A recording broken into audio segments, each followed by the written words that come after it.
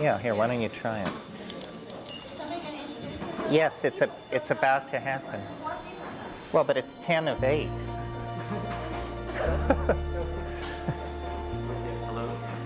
You have to click it. You have to. Hello. Okay, welcome to the California Institute of Integral Studies. And for those of you who have never heard Terence McKenna, you're in for a special treat. And just to take care of a couple of details before we start, this is the public lecture that's going with a Saturday and Sunday workshop. So if anybody's interested in the workshop, that'll be, I think, 10 to 4 on Saturday and Sunday. And there's still room if you're interested, and you can sign up with a gentleman sitting in a chair in the back there at the break and at the end. And I guess we're ready to begin. For those who have never heard Terence, he draws from all disciplines, from anthropology, psychology, philosophy, history, and he's a wealth of information, but beyond that, he's also incredibly entertaining, and you're in for a treat. Take it away.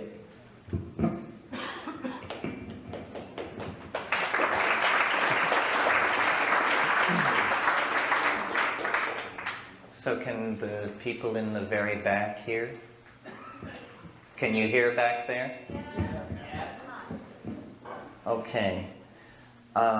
Before I get into the bulk of the lecture, I'll just explain how it will be this evening. I'll talk for about an hour, and then we'll have a brief intermission for coffee and stretching, and then come back and I'll take questions. How many of you have heard me lecture at some time in the past? How many of you heard me lecture at the ITA in Santa Rosa a couple of weeks ago? Oh, good. So we can work those themes all over again.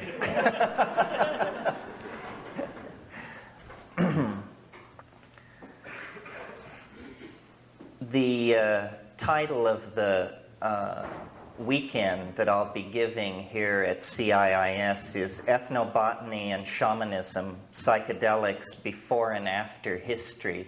This is the third year that I've lectured at CIIS, a course which the core content is a survey of the psychedelic plants of planet Earth and the cultures that have used them, and then discussion of their chemistry, geographical distribution, history of usage, impact on the growth of ideas and historical institutions, and so forth. It's basically an effort to pack a psychobotany course into a weekend. And it is always preceded by this Friday night lecture in which I attempt to give an overview and a sort of state-of-the-art report on psychobotany and why anyone should place any importance upon it. So I sort of think of this lecture as the philosophical implications of psychobotany, past, present, and future. So that is the theme that will guide the lecture this evening.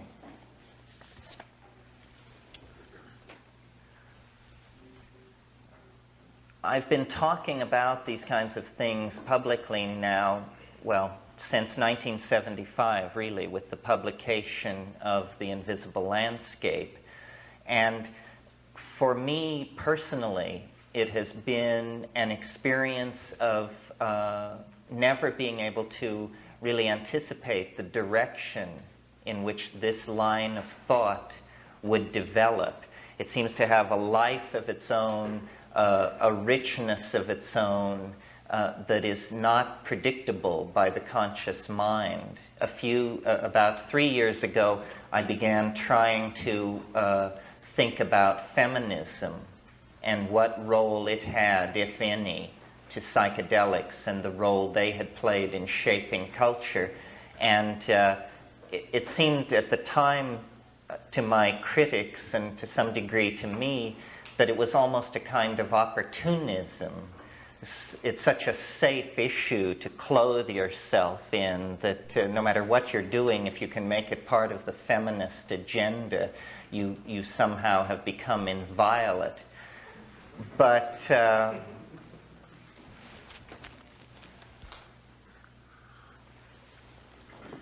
it now seems to me that this thread in thinking about the impact of shamanic and specifically visionary shamanism's impact on culture, it has grown in my own mind more and more important.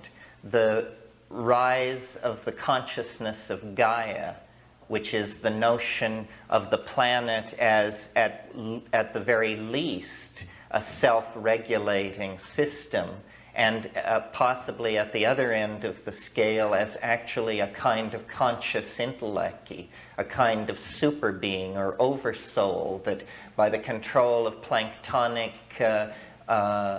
populations on the surface of the sea can regulate rainfall and thus control the density of vegetation on the continents and thereby regulate the composition of the atmosphere, and by a series of interlocking, interwoven feedback loops actually create a kind of biological or organic homeostasis, which is the precondition for the evolution of advanced organisms. And this idea of Gaia, or of perceiving the Earth as a living organism, has been, I think, the intellectual or philosophical centerpiece of what feminism has done with its agenda in the last 15 years or so. But this enthusiasm for the goddess, this enthusiasm for the seamless web of life, has not yet clarified itself as a philosophical intention sufficiently to draw certain obvious conclusions about the relationship that it should have to shamanism, number one, and most specifically to psychedelic shamanism. Now, why? What is the connection there? Well, what I would like to suggest is that the condition of cultural neurosis in which we as moderns reside might operationally be described as ego inflation. And that specifically it is the masculine ego that is inflated. Now, the cause for this has been sought by various different commentators on culture, but none of them have suggested that the tumorous growth of the masculine ego as a cultural and individual institution is specifically due to the absence of the dissolving agency of psychoactive ecstasy induced by plants.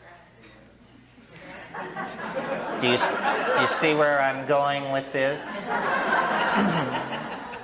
So that, in fact, the modern enthusiasm for shamanism, and secondarily or in a connected mode with psychedelics, is actually an intuitive feeling back toward this state of non-neurotic empathy that characterized archaic time.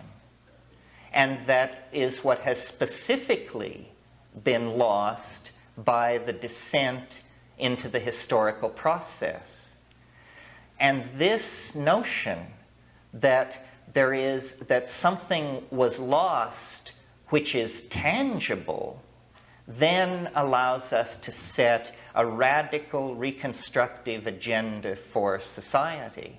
Because if what was lost was tangible, rather than say the goodwill of God Almighty, which is not something tangible.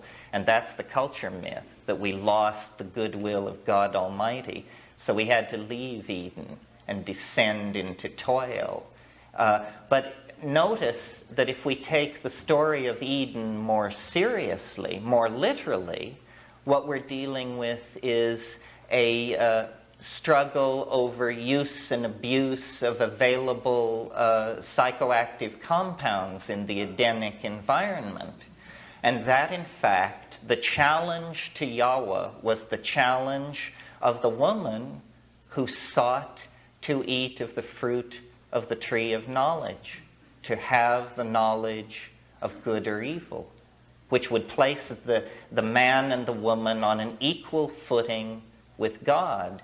And this aspiration to gnosis, this desire to transcend the ordinary and penetrate into the realm of existential truth, was enough to get them canned out of Eden.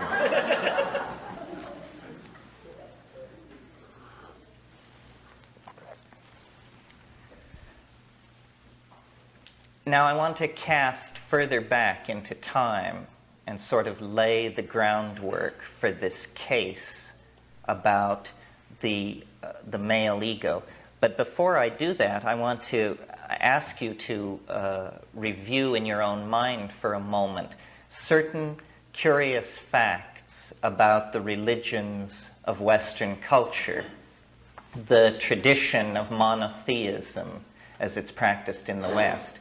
First of all, this is the only, and any student of myth who wishes to correct me is welcome to do so, this is the only theogony, the only God system that I know of in which the head honcho has nothing, absolutely nothing to do with women, does not have a mother, does not have a consort, does not have a daughter. It's a locker room religion from the get-go.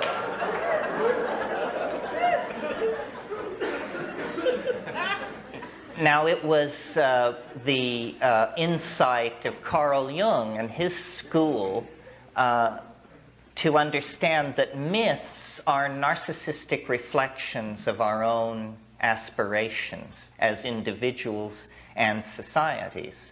And when you look at the monotheistic hypostatization of God with omnipotence, omniscience, all power, all moral suasion, everything is held in the hands of the Father God, who is characterized by wrath and an obsession with punishment and with the carrying out of what are essentially punishments related to taboos. In other words, sins which are not clearly sins for any reason other than that they are forbidden. And this model of God became the model for the personalities, the atomic personalities that were creating the civilizations that worshipped in this fashion. In other words, that became a way to be omniscient, omnipresent, brooking no opposition, swift to punish, stern in all demands, so forth and so on. And this shift, and it was a shift because the pre-pottery Neolithic level in the Middle East seems very clearly and generally to be a goddess culture, a religion based on pastoralism and a large amount of gathering integrated into hunting. That goddess-oriented wandering pastoral religion gave way to the fixed settlement, Neolithic, male-dominated model that in its many adumbrations has persisted into the present moment. Well, as I said, I believe the reasons for this lie further in the past, in the moments of human emergence that occurred 15, 20,000 years before the appearance of the goddess cultures in the ancient Near East. The critical moment, I believe, occurred in Africa during the process of the desertification of the African continent. The previously arboreal pack hunting or arboreal primates descended onto the grasslands, which was an environment of increased nutritional pressure. And there, bipedalism, binocular vision, the opposable thumb, which had probably existed earlier, all these things were channeled into creating a highly efficient, omnivorous, pack-hunting creature. And the key word here is omnivorous. One of the great and unexplained lacunas in modern evolutionary theory is that evolutionary primatologists have not made any attempt to discuss the impact on human evolution of changes in diet, which were swift and unusual in this evolving grassland situation. Let me explain what I mean. Most animals have a very selective and restricted diet. So consequently, whatever the chemical composition of that diet, over millions of years of exposure, the animal forms a relationship of adaptability to whatever its food source is. When an animal population becomes omnivorous under pressure on the availability of nutrition, suddenly the animal begins to test for possible food sources in the environment. Well, this testing for food sources in the environment introduces a vast number of mutagenic compounds into the bodies of these animals. Not only psychoactive compounds, but depressants, stimulants, things which interfere with RNA transcription, things which enhance or suppress the immune system, things which retard or clarify vision, things which suppress appetite, things which interfere with the estrus cycle. Remind yourself for a moment that orthonovum and the birth control pills are all derived, the compounds in those pills are derived from Dioscorea plants grown in huge plantations in Mexico, a kind of tropical yam. Well, yams in the tropics are now and always have been a major food source for foraging primates. And yet some varieties of yams contain so much of these hormone-like substances that they send the reproductive cycle and ovulation and all these things just into a tizzy. Well, you can imagine the impact, the evolutionary speed-up that this decision to go omnivorous would have on these evolving primates. And I maintain that the prolongation of infantile traits in human beings, some of which persist throughout our entire lives, such as our that too. I was thinking of our relative hairlessness and stuff like that. But you're right, it's a puzzle. Every generation thinks that the generation which it spawns is more infantile yet than it was.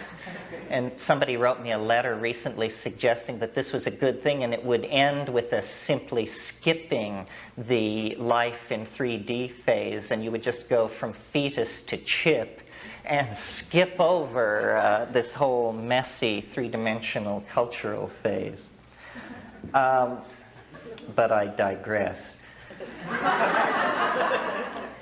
In this welter of chemical compounds impacting on the evolution of these primates were, among other things, psychoactive compounds. The most important of which, I believe, was probably psilocybin, which occurs in fungi which grow in the manure of these pre-domesticated herds of wild cattle and bison that characterized the African environment. And I myself in Kenya observed baboon behavior, and the standard baboon behavior is to run around sniffing the ground and basically looking for bugs and turning over cow pies, because underneath cow pies there are likely to be bugs, and testing everything as a food, sniffing things. Well, the mushroom is an extremely noticeable part of this grassland environment. When present, I mean, it's almost like an artifact of some sort. Everything else is pretty humdrum, but then you get these perfectly symmetrical, silvery, proto-technological shapes scattered through something certain to be noticed by a foraging primate. Well, once ingested, even in low amounts, visual acuity increases. Roland Fisher, who gave psilocybin to over 25,000 people in the early 60s before it was made illegal, invented a device where by turning a crank they could deform two metal bars, deform their parallel state so that they were no longer parallel. And then they would sit graduate students in front of this thing and ask them to push a button when the lines were no longer parallel. And they discovered that people who had been given small amounts of psilocybin could detect this falling out of parallel much more readily than people who had not been given psilocybin. And Fisher, in his wonderful, ponderous Viennese style, said to me, and so you see, here's empirical proof that drugs give you a better picture of reality than their absence. In this single case, empirical proof. But you don't have to know a lot about primate evolution to know the kind of impact that an increase in visual acuity would have on a population of pack-hunting animals, where coordination of the hunt means the difference between life and death. Of course, it means that those animals which are accepting the mushroom into their food chain are going to be more successful hunters, hence have more food for their offspring, hence a more successful reproductive strategy, hence selection in favor of those animals tolerant enough to accept the psilocybin. That's at the low dose level. But of course, the mushroom was being experimented at many dose levels, low, intermediate, and high. At intermediate dose levels, all CNS stimulants cause what is called arousal, an interesting side effect of which is erection. So at intermediate doses, suddenly there is an activation of an interest in sexual activity. Well, again, this too contributes to a more successful reproductive strategy, because those who copulate most tend to reproduce most in a natural population. So the first two factors, increased visual acuity and increased sexual appetite, both push the creode towards selection for those animals willing to admit these compounds into their food chain. But what is much more interesting then is the effect at higher doses, where something happens that we, for all our Cray 4s, space shuttles, DNA decoders, and so forth, are as in awe of and as bewildered by as those pack-hunting primates on the plains of Africa 50,000 years ago. In other words, the psychedelic tremendum.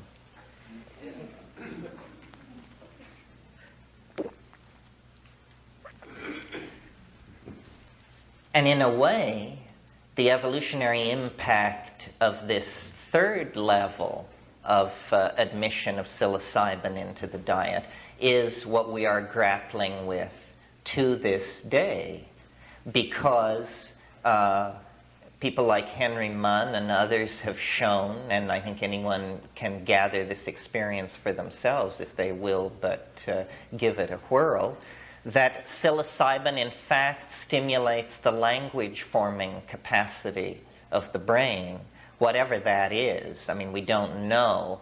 There seems to be a silent area of the brain symmetrical with Broca's area.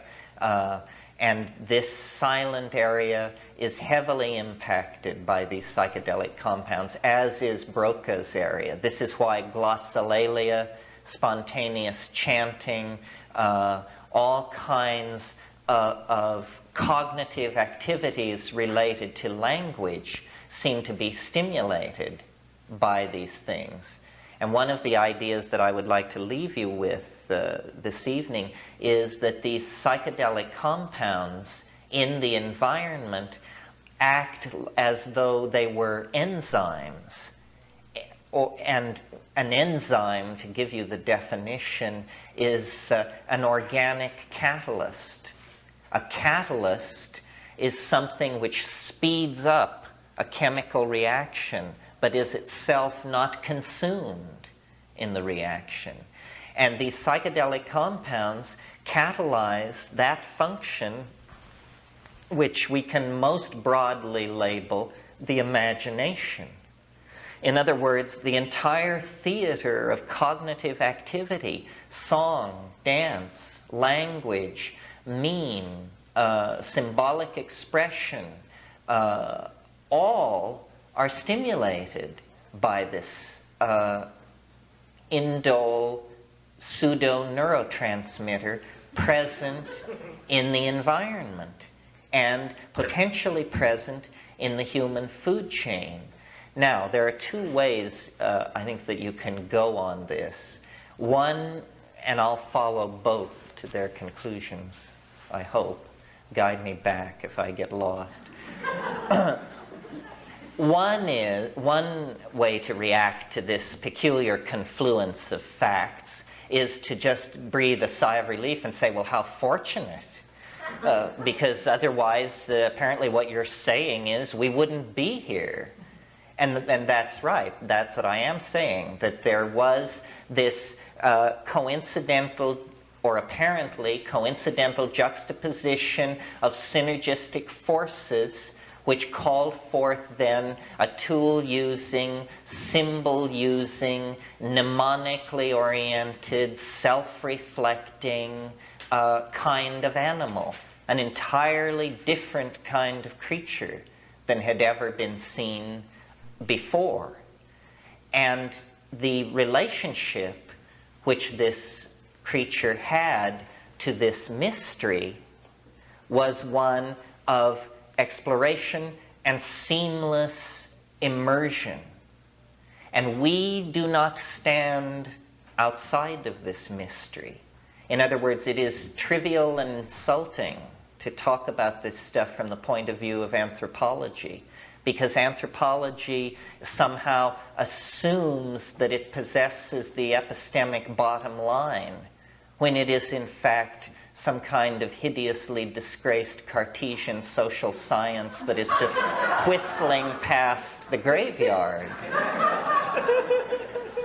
And that, in fact, we ourselves do not know what the psychedelic dimension is.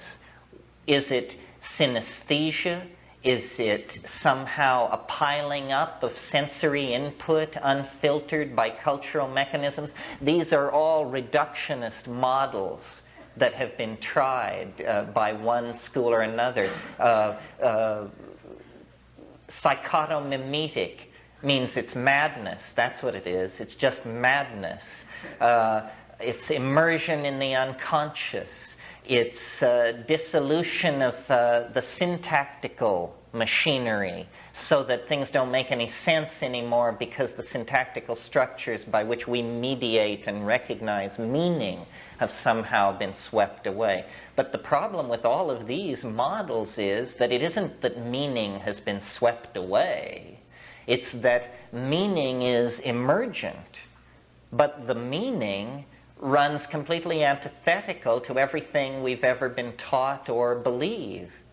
In other words, it isn't an experience entirely of the dissolution of boundaries and the replication of some kind of chaos. It is rather the revelation of a hidden order, an order which cultural institutions seem to deny. Well, now, what is this hidden order which it reveals? It seems to me, and at this stage, basically what we have are the accounts of explorers. There is no academy of psychedelics. There is nobody who can slap you down and count you wrong. But it seems to me that what it argues is at least that nature is animate.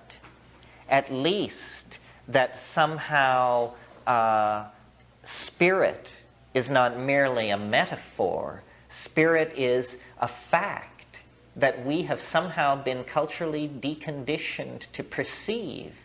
And so the model of the world that we inherit from our immediate ancestors, which is the Cartesian, mechanistic, materialistic world of matter, energy, angular momentum, and charge, the world of science, is actually shown to be simply a cultural fiction, simply some kind of convenient illusion that allows money-making processes to go on.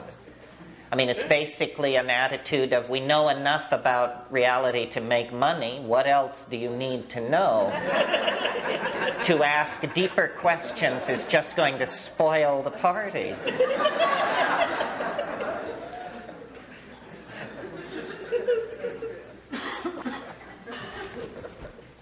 Now, the other tack to take on this is to not see the presence of these psychoactive alkaloids in nature as simply fortuitous, but to instead see some order, some plan in all of this.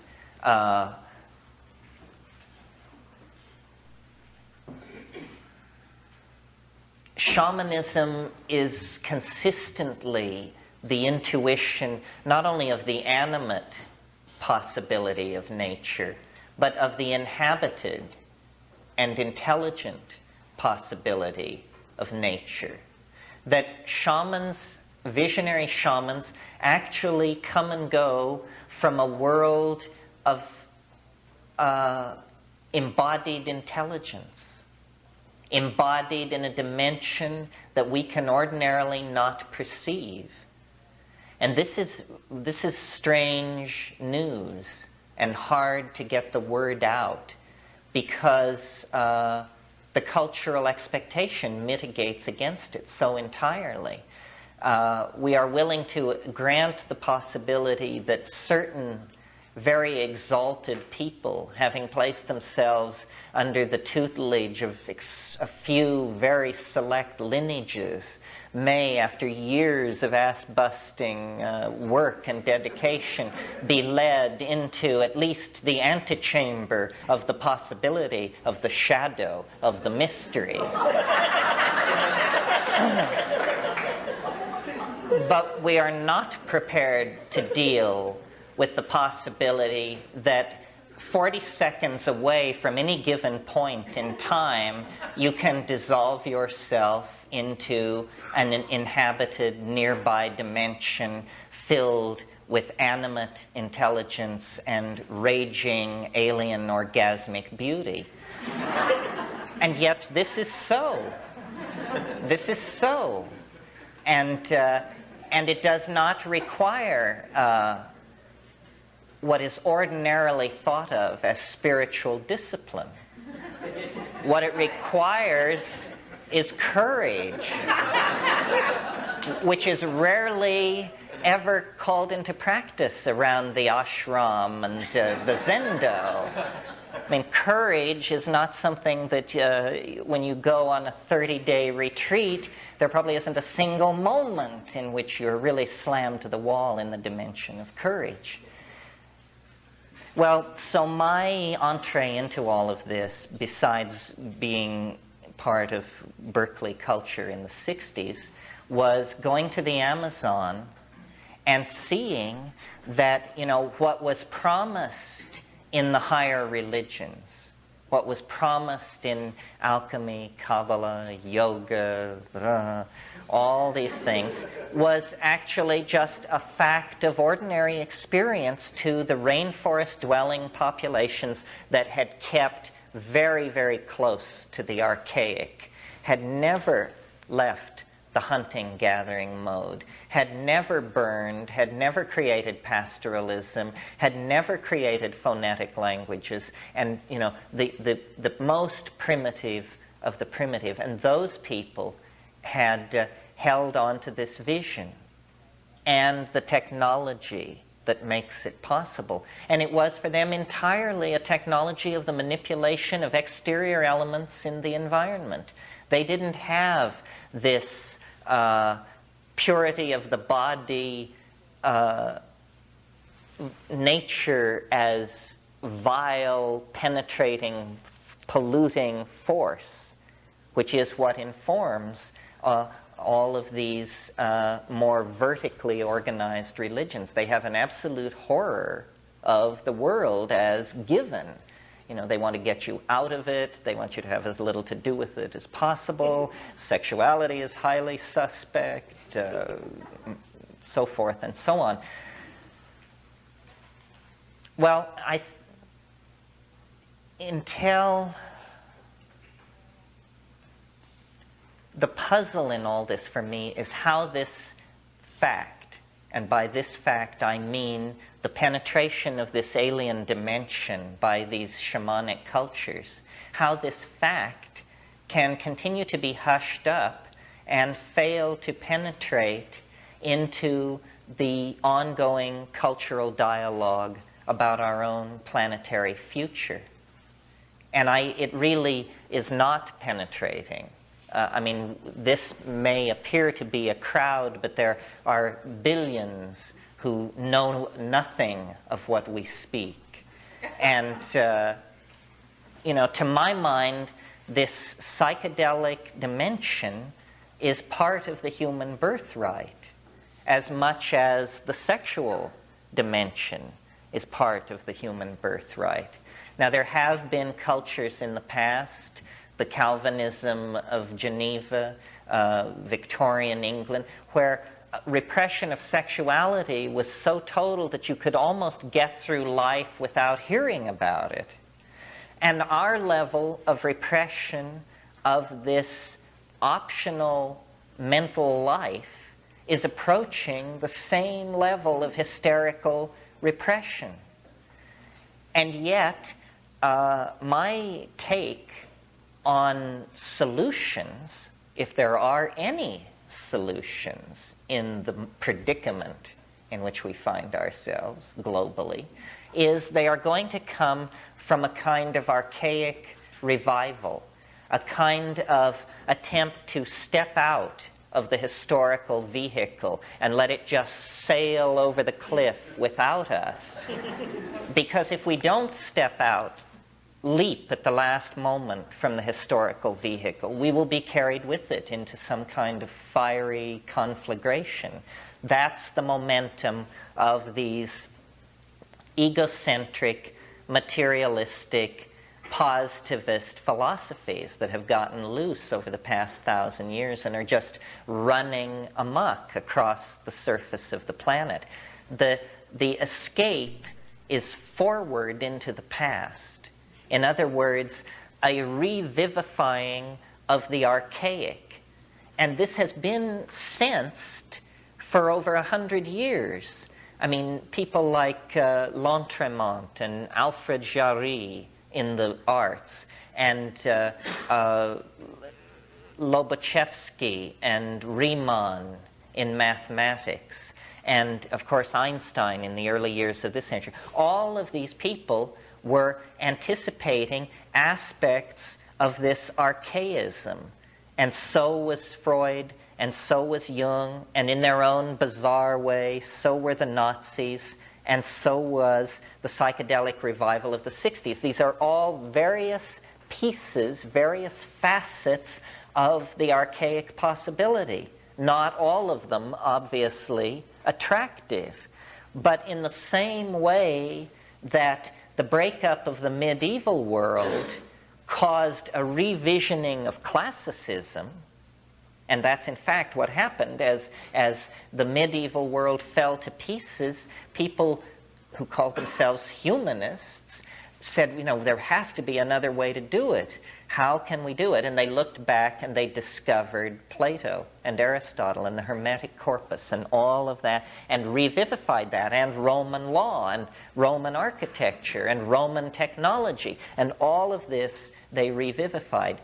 We face a much deeper, more global crisis, and the only common past as a global culture we have is 15, 18,000 years old, the flowering of the Magdalenian era, before the loss of the partnership society, before the coming of the Tanged Point techno-complex, before the fall of Mycenae, before,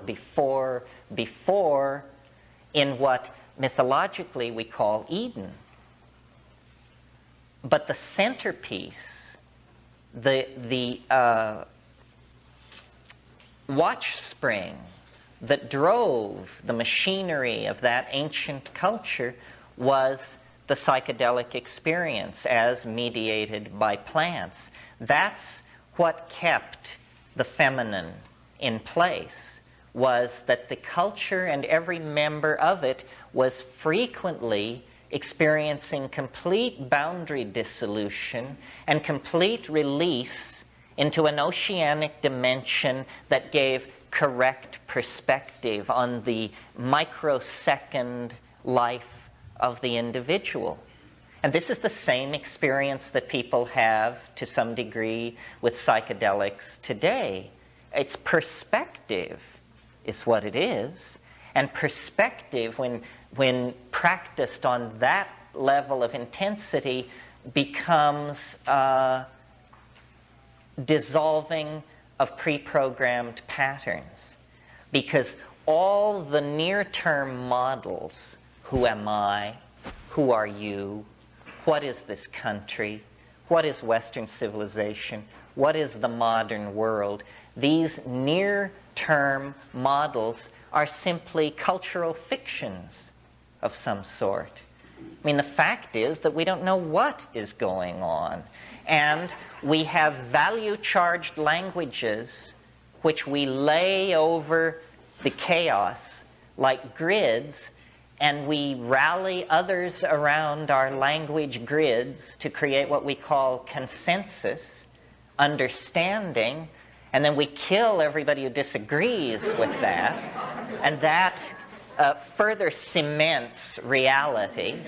And by this means, we completely opt into some cultural model. And it doesn't matter what the cultural model is. And this is something that I think other commentators on shamanism may have missed, that it is as hard for an Amazonian Indian to take ayahuasca as it is for a resident of Telegraph Hill. There is no culture that prepares you for that. There is no set of socially sanctioned values that will allow you to make sense of the psychedelic experience unless you have within yourself a certain reservoir of native understanding that will pull you through. Someone once said that language was created in order to lie. Well, I think that's very true. And cultures are the shock wave that forms in the wake of the leading edge of language. So all cultures are a lie of some sort. They are, T.S. Eliot in The Wasteland said, between the hope and the completion falls the shadow. And I think that the shadow, the personification of the shadow, is inevitably the cultural values in which we are embedded. And breaking through those cultural values seems to be something which can only be done by severely perturbing the neurological basis of cognition. In other words, by perturbing the neurochemistry of the cognizing brain. And whether the brain generates or receives cognition doesn't really have to concern us here. All shamans, all visionary shamans who use plants understand that it is the plants that cause the visions, that there is a relationship of cause and effect here. Breaking through to that dimension then, to my mind, introduces awareness of a reality outside of history. One way of thinking of shamanism is it is the exploration of hyperspace, or the exploration of eternity. In other words, that the shaman is someone who has seen the end, the beginning and the end, and so has a relationship to time which is characterized by effortless, appropriate activity. Effortless, appropriate activity is the consequence of having understood process on all scales of expression. And this, I think, is what shamanism is about. This is why shamans are able to heal, because this effortless expression of appropriate activity is the sine qua non for allowing the energy, the chi of heaven, to pass through the body as transmitter and into the world of causal efficacy. And I think this is what we want for ourselves as a culture, somehow. A return to effortless, appropriate activity, instead of history, which is more like the myth of Sisyphus. I mean, it's tremendously laborious, utterly inappropriate activity, which grows daily more inappropriate. How then will the archaic revival deal with the historical momentum of the phonetic alphabet created, printing press reinforced, male-dominated set of cultural values that we all have inherited? Well, I think it has to begin in psychology. That the psychologists, it was Robert Oppenheimer, and perhaps it was apocryphal, but I don't think so, who said, the physicists, whatever may be said, know guilt. They know it because of what was done. He was talking about the bomb. Well, I think psychology, if not guilt, at least it has known triviality because it has abided in it far too long. The analogy that I like to make is to the telescope. The telescope did for astronomy what the psychedelic plants want to do for psychology and the study of cultural history. But in our case, the Inquisition is winning. In our case, silence is actually being reinforced. People are afraid to talk about these things. These matters can only be dealt with in the anthropological context or in the ratomorphic context, meaning you can give psychedelics to rats, you can go and observe people taking psychedelics in God knows where, but it cannot be brought into the laboratory, hardly to speak of the consulting room. And yet we are going mad with the accumulated pressure of neurotic activity. We know we have the money to feed everyone. We have the money and the scientific expertise to cure epidemic diseases. We have the cultural manas to create paradise. What we do not have is the brains to do it, the guts to do it, the imagination to do it. It is entirely a failure of imagination. The cultural renaissance that we are awaiting, the world revolution that we are praying for, has got to happen between people's ears. It isn't that we await a new technology or that we await a breakthrough to vast wealth. It's that we await a breakthrough to moral decency, to imagination, to pragmatism, to a vision of the bankruptcy of ideology. This is what we're waiting on. Well, way back in the middle 60s, when the psychedelic thing in the form of LSD was getting rolling, they settled on, at first, a phenomenological description of these things. They were simply called consciousness-expanding drugs. No one has ever seriously challenged this assertion that these psychedelics they expand your peripheral vision, trivial thing, but measurable by ophthalmologists. They increase your visual acuity, also measurable. They inspire linguistic activity, managerial envisioning of the control and projection of process and flow and complex activities. In other words, they synergize all the functions that we associate with consciousness. And consciousness is what we are lacking. And it's always shocking to me to realize how much consciousness we are lacking, because I go from one egghead watering hole to another, I mean, if not CIIS, then excellent and something else. But, let's bear in mind that 22% of the American people believe that the sun moves around the earth. 22%. Those are the people who are going to choose the next president on Tuesday. Partnership, responsibility, caring, these things which come so hard to us as a species would be second nature if we were operating on all cylinders. And all cylinders mean having correct and true images of what nature is, of what this planet is, of who we are, and of where we fit into this thing.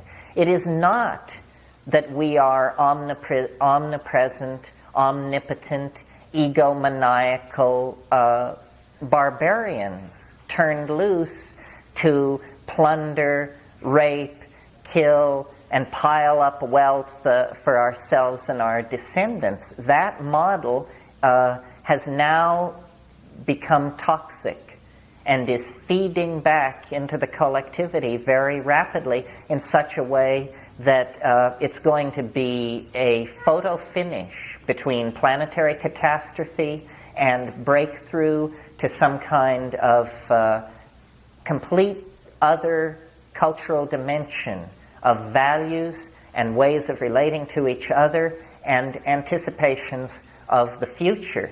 Now, traditionally, societies have used the hyperdimensional nature of the psychedelic information field to navigate themselves into the future. By stifling that capacity in ourselves, we are turning ourselves over to people who will navigate the culture using a rear-view mirror. That's really what they are doing. I mean, the politician ideologue, which is the old style, is pitted against the pragmatic shaman manager. And the political ideologue always navigates from the past, because ideology is the legacy of the past. Pragmatism is where you just deal with situations as they come up in a way that seems equitable. And there is now a global consensus for this kind of equity. Everybody knows that racism is a bad idea. Even the people who practice it feel defensive about it. It is indefensible. Whether you practice it or not, it is indefensible. The repression of the feminine is, I think, indefensible. A larger number of people feel guilty about it, but a larger number of people are practicing suppression of the feminine. But nobody gets up on a soapbox and preaches suppression of the feminine. I suppose that's going too far in this monkey pack. But it is absolutely an insane point of view, trumpeted only by people who would probably willingly self-describe themselves as fanatics. So there is, you see, a consensus about human values, even where human values are betrayed. And that consensus, global consensus on human values, is the place to begin to build. And the model that is most inviting, that holds the greatest promise, is the catalytic model that places a revisioning and a re-understanding of these psychedelics center stage. The reason for this is, as I said earlier, they are catalysts. We don't have 500 years to straighten this mess out. We are caught in some kind of technological singularity. We are in a vortex of cultural change like nothing that has ever been seen on this planet. And anyone who talks about long-term solutions doesn't understand the depth of the crisis. There are no long-term solutions. There have to be short-term solutions, because there is only a short term. Because history has ineluctably set in motion processes that cannot be stopped, like the extraction of metals from the planetary surface, the expansion of population, the extraction of petroleum byproducts, the dissolution of the ozone in the atmosphere, the clearing of land, the rise in carbon dioxide levels. It's very, very hard to imagine a scenario where old-style solutions will have any impact on these things. I mean, does someone seriously believe that committees of scientists, managers, and capitalists are going to, at the last minute, pull this out of the fire? I don't think so. I think that rather we are being thrown back on our own devices. There is going to have to be a radical transformation. That means it's going to come out of the bone and sinew of the species. It is not going to come out of the software, the languages, the philosophies, the manipulatory theories. It's not a software fix we're talking about. It's a hardware fix. And no less a venerable commentator on culture than Arthur Koestler concluded after a lifetime of dealing with these problems that probably the only serious solution was some kind of chemical rewiring of the monkey, that we were simply too aggressive, too into hierarchies, too into enforcing male dominance with violence in child-rearing situations, so forth and so on. Well, I think that this self-medication into sanity should not be turned over to the drug designers and the pharmaceutical companies, God forbid, because what they will give us are tranquilizers or antidepressants. That's not what we need. What we need is a morphogenetic field amplifier that plugs us into the ecological screen that is emanating from the planetary ecology, which is imperiled. And the morphogenetic field amplifiers are these psychoactive substances in plants. That is, in fact, what they are doing there. I maintain they have synergized the historical process. They have synergized our language-forming and symbol-forming capacity for a purpose which is locked somehow to the fate of the planet and all life upon it. A purpose which may not be cognizable to human beings. In other words, it is nowhere writ in adamantine that we are to understand the role we are to play. Simply that we are to play it.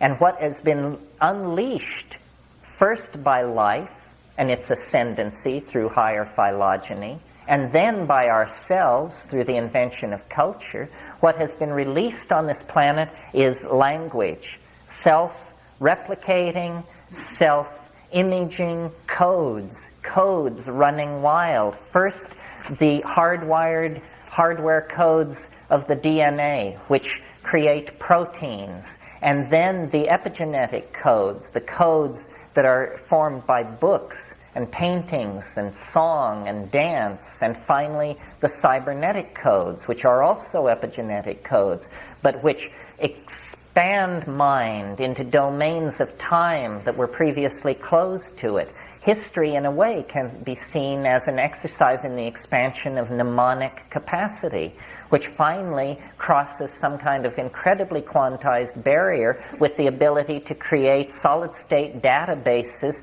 where essentially no information need necessarily be lost. So information is self-replicating, self-imaging, and loose on this planet. Biology is its matrix. Culture is its matrix. But whether it is biological, whether it is culture, we cannot know. One of the great puzzles, then, of the psychedelic experience is, why then is it experienced as this tremendous release of information? Information as visual impression, information as audio impression. It's as though the real nature of reality is as the nature of cognition, the logos, thought, pure, undifferentiated, pre-syntactical self-reflection. And then out of that evolves codes of self-description, which create then epiphenomenal codes of commentary upon themselves, so that really reality is more like literature and its exegesis. History is like a footnote on biology. The individual is like a bibliographic addenda upon the main text of humanity. This informational quality of becoming is reinforced by the psychedelic experience and feeds back into the eventual perception that we are somehow spirit, image, not things of matter, but things of light and position. In other words, that we are capable as cognitive agents of becoming the thing beheld.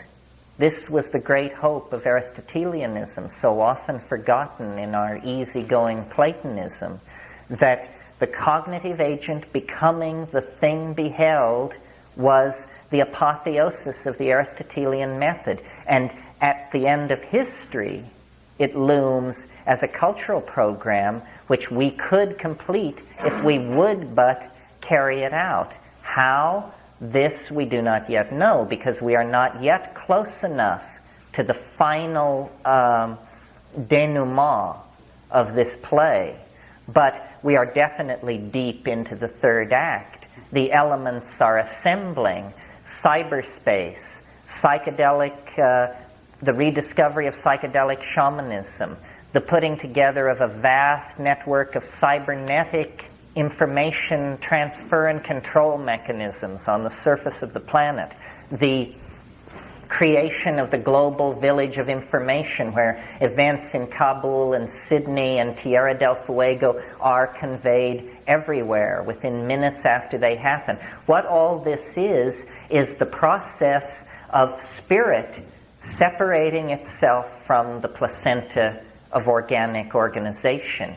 It is what history was for and about. History is some kind of gestation, some kind of pregnancy of matter, almost an alchemical process out of which comes the philosopher's stone or the revivified homunculus, a transcendental union of opposites, a coincidentia oppositorum that somehow then is able to transcend the limitations and dichotomies that comprised its components, you see, because it is a coincidentia oppositorum. It does maintain within itself the character of contradiction. You know, Marshall McLuhan said, a pun is a sphere of meaning whose center is nowhere and whose edge is everywhere. Well, this is a reasonable description of human history as well. As the sphere of understanding expands, the surface area of ignorance asymptotically expands in front of it. That's what the adventure of becoming is about. And what I want to place before you tonight is the central role that psychedelic shamanism has played in triggering this process of self-reflection in early primates, in sustaining the cultural enterprise through its many adumbrations, leading us to make the leap into history, into the realm then of cyberspace, of solid-state information transfer, of being able as cognitive agents to become the thing beheld.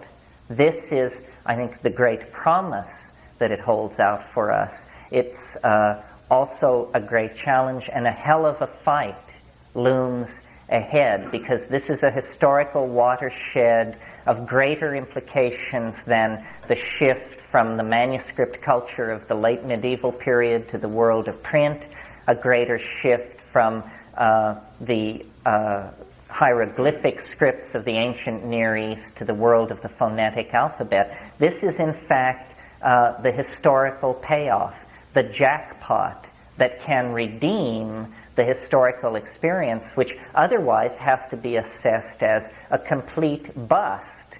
And it's going to rest upon us, I think, the people alive now and in the next 25 or 30 years, to integrate the traditions, figure out what people in all times and places have been trying to say about the other, about the transcendent and the transpersonal, and then to forge a social philosophy, a shamanic technology of transcendence, whether extraterrestrial or cybernetic, or there are many, many possible scenarios, but the philosophical foundations must rest in doing honor to the integrated and complete face of nature, which is ultimately psychedelic, ultimately feminine, ultimately boundary dissolving, ultimately liberating. So why don't we take a break and I'll answer questions.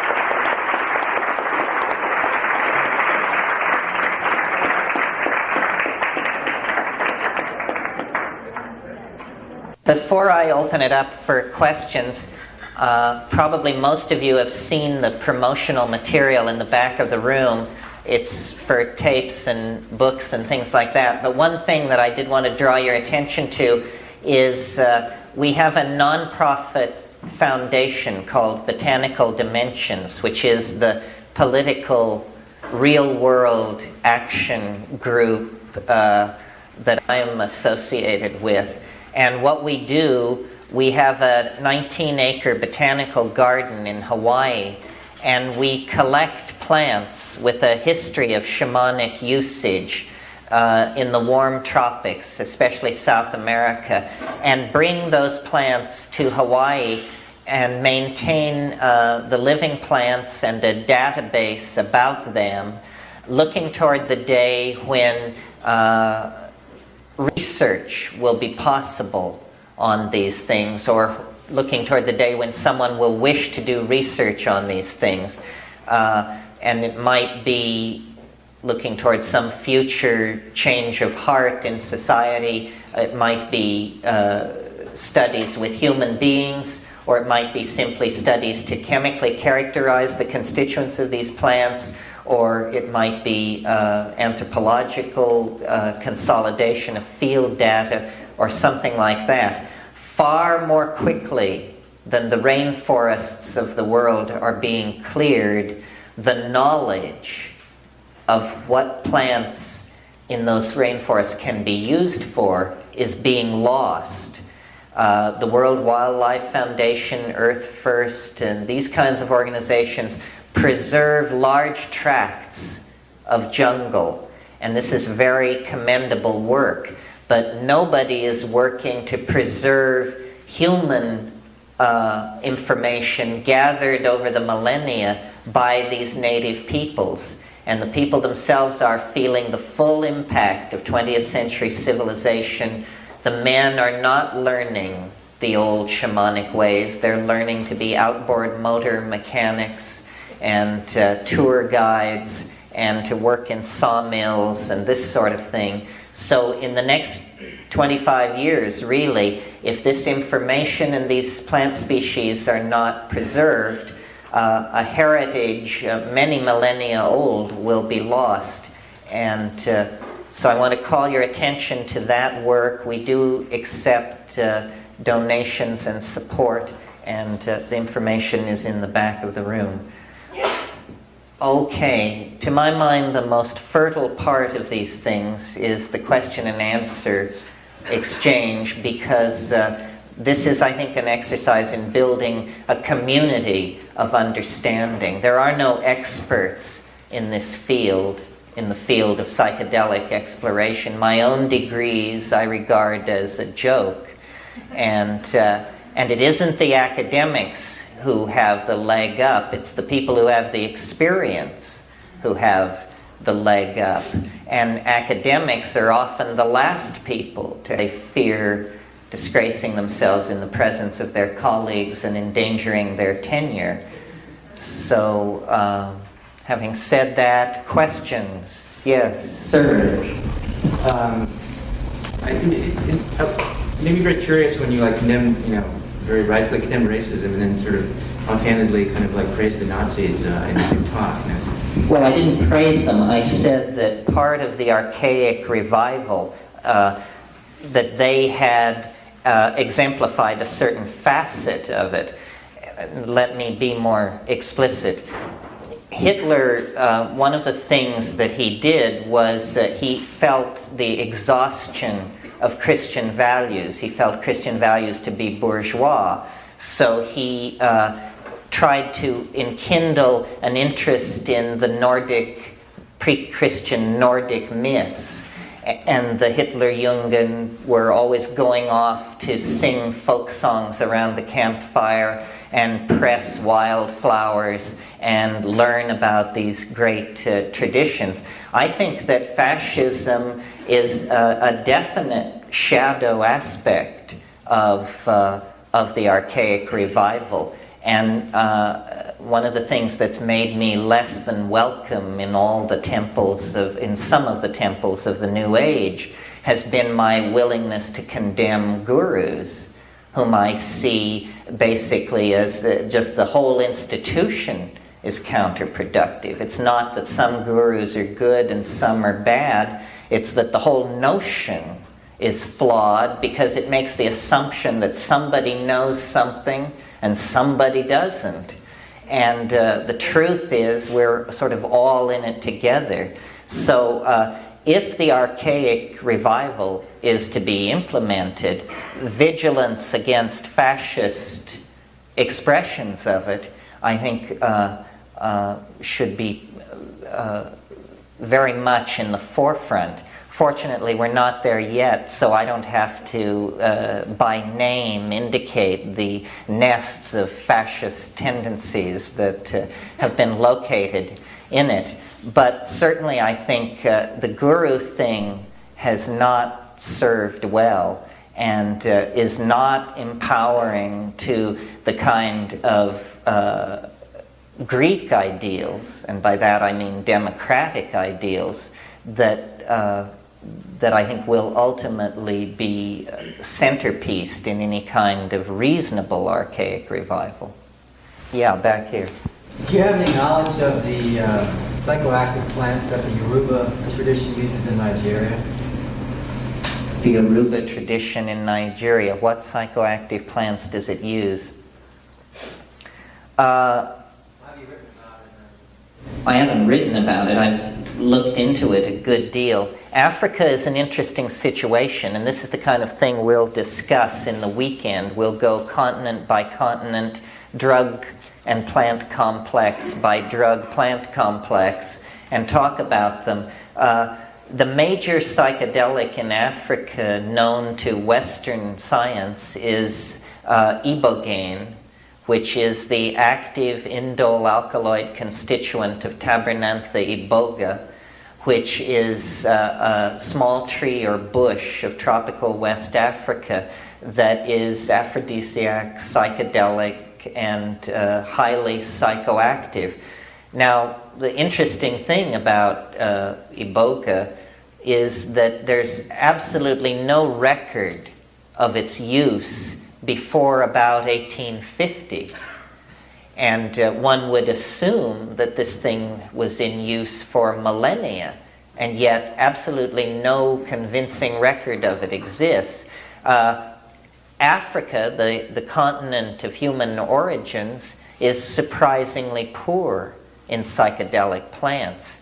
Is that because of faunal constraints having to do with soil factors? Or is it have to do with the fact that Africa is an extremely human-impacted environment? Burning and gathering of plants has been going on there for a long time. Well, we don't know. The particular tradition that you talked about claims knowledge of several psychoactive plants not known to Western science. This is exactly the kind of area then that our organization, Botanical Dimensions, would investigate.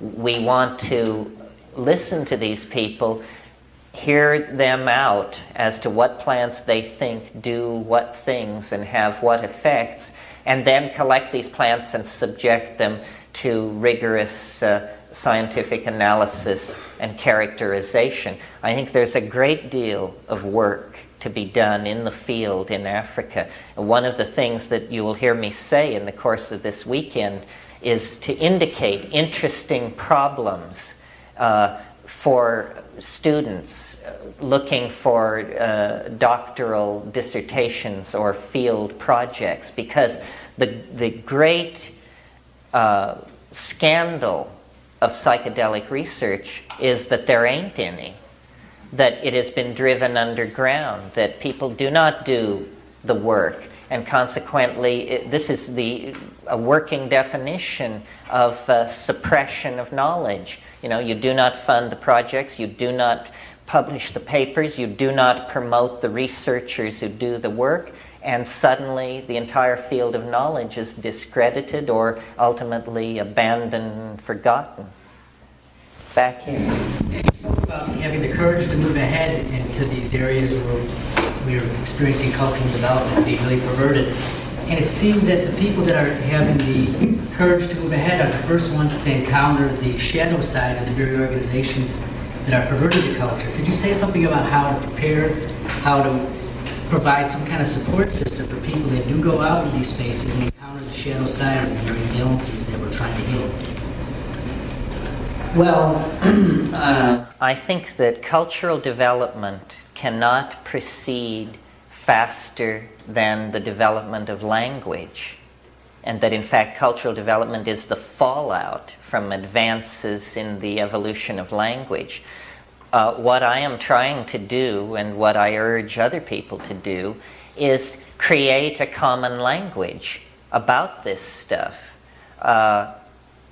Occasionally I have the experience, after giving a particularly wide-ranging talk on this subject, of having someone come up to me afterwards and say, "I thought I was crazy till I heard you speak. And now I realize other people know these things too." Okay, this phrase, "I thought I was crazy," means I thought no one understood me. I thought there was no commonality of language. But hearing you speak, I understand that there is a commonality of language. So I think that building a support system for the exploring and pioneering class among us means building a common language about these experiences. I have seen this go on over the past 25 years because I was fortunate enough to be at the center of the psychedelic thing, or at a center of the psychedelic thing, throughout much of its evolution. And I remember in 1965, when Sandoz LSD was released everywhere basically, but was much in evidence on the Berkeley campus. Yes, we took LSD, but it was in between the trips. You would just feel out into the environment and say, what is different? And the answer was, everything is changing. I am changing. The people around me are changing. The culture is changing. The flux was almost palpable. This was because a set of new linguistic modalities were being put in place. And however much they may be derided as cliches, they actually have given permission for new kinds of relating between people. So notions like ego trip, before that, you had to explain to people what an ego trip was, and then once they got it, they behaved much better. It was like a sudden rise to a new level of sensitivity vis-a-vis the matter of what is couth. People had been getting away with all kinds of psychic sloppiness to which they were suddenly held account. So I think really the task of building community is the task of building language. And of course, the more community, the more verbal interaction, the more language. The more people who have these experiences and feed them back into the collectivity with their conclusions, the more there is a basis for understanding. And it's surprisingly specific. Once after a talk, a woman came up to me, and many people were waiting to talk, and she waited, and then she came, and she was very shy, and she said, "Do you ever have problems with pterodactyls?" And I said very nicely that no, I never had a problem. Well, it wasn't a week until I had a tremendous problem with one. And I realized that, this is what this woman was talking about. And, so in a way, she empowered my unconscious to lead me into that place. And so stifling discussion about psychedelics is the most detrimental thing that can be done. I mean, we really need to tear the lid off this, if not to do it, at least to talk about it. And I think that will then create the climate where more serious things can be done. Further back. What was your problem with the pterodactyl? What was my problem with pterodactyls? Someone fishing for a story. Well, I had taken some mushrooms, and I was waiting for them to come on, and it was about the 50-minute mark, and it was beginning to come on. And its typical form of presentation is it has this kind of octopoid or silk scarf-like quality where it just falls upon you as though from the ceiling, and then you're enveloped in it, and you mustn't struggle, you must just observe. And I was sort of to that place with it, and suddenly there was a feeling of retraction, and like cold air was how I described it to myself. And the dog next door, who had never before howled, in fact, I didn't know there was a dog next door, suddenly howled. And this feeling of coldness and retraction and the howling dog, and I sort of sat up and said, that's funny. And at that moment, the crossbeam, which was a few feet above my head, gave a groan, as with the sound of leathery wings, something settled apparently onto the roof of my house. And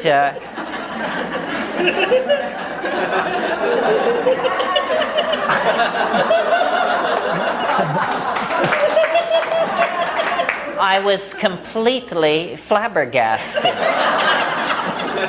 To the point where I was not even alarmed. It was more like, come on, you know. And so I just sat with it for about 15 seconds, and then I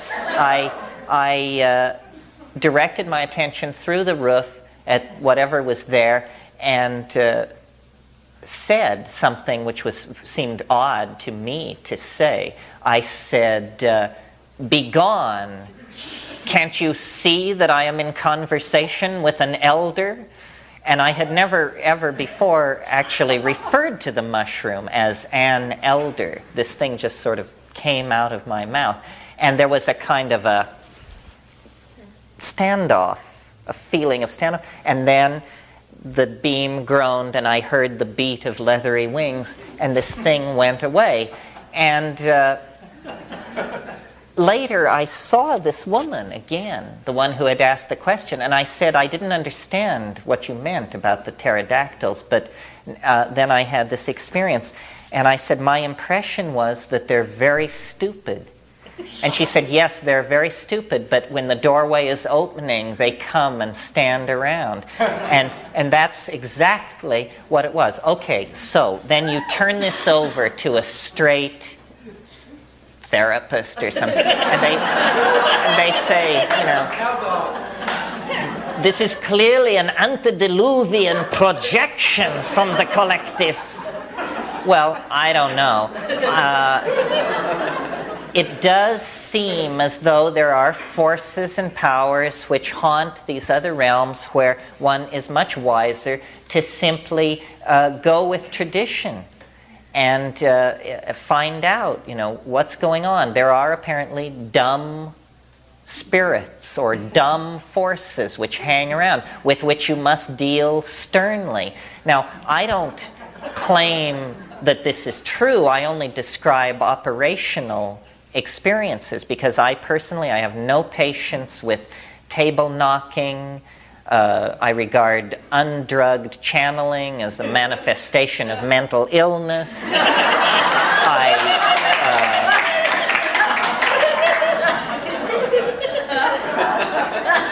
The tide must be turning on that issue. I used to get booed for saying that. Back here. In the rainbow beret. You've spoken a lot about the evolution of consciousness and the role that psychedelic drugs have played, specifically within primate evolution. I'm curious as to how the psychoactively induced experiences of apes are possibly transmitted and contributing to the evolution of consciousness. Could you... You mean, how did it happen? Right. Is that your question? Well, the pivotal part of the argument, aside from visual acuity, increased interest in sex and all that, was language. That and this is not well understood, and because we're not allowed to do research, we're not likely to understand it for a while. But notice that I have engaged my mind to my audial mechanism, and what I'm doing is I'm making small mouth noises. And you are looking in a dictionary, which you have learned and keep in your head, to decode these small mouth noises that I'm making. Now, the assumption operating here is that your dictionary and my dictionary are enough alike that you will actually reconstruct my thought by using your dictionary. But it seems to me this is probably a very late developed function of language, and that its original use was to entertain, and that evolution placed a high premium on being able to deliver a string of highly modulated vocal sounds. And the discovery that these vocal sounds could be used to signify objects or intention probably came very late. You probably know about the phenomenon called audial driving, where with drumming you convey yourself or other people into altered states of consciousness. Well, I think drumming is really secondarily powerful in comparison to chanting, and that the repetition of tone and the evolution of mantric sound and the experimentation with acoustically driving the nervous system probably was an early form of entertainment for people. And the fact that on psilocybin, for instance, one can experience synesthesias, see colors, taste sounds, feel idea complexes, made it a form of entertainment. Cognitive activity is what we seem to be set up for. We do it and invent new ways of doing it, and this feedback loop was in place very early, probably before this grassland adaptation began to take place. So in my estimation, it's the impact of the psychedelics primarily on language that drove our ancestors into a category different from that of any other animals that had ever arisen on the earth. And then people say, well, what about dolphins and what about this? Well, that's very different. I mean, I'm not saying it isn't language, but we really swim in a linguistic ocean. We really do it. And we make artifacts. And by everything we say, do, feel, think, and create, we organize matter and meaning into higher states of itself. This seems to be the psychedelic function happening. Yeah. In the routine use of psychedelics to create on some kind of permanent basis an altered state of consciousness, I wonder if you could address any concerns you might have about the effects physiologically, like on the nervous system, and whether there is a price you pay for doing this. Is there a price to pay? Well, it's a very important question. This is why, and this has again gotten me in trouble in some quarters, I'm a very keen advocate of use of plants rather than drugs, because if you take a plant which has been used shamanically for thousands and thousands of years, the human use trials have been done. We know that it doesn't cause miscarriages, tumors, blindness, ulcers, because people for thousands and thousands of years have been doing this. If, on the other hand, you set out to chemically explore reality and your tools are going to be synthetic drugs, because of the prohibition on legal research into synthetic drugs, we have no data whatsoever on synthetic drugs. The best researched is LSD, because there was some research done before it was made illegal, and we don't have answers to what LSD does, or even if it does anything. The MDMA, MDMA family of compounds no data exists except ex post facto data, now that people are alarmed about it, about what these things do. So when this question that you asked usually comes up in these sessions, and for those of you who've heard me say this before, bear with me, because this is operationally important information that needs to be repeated. It is, if you are seriously considering using the psychedelic experience as an adjunct to spiritual growth, then here are the 3 criteria that you should apply to the tool that you may choose. Does it occur in a plant? If it does, this establishes it as a biological molecule, a thing not unfriendly to life. Molecules like ketamine, you can search the planet from pole to pole and you won't find a ketamine molecule in a naturally evolving system. Okay, so the first criteria is, does it occur in a plant? Second criteria, does it have a history of shamanic usage? Because you can kill yourself with plants. Don't doubt it for a moment. A plant like Strychnos nox vomica or the curare plant, I mean, these things will do you in just like a bullet through the head. So the second criteria is, does it have a history of shamanic usage? It should. That establishes it as a proper vehicle for this kind of work. And then the third and most important category to my mind is, does it bear a reasonable affinity to compounds already present in the ordinary human brain? Now, in other words, is it non-invasive?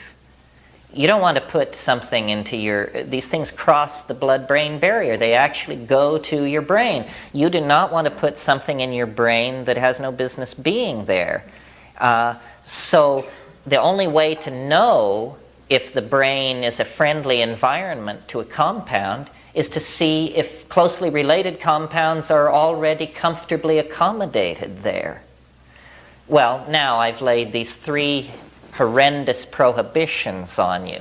It should occur in a plant. It should have a history of shamanic usage. It should be non-insulting to the brain. But the good news is, the most powerful psychedelics that exist pass all 3 tests. As an example, I will speak of the most powerful psychedelic which exists, which is NN-dimethyltryptamine. It occurs in the ordinary human brain. Every single one of us has it in our brain at this moment.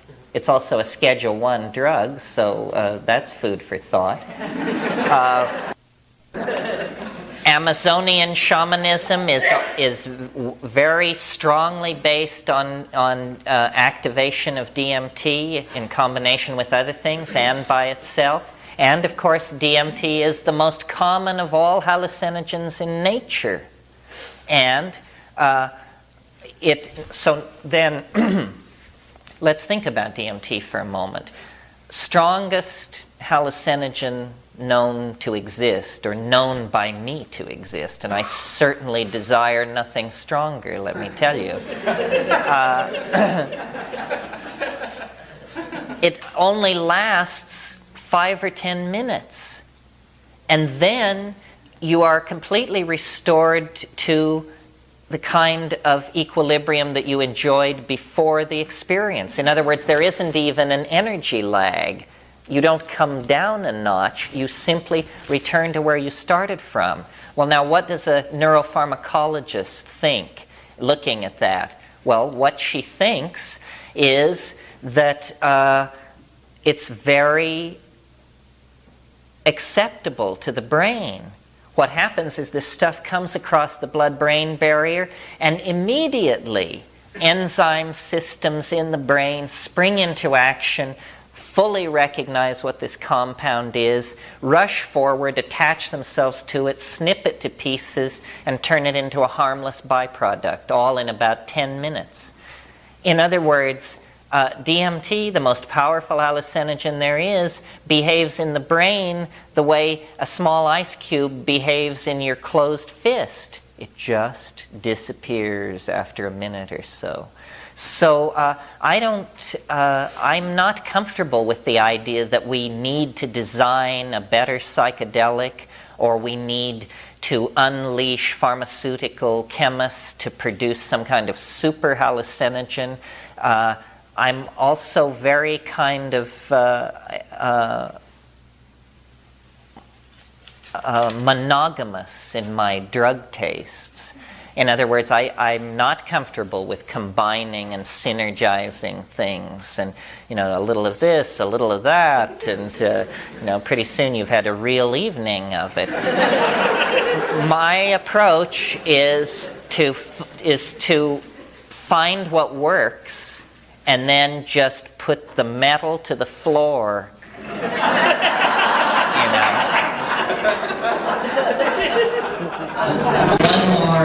One more question, this lady. What do you think about the sorcery techniques in the Carlos Castaneda books as being a way to apprehend psychedelic space, sort of like a model of thinking about this stuff? So the question is, what about the Carlos Castaneda model for dealing with this? Well, I think, every signal has noise. And the trick is to separate the noise from the signal. The technique I use with Castaneda is the further back you go, the better it gets. And the first book is genius.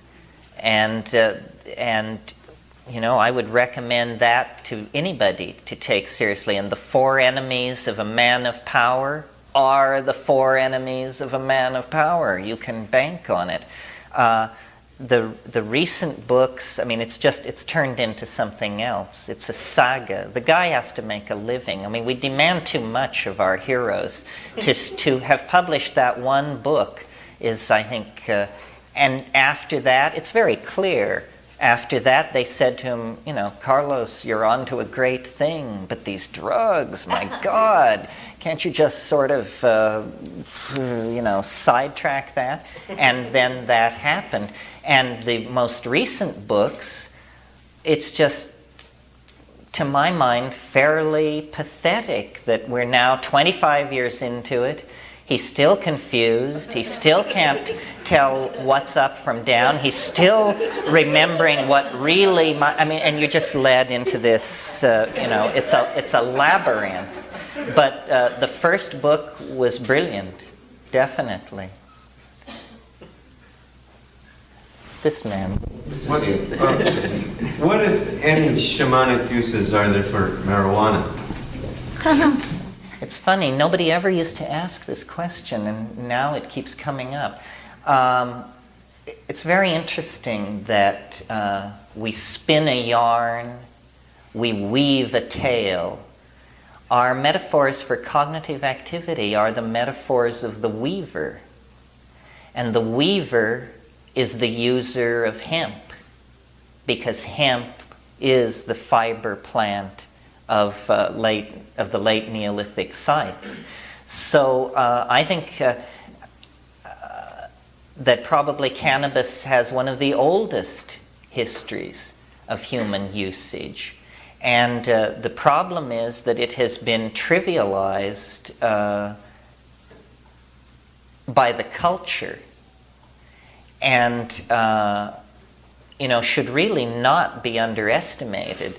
If you smoke cannabis once a week, alone, in darkness, devotedly, it's pretty astonishing, unless you're smoking garbage.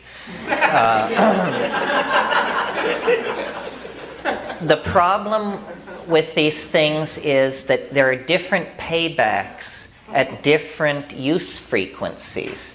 And the person who's smoking cannabis every 6 hours is not getting the same kind of payback as the person who's smoking it once a month, which isn't to say that the person smoking it every 6 hours is wrong.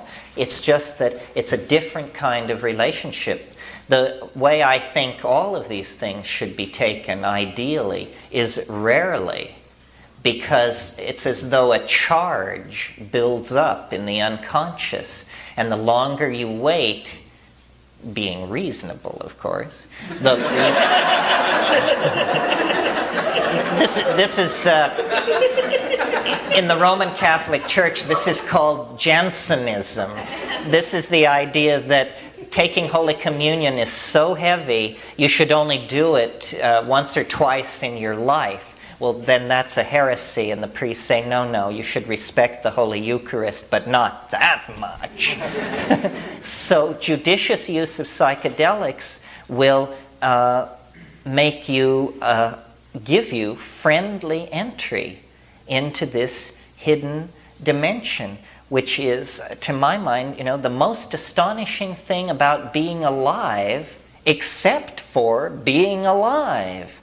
It's as though there were this tremendous footnote on reality, which says, here is the world, here is life, sex, birth, death, fame, fortune, hope, despair, and if you don't think that's enough, there's also the psychedelic experience, which then throws everything into high relief. So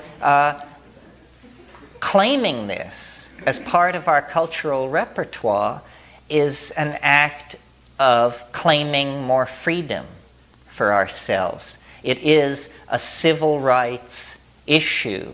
It is like ending slavery. It is like the universal right to an education. It is like the obligation to be literate. It is part of the experience and exercise of being truly free and human. And howsoever long we go without claiming this right, then we live in a state of pre-civilization, a state which I'm hopeful in our lifetimes we will see transcended, and we will come in to our birthright, will close the loop of history, will return to Eden, but this time with the information gained as the prodigal wanderer through matter, street smart in the ways of demonic materialism, but yet returned to the family farm in Eden. Yeah. That's it.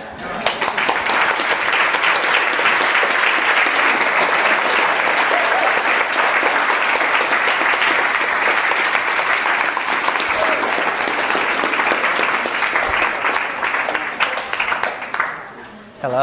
Well, because this is a small group and probably self-selected for high interest in these subjects, why, as much as possible, you should direct me toward whatever your special concerns are, so that for each person, whatever their slant, there's a reasonable payback in information. And there may be areas where I'm disappointing or unhelpful, but usually then I can point you toward somebody else or some source. The first thing this afternoon, I'll bring in some books to show you 10 or 15 source books that would help you in researching any aspect of this, whether you were interested in it academically or for personal spiritual growth or whatever. It's very important to be informed. I mean, this is an area where it's very hard to bluff it because, on one level, it's a branch of medical science. I mean, what we're talking about is folk pharmacology. And you really should understand certain things about pharmacology, certain things about physiology, because your life may come to depend on it in some situation. I mean, it's not casual, you want to be able to assess risk and to make intelligent choices. So what I usually do in these kinds of situations is go around the circle and try to get a feeling for the backgrounds, the interests, and the concerns of whoever is here, and then tailor what is said afterwards to the needs of the group. So why don't we just do that, and you can tell me, you can tell us your name, and then your particular concern or what you hope to get out of this, just something which will give me a basis then for structuring what comes afterwards. So why don't we go around in good Punpo shamanic fashion, counterclockwise. Sorry, but it was you or this poor soul. Now he can bake and consider which was worse. Well, my name is Carolyn, and I'm interested more in the herbal lore and the herbal outlets for the purpose of, medical use. I'm interested in Chinese herbology and Western herbology. I don't know what else to say. I haven't had my coffee that much. Well, that's pretty good. That pretty much covers it. How many of you are CIIS students? And now that everybody is here, how many will write a paper for this course? So 3. Okay. Yeah. My name is Brad, and I'm interested in the psychedelic experience and how mankind has used it throughout history and what it's done for us. And I'm interested in herbs and plants in general. I don't know a lot about them, but I'm interested in studying them more and learning a lot more about them, and just present and future applications of how we can heal ourselves and help ourselves spiritually.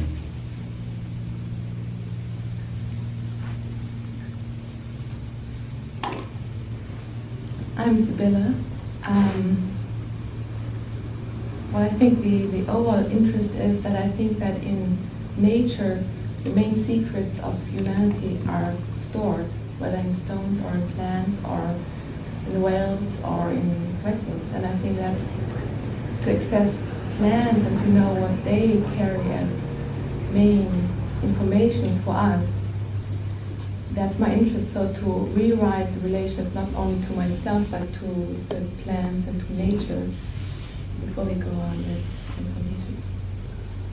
That's a great jacket. You don't see beetles as a fashion motif much in this culture. In Guatemala, they sell little beetles in the market on threads that you pin one end of the thread to your jacket and then they wander all over you. They're wonderful. They glue jewels to their backs. Yeah, sometimes they jewel them up. What are beetles? These insects in the pattern of your jacket. Yes. My name is John. I'm very interested also in psychedelic experience. In 1970, I had a psychedelic experience that pretty much changed my life and way of thinking. And I've just now, in the past couple of years, come to understand that. And I'm really interested in pursuing that mode of thinking that it sets up in your mind. And I think the psychedelic experience, well, I look at the planet and I see what's happening out there, and I think the psychedelics, plants, and those experiences can help transform a way of thinking to more cope with what's going on out there. That's pretty much where I'm coming from. My name's Maura, and one of the reasons I'm here is the most interesting experiences I've had in my life come from psychedelics, and that was like 10 years ago when I was in college. And I haven't experimented with them since college for a variety of reasons, your analysis among them. And I've decided in the past couple of months I've just gotten interested in the subject again, and I want to find my own source of psychedelics, and if it means growing them by myself in my garage or whatever, that's the way it's going to be, or going out in the woods to find them. And I thought this seminar might point me in some right directions.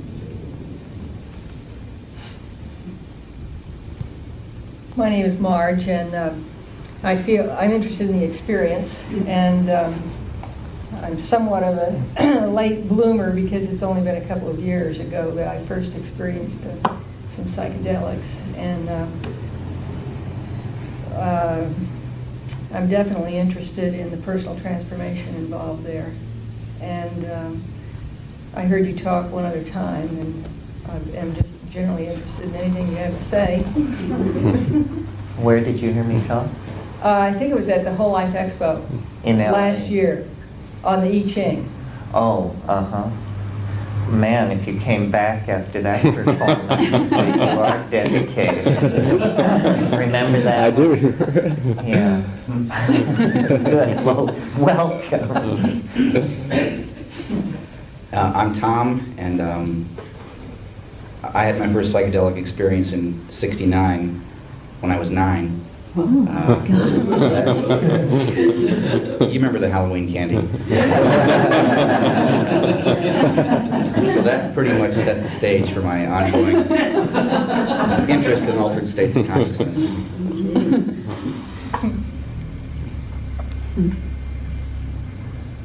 My name is Janie, and I came last night kind of on a lark, really. I'd heard your name before, and I was really curious about what you had to say, but I didn't know this workshop was going to be happening. But I was really inspired by the things you were saying last night, especially, the use of psychedelics as a way to overcome the mess we've gotten ourselves in on a worldwide basis. And that's something that's very interesting to me. I used psychedelics, I guess, for the first time around '76, and I haven't used that much psychedelics in the last 8 or 10 years, but I have done a little mushroom imbibing. So I'm interested as far as personal growth and understanding and breaking through some of the barriers that, I feel like I could break through as far as spiritual growth. But another main interest of mine is I would very much like to be able to share this experience with other people. I have access to a computer conferencing system in Sausalito where I'm very active, and it's really kind of a nationwide conferencing system, and a lot of people from a lot of disciplines are involved in it, and more people are getting involved in it. And one thing that I have noticed is that it's a very bright, aware group of people involved in this system, but they seem to be not very clued in to a lot of spiritual matters. A lot of them are, as far as a lot of deadheads are on it. And of Is course, it the well? The well, exactly. You talked to Howard last night, right? No, I've been aware of the well. Oh, okay, good. That's what it is. Do you think that they're not clued in? I mean, without insulting anybody, is it because they're young? I'm not sure if, like even the deadheads on the well have done a lot of psychedelics, but I think there's a certain resistance among many about accepting the unseen and the unknown. Youth may have something to do with it since they didn't go through the 60s, etc. Also, maybe the stereotypical computer mindset of being kind of linear thinkers. There are a lot of computer people on there, of course. But there are also a lot of writers and a lot of artists.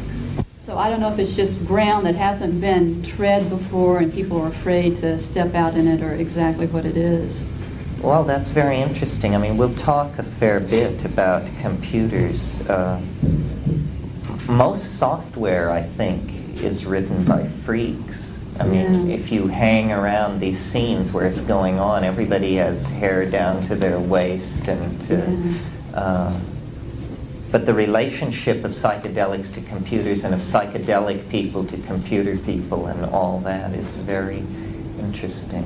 So what do you do on the well? Well, I am just an interested participant. I just log in frequently and have online discussions with people. And I'm considering co-hosting the spirituality conference, which is just shaken loose from two very Christian-oriented people. And what they've done is split out Christianity to another conference, and now the spirituality conference is kind of wide open. So I've been kind of a hanger back. I'm not really one to get out there and start, talking a lot. So it seems like it's a grand opportunity to open up that avenue to people. But speaking of computers, I'm sure I'm talking a lot for a person who doesn't talk much, but I've been doing computer work for 20 years. That's the way I've been making a living. And what I've been trying to do now is find a way to incorporate computers with something that's more esoteric and more aesthetic.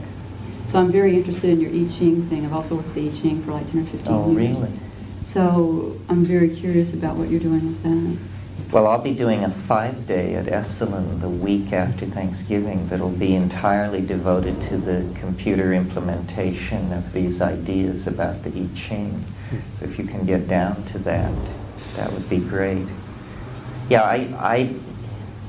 I love the idea of networks, but I find it very hard to force myself to use one. It's like riding in a taxi, is how I feel about it, because I'm so aware of the money, which is a silly thing because I use electricity in my house, and I don't feel like I'm riding in a taxi. But I got onto the source, and on the source you can word search the membership for interests. So I typed out drugs, and it came back and said there were 850 people on the network who had written that drugs were an interest of theirs. So then I started checking. I said, okay, drugs without sex and rock and roll came back 4 people. So it didn't solve all my affinity group problems. Yeah. My name's Toby, and I think we have a mutual friend, at least one, Terence, Nina Wise, who has been urging me to hear you at the first opportunity, because she says that you have a very original perspective on things. So that was one reason I came, and then after hearing you last night, I'm particularly interested in your ideas on the social implications of these psychoactive substances, and those as an instrument for social change. So that's one interest of mine, and then a second interest is just how your notion of an archaic revival, how that ties in with one of my basic interests, which is the perennial philosophy, and how those sort of interlace or whatever. So those are a couple of central concerns of mine. So are you a performance artist or something? No, I have nothing to do. I enjoy the kind of work that Nina does, but I'm more of a philosopher who's just has a lot of different interests, and that's one. Yeah, well, I've known Nina since we were in high school together, and she, in fact, is the person who introduced me to Kat, who is the mother of my children. So Nina is webbed in there. Good. I'm Brian. We've been recording and working with Terence for a number of years.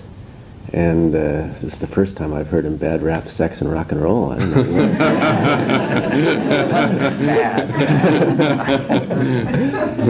And musician, and generally the topic is infinitely interesting, so we're here.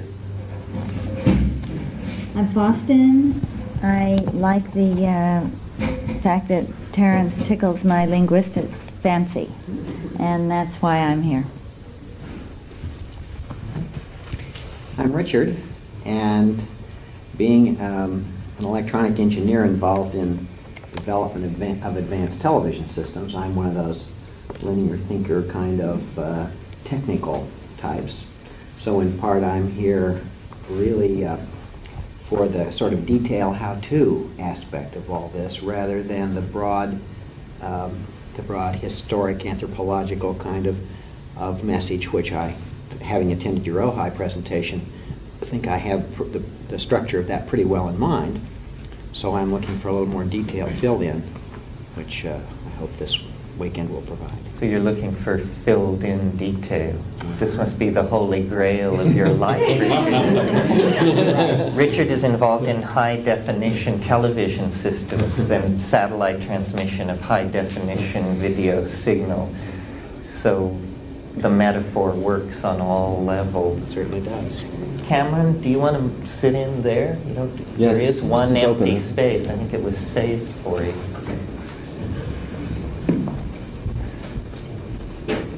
I'm Curtis, and I recently moved to the Bay Area from Austin, Texas. So it's sort of like coming back home. This was originally from California. I was thinking, I got to come here on the spur of the moment. Came to the lecture last night and were really committed to do something else today, and got home and there was a message on the answering machine saying that that had been canceled. And so he said, "Yay, we can go hear Terence." And I was thinking about, why do I want to do that? And how does you know, why do I have that this urge to do that? And I was thinking that I really spend my life, and my professional life at least, working with people in alternative states of consciousness of one kind or another. I've spent a great deal of time in the last 5 or 6 years working with Stan Groff and a number of other people, getting different perspectives, and there are a lot of different perspectives on this kind of work. Stan has a particular kind of model that's very useful for, in terms of the language that you were talking about last night, of helping people to explain to people what kinds of places they go into that are accessible when they have these kinds of experiences, regardless of the vehicle that they use. Spent a good deal of time working with a woman named Jackie Small, who is one of the on the leading edge of chemical dependency work of all things, and has worked with Stan a great deal in bringing his model of the breath work out, particularly in the United States and particularly in the area of chemical dependency. So that's another point of view. I've also worked with a number of modern day shamans here in the United States. And that's another point of view. The thing that attracts me about Terence's information, which is relatively new to me, I'd heard bits and pieces of it, but it provides me with a more, or I hope can provide me with a more historical, more organic, more depth to the experience over a period of time, rather than this kind of relatively closed psychological or transpersonal psychological perspective that I've had for the last 5 or 6 years of how these materials and how these experiences work. So I'm really looking for depth from the experience, to see where it came from over a long period of time, and how that fits in with what I do. Yeah, good. I mean, I'll say more about all that, so I'm processing. My name is Terry, and I've also just recently moved to the Bay Area from Austin. I had a lot of experience with psychedelic drugs in the 60s and 70s on a recreational basis. Been reintroduced in the last year or two, and I've been doing a lot of personal growth work and spiritual work. And I'm interested in that, and I'm interested in legal psychoactive drugs and growing them and finding out more about it. Good. My name is Lauren. I'm a second-year student in the anthropology department here. At first I wasn't going to come to this or the lecture, and then my friend Bob here and another anthropology student said, well, if you're in anthropology, whether you're interested in psychedelics and shamanism or not, you really should have the information. And I've never taken psychedelics, unless you include marijuana as a psychedelic. I seem to manufacture my own chemicals. And I was blown away last night. It isn't often that I come across an idea or two that's completely new for me, that maybe makes sense, maybe doesn't, but it completely blows away the way I thought about things. And your whole idea about the evolution of culture somehow being tied to our relationship with psychoactive substances and nature is like, fuck, I never thought about that before. and I don't know whether it's true or not, and I'll take it in and I'll study for the next year or two and see whether any of it makes any sense or whether it was from a bad trip. I mean, I don't know. Just remember, you heard it here first. I got you footnoted over here. But I really did think there's some brilliant ideas there, and my interest is in the relationship between culture and psychedelics. And I had this not quite a peak experience. I won't say that much, but just a real powerful period of time last night where I all of a sudden sensed like maybe the things that we find in nature were there for a purpose. There's a relationship between human species and our evolution and what's found out here. Maybe there isn't us versus nature, us versus these psychotropic plants. It's just like like the I Ching, just an ongoing changing rhythm, and there's this, we take something, we eat it, we do something, we put it back, our ashes go into the soil, and it was like, I don't know, it must have been a morphogenetic psychedelic field last night, but it was nice. That's why I'm here. Good, well, I'm glad you came. My name's Bob, and I'm also a student here at the school. And I'm actually pretty new to the psychedelic experience in the last 3 years. And for me, it's reached a point where I would like to perhaps, I've reached a point that most of the work I've done is by myself. So I'd like to reach a point where I can start to find maps or pathways that can help me to direct myself toward the spiritual, more of a spiritual understanding. And very interested in shamanism and how this ties to psychedelics. And I'm interested to find out how some of these other plants from other parts of the world can be introduced into this culture. And so that's why I'm here, to broaden my knowledge. My name is Allison, and I'd never heard of you before I came to California, and I listened to a tape of yours, and it was really inspiring. I never realized that psychedelic experiences had such a strong effect before I listened to you speak on the entire populace of the world. I wanted to believe that, but I couldn't justify it from just me thinking that. And the lecture last night was really good. It took me a really long time to go to sleep, and usually I'm a person that hits the pillow and crashes out. I'd also like to find out more about pterodactyls, because I've had problems with other prehistoric beasts before, not particularly those, but and because I'm an artist and I want to find out more how to use psychedelic experiences to propagate art. Propagate art. Good. I'm also interested too in how we can go about inviting people that have a wall up against using psychedelics for growth, like family members. How possibly you can get them, I mean, if there's any ways of coercing them into things they might not normally feel comfortable doing. I have one member of my family that's interested in trying things, but because they're illegal, just can't justify it. And I want to know if there's any way or any place that it is legal, or that of helping other people find that way. Yeah, well, it's a really intense issue for people, and telling someone that you think they should take a psychedelic compound for purposes of spiritual growth is usually going to set off some kind of very strong reaction. I don't need it, is what I... Yes, or you're saying I'm screwed up, or you're trying to poison me, or you're screwed up, or you wouldn't be saying this, these kinds of things.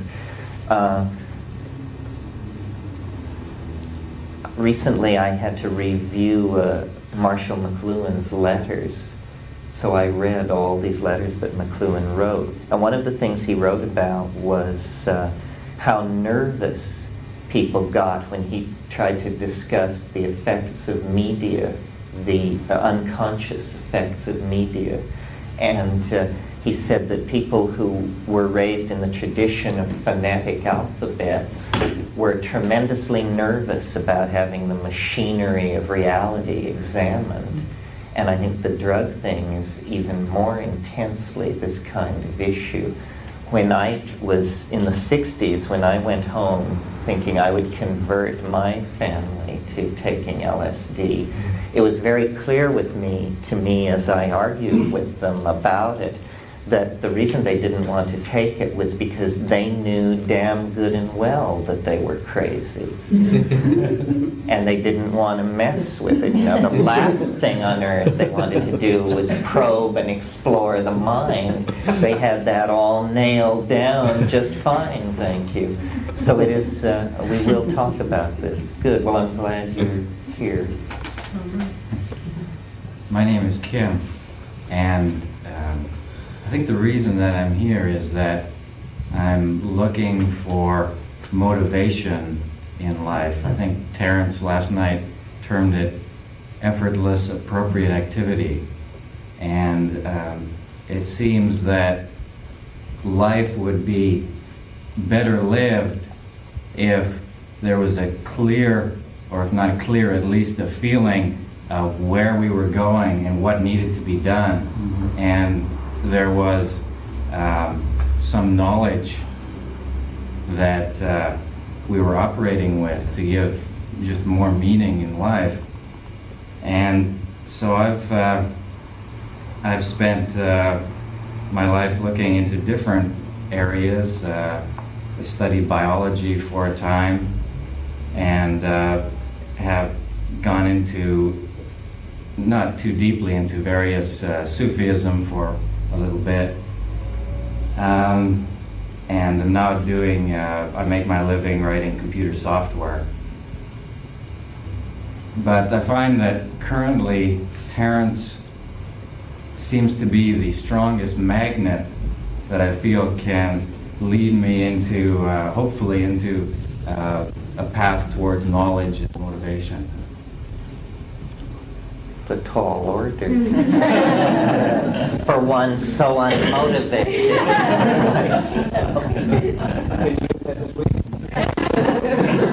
Don't make bet on it. Don't bet the baby. It's only 40 seconds away from it. True. And one federal felony.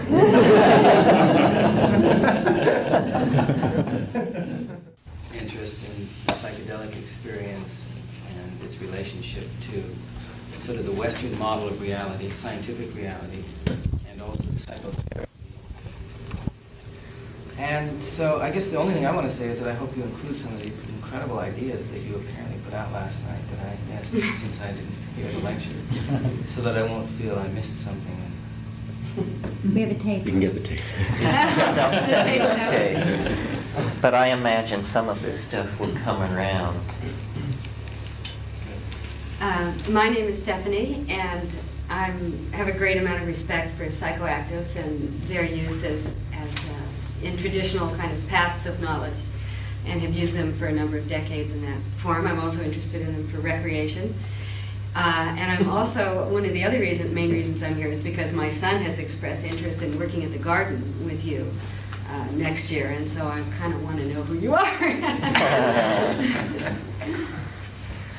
Okay, so you're scouting. I'm doing my motherly duties. What kind of a maniac is this guy?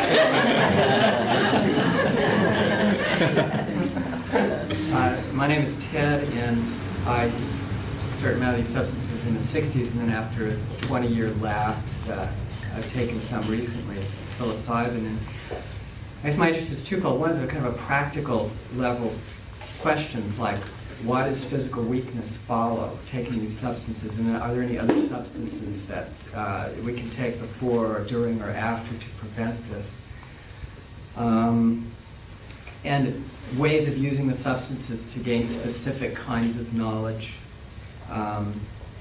dealing with death, and then the integration of the experience into daily life, which would be your effortless, appropriate activity. And then also issues, social issues, like you last night you talked about. It takes with yoga and these others, all this takes all this time and discipline to get there, whereas you can have it like this. But you don't have the discipline, how do people take these experiences back into daily life without insanity?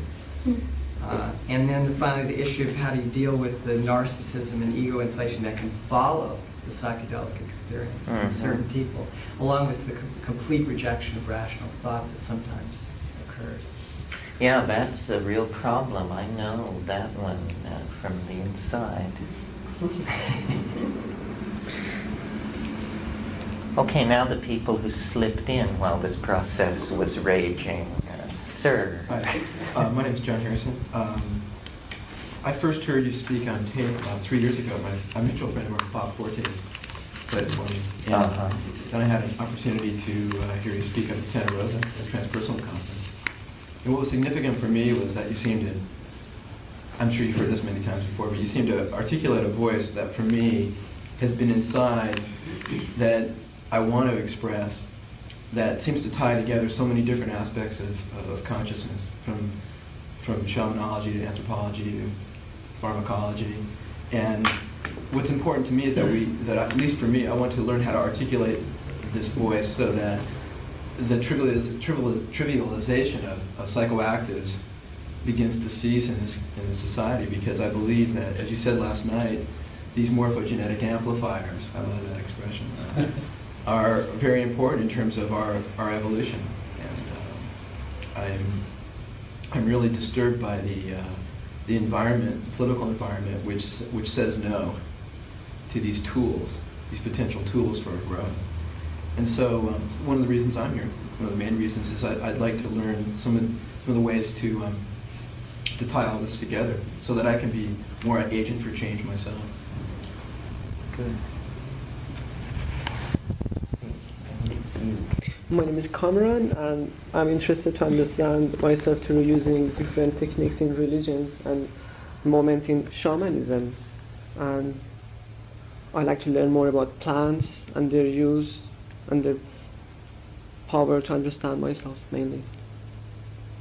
And also I'm interested to see if there are other uses in Baniseri Kapi plants than just making the wine, and perhaps if we can combine that with effects from mushrooms or cannabis. So going further with that plant complex. Right. Okay. Now, did we miss anybody?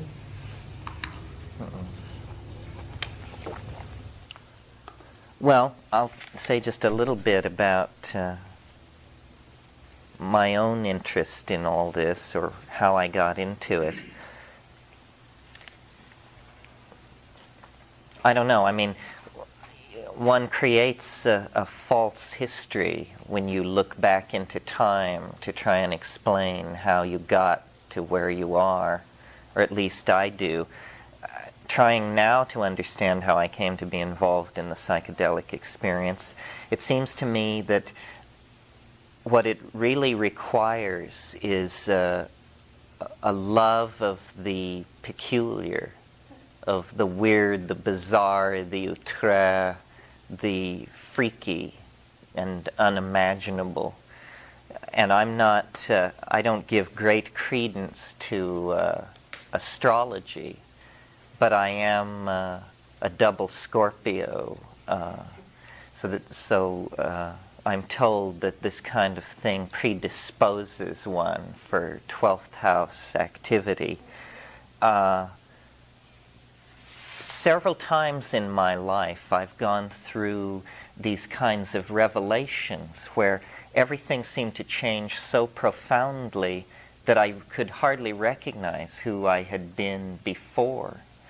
And I noticed this around the time I was 7 or 8, happening the first time.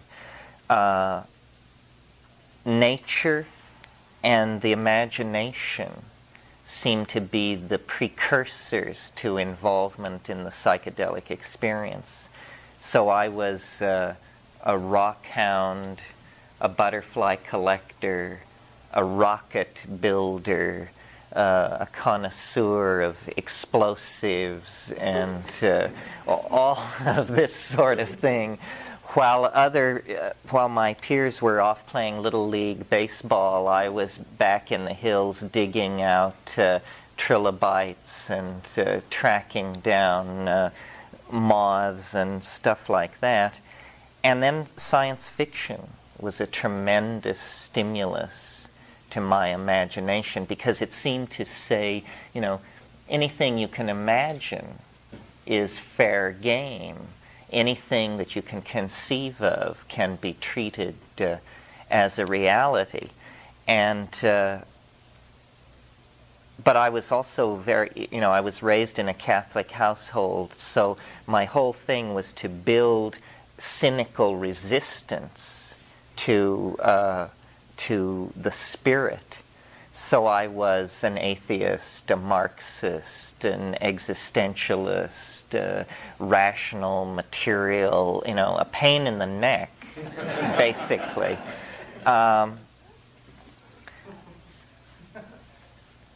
And in all of that, somehow I began reading Aldous Huxley, the social novels, Antic Hay, Chrome Yellow, these comedies of manners of British academic society. I was like 12 or something, but I always drove myself to read really beyond my level. Well, this led me to The Doors of Perception, which I had read Brave New World.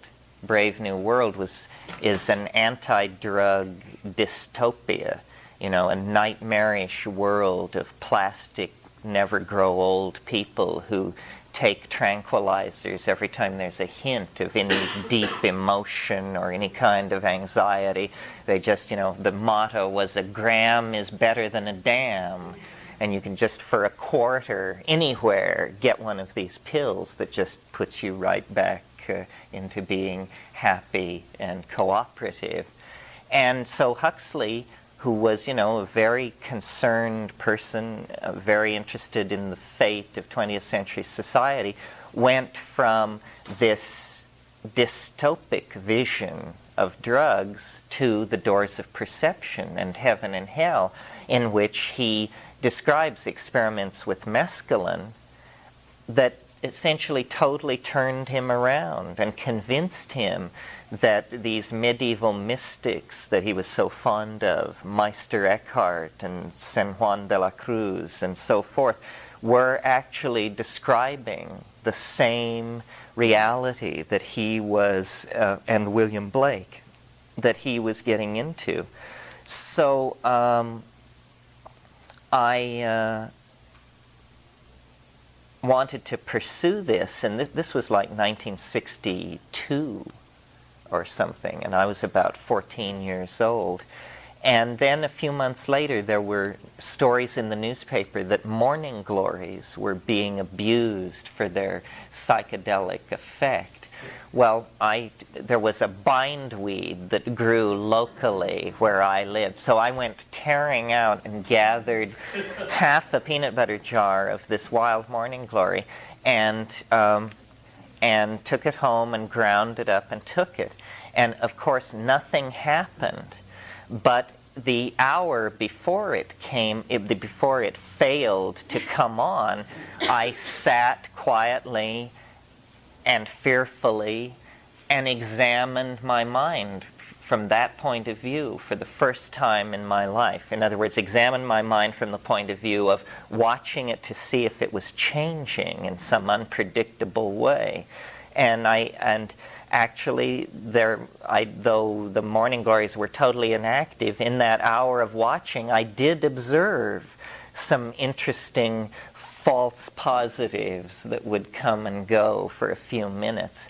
And then a few months later, I got my data a little more together and learned that it was a certain species of morning glory, and that you had to buy the seeds from a seed company. And then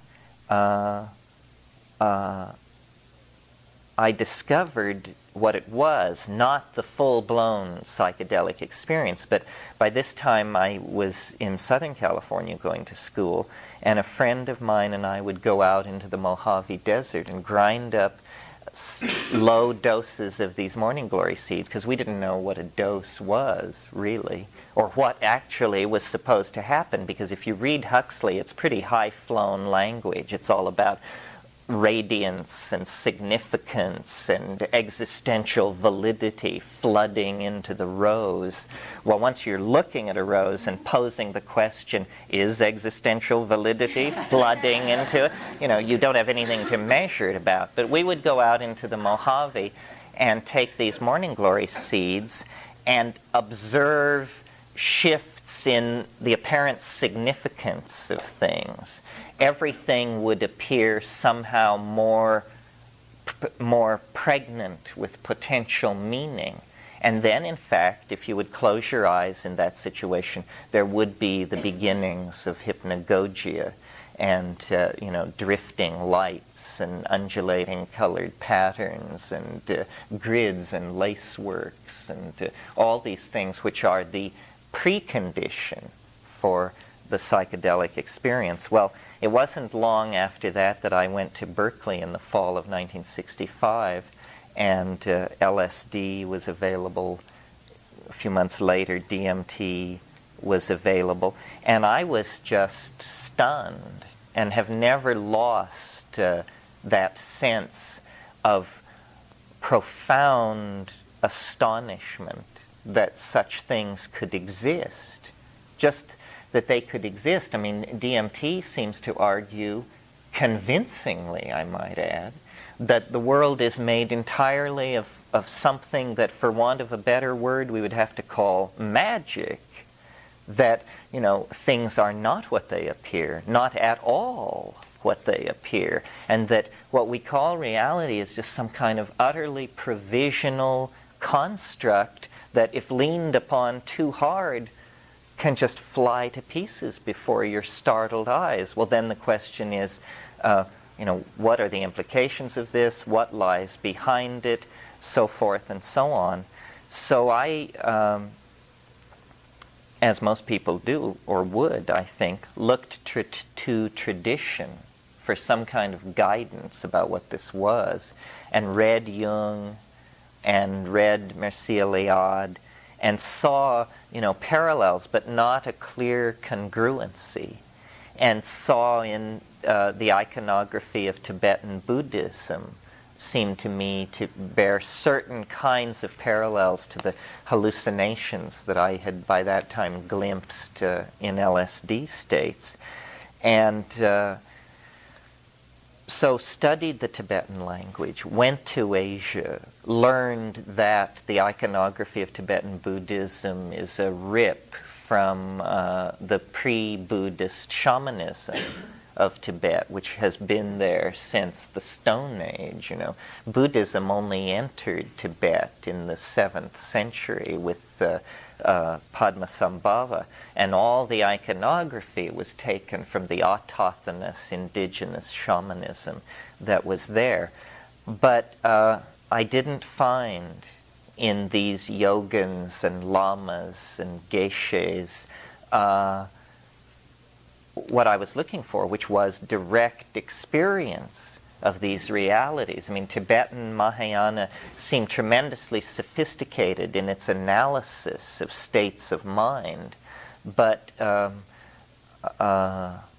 operationally it was not coming anywhere close to what these psychedelics were able to deliver. Well, because I was fortunate enough to have wise and well-read friends, I knew that this tradition was alive in the Amazon. And so when I finished in Asia, and I went from Nepal to India, throughout Malaysia, Thailand, Indonesia,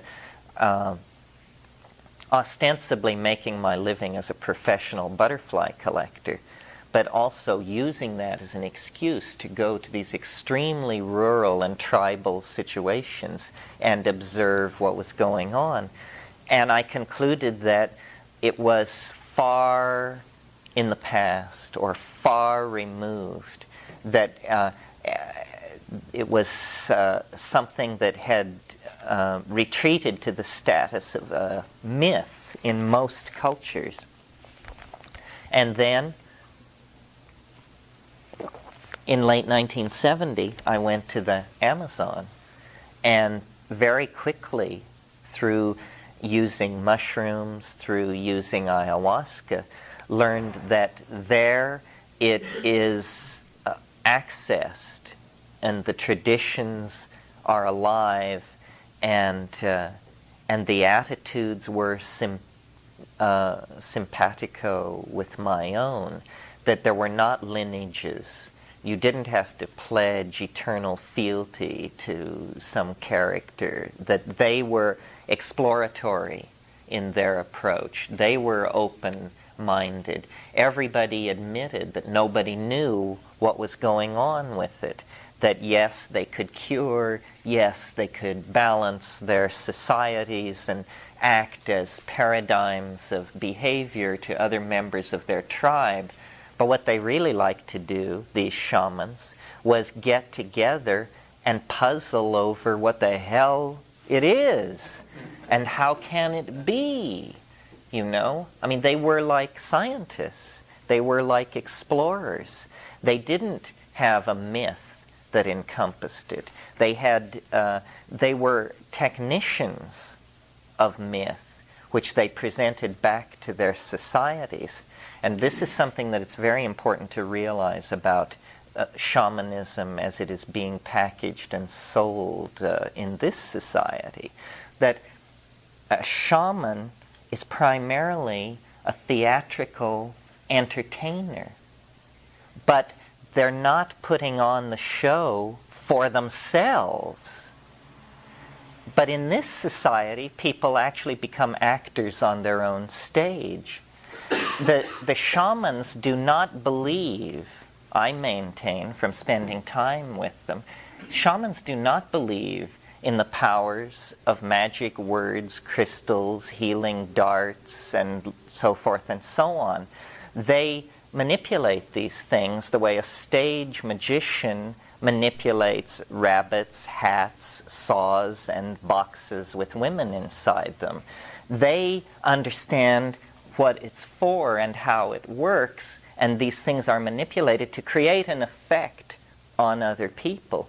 But the shamans understand that the real magic is the magic of sign, symbol, and language, and that by manipulating cueing, by manipulating expectation, you can lead people to a fundamental confrontation, not only with themselves, but with the other. And as I said last night in my talk, it is no easier for an Amazonian Indian to come to terms with these things than it is for a native of Manhattan. Ultimately, this coming to confront the other is coming to confront the mystery of being, not as a phrase, mystery of being. I mean, we all give lip service to that, the mystery of being. It's everywhere. It's in the trees, the stones, the elevators, the life of the city, the life of the country. Everything is radiant with the mystery of being. This is some kind of gloss. What I'm talking about is actually the mystery of being as existential fact, that there is something that haunts this world that can take apart and reduce every single one of us to a mixture of terror and ecstasy, fear and trembling. It is not an idea. That's the primary thing to bear in mind. It is an experience. And as we went around this morning, a surprising number of people spoke to it as an experience. And I think this is what makes the great distinction between the shamanic, pragmatic approach and what I called last night the political ideologue approach, that we are not working here from theory. Our theories are the weakest part of what we say. What we're working from is the fact of an experience which we need to make sense of. Now, most of these other-oriented experiences, which are hard to keep track of or make sense of, cannot be commanded freely. They're more in the realm of, you're traveling in a foreign country and you contract a terrific fever and you fall into a vision and you have deep awareness and realization about the nature of life. This is not an experience that can ever be repeated.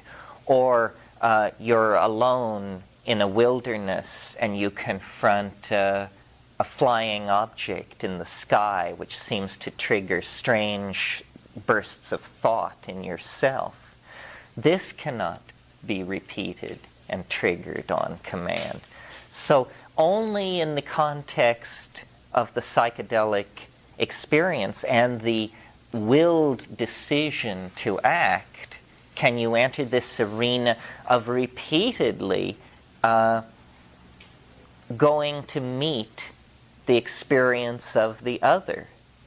And it is a very, very bizarre enterprise.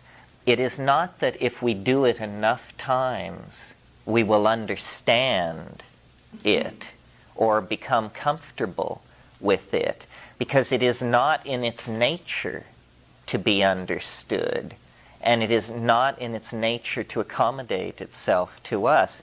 Rather, it's that we've discovered another dimension, almost in the same way that Europeans discovered another world only 500 years ago. In 1992, we will celebrate the 500th anniversary of Columbus's discovery of America. Now, notice that when Columbus set out from Spain, there was a large body of intelligent opinion which believed that he was sailing over the edge of the world, literally, that he was sailing out of mind. And instead, what lay at the end of that voyage was real estate. Immense amounts of real estate. And we have come to terms with that, and in fact now inhabit what 500 years ago was not even on the maps. It was in the unconscious. Now it is the center of the global economy. In the same way that these European navigators began to have this intimation that the world was a wraparound. That's what it means to say that the world is round. It means you can get back to where you started from by going away continuously. In the same way that the European navigators discovered that the world was a wraparound, I think we are on the brink of discovering that you can start in three-dimensional space and time, move off in a linguistic vehicle, and find your way back to the place you left from. This means that what we call three-dimensional space and what we call the imagination actually have a contiguous and continuous transformation from one into the other. And this is big news. This entirely goes against our Cartesian expectation that thoughts inside, world outside, objects outside, perceptions inside. And this is actually nothing more, this inside-outside thing, than an artifact of European languages. And yet, we take it to be, how God made the world, basically, because we are so embedded in our language that we cannot, literally, we cannot cognize reality without it. We cannot cognize reality without our language. But then in the psychedelic state, somehow this happens. Somehow syntax is replaced by hypersyntax.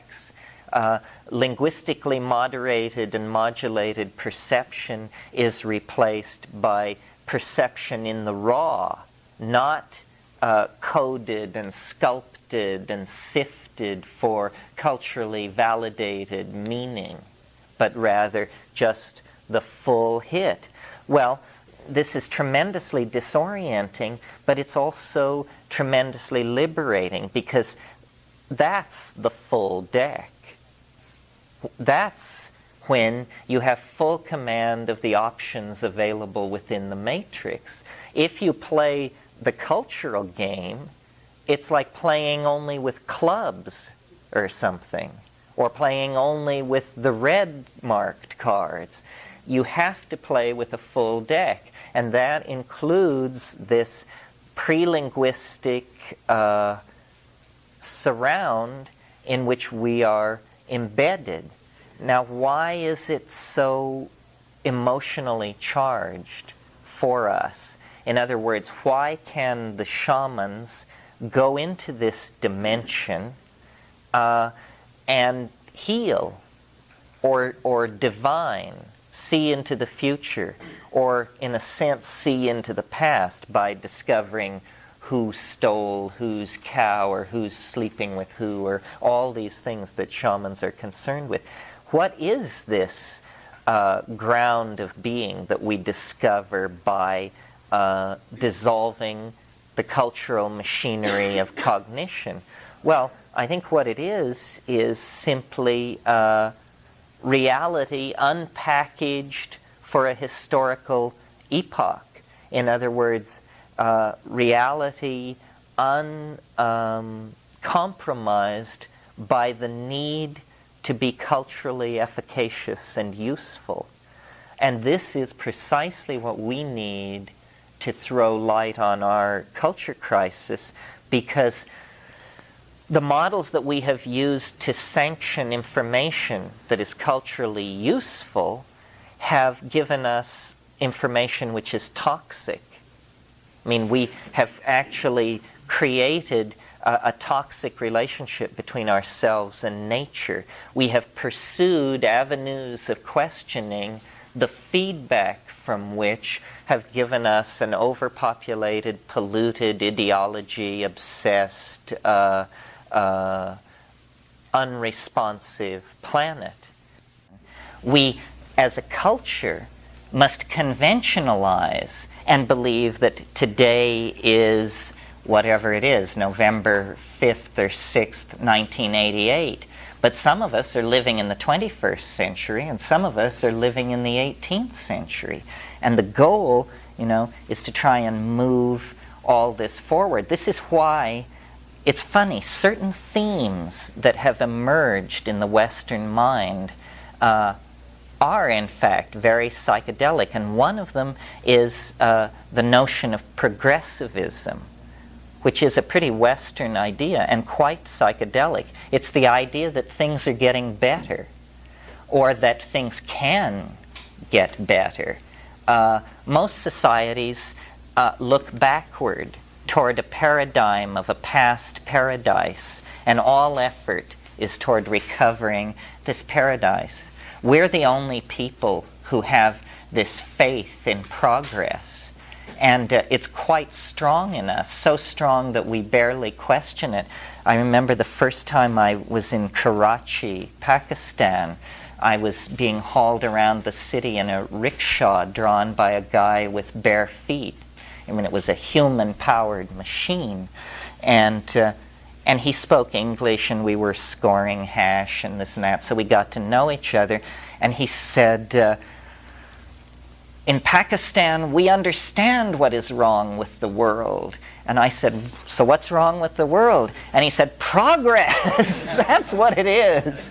We have to stop progress, which for me was quite a revelatory idea.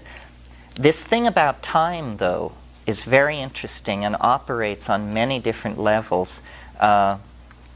Ultimately, I think what the psychedelic experience may be is a higher topological manifold of temporality. That the reason it is so puzzling and so familiar, so alien and so exalting, is that it is in fact mundane. It is in fact just us, but us sectioned through some higher spatial dimension.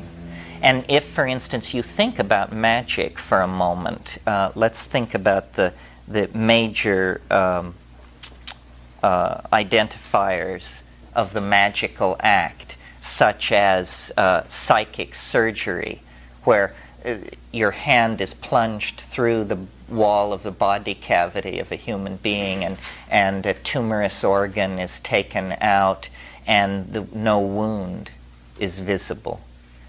Typical and form of folk magic, much discussed. I'm sure you're all familiar with it. Or the more typical, or another form of magic, stage magic in this case, a word is written on an envelope, and the envelope is locked in a box, and the blindfolded magician is able to tell the audience what the word is in the envelope in the box. And these things are miraculous. We cannot conceive of how they could be done. But if you allow the possibility of a higher spatial dimension, then these things become trivial, because it means the body is open. There is a way that from the point of view of this higher spatial dimension, the inside and the outside of the body are on the same side. So no problem is posed by removing this organ. Likewise, from the point of view of a higher spatial dimension, the locked box is open on one end, the end that is intersecting that dimension. So the way you read the message is you just go over and look. It's completely trivial. A way to make this cogent for people who are now thoroughly confused is to recall Edwin Abbott's fantasy Flatland, where he imagined a world of two dimensions, where a house was what in our world is what's called a blueprint. And that was all you needed, was the blueprint. And you could live in the blueprint because you walked in, and once you had closed the door, no one in Flatland could come through that blue line and get at you. But of course, to those of us in 3 dimensions, we just lean over and look at the blueprint and put your thumb in the inside of the Flatlander's living room, and from his point of view, from out of nowhere, an enormous thumb has magically appeared in his living room. Well, this shows how perfectly mundane situations on one level appear to be absolute violations of natural law on another level. And this is happening very much in the psychedelic experience, because the mind is the cutting edge of the evolving event system. Yeah. Could you talk a little bit about the idea of this race that we're in between apocalypse and some kind of transformational event, and how your experience in altered states has led you to believe or feel that there's some hope for changing that, and why? Well, I think it's clear that we're in a race between apocalypse and breakthrough. And I suppose breakthrough is the dark horse. Everything seems to be set up to favor apocalypse. It has the inside track. Except, of course, very few people would own up to saying that they personally want to die. You know, so why is it, if none of us really want to die, why is the overwhelming global cultural image one of inevitable catastrophe? I'm very optimistic. I really think history was for a purpose. I would not have not had it. I think it was useful, and that we must have learned something very important. What we learned that was so important, I'm not sure, but probably when we need it, we'll have it. I mean, maybe we need atomic weapons because a large object will be detected hurtling toward Earth. And if nature had not split off the monkeys 100,000 years ago and evolved intercontinental missile thermonuclear weapon delivery systems that we could use to destroy that asteroid, then all life on Earth would die. So what appears to us madness, our own dedication to the release of larger and larger amounts of energy for no purpose other than to destroy ourselves, is suddenly rescued from pathology and shown to be this tremendously foresightful thing, and thank God we did this because otherwise we'd all be dead and everything else would be dead. I don't seriously believe that, but I do think that we must have learned something very, very important. Perhaps cybernetics come in here. Perhaps this exoskeleton of mnemonic material that allows us essentially to freeze and record our entire culture. Everything is going into the data banks. One way of thinking about what's going on is compression of information. And history represents a compression of information magnitudes more accelerated than the evolution of life. And then 20th century history represents an even greater information compression. Information finally compressed to such a degree that it's like the singularity inside a black hole. You know, a black hole has at its center a place where the equations don't sum. In other words, where it doesn't make any sense. And the only conclusion you can reach is that at that point of so-called infinite compression or singularity, another universe bursts into being somewhere else in a greater and vaster cosmology. And then the energy equations balance. Well, it's as though mind is undergoing this kind of gravitational collapse, and information is being compressed to such a degree that eventually it will not all fit in the present. And then the information begins to move off into the only dimensions available to it, which are the past and the future. Exactly as if you fill a glass with more water than it can hold.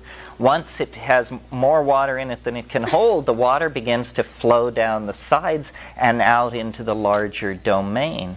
And so I think that people who try to use history, which is usually male egos and male-dominated institutions, are actually tremendously frustrated. We don't see it that way because to us it looks like they win every battle because they win every election. But because they win every election, it is their job to manage this situation. It's a case of you want it, here it is. And they have not a clue as to how to manage it. So their thing is all about the headaches of ownership, while our political point of view is pretty much about the headaches of disenfranchisement. But I think that there is some kind of event ahead of us in time, not far, on the order of 20 to 40 years, that is casting an enormous shadow back through the lower dimensional slice of being, which we call history, so that religions and mystical visions and the visions of revolutionary leaders are a response to flickering intimations of this transcendental object that is pulling intelligence out of the organic matrix of life on this planet in a process that is occupying 50 to 100,000 years. It's extremely unusual what's happening, and a process that creates a series of self-transforming bootstrap steps in a period of 100,000 years means it's a unique kind of phenomenon. There's never been anything like it on the planet. What it is leading toward is hard to say, but I know that its values are the values of life, connectedness, primacy of experience, and caring. And it is using the historical process to wire us all together in some way. Control mechanisms are spreading through the society at an enormous rate. You know, it's interesting, one of the horror fantasies of the 1950s, which was when, you know, this conservative, straight, crew-cut point of view was really at its height. One of the fears of the future that people would just toss off offhandedly was, well, in the future, machines will take over and run everything. And this notion of the control of the planet wrested from the sure hands of noble human beings and instead betrayed into the power of calculating automatons was a great science fiction theme of the 50s. But it's interesting how impartial computers are. They are not ideologues. They are not, they're managers. And remember, I said the struggle was between the shaman manager and the ideologue politician. And so I think the cybernetic matrix is a tremendous tool for feminizing and radicalizing and psychedelicizing the social matrix. I see computers as entirely feminine. I mean, people have a reaction to this because they think that because men spend a lot of time around them and seem obsessed with them, that somehow it isn't feminine. But men have always been obsessed with the feminine. I mean, I think it was D.H. Lawrence who said what life is really about is men keeping women from ever suspecting how truly obsessed we are by them. So I think you know, that this linking together, feminizing, cybernetic thing is part of the anticipation of this object at the end of time. What seems to be happening is we're all flowing together. I mean, we keep talking about unity, globalism, completion. Well, you better, you know, you're going to get what you ordered. And I think what it means is probably the dear individual, which, don't be fooled, is a soft description of the male ego run rampant. The democratic individual, the citizen, this notion is in fair peril to be replaced by the person, which is a much more nubbly kind of concept. The person is not an interchangeable part. The citizen is. The citizen is a model of society based on the industrial revolution of the 18th century. But the person is a harking back to a pre-print model, and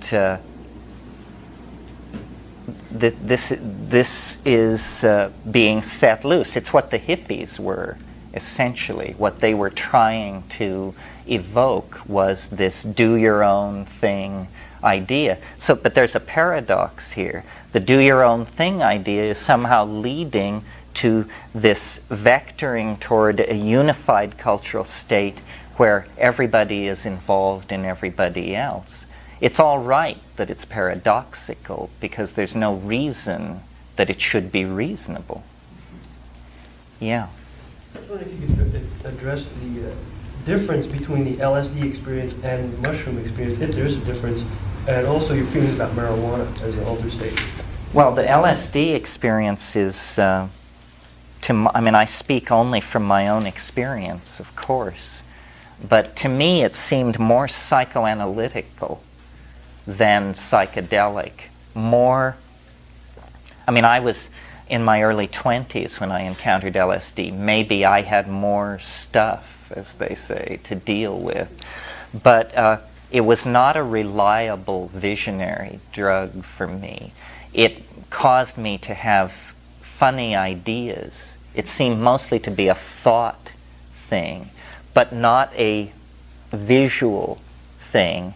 And somehow in my education, somewhere along the way, I had picked up this bias in favor of the visual channel.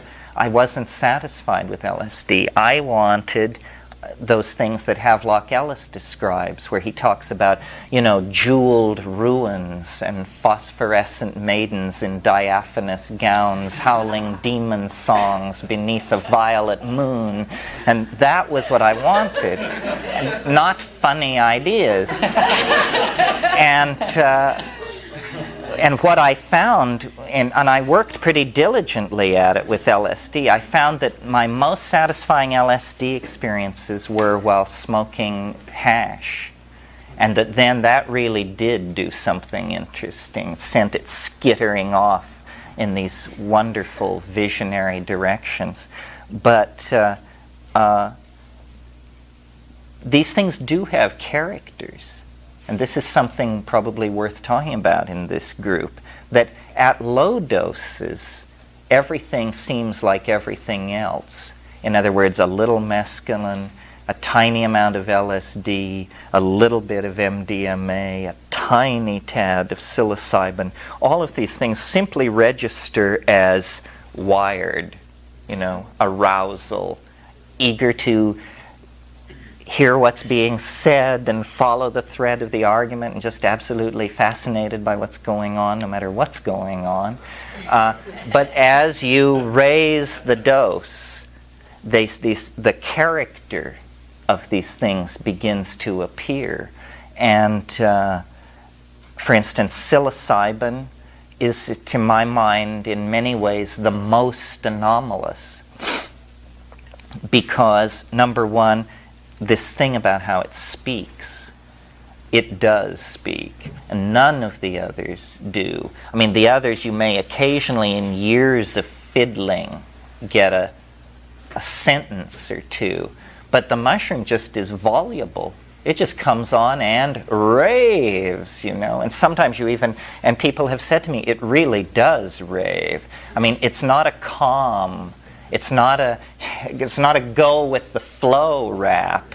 It's a rap about planetary destiny and the next 10 million years and the last 10 million years. And, it's this trumpet blast, Cecil B. DeMille, hyper, real like that. Well, then something like ayahuasca, which is this thing these shamans use in the Amazon basin that's based on DMT and monoamine oxidase inhibitors, you take that and it's about the rivers and the jungle and these people and their humility and dignity and your humility and dignity and the earth and plants and life and water and sunlight. And it's this totally earthbound, terrestrial, life-affirming thing. And it does not speak, but it's an I, and its language is visual. And after an ayahuasca trip, you just feel like your eyes are literally bulging out of your head. I mean, you've spent 6 hours looking, just not really doing anything else but looking. Well, then something like Datura has this watery, magical, forgetful, kind of witchy, occult quality. It's, shadows, and a peculiar quality of erosion of your own attention, so that, no matter who you are, you find yourself wandering through empty colonnades and under a sky pregnant with the possibility of rain. I mean, it's this strange De Klerk-esque kind of landscape. DMT has another quality. It seems to convey you into just a world of utter outrage where all linguistic, sensory, and analytical machinery is just brought to a screeching halt. So it's important to learn what you like and to learn what you can put up with.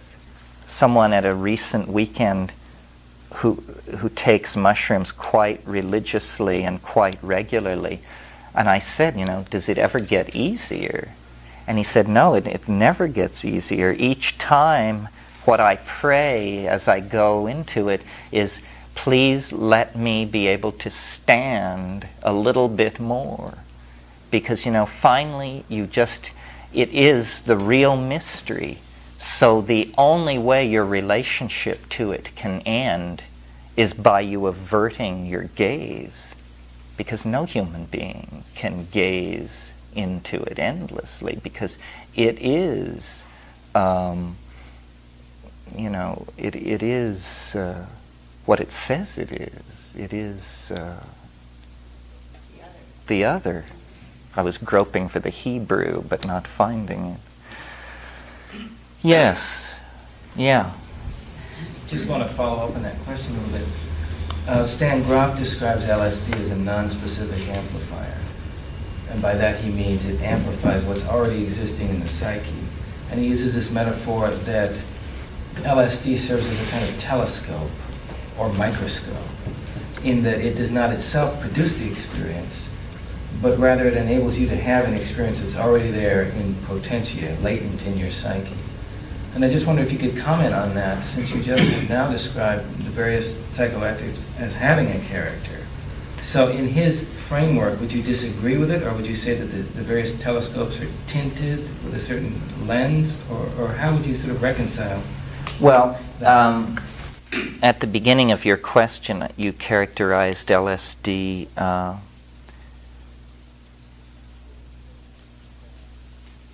it's that it is a non-specific amplifier, but of the contents of the personal unconscious and the sensorium. What people notice about LSD is either what's right or wrong with themselves, or how freaky the world is. A bug, a drop of water, it can be anything. But you discover the strangest things on LSD, and they're real things. I mean, relationships of reflections and windows. And I mean, it basically seems to be a tremendous amplifier of attention and analysis of the input of attention when directed into the outer world. And when directed into the inner world, it's an analytical tool for looking at past history of the individual, which is what I call the personal unconscious.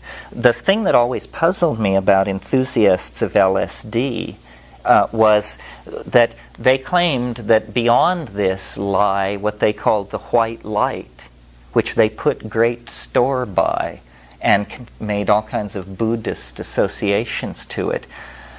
I don't know if I've ever had the white light experience. As I go deeper into strong psychedelics, what happens is multiplicity proliferates. There is not a simplifying. There is a further and further and further complexifying.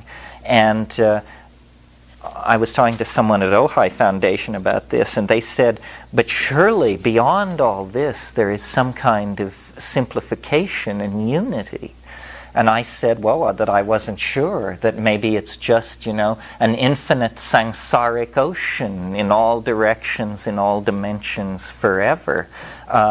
Ketamine comes closer to providing a no observer, nothing observed kind of state, but you can't do much with that. I mean, you can have it, there is, of course, with the dropping of all boundaries, a feeling of release. But what I'm interested in are bringing back artifacts to share with the tribe. And I've accepted that they will come in the form of either things that can be painted or things that can be said.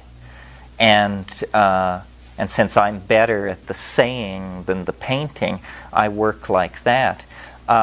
Stan is a good friend of mine. We've talked about this over the years. I just can't confirm his maps of the psyche. I don't see those states occurring along a continuum the way that he says they do. I think it's much more chaotic, and that if his categories work to facilitate psychotherapy, then that's good, because that's what he's interested in. In other words, I see his maps as very, very provisional and useless and useful for navigating. But I doubt that when we get the final maps, if we ever do, that they will bear terrifically much resemblance to that. And I think he would agree with that. I mean, we're not at loggerheads about this. Anybody who works with psychedelics, their ultimate position is that, hell, they don't know. And on that note, why don't we go to lunch, and we will reassemble at 2 o'clock. If you're new to the neighborhood, Haight Street is 2 blocks down Ashbury, and there's a plethora of restaurants to choose from down there. Okay, I think we're all here, or people are pulling together.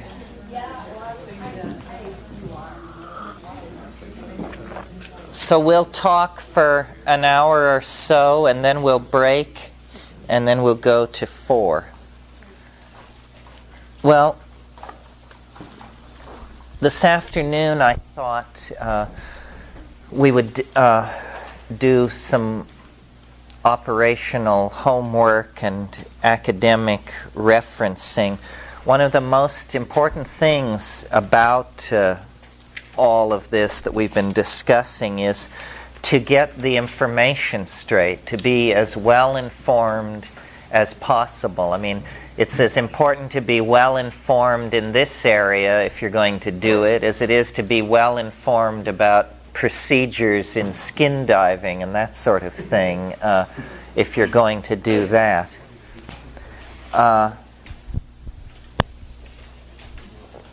Does that make you happy? We're okay. Before I talk about that, why don't you introduce yourself? Oh, hi. My name is Stephen, and I met you at Ralph's wedding. Right, I remember. Yeah.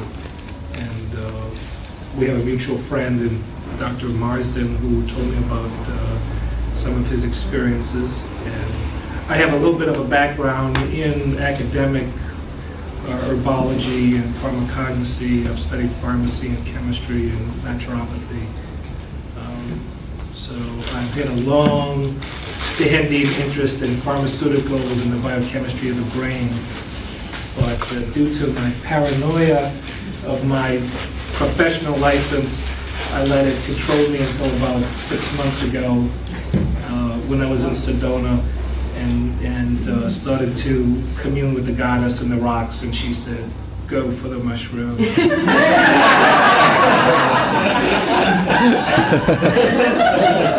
And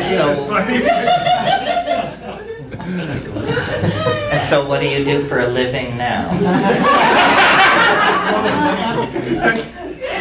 Well, I basically did not tell the Department of Defense that I'm employed with about these experiences. I'm the Director of Pharmacy Services for the military at Ward and the city of Monterey. So you have... Welcome. Maybe you should tell them. I don't don't think so. No. I'm ready for No. Maybe you could spike their punch or something. Well, boring from within is always an effective strategy, maybe the only effective strategy when you're as few in numbers as we are. Well, welcome. I'm sure that whatever we said that you missed will be said again and is on tape. Okay, well, what I thought I'd do at the beginning of this afternoon today, apropos of this idea that people should inform themselves about what's going on, because though you can't find out everything, you can find out a lot more than most people know.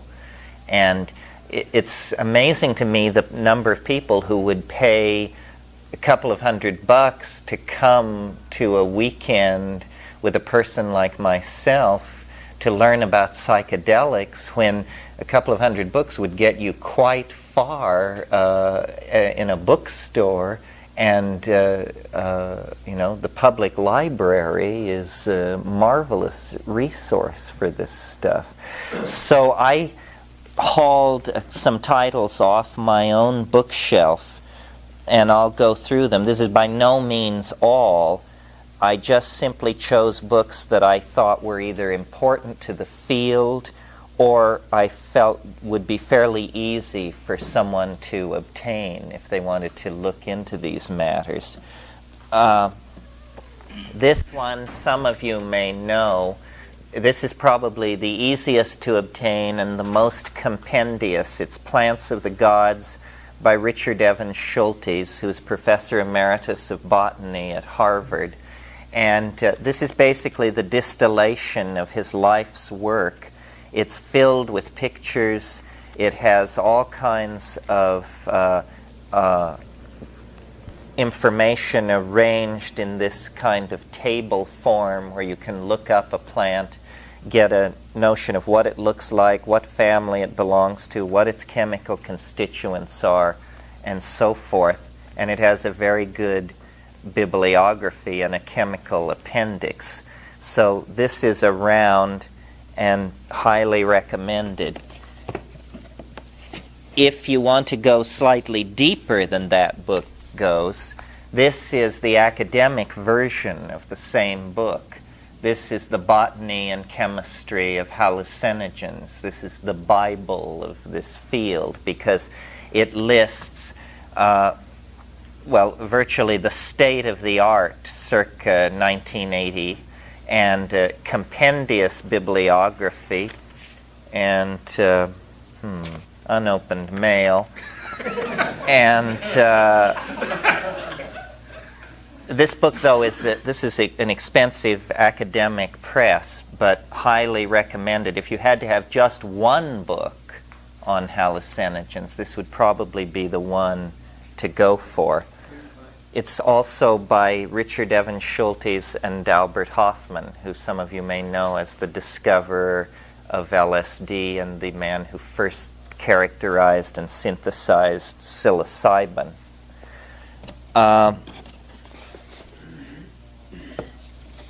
From a slightly more countercultural point of view, the revised edition of the Psychedelics Encyclopedia by Peter Stafford, who some of you may know. And again, this is an effort to be compendious. No one of these books should be taken as gospel. I mean, you want to get it from several different sources before you conclude any given fact is true. But this book is published by Tarcher in LA. I think this is a fairly easily obtained book. Is that the newest? We just talked to him at the Transpersonal Conference, and he said he was coming out with the revised editions. That'll be, this is the second edition, and he's going to do a third edition. Yeah. And he's very good about keeping up on the literature and following it through. This is an interesting book. Peter Stafford. Then, for those of you who are more inclined to pharmacology and neurophysiology and that sort of thing, This is a fairly hard book to obtain, but in a way it's never been surpassed. This book is called The Hallucinogens by Hoffer and Osmond. And there was never a revised edition after 1965. Discusses a lot about LSD and psychotherapy, and also has all kinds of strange information that was never again mentioned in the literature, that was just sort of dropped out. So you can read here about, for instance, the hallucinogen dimethyl sulfoxide, where you drink 8 fluid ounces a day for 5 successive days, and then the onset of hallucinations begin that are supposedly quite spectacular. It's just that the notion of drinking 8 fluid ounces of this bizarre chemical compound is not too appetizing. I doubt it. I think you probably have to have a scientific book searcher hunt this one down for you. Hoffer and Osmond, the hallucinogens. And then for sort of the state-of-the-art, in a simple one in one book, is Solomon H. Snyder's book, Drugs and the Brain. And it doesn't simply address hallucinogens. It talks about all kinds of drugs, but explains the mechanism of drug activity, the notion of the lock and key activity of the drug molecule to the synaptic cleft, and it gives you a short basic course in neurology. And Saul Snyder is one of the giants of psychopharmacology, Nobel Prize winner, so forth and so on. So, Drugs and the Brain by Solomon Snyder. Let's see here. Here's another book, somewhat on the line of Snyder's book. This is one of the most recent books written on hallucinogens. It's by, the editor is Barry Jacobs. Hallucinogens, Neurochemical, Behavioral, and Clinical Perspectives. And as my brother said, all of the uninteresting perspectives are covered here very thoroughly and in detail.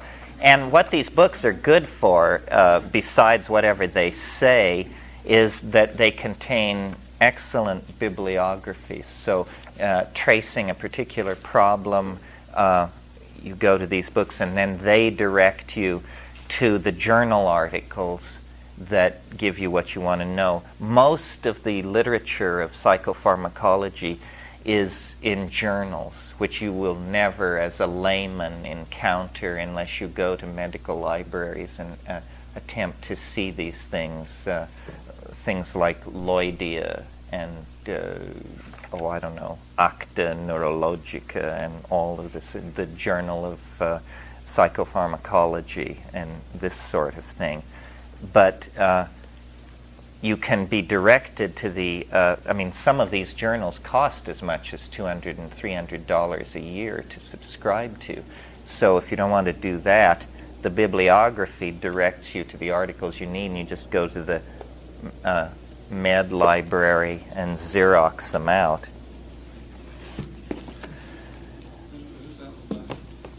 It's edited by Barry Jacobs.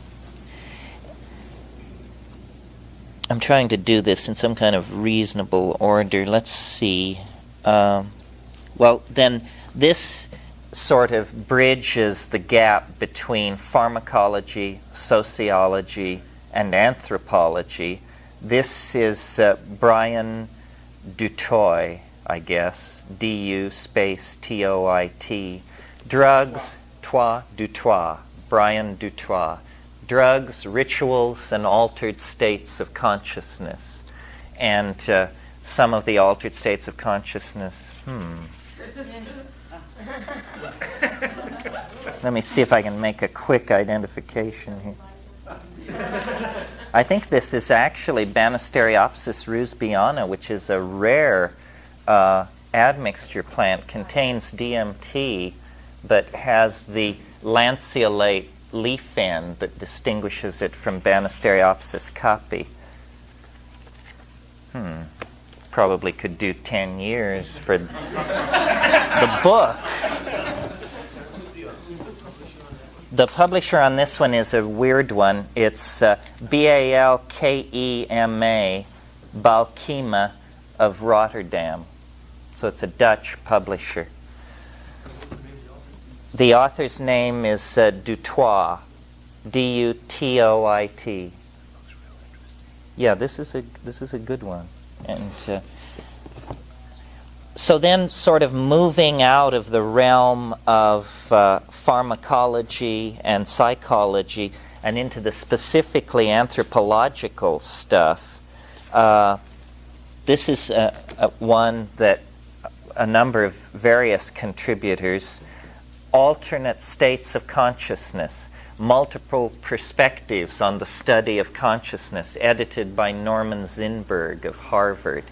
And this deals not only with shamanic drug usage, but heroin, the heroin subculture, and a number of different things. Urban drug cultures are discussed as well. Mostly a sociological perspective here. Zinberg. And then moving into the more specifically anthropological stuff, in what order? Let's see. Well, here's my favorite one. Before he got into drumming, Michael Harner edited this book, Hallucinogens and Shamanism, Oxford University Press, available in print, in paper. And a number of writers contributed to this. There are about 3 articles on ayahuasca that you just will not find anywhere else. 4 articles. Articles on peyote. A wonderful article by Henry Munn called The Mushrooms of Language. Just a classic article on mushrooms. So this I highly recommend. No, Hallucinogens and Shamanism. Is there a book in the Bay, a bookstore in the Bay Area that possibly might have most of these? Well, to have most of them, that would be a breakthrough. The place I would start would be Moe's in Berkeley, and then Black Oak in Berkeley, and then Green Apple in the city, and you just basically Pellucidar in Albany. The better bookstores with large inventories of used books. Yeah, they have a drug section at Shambhala. I was in there. They didn't have very much. Well, it's because they only have, or mostly have in-print books. Most of these books are not in print and have to be searched for. This may be. I don't know. I haven't kept up. A sort of similar book, but by a different author, is Flesh of the Gods, The Ritual Use of Hallucinogens, by Peter First, who's an anthropologist who made his reputation among the Huichol in Mexico. And this is, again, articles by Wasson First, Doug Sharon, William M. Bowden, Fernandez, Reichel Dolmatov, the usual names in this ethnobotanical field. One of the things that's so striking about shamanism in the native context is the absence of mental illness, the absence of serious neurotic patterns of behavior. This is because this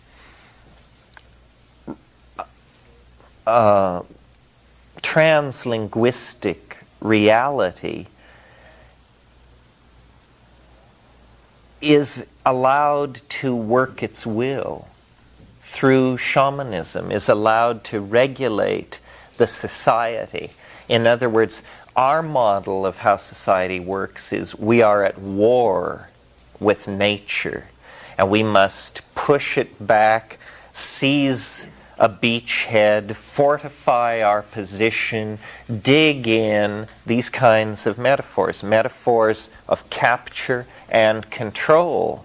While the shamanic approach is we must communicate with nature in order that nature can communicate with us, in order that we may know what should be done. And shamanism as classically practiced is hunting magic, weather magic, healing magic. In other words, ways of getting into the evolving of state-bound system patterns within nature.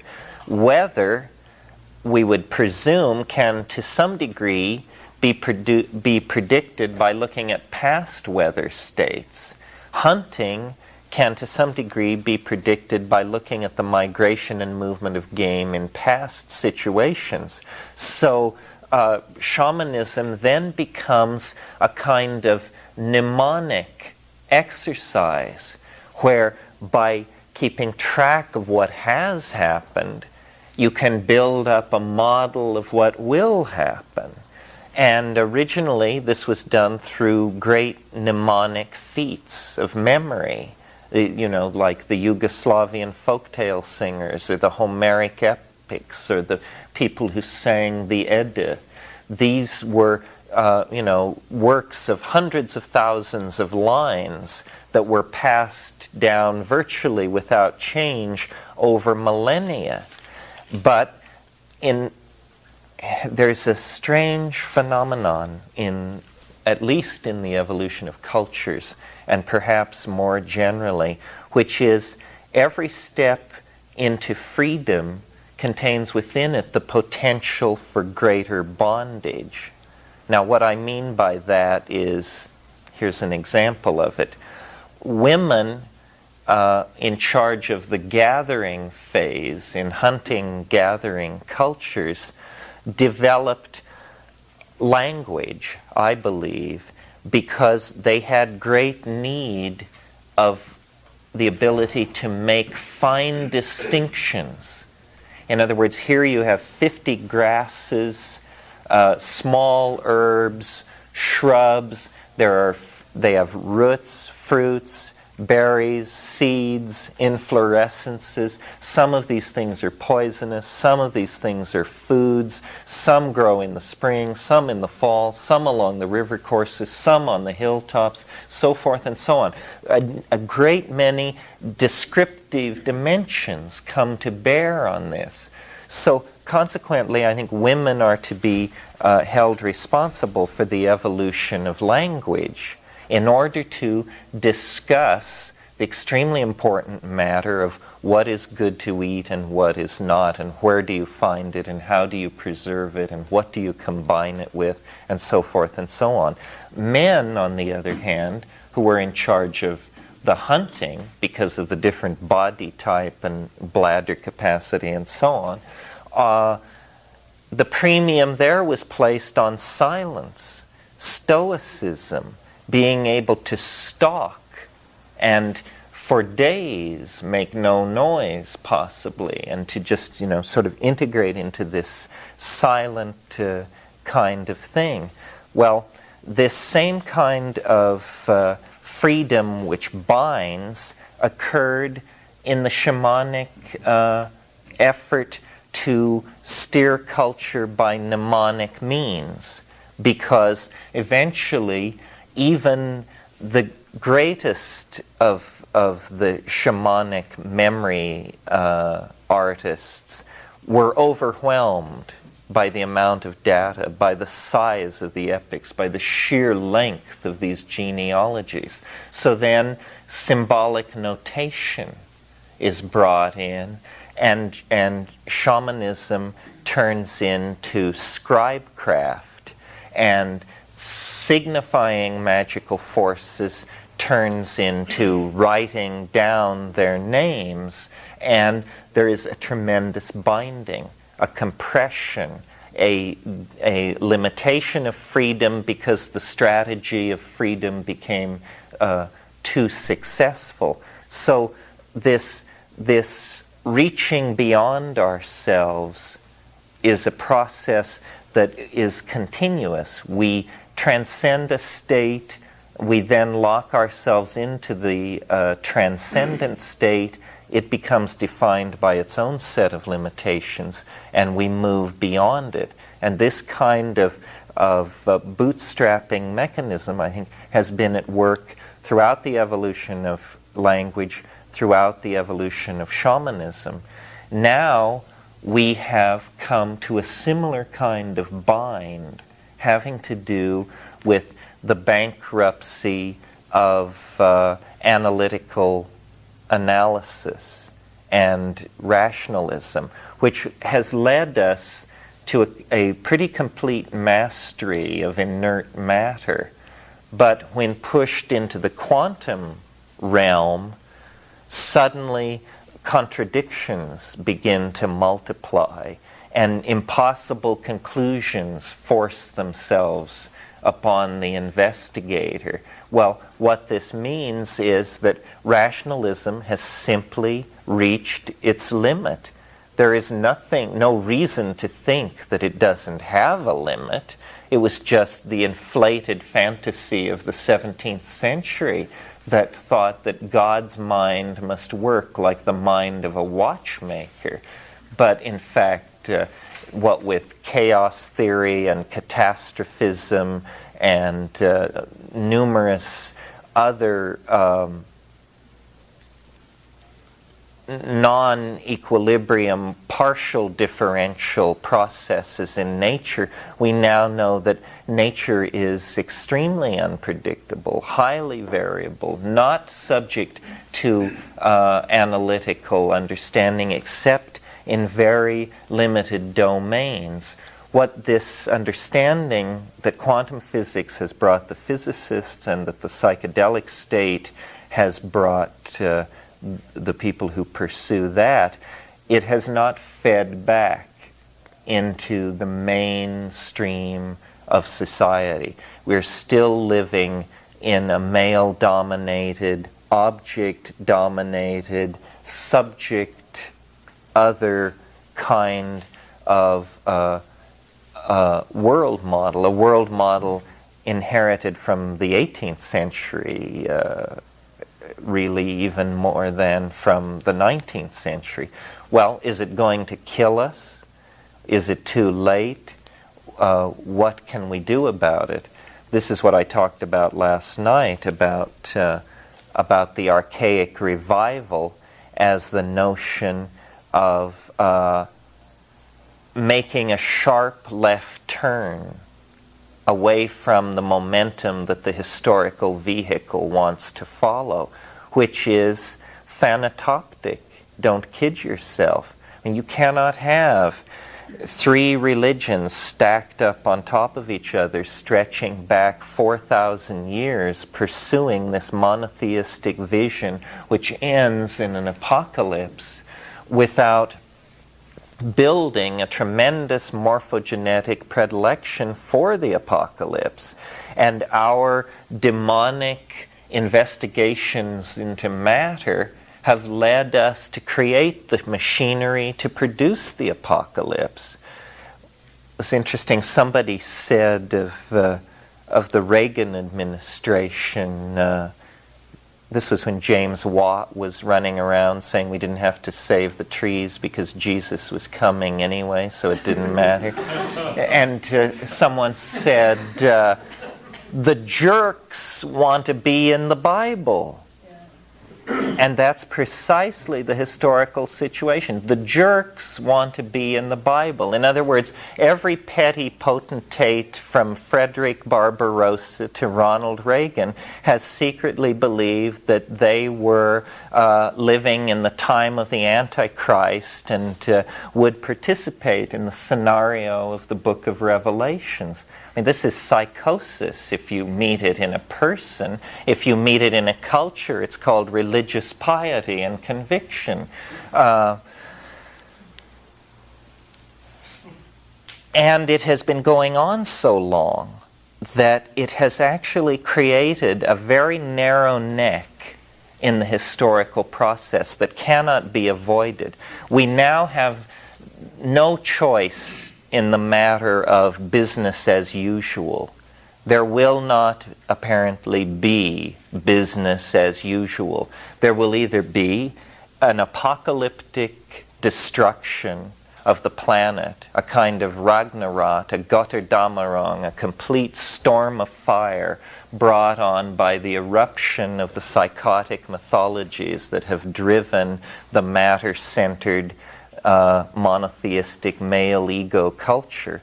Or there will be a plucking of victory from the jaws of that defeat, and not an apocalypse, but a kind of cultural millennium, a complete breaking out of the pattern into something else. And some of you may know Rian Eisler's work, The Chalice and the Blade.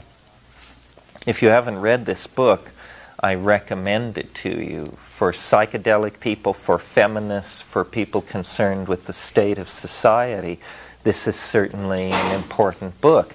And what she's saying is partnership. It is not true that the story of the human race is the story of a pendulum swing between matriarchy and patriarchy, each with its own flaws.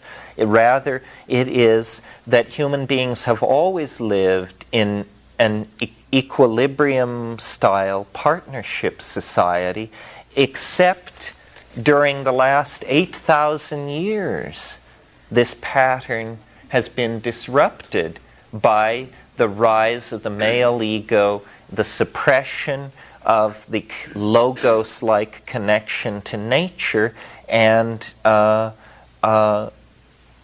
certain evolutionary path taken in the epigenetic coding of information. In other words, the phonetic alphabet.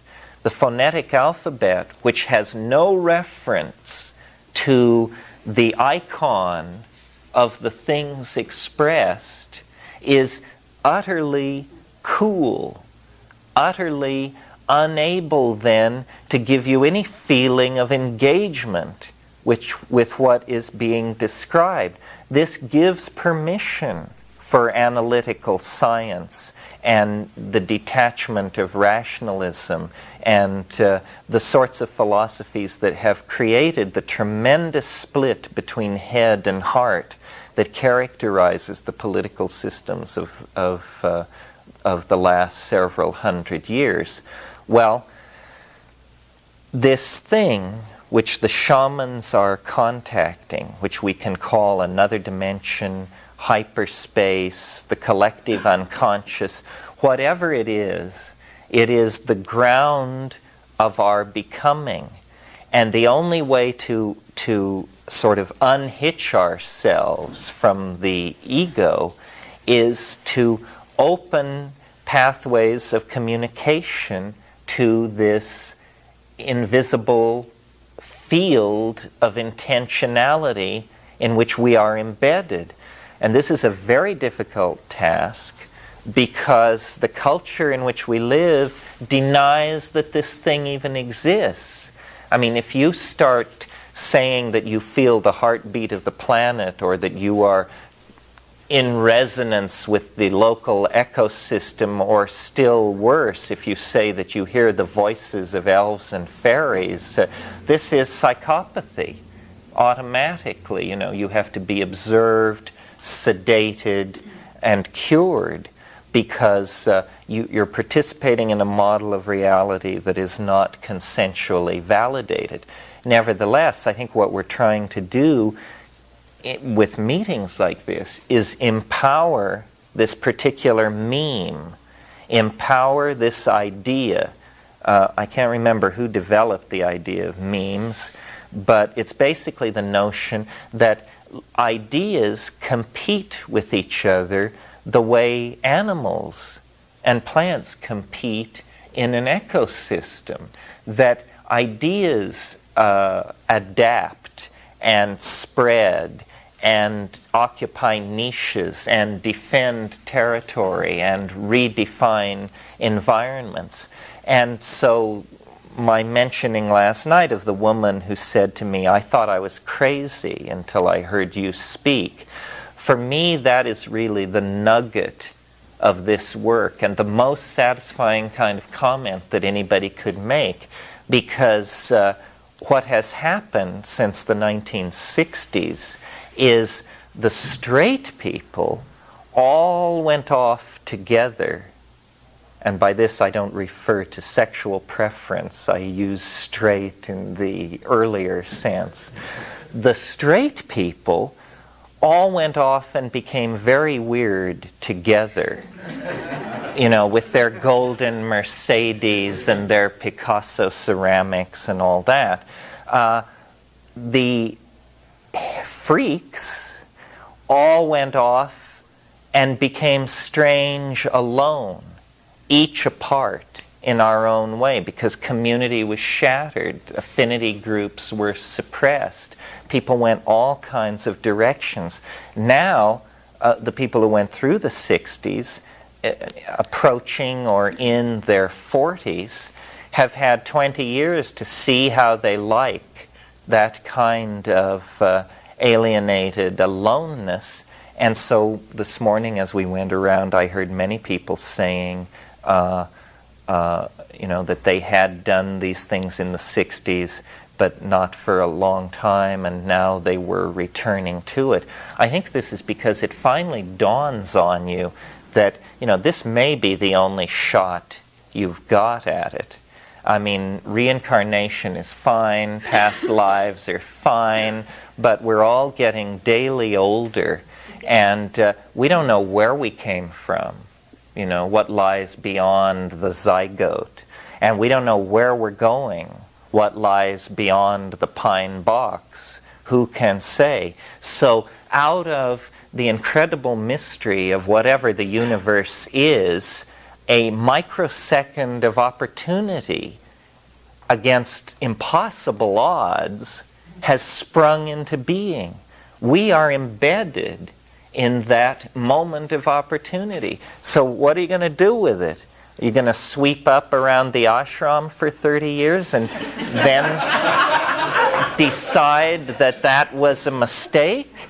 Or, you know, are you going to just give yourself over to the arms of Holy Mother Church for a lifetime? I mean, people do this. You cannot escape making some kind of commitment to something. Nobody gets through life without being asked to sign up, either in their own club or somebody else's. The mushroom said to me once, in the way that it does when it delivers these aphorisms, it said, you must have a plan. If you have no plan, you will become part of somebody else's plan. You either have a plan or you are part of somebody else's plan. And so I think people are waking up to the fact that we must use what works. Because you see, someone on this side of the room, when we went around, talked about yoga and how the psychedelic gives the experience on demand, but are we ready, and how do you gain skills, and this sort of thing. To my mind, the goal is not the psychedelic experience. The beginning of the path is the psychedelic experience. So if yoga promises that after 20 years it will deliver you to the beginning of the path, then, you know, there's something seriously wrong here. The psychedelic sets you at the beginning of the path. And then people do all kinds of things with it. I mean, I am amazed. I feel there is more variation in how we deal with this than in almost any other phase of human activity. Because some people seem to have almost no self-reflection. And I've noticed it also touches sexuality. Because I don't know how many of you have ever encountered the Penthouse Forum. But this is where people write into Penthouse and detail these astonishing sexual, unpredictable sexual exploits, threesomes, foursomes, and 12somes that just fell upon them.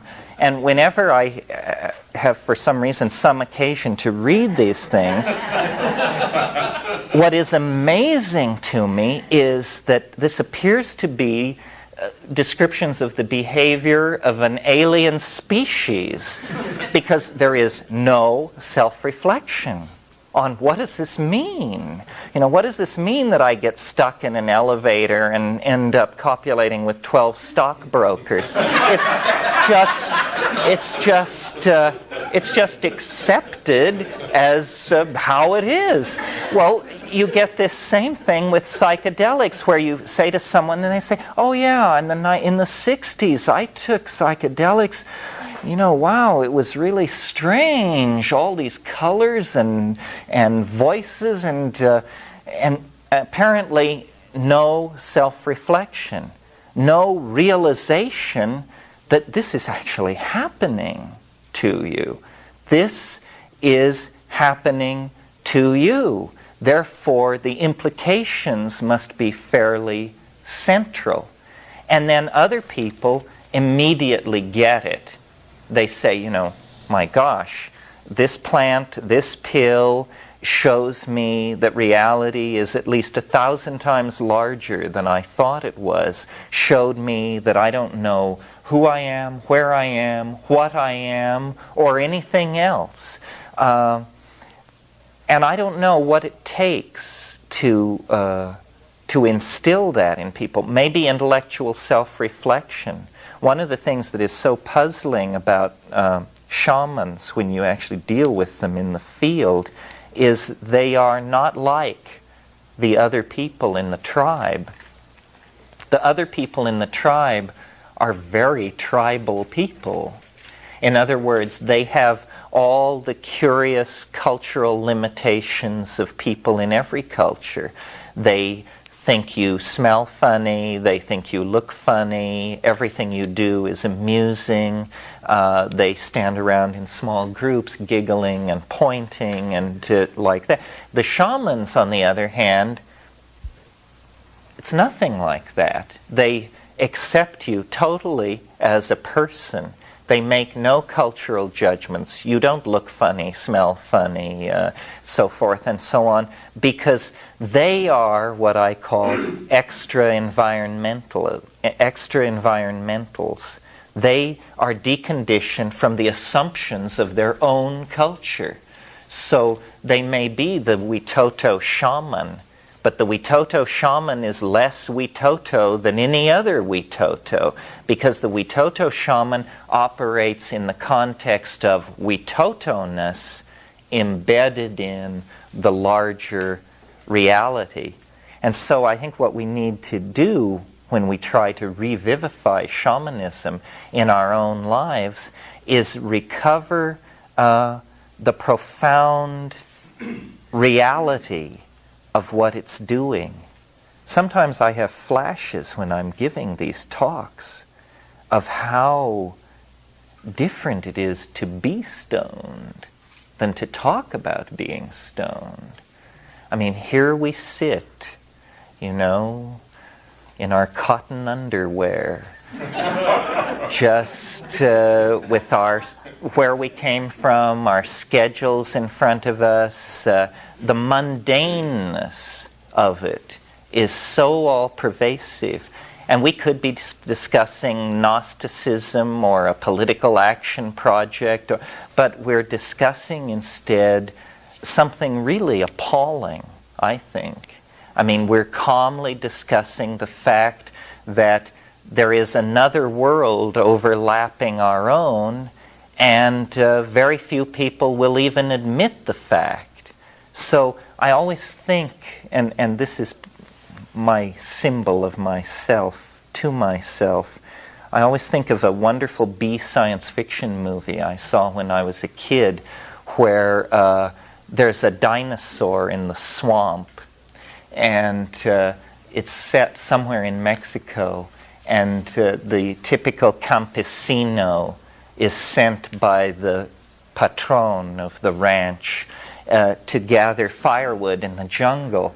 And he, of course, encounters this extremely large rubber reptile roaring around, and then comes back to the ranch and is pointing back in the woods and is completely inarticulate, trying to say, you know, a creature from the id, a beast from another dimension is rampaging around in the forest. Well, they just dismiss him as, you know, these peasants, they believe anything, you can't trust them for a moment. This is the sort of situation we're in. The extraterrestrial invasion that so many people anticipate, or the extraterrestrial contact that so many people hope for and that sells so many cheap newspapers, is well underway. It's simply that the words we have to describe it are utterly inadequate. So words like extraterrestrial invasion, contact with an intelligent species, end of history, migration into hyperspace, these are pathetic signifiers of what is actually happening to us. What is actually happening to us is pretty darn hard to wrap your mind around. We are caught in a vortex of concrescence and compression that was set in motion at least as early as the melting of the last glaciation. We are reaping the fruits of 10,000, 50,000 years of sowing of the fields of mind, and it is being dropped into our laps for us to create human-machine interfacing, control of genetic material, redefinition of social reality, re-engineering of languages, revisioning of the planetary ecology. All these things fall upon us, and for us to be worthy of it, for us to make sense of it, for us to be anything other than victimized by the 20th century, we need, I think, to reach back into time and to anchor ourselves with the transcendent mystery, which is somehow tied up with our own being, somehow present on the planet, but mostly a large list of unanswered questions. We don't know what is going on this planet. We don't know why there is life here, whether it's an accident, somebody's plan. We don't know why intelligence is here. Again, accident, plan, if plan, whose plan, if plan, for what, if plan, where are we in the plan? I mean, we all tend, when we abandon ourselves to cultural values, to focus in so tightly that we lose the big picture. And if psychedelics are anything, they are a zoom lens back to the broadest possible point of view. Well, why don't we stop there and take just a 10-minute break or something, and then we'll come back and do dialogue on this.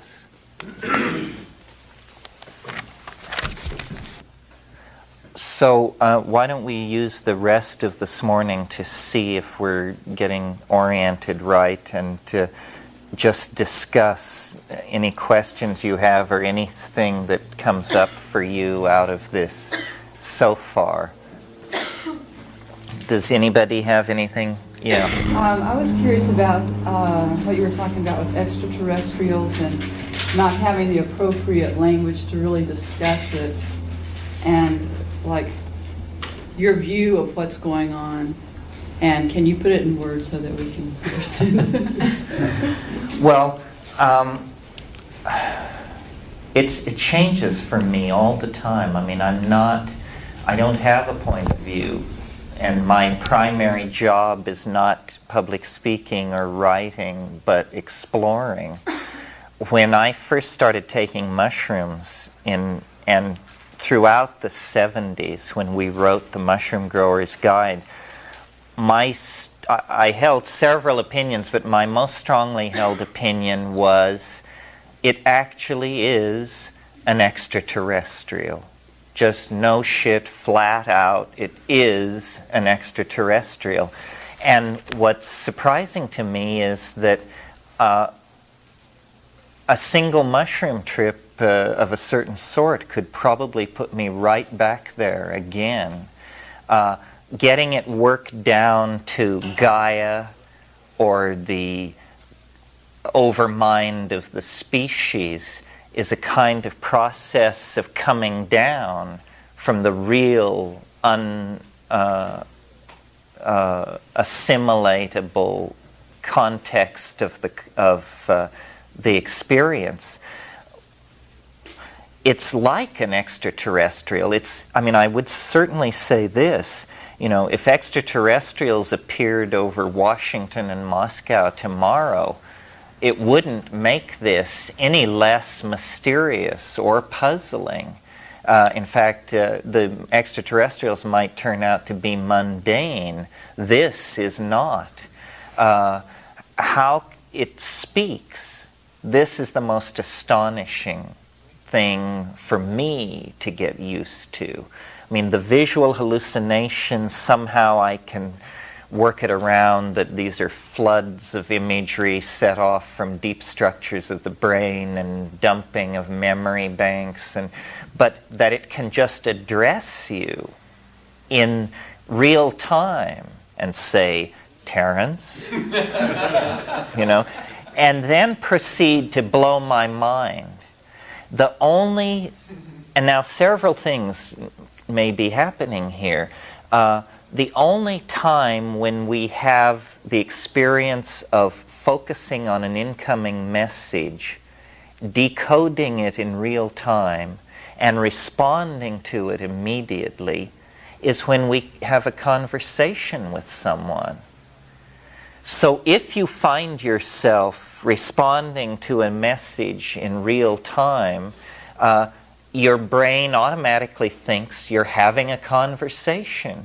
Saying, if it looks like a duck, if it walks like a duck, it must be a duck. So here I am listening and responding to someone speaking to me in English. Therefore, this must be a conversation. There are physical arguments for viewing the mushroom as extraterrestrial. First of all, what is psilocybin? Psilocybin is 4-phosphoryloxy-NN-dimethyltryptamine. Of all the indole compounds in nature, only psilocybin is hydroxylated at the 4 position. Well, now, if you were to design a computer program to search Earth, to search the life forms of Earth for evidence of extraterrestrial origin, one of the things you would tell this program to do is look for unusual molecules that have no apparent cousins or relatives among other organisms. Well, here is psilocybin, phosphorylated in the 4 position. Nothing else on Earth is. A material argument for its origin outside of the terrestrial ecosystem. A slightly different argument that would see the mushroom as extraterrestrial is look at its style, for want of a better word. What is a mushroom? First of all, they reproduce by spores. Spores are the most economical biological unit imaginable. They can survive the radiation levels of interstellar space. They can survive for eons under conditions very close to those encountered in deep space. The mushroom spore falls into an ecosystem, immediately undergoes cell division, a fine thread-like network full of neurotransmitters begins to spread itself through the soil. It's very closely analogous to the neural network of a higher animal, including a human being. Now, we're accustomed to thinking that an extraterrestrial would bear the imprint of the evolutionary situation in which it came to be. In other words, if it evolved on a low-gravity planet, it will be tall and thin. If it evolved in a methane atmosphere, it will have an exotic body chemistry and so forth. But that's because we ourselves have possessed the knowledge of how DNA works for only about 40 years. It's reasonable to assume, I think, that if an intelligent species gets 1,000 years of study of DNA, that they can design themselves to be however they care to be. And in fact, if you think of the mushroom from that point of view, I think that we might choose that kind of an adaptation if we could have any form we wanted, because it's very non-invasive, very humbly insinuates itself into a situation and grows essentially on waste material in the soil. Yet when it sporulates, it can actually cross the boundary of outer space. And, great economy, great artistry, tremendous Zen-like aesthetics seem expressed in the mushroom if you view it as a designed piece of work rather than an object in the environment. And then finally, of course, the major argument for the extraterrestrial origin of the mushroom, but it's an insider argument, is the content of the experience. Number one, it says it's an extraterrestrial organism, and it has the data to back up the claim. It can show you movies of desert worlds, jungle worlds, high-pressure, high-gravity methane worlds, planets whose cores are helium-4, and worlds where you don't know whether you're inside an organism or inside some kind of piece of machinery, whether you're under the surface of a planet. I mean, literally things that our minds just stop in the presence of. So to me, that's really the interesting thing about the mushroom, is that it can be as friendly as it needs to be, and can even reassure you with a Disney-esque burlesque of dancing flowers and pirouetting pink elephants. But once you are comfortable with it and enter the dialogue and begin to get to know it, getting to know it is an appalling experience, because you can say to it, show me a little more of who you are for yourself. And then, a veil is lifted and your jaw just drops. And then you say, show me a little more of who you, and that's enough of who you are for yourself. And you wonder, while this thing is talking to me, how engaged is the mushroom by me? Is all of its attention focused upon me when I'm talking to it, the way all of my attention is focused back on it? Or is it like a multi-user computer system? Is it able to simultaneously deal with huge numbers of organisms? What is the relationship of psilocybin to the inner life of the mushroom? Is it stoned all the time? Why is it so important that these indole compounds get lodged in the nervous system of mammals? It's almost as though it's a symbiotic relationship, that the mushroom does not truly live its life unless it is taken, unless its unique molecular component can find its way into the synapses of a self-reflecting higher animal. Well, then what is it? what are we for it? And, you can ask these questions. Well, it seems that it's for service, like they don't impose themselves on us. We have to approach them. Yes, they usually, one reason I think people have had trouble confirming the animate and intelligent quality of the mushroom is you must ask. You just don't take psilocybin and sit there, because it won't do it. But if you take psilocybin and call it, in some sense, whatever that means, invoke, call, try to visualize, then it will begin to come towards you and lift these veils, and this world of zany, pun-like, hyperdimensional intelligence that is revealed is as strange as an extraterrestrial would be. This is, I guess, the final content of evidence for the extraterrestrial origin, is the fact that it just seems so different from anything one could conceive of or imagine. I mean, you cannot, in one of these volleys of hallucination, convince yourself this is only me.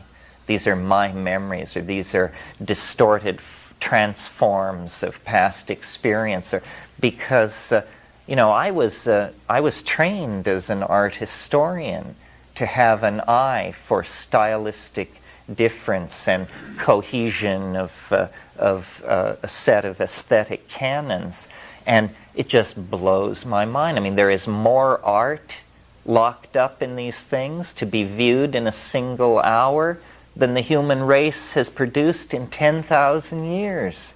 I mean, and art of a compelling, weird, breathtaking, awesome quality that just breathes in every pore of itself. This is the other. This is not you. Don't be deceived, my little primate friend.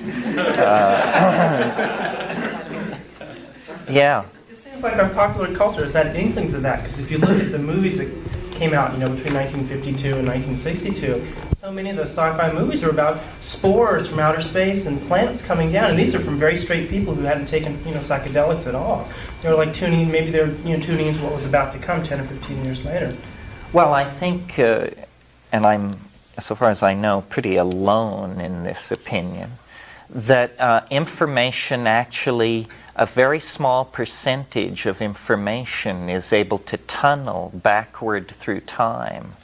That there is a very small counterflow to the forward movement of causal efficacy.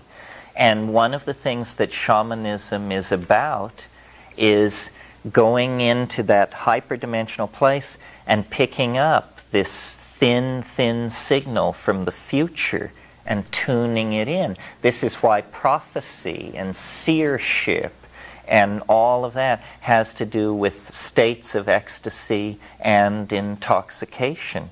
One way of viewing all religion and all spiritual metaphor making is as an anticipation of the future. These Western religions have this apocalyptic transformation built into them almost as a self-fulfilling prophecy. In other words, they believe the world is going to end because the world is going to end. And since the melting of the glaciers, people of sufficient sensitivity have heard through a vast wall of stochastic noise coming from the future the thin, reedy broadcast station of the true vision of the future. And this seems to be one of the things that you can do with these psychedelics, is tune this in. It's a cliche, and I'm sure you've heard it, that artists are society's antenna for change, that artists are supposed to be somehow more sensitive than the rest of us, and they pick up the new design forms, the evolving aesthetic canons, and then translate it into society for the rest of us. Well, that gains a little more bite if you substitute shaman for artist and realize that this may not be a metaphor. It may not be simply because they pursue bohemian lifestyles and are willing to accept poverty for a life of free thinking and so forth. That isn't what's allowing an anticipation of the future. What's happening is there truly is an anticipation of the future. And visionaries like William Blake or the author of Revelations are actually people who, by virtue of some fortuitous confluence of circumstance, space, time, and genetic constitution, are able to draw these messages out. What is startling is that apparently this is fairly ordinary in psychedelic states. That in fact, one way of thinking of psychedelics is you begin to move through time when you put them into your life.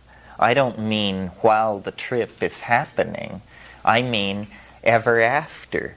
I mean, if you're living with a 1960s style mind and you have a strong psychedelic experience, you will come down with a 1970s mind, or perhaps a 2040 style mind. Mind is a temporal style. It's like clothing. This is a specific guide, The Hallucinogenic Plants of North America by Jonathan Ott. And the interesting thing about this is that it's pretty compendious, meaning there are things discussed here that you just won't find discussed anywhere else, probably because there are so few hallucinogenic plants in North America. This guy really had to scratch to produce a book about it. But this is useful for that.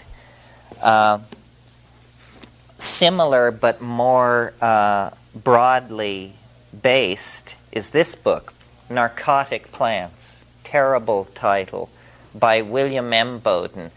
But this book has a lot of visuals in it, and why I value this book is because he has a more liberal definition of psychoactivity than most people do. So consequently, his species lists are longer than anybody else's. So if somebody asks you about an obscure plant, is it psychedelic or not, this is where I look first, because he seems to list many things that nobody else has ever discussed. His name is spelled E-M-B-O-D-E-N, William M. Bowden. And he teaches, I think, at Riverside. I'm not sure, but some of you may know him. I don't.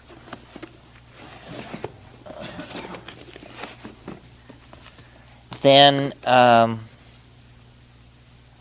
here's another one of these anthologies of writing about psychedelics, also by the same author as Flesh of the Gods, Hallucinogens and Culture, by Peter First. And again, this has articles on mushrooms, on the discovery of LSD, on ayahuasca, on cannabis and tobacco, the biochemistry of consciousness, shamanism as the religion, so forth and so on. It seems like every one of these authors then goes on to edit a book of their own favorite essays. Here's another one, Hallucinogens, Cross-Cultural Perspectives by Marlene Dobkin de Rios, who is a woman who's done a great deal of work on ayahuasca, published a book called The Visionary Vine, and I think another book called Ayahuasca, Mestizo Curing in an Urban Setting. Basically a sociologist, also I think at, she's at Fullerton, Cal State Fullerton. Yes, her first name is Marlene, M-A-R-L-E-N-E. Her last name is Dobkin de Rios, D-O-B-K-I-N space D-E space R-I-O-S. This book is published by the University of New Mexico Press.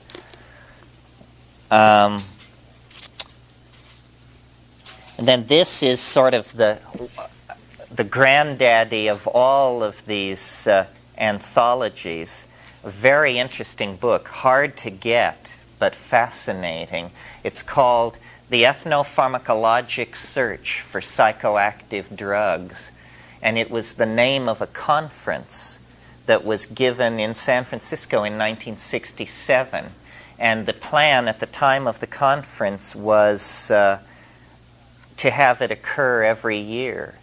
But it never occurred again because, of course, everything was made illegal the next year, and this faltered. But to show you how, to what degree the government was of two minds about psychedelics, it says on the frontispiece of this book, sponsored by the Pharmacology Section, Psychopharmacology Research Branch, National Institute of Mental Health, United States Public Health Service, U.S. Department of Health, Education, and Welfare. So it was published at government expense. This is, in fact, a technical publication of the National Institute of Mental Health. And wonderful bibliography, extremely interesting discussion of DMT-containing snuffs, article on the psychopharmacology of nutmeg that you just won't find anywhere else, articles on kava, more unopened mail, and an article on the history of research into psychedelic plants that goes clear back to the medieval herbalists. The title is The Ethnopharmacologic Search for Psychoactive Drugs. The last time we were in the Amazon, we christened our expedition in honor of this book, The Ethnopharmacologic Search for Cold Beer. Because there ain't any, and it becomes an obsession. I mean, when you go, it's so strange what you miss. I mean, I don't even drink beer, so what do I care? After 10 days in the jungle, all anybody could talk about was the possibility of cold beer, and it was still 4 weeks away. So then, for somebody who really is serious or technical or plotting an expedition or plotting a research project of some sort, this is really a pretty amazing book. I mean, it's dull as death because it's essentially simply listings from the herbarium sheets at the Harvard Museum Botanical Library.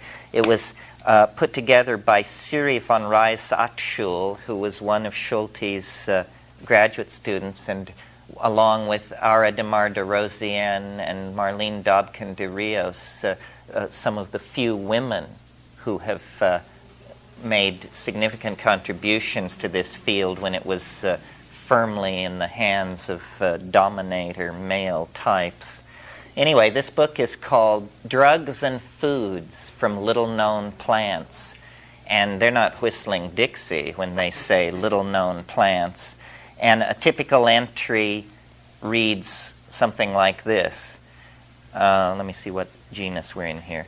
2510, Maria Beringo, Panama, Gilbert White, collection number 71, 1938, called Sigella, claimed to be poisonous. All we know about this plant.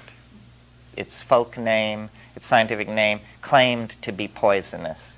Next entry, 2511, Maria sessiflora, Honduras, collected by Junker, Dawson, and Hughes, collection number 5554, 1936, fruit reported edible when ripe.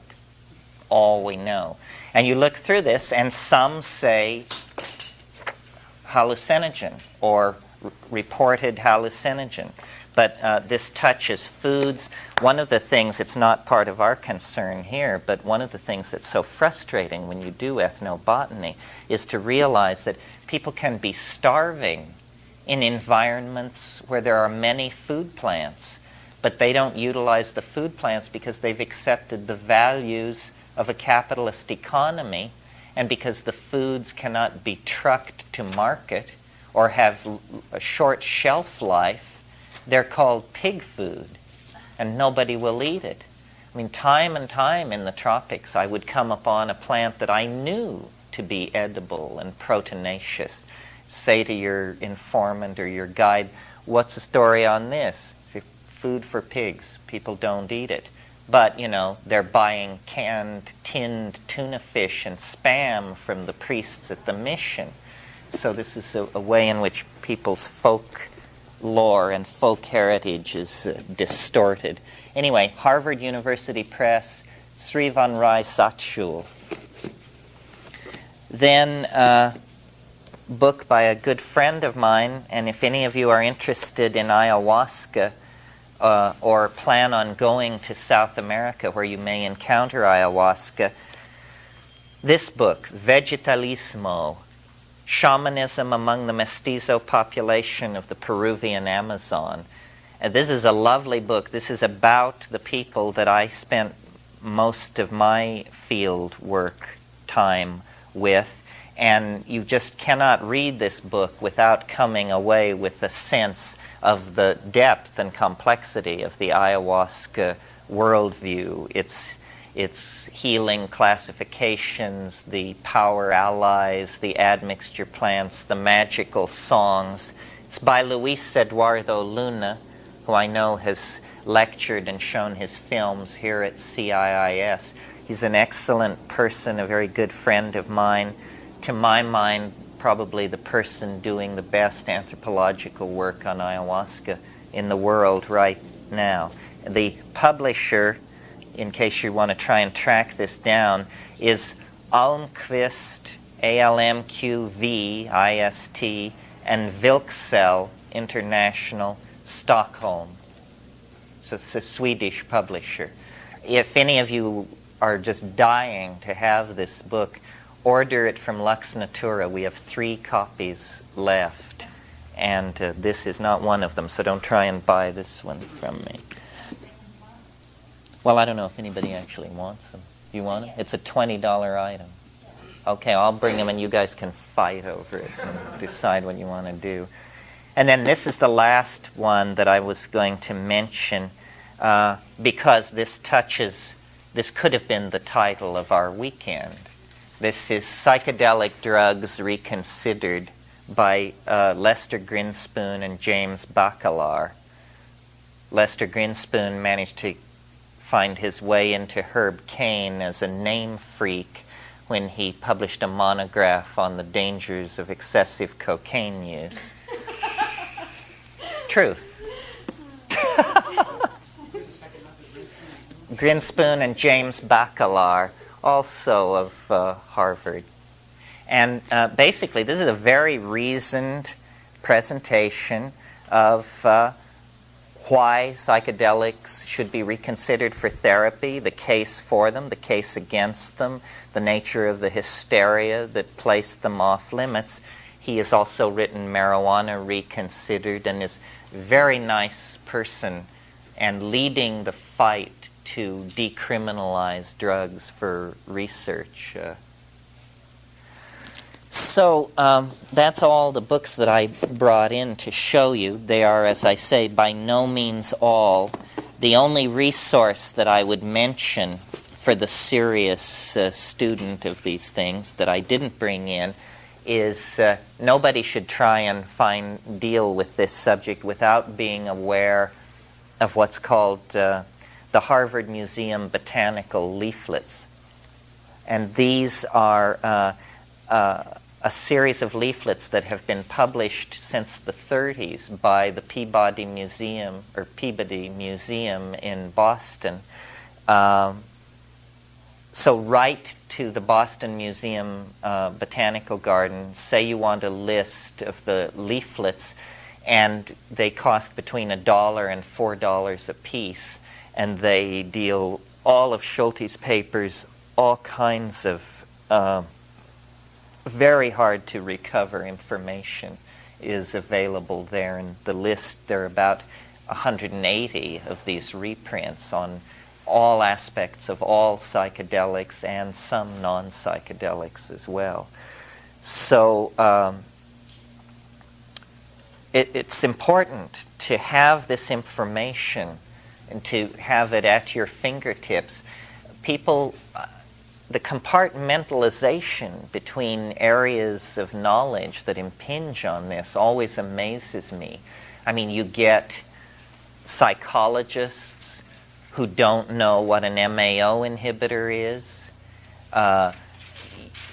You get people combining things without knowing how drug synergies work. You get people, just not informing themselves on the importance of setting, dosage, psychic predisposition, so forth and so on, all vital matters that can impinge on how an experience develops. And if you will take the time to inform yourself, you will feel much more sure of what you're doing, and that in itself can alleviate confusion and negative reactions. Well, so then I thought what I would do is sort of go around the world and talk about these things a little to give you an idea of what is available, what's on the menu. And then we'll take a little break, a very short break, and then come back and talk about it. Can I ask one? Sure, absolutely. Did I hear you correctly that the liquid DMSO drinking 5 to 7 ounces a day for 5 days precipitates a psychedelic experience? No, did I say DMSO? That's what I was wanting to clarify. Is it DMSO? No, it isn't DMSO. If I said that, I didn't mean to. It's dimethylacetamide. Oh, I thought you said sulfoxide. I may have said sulfoxide. Dimethylacetamide. And I can show you or here, you just, while I'm raving, you just look it up in there, find it, and satisfy yourself. Terence? Yeah. Before you start, could you explain the difference between psychoactive, psychotropic, and psychedelic? Because I don't understand what they mean. Yeah, if I can. Psychoactive means exactly what it implies, that you can detect this compound as a higher cortical experience. That's all. I mean, to my mind, a higher cortical experience is a shift of mood, depression, elation, acute hearing, sensitivity to noises. All of these things could be classed as psychoactive reactions to a compound. Psychotropic is a word that I've never been very fond of, and it sort of came in late. Psychedelic, which is a fairly maligned word, but was coined by the psychiatrist Humphrey Osmond, means simply mind manifesting. And I like that because it's phenomenologically neutral. Now, some people have tried to push the word entheogen for these things, meaning literally God-inducing. But to my mind, this carries a huge amount of ideological freight that we may not wish to buy into. I mean, maybe it's God-inducing, maybe it isn't. But psychedelic, meaning mind-manifesting, is pretty good. And then if all of these make you uncomfortable, you can just fall back on a completely phenomenological description and call them consciousness-expanding drugs. But there are drugs that I would not, for instance, I don't consider, well, I certainly don't consider alcohol a psychedelic, but clearly a psychoactive. What about MDMA or marijuana? Well, marijuana is one of these things that's so widely variant, both in how people react to it and how strong it can be. I would call MDMA a psychoactive drug, not a psychedelic drug. And then I use the word hallucinogen a lot. And a lot of people don't like that, even people in the field, and say, well, hallucinogen seems to imply that it's an illusion. But not, in my mind, I don't hear that. I'm fascinated by hallucinations. I mean, to me, that is the sine qua non that you're getting somewhere. I guess because it's just my philosophical biases. But a hallucination, it's such an extraordinary concept, isn't it? To see something which isn't there. And I don't mean to misread a surface so that you think it sticks into the room, which in fact sticks out of the room or something. I mean seeing something that is not there. And then that divides into two classes. Seeing an ordinary object, which is not there. And I think this is what most people think a hallucination is. Here is a bicycle. Is it real or not? The drug-crazed victim cannot tell. But most hallucinations are of things which can only be hallucinations, because that's what they are, you know. And so they have this aura of the unexpected and the other and the intrusive alienness. People have claimed to me that they have seen objects which are not there, which are completely ordinary. That is more typical of accounts of datura users, people who take high molecular weight tropanes, such as occur in Jimson weed and those kind of things. But my brief experimentation with that is it is what I call a deliriant rather than a psychoactive. I mean, when you take datura, you are so messed up that you literally lose all discrimination. Belladonna. Yeah, belladonna. You can't tell exactly where you are. You can't tell thinking about being somewhere from being there. Well, you're in no shape to undertake a spiritual quest if you're that discombobulated. So what I like are the things which do not destroy what I call core functions. In other words, there is still an evidence-gathering, observing mind left intact, and the disruption of perceptual input, if you want to put it that way, is pretty much confined to the visual cortex and then to the metaphor-forming capacity that is relating to the visual cortex. But I don't like things which confuse you, which impair judgment. What about sativa divinorum? Salvia divinorum. Well, that's that's an obscure one about which not much is known, although in the past year they've learned the absolute chemical characterization of the psychoactive compound, which is called salvorine alpha. More work has to be done. Anthropologists who have taken it with Indians in Oaxaca describe a very intense experience.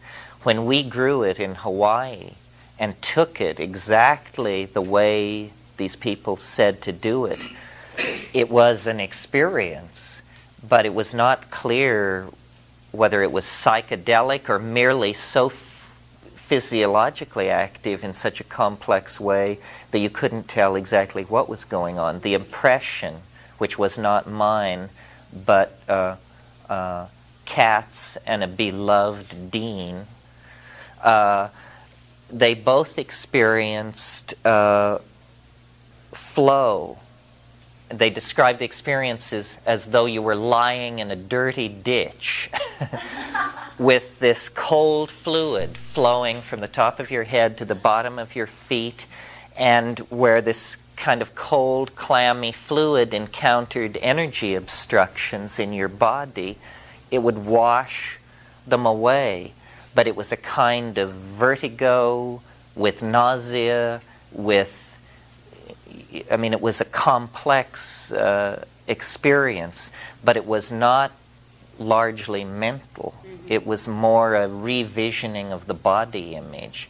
And, this is another one of these things where no research has been done. It isn't illegal, salvia divinorum, but you're not going to do your career any good to get tangled up with this. So consequently, it's pretty much left alone. Salvorine alpha is extremely unstable and breaks down within 12 hours. So that indicates it's probably a polyhydric alcohol or an isoquinone or something like that. It's not an indole. Yeah. I was curious, and Watson talks about entheogens versus hallucinogens, and he's really against the word hallucinogen. Yeah, he's the one who proposed entheogen. Entheogen, right. And so, because his theory was, I guess, that he thought that a hallucination was something that wasn't there completely. And he thought that the experience on the soma, or the mushroom, was something that you actually are experiencing, so it's not a hallucination, it's real. Yeah, that was what he said. But if you actually look at the etymology of the word hallucination, what it's come to mean in English is a delusion. A delusion. But what it really means in the original language is to wander in the mind. That's the meaning of hallucination, to wander in the mind. Well, that's a pretty good operational description of what's happening. And then when you add in the visual component, I don't know. It's hard for me to imagine how someone could undervalue hallucinations if they had had them.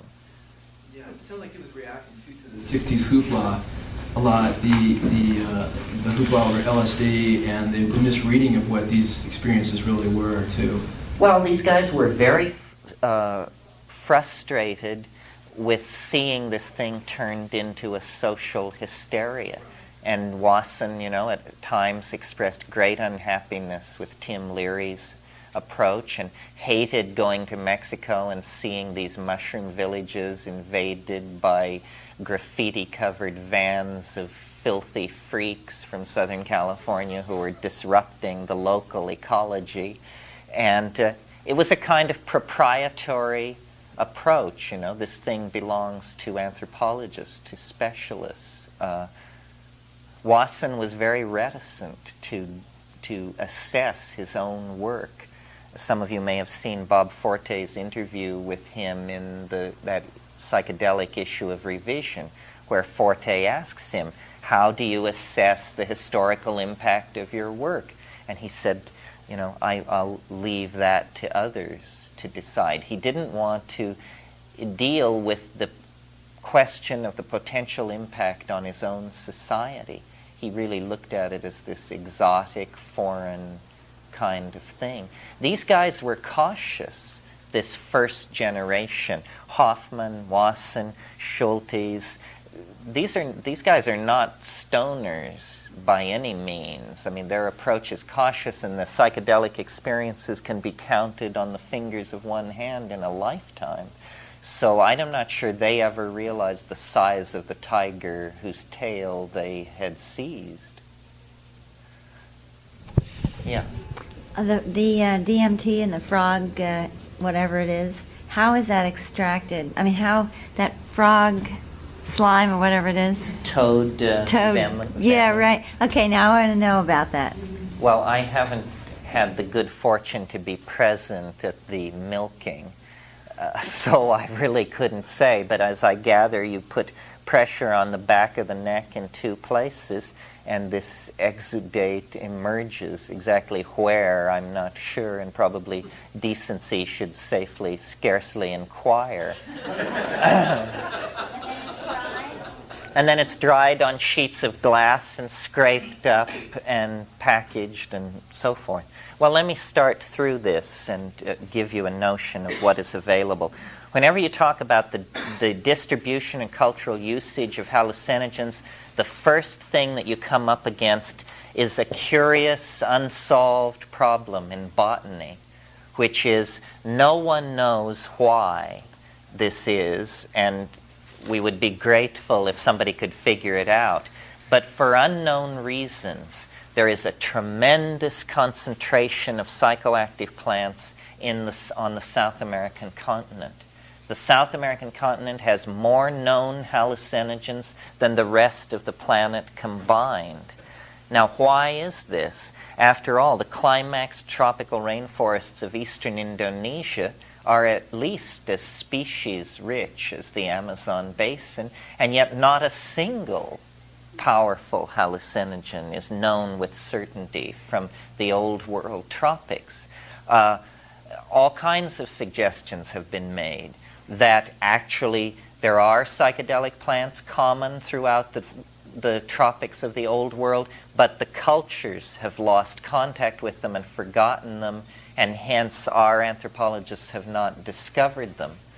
Or something in the soil of South America. Very improbable theory. I was talking about this once in a workshop, and somebody raised their hand and said, well, no problem. Obviously, that's where the spaceships landed. Good. Well, we've solved that problem. Now we can move on. North America is extraordinarily poor in hallucinogens, perhaps the poorest of all continents, so that the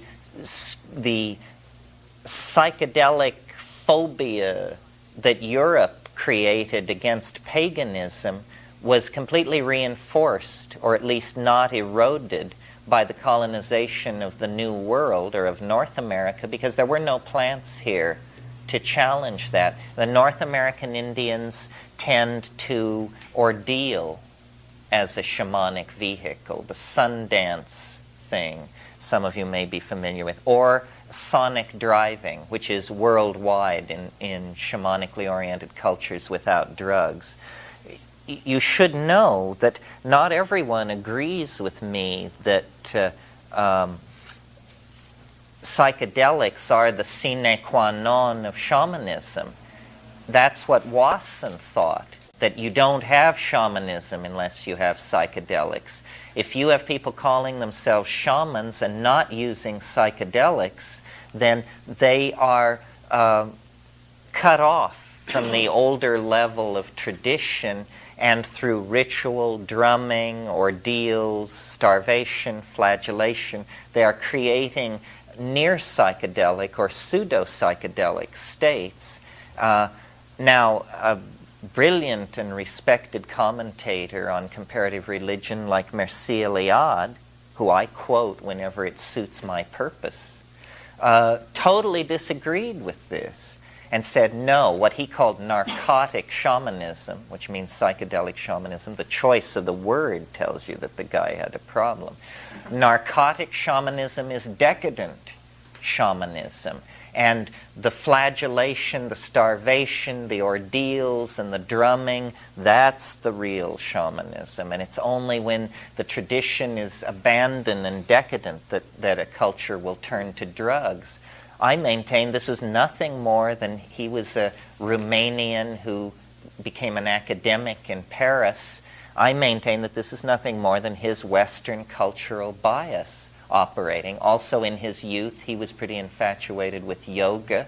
They will insist to you, that drugs are an inferior path. However, any of you who are scholars of yoga should know that all yoga is based on the Yogic Sutras of Patanjali, 2nd century BC Hindu Vedic commentator. And Patanjali specifically says there are 3 paths to the goal of yoga, and they are control of the breath, control of posture, and light-filled herbs. Says it right there. Stanza 6 of the Yogic Sutra of Patanjali. It's never discussed again, basically, in the entire exegesis of the yogic literature. The 3rd path is never mentioned.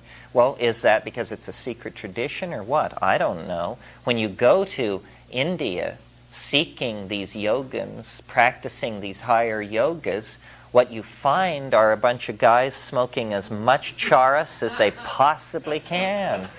And the notion that you could do it without that, it just gets a long laugh from everybody down around the burning ghats. I mean, they deal with it on a practical level.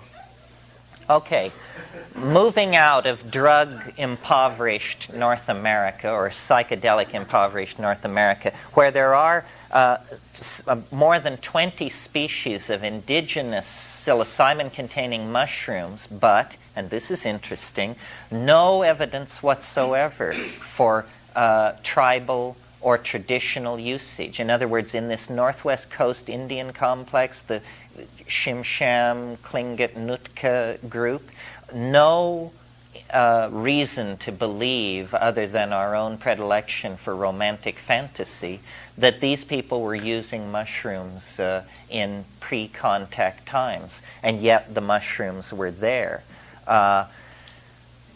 The complex that we're most familiar with as a North American hallucinogen is in the southwest of the United States, peyote, Lophophora williamsi, the peyotal cactus. Now, the interesting thing here is we cannot find archaeological evidence of peyote use that is particularly ancient. Peyote use in the Southwest appears to be less than 500 years old. Before that, what we find in Indian graves of the Tarahumara and so forth are the seeds of Sephora secundifolia. Sephora secundifolia is a highly poisonous legume that contains cysteine. This is an example of what we call not a psychedelic, but an ordeal poison. Now, in certain parts of the world, this approach to spiritual growth has been taken, most notably on the island of Madagascar, off the coast of Eastern Africa. What is an ordeal poison? This is a plant where you take it and you are so convinced that you're dying that you have an experience of self-abandonment, getting straight, surrender, and then you live. And you're fine. You know, but you are absolutely convinced that you're dying. Your heart pounds or fibrillates, or you convulse, or you fall into deep coma, or you have tetanus in the limbs, whatever it is, and then you recover. Well, anybody can tell you this is a kind of psychedelic experience because you're so damn glad you lived that you see everything in a new light. You can be kind to your children and love your wife and tolerate your relatives. And people say, well, it made a new man out of him.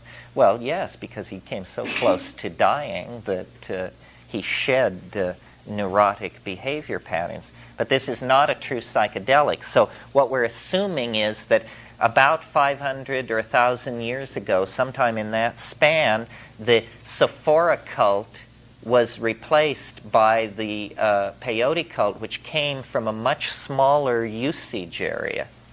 Then also in Southern California, there were what were called the Tolach religions, religions of datura, intoxication, initiation of young men by intoxicating them with datura and leaving them in the wilderness to fend for themselves. Again, this comes close to being an ordeal poison, although it also has psychoactive properties, but so confusing, such a deliriant, that it bears no relationship to the true hallucinogens, which, with the exception of mescaline, I believe all fall into the category of the indoles. Now, mescaline is not an indole, it's an amphetamine, closely related to MDA and MDMA. But it is a true hallucinogen at fairly high doses. The indoles, which are this structurally related small family, they seem to me to be the true visionary ecstatogens. And I will mention as I go through the list which ones are indoles and which ones are not. You mean which ones are amphetamines? Well, no, the only one which is an amphetamine is mescaline, so we needn't. So you have indole and non-indole. Indole and non-indole. a kind of parallel phenomenon to the peyote cult of the Southwest is in the deserts of northwestern Peru. There are very large columnar cacti in the genus Trichoceras that contain mescaline. And they have been used for a long time, a lot longer than peyote. We have mocha ceramic dated to before 1000 BC, which show, in fact, doesn't somebody wearing, yes, this gentleman has the t-shirt. This is a Peruvian design. Point out the, yes, that's the chunk of San Pedro being held by this dwarf-like little demon. This is a fang demon, mocha design, 1500 years old.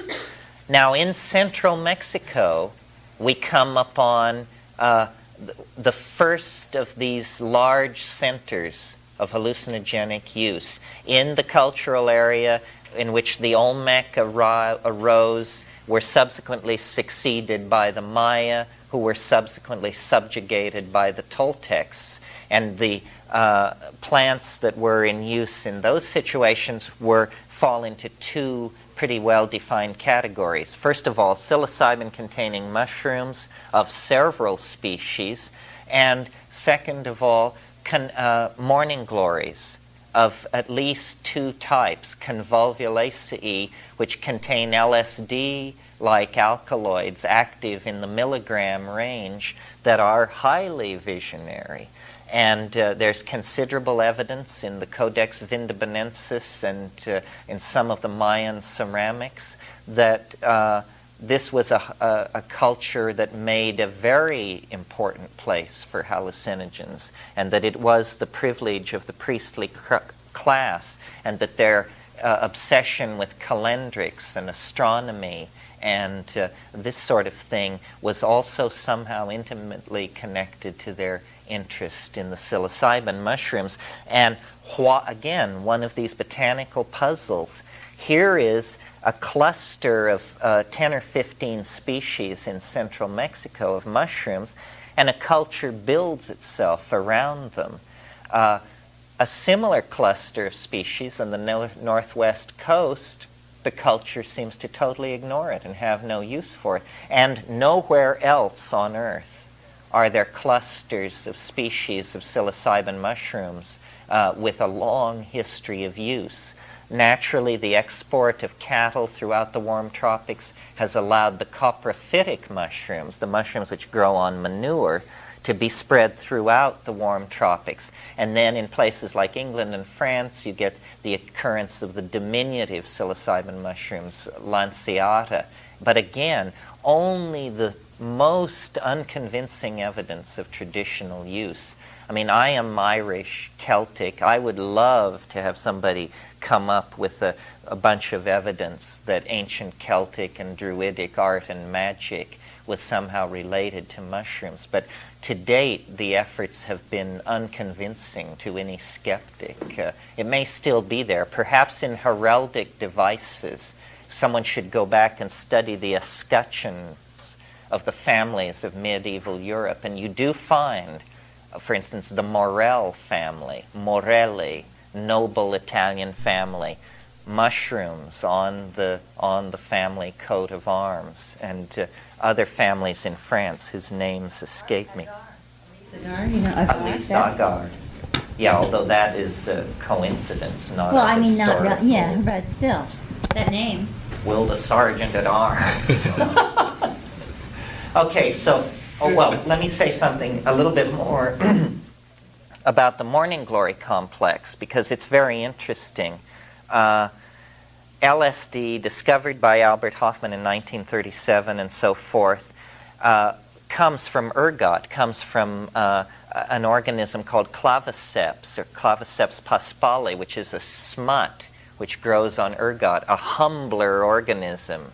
You could hardly imagine. I mean, this is basically yuck, is how you would describe this organism if you were to come upon it. It looks like a mistake, because it's just an amorphous, slimy black mess growing on certain cereal grains.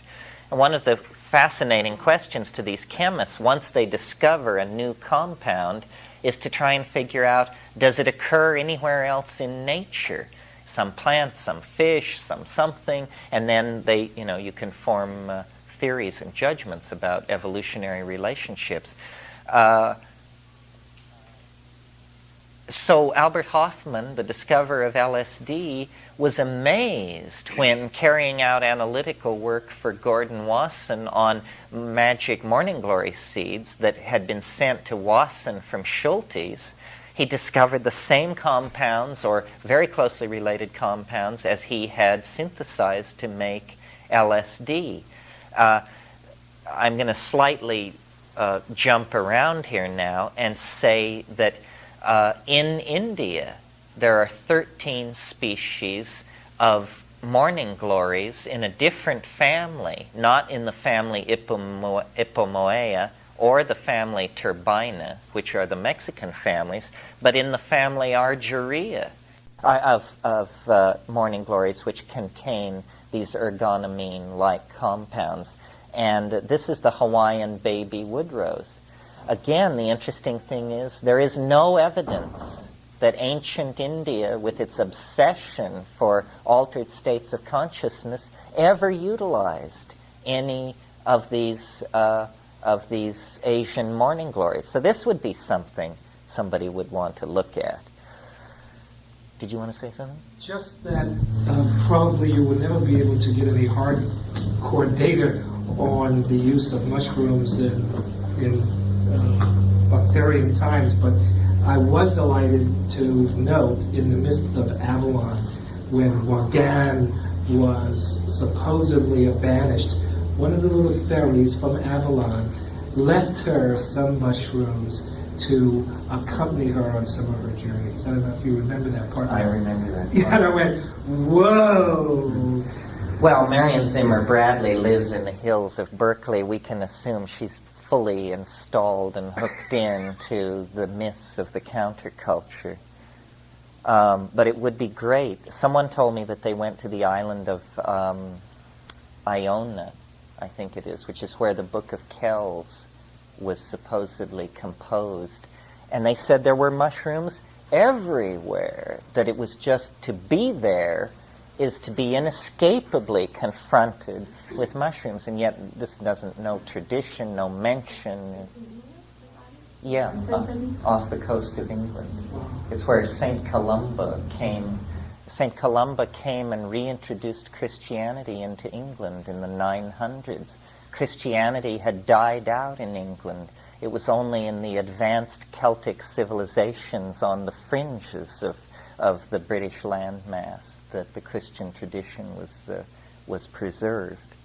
The other connection, this may fascinate you or not, but the misinterpretation and deterioration of the etymology of hallucinogen into its delusional semantic meaning, kind of catalyzed in my brain how mythology has de-evolved into a lie. And if you look up the original meaning of mythology, it means the mutterings of eternity. That's a great meaning. Yes, the mutterings of eternity. Mythos, and the whole thing with Avalon being sort of that place between the worlds that one went to, the mystical part, and then Glastonbury, sort of the other place where all this Christianity existed. And when I was in a mushroom experience one time in a circle and said I was a recovering Catholic, trying to evolve myself and find out what my mind was all about, and this one man, shaman student from down in the Amazon, he said, well, if you eat these mushrooms, you're going to be excommunicated, because the Christians will tell you that once you eat the mushrooms, you're doomed forever to hell and Satan and the devils. And I said, bullshit. You gotta be kidding. But I mean, where would that come from? Maybe the Christian control looked at these people and said, look, you just like paganism, everything, and just like wipe out their connection with the other world. Well, it's very interesting that when the Jesuits arrived in Mexico and talked to the Indians and found them eating these mushrooms, they said, what do you call it? And they said, we call it tianonacatl.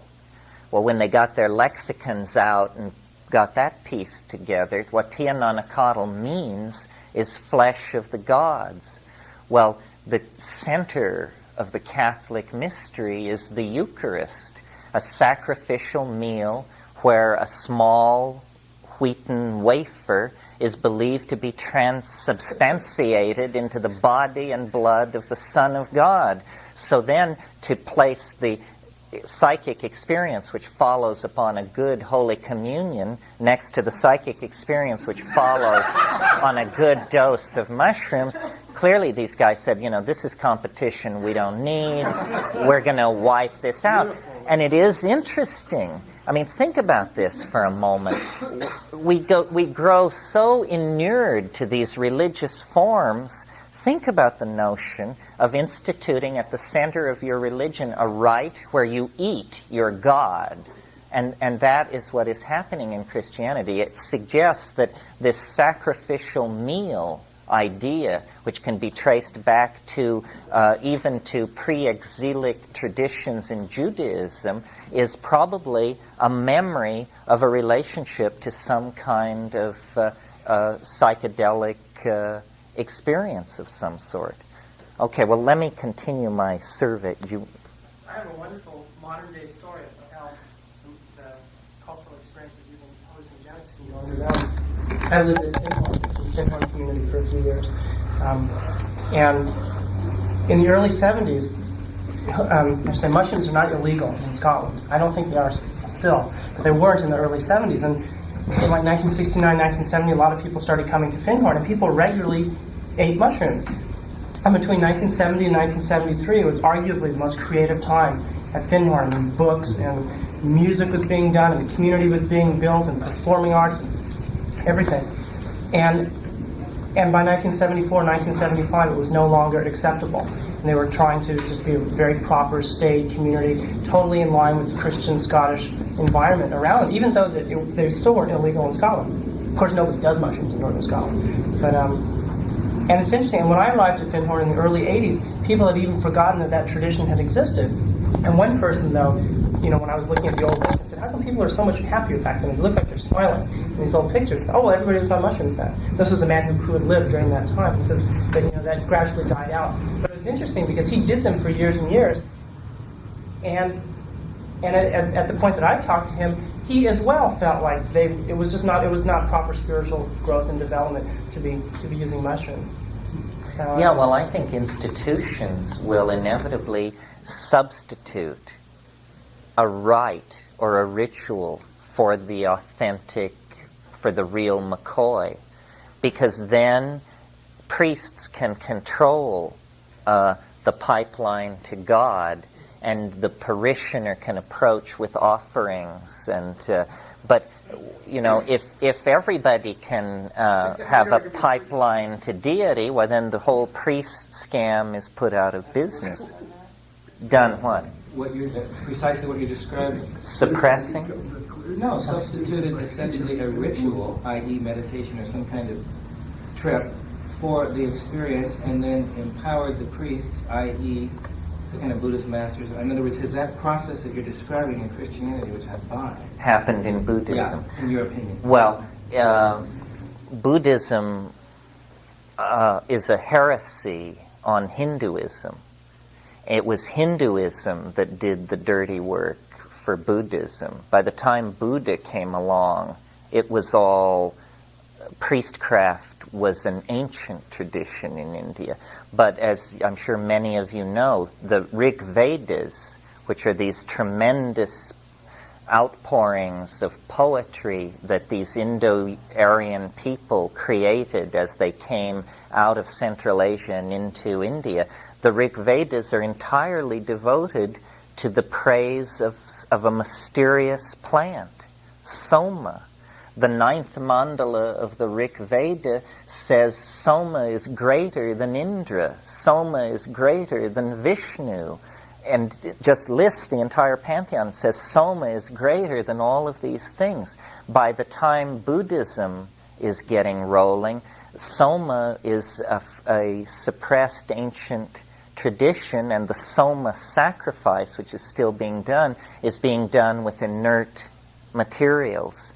If you want to read on this, why read Wasson's book on Soma, and notice how it traces back to Haoma, which is a yet older strata of religious ritual practice that was Zoroastrian and Iranian in origin. And it's very clear, that what we're talking about here is an intensely psychoactive plant, and there's great argument about what it was. Buddhism, because of the long historical record in the East, arises entirely within the historical context. So the suppression of the plant connection was in the earlier stratum of Hinduism.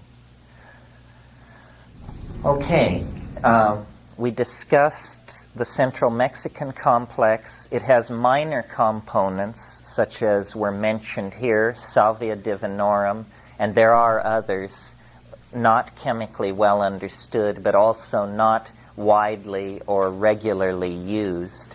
But then as you pass down across the Darien Gap and into South America proper, there is just an explosion of available psychoactives. Not only the tropane complex of the Daturas, which now re-emerge in the subgenus Brugmansia, the arboreal Daturas, which we see around town as these ornamentals with the huge pendulous hanging white flowers. All of those tree Daturas, some with yellow, some with orange, some with red, some with white, some with purple flowers, originated in a very constrained area in the Andes and have been used for shamanic purposes for a long, long time.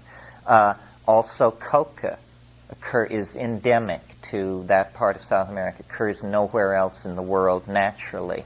But more interesting from my point of view are the tremendous proliferation of DMT cults and options based around two pharmacological approaches. One, you orally ingest DMT at the same time as you orally ingest an MAO inhibitor. MAO is monoamine oxidase. This is the enzyme system that oxidizes monoamines. That means makes them harmless. Monoamines are this whole family of drugs we're talking about, and many other things as well. But if you don't have any monoamine oxidase in your body, then monoamines in your body just stick around because the machinery to degrade them is inoperable. So there are what are called MAO inhibitors.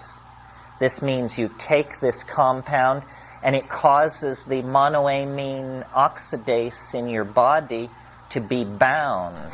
It can no longer do its work. DMT ordinarily would be destroyed in the gut, in the upper GI tract.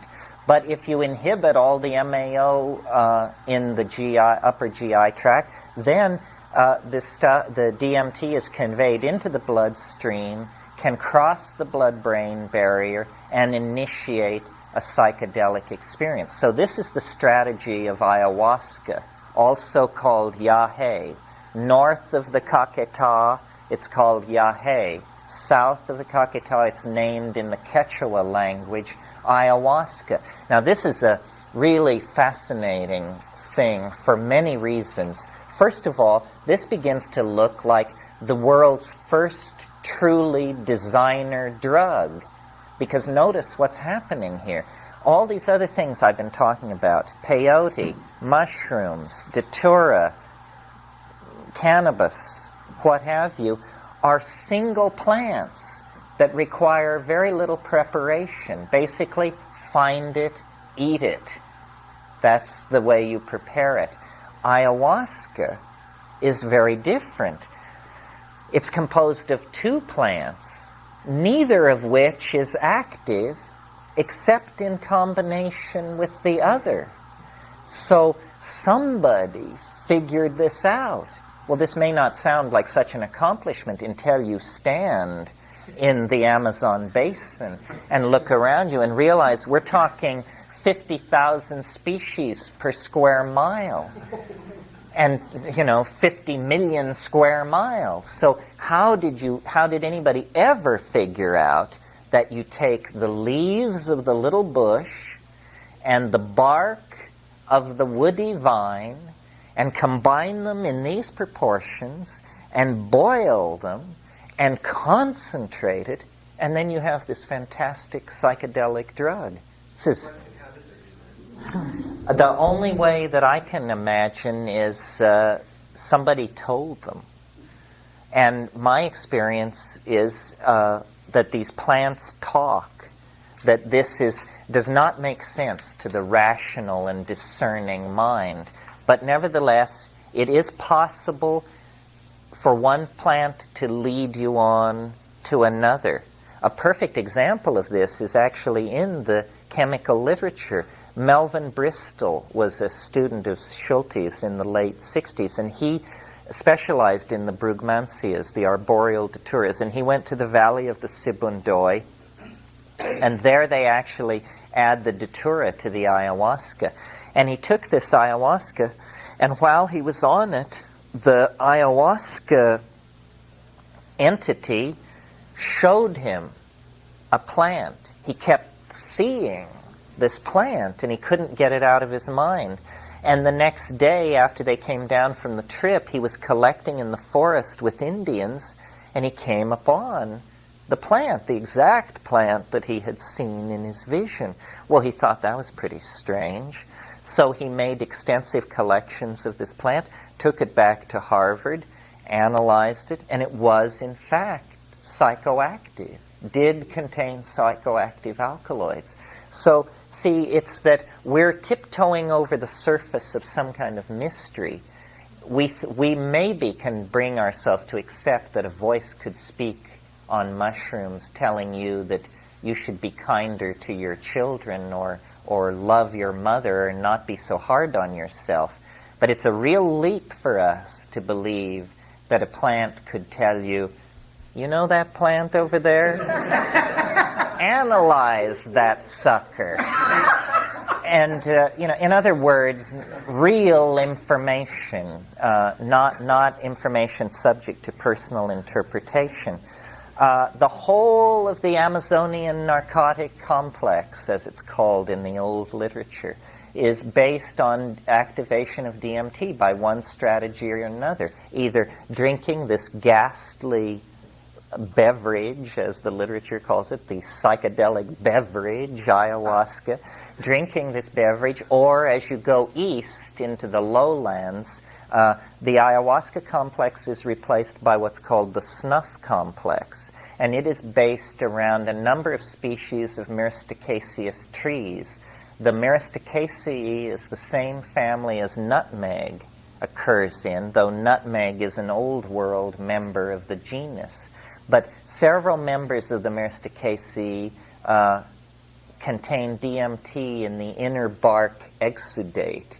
And these Indians you go out before dawn, before the first rays of sunlight strike the tree, because when that happens, this resin retracts. So before dawn, and they then strip the bark from the cold side of the tree, and they actually put their hands on both sides and determine the coolest side of the tree. Then they strip these long strips of bark back. Then you take them back to the village, build a fire and let it burn to coals, and then spread the coals out. Lay these long strips of bark on the coals with the wounded side up, the clean inner side up, and this orange resin will be forced out of the bark and onto the surface. And then you can go along with a scraper of some sort, gather this stuff up, put it in a pot, cook it down, grind that in a mortar and pestle, and then you have a dandy paralytic arrow poison, which can also be honked up as an outlandish hallucinogenic snuff. And there are many stories of these Yanomamo and Waika people going out on the hunt and honking up their supply of drug and just getting their poison arrows out and scraping off the points so the guys can get a buzz on and won't have to go back to the village. Well, it's a very interesting complex. It hasn't been very much researched by Westerners, and the reason is easy to figure out why. Here's how you take this stuff. You get with your buddy, and you have a bamboo tube. Maybe some of you remember this from the Emerald Forest. You have a bamboo tube about this long. You pack about this much of it with this ground bark exudate. And then you hunker down in front of your friend, put the thing with the loaded end into your nostril. Your friend takes a huge inhalation of air and then blasts on the end of this thing and just drives this stuff up into your sinus cavities. Well, everything goes violet. You scream, you salivate outlandishly, you fall over backwards, and by the time you've gotten yourself together, your friend has repacked the other side and is ready to give you that. And then you do that. It goes purple again, you scream, you salivate, you fall over, and then people usually say something like, "Good." Or far out, right. Hell with that Holy Communion crap. And then you see, I'm sure you guys have seen Napoleon Chagnon did a film and Juan Downey did a film.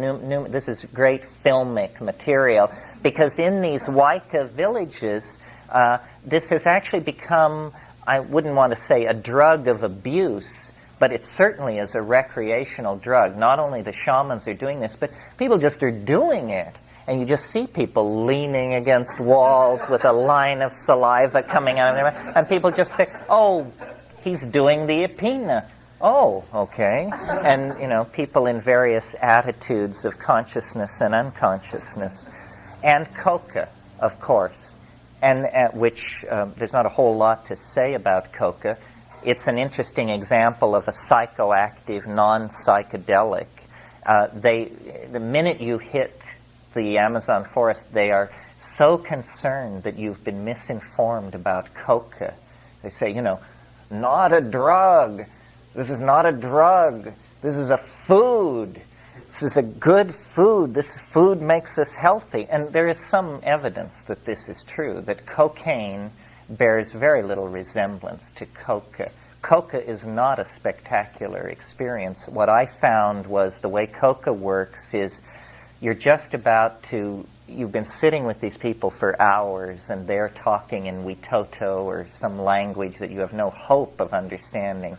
You're just about ready to excuse yourself and go to your hammock, and they drag out the coca, and the way you do it, and this is another thing, people miss the point in South America because they have no idea how much you're supposed to do. Imagine taking a tablespoon and going into a jar or a sack of flour and getting as much flour as you possibly could on a tablespoon. I mean a high-walled tablespoon, So you get like that much coca. You bring it to your mouth, you put it in. It's dry as dust. And the trick is to slime it over and get it into your cheek and hold it there, all without a break in your conversational flow. And, for a honky, the main effort is not to strangle and disgrace yourself in this scene, because it's usually no women. You're in the longhouse with the men, and these guys are, the authentic, bare-assed, scarified folks, and you're trying to fit in and choking to death on this wad of coca. Well, then it dribbles down your throat, and suddenly, these people don't seem so bad. this place doesn't seem so filthy, and you don't seem so tired, and maybe you can make out what they're saying, and in fact, maybe you'll just try out a little of what you've picked up on, and, and before you know it, you're the life of the party. And then, about 20 minutes later, you think, well, maybe now I'll knock off, and then like clockwork, they reach for the tin can again and send it around, and they will do this until it's all gone. Now let's see, which way shall we go? Let's jump across the water now to Africa. I talked a little about Iboga, fascinating cult, very, very similar to ayahuasca in the social patterns that have arisen around it. The way ayahuasca is taken in the Amazon, in the mestizo populations that Luna is talking about, is people get together on Saturday nights in windowless sheds to about 1/3 to have the trip, about 1/3 because they have something physically or psychologically wrong with them that they want help from the shaman with, and about 1/3 who are wannabes or just hanging in for the social occasion. And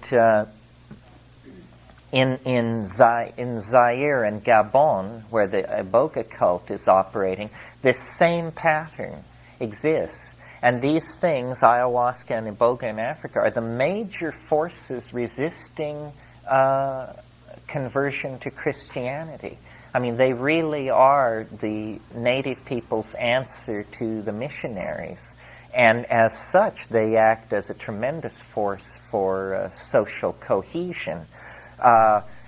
Outside of the Iboga complex in Africa, really, we only have rumors. I mean, you will meet shamans from this place and that place. They even come and have spoken in this school who claim knowledge of extremely powerful plant hallucinogens.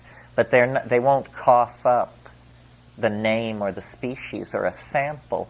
And until that's done, you have to be very, very skeptical that these things are real. One of the things that was so interesting to me, and I mentioned this morning about how the shamans are like scientists.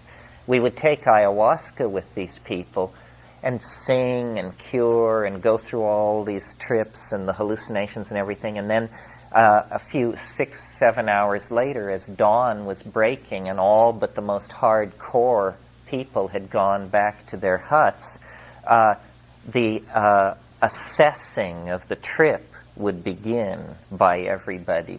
And inevitably, people would say, well, this was pretty good, but I remember a time in the Rio Waijaga when so-and-so made it, and it was like this and like this. And in other words, amazing dope tales.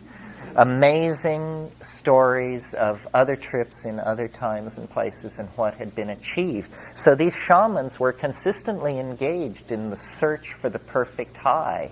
They were not set in a cultural pattern. They were experimentalists, always on the outlook for rumors of new plants, untried combinations, so forth and so on. Returning then to the African situation, there is a complex of plants and suspect hallucinogens in southern Africa in use among the Hottentots, Aboriginal peoples of South Africa.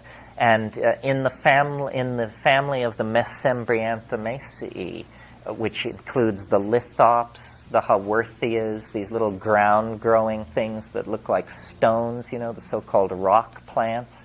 Well, some of those contain mesembrine. Mesembrine is an alkaloid of some sort with unresearched psychoactivity, but a persistent enough rumor of its use that it should probably be checked on. Well, then when you turn to the Eurasian continent, the largest landmass on the planet, you discover what I referred to before, this surprising poverty of hallucinogenic plants. You get the belladonna complex, the tropanes, you get the opium complex. Opium poppies are native to Southeast Asia, have been used by people in Eurasia at least as far back as the ancient Scythians.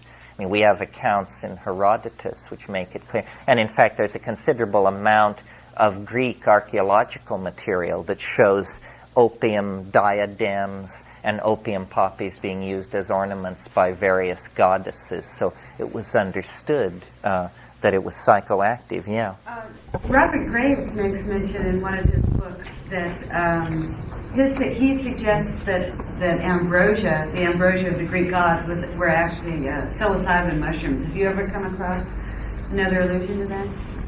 Yes, well, it's an interesting question. It has to do with Eleusis, and as you probably know, Eleusis was a major prophetic mystery site in classical and ancient Greece, where every September a ceremony would be done, and the rule was you could only do it once in your life, so you never got a second shot. And everybody in the Greek world would go at some point in their life. Plato, Aeschylus, Aristotle, the whole gang, everybody had this experience. And at the center of it, something was drunk and something happened. And there's been great argument about what was it and what happened. And Wasson and Hoffman and Ruck, who's a classicist at Cornell, all wanted to argue that it was an ergotized beer. In other words, that on the Eleusinian plain, there was a kind of rye being grown which was infected with a strain of claviceps that was mild enough that it was hallucinogenic without being convulsive or causing miscarriages or something like that. Because if you just go out and gather ergot smut, claviceps purpura, and you should be very careful with it. I mean, these ergot alkaloids can send you into convulsions, some of them, and they're fairly toxic. But it's conceivable that a strain grew on the Eleusinian plain that was made into a kind of beer that was then this hallucinogenic intoxicant. But Robert Graves, who didn't have the kind of public relations machinery that Wasson had a different notion.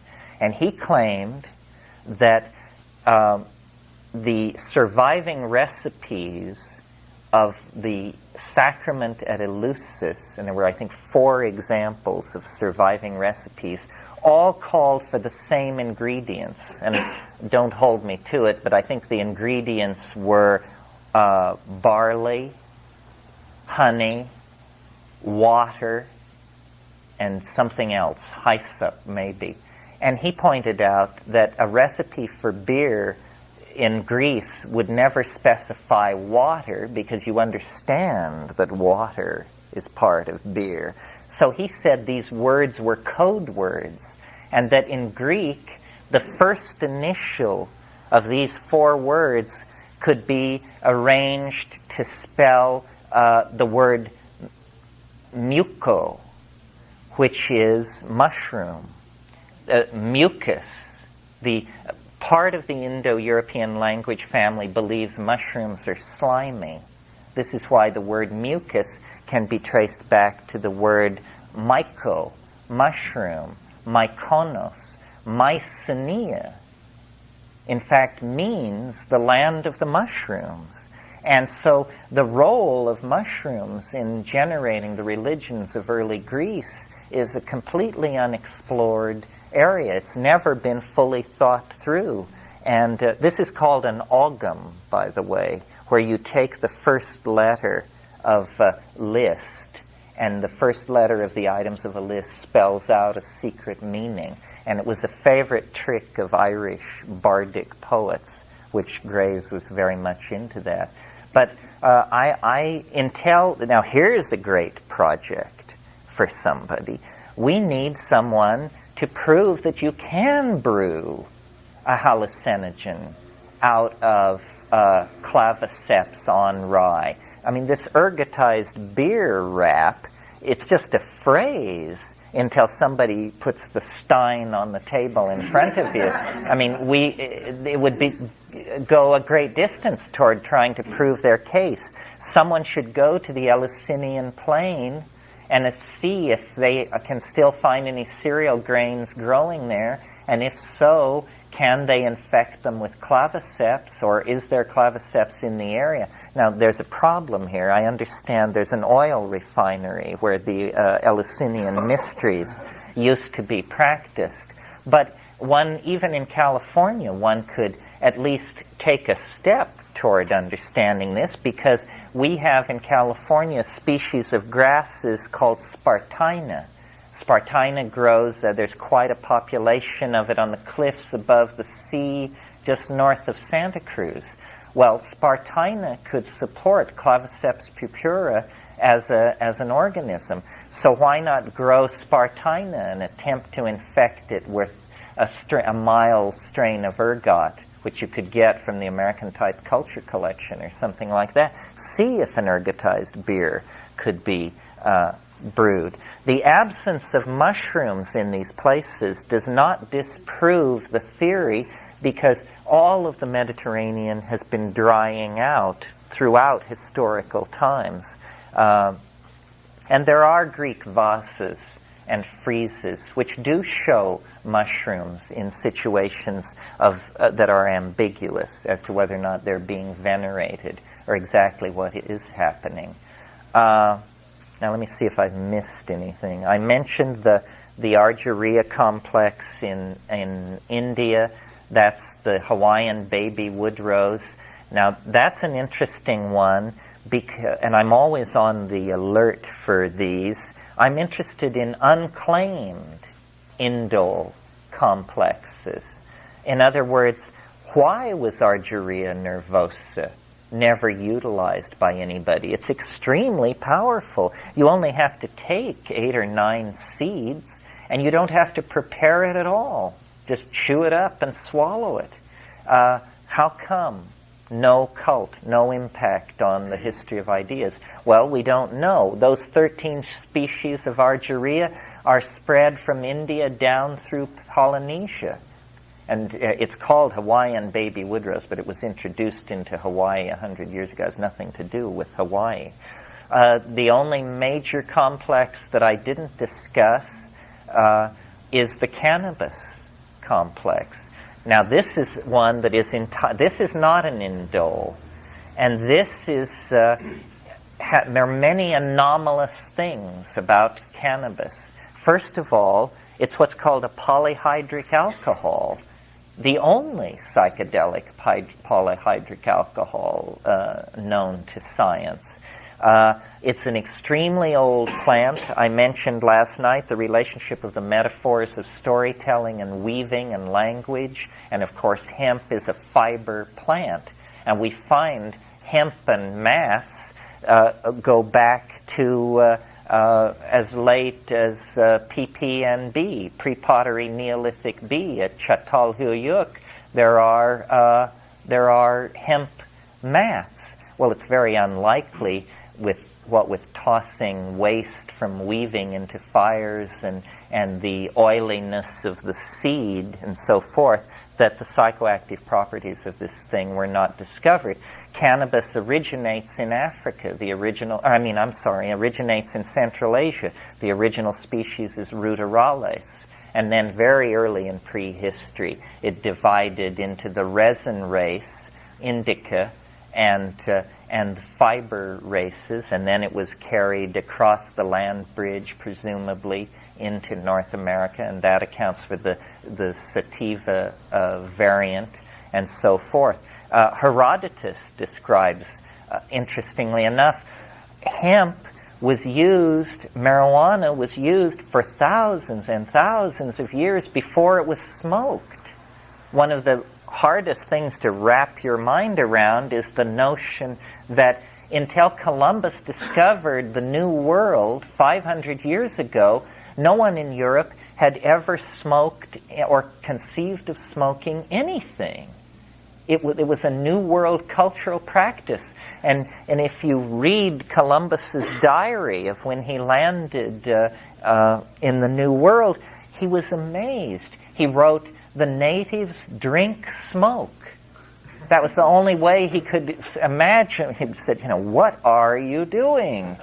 And then, of course, it was less than 100 years before it was a major vice of the sophisticated raconteurs of Europe. Within 100 years of the introduction of tobacco into Europe, tobacco was being buried in the graves of Lapland shamans above the Arctic Circle. So the shamanic nature of tobacco was immediately recognized, even in the European context.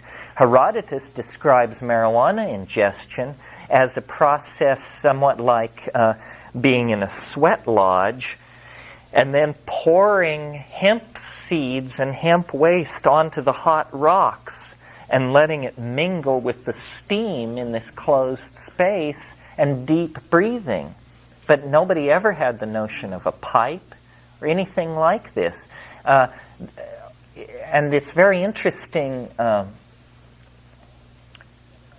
for many different reasons. One is that it's a new use for the human body, less than 500 years old in European culture.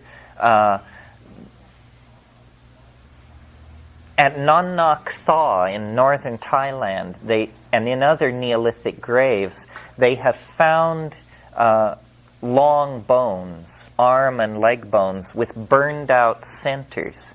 And they don't know whether this was a marrow extraction procedure or it was a chillum.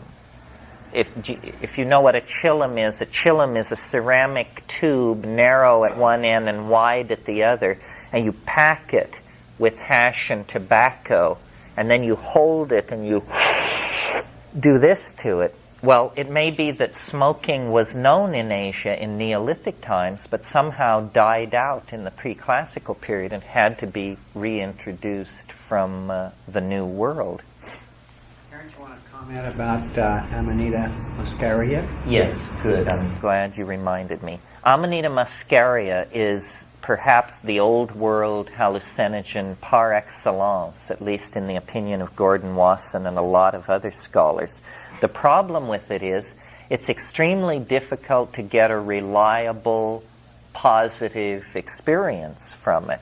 Now, the reasons for this are complex. First of all, it's geographically variant, it's seasonally variant, and it's genetically variant. So only if you have lived in an ecosystem virtually your entire life and have inherited the accumulated knowledge from the shamanic elders of your tribe are you going to know whether you've got a good one or not. Nevertheless, Gordon Wasson tried to argue that it was the hallucinogen, the prototypic hallucinogen of prehistory that was being used by these Vedic peoples who invaded India. In fact, he thought it was soma. I think, and I had correspondence with him about it before he died, I think the soma question isn't settled, and it could well have been a coprophytic mushroom associated with the dung of cows. After all, the role of cattle in Indian religion is very central, and in fact the role of cattle in early religion generally is extremely central. I mean, you do not get goddess religion in the ancient Near East without cattle worship. Cattle and goddesses seem to go very much together. And on the other hand, the Dionysian Mithraic complex is a bull cult, and it too can be traced back into time till it's just lost in remote antiquity. So yes, that's the Arctic mushroom used by Siberian shamans, and it's been made the prototypic hallucinogen because Siberian shamanism was made the prototype of all other shamanism, only because some anthropologist somewhere decided that would be a good idea. Australia is, again, singularly poor in known hallucinogens. I always say in known hallucinogens because somebody could go out into these places and come up with something brand new, something that we've overlooked. This is a great challenge for field workers. And then the other thing I want to say, and then I'll stop for today, is just a bit about this issue about synthetics. Are all psychedelics the same? Are synthetics in any way inferior or superior to naturally occurring hallucinogens? And if so, why or why not? This controversy began for me as like an aesthetic issue. I just felt better about taking plants sanctioned by thousands of years of use, but I didn't particularly feel that it was a strong distinction. But the more time I've spent with it, and the more time I've spent with Rupert Sheldrake's theory of morphogenetic fields, the more I come to see that I really think there is a very large distinction between synthetic and naturally occurring drugs. Now, it's not a distinction that you're going to get a chemist to agree to or a materialist. It is, as far as they're concerned, DMT from a plant and DMT synthesized in the laboratory are exactly the same thing. And as far as they're concerned, a synthetic hallucinogen such as, I don't know, ketamine, let's give it the benefit of the doubt for a moment, ketamine, and a natural hallucinogen such as psilocybin, the differences do not reside in the fact that one is organic and one is synthetic. But I think that these plants take people as much as people take the plants. So that when you have a mushroom trip, you not only are having a mushroom trip, you are contributing to the future mushroom trips of everybody in the future who will take this thing. In other words, you make a small offering on the altar, and that henceforth becomes part of the setting of the thing. So that when you take one, it's like the notion of the Tao of the ancestors. When you take one of these ancient hallucinogens, you are locking into the morphogenetic fields of all the people who ever took it. How else are we to explain the fact that when you take morning glory seeds, you are flooded with Mayan imagery of stair-step cities and hieroglyphed balustrades and people dressed in gold and Quetzal finery and all this? Or that when you take ayahuasca, even in this culture, there is a very strong impression of the jungle, of jaguars, of rivers.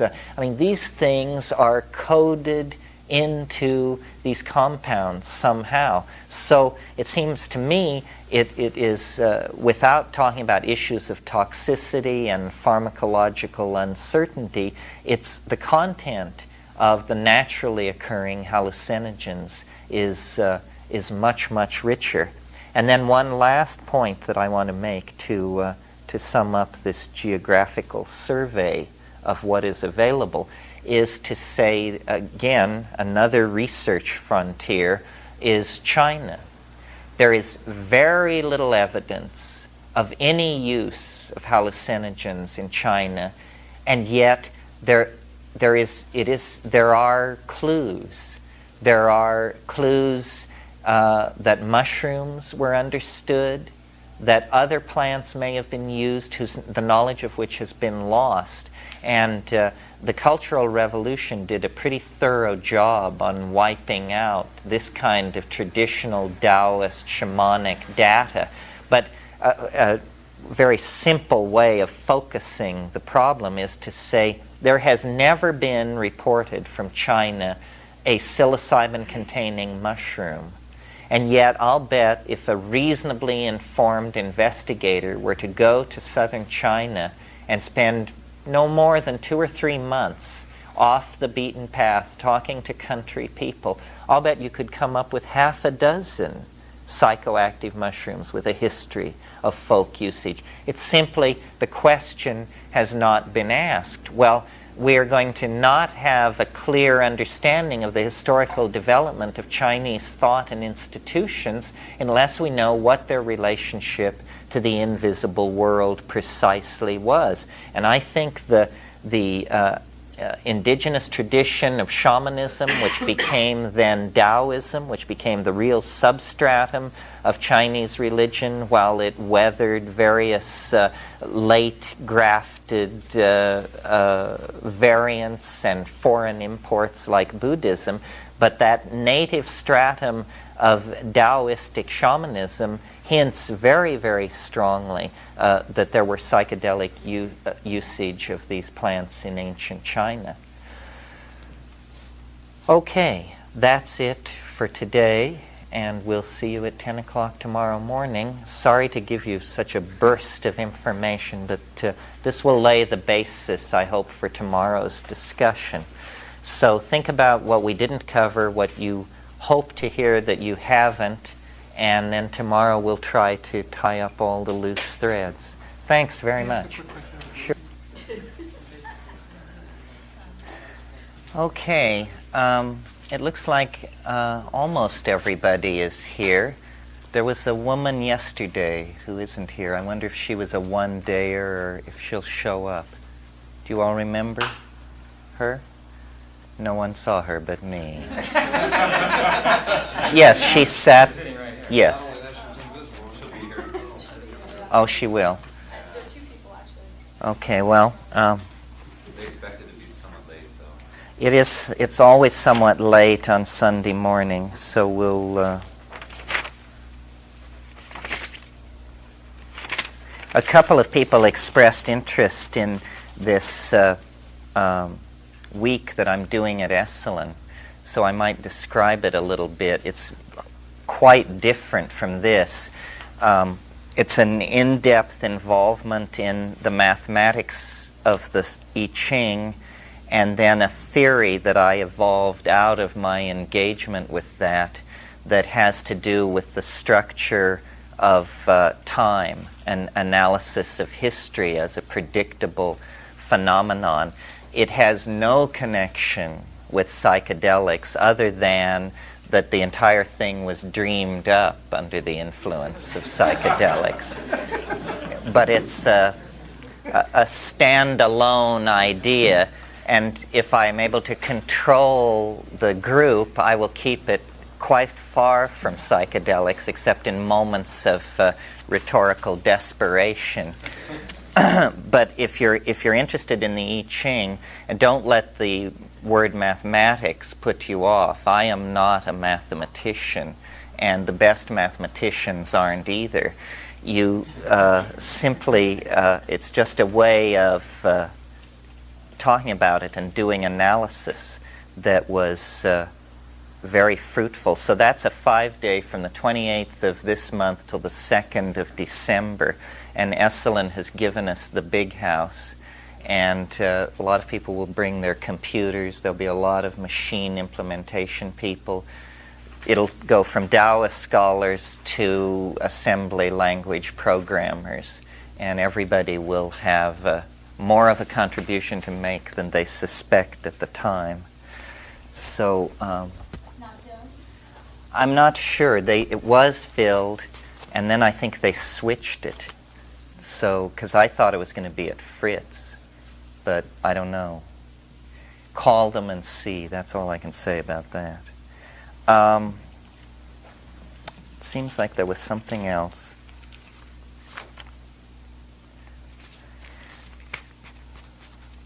Well, hopefully you turned some of this over in your mind in the time that we've been apart. I certainly did, in the sense of trying to figure out what I had missed and whose concerns had not been met. And what I came up with was your interest in the specifics of time, place, and manner, which should certainly be covered because it's operational information. Talking about the various visionary plant complexes that we talked about yesterday, each one of these things has a style and a set of demands that it makes on its practitioners. And if you look at the ethnographic literature, you then see how the people who've used these things over millennia have come to terms with them, how they have accommodated themselves to these things. For instance, in the Iboka cult of Gabon, what is aimed for is early on in the involvement with the plant, a massive dose is taken, and they say it splits your head open, and you never have to take very much again, because somehow a creode or a predilection has been created, and then you are initiated into this. When you read the ethnographic literature, it's hard to believe how much they say they are taking. I mean, there's a saying in Gabon, Bawiti, which is what they call Iboga. Bawiti begins at 60, and that means 60 grams. Well, even allowing for the fact that they're using fresh root, and you might get a collapse rate of close to 50 or 75%, that still means they're saying Bawiti begins at 15 to 20 grams, which from my own experience with this stuff, I can tell you, is not even a conceivable place to begin. That's not a strong hit. That's an impossible hit. So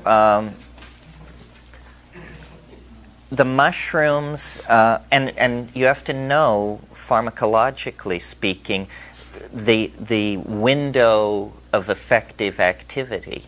Every drug, every compound has a profile which you can imagine as a linear spectrum.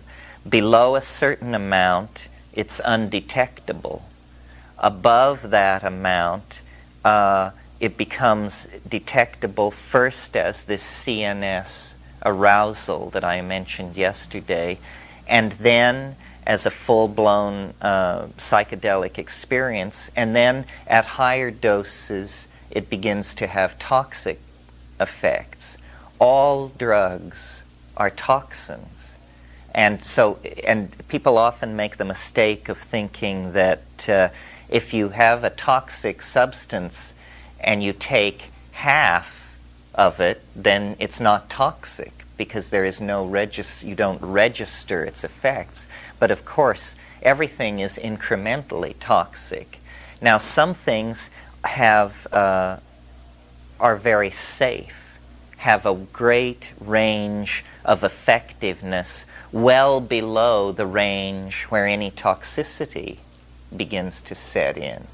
Other compounds are active as psychedelics at a level just slightly below the level where you're going to begin to have toxic effects. So you want to know what the profile is of the particular substance that you're thinking of taking. In pharmacology, one of the parameters that they establish is what's called an LD50, which is a fairly unpleasant concept, which you should nevertheless be informed of. LD50 means lethal dose 50.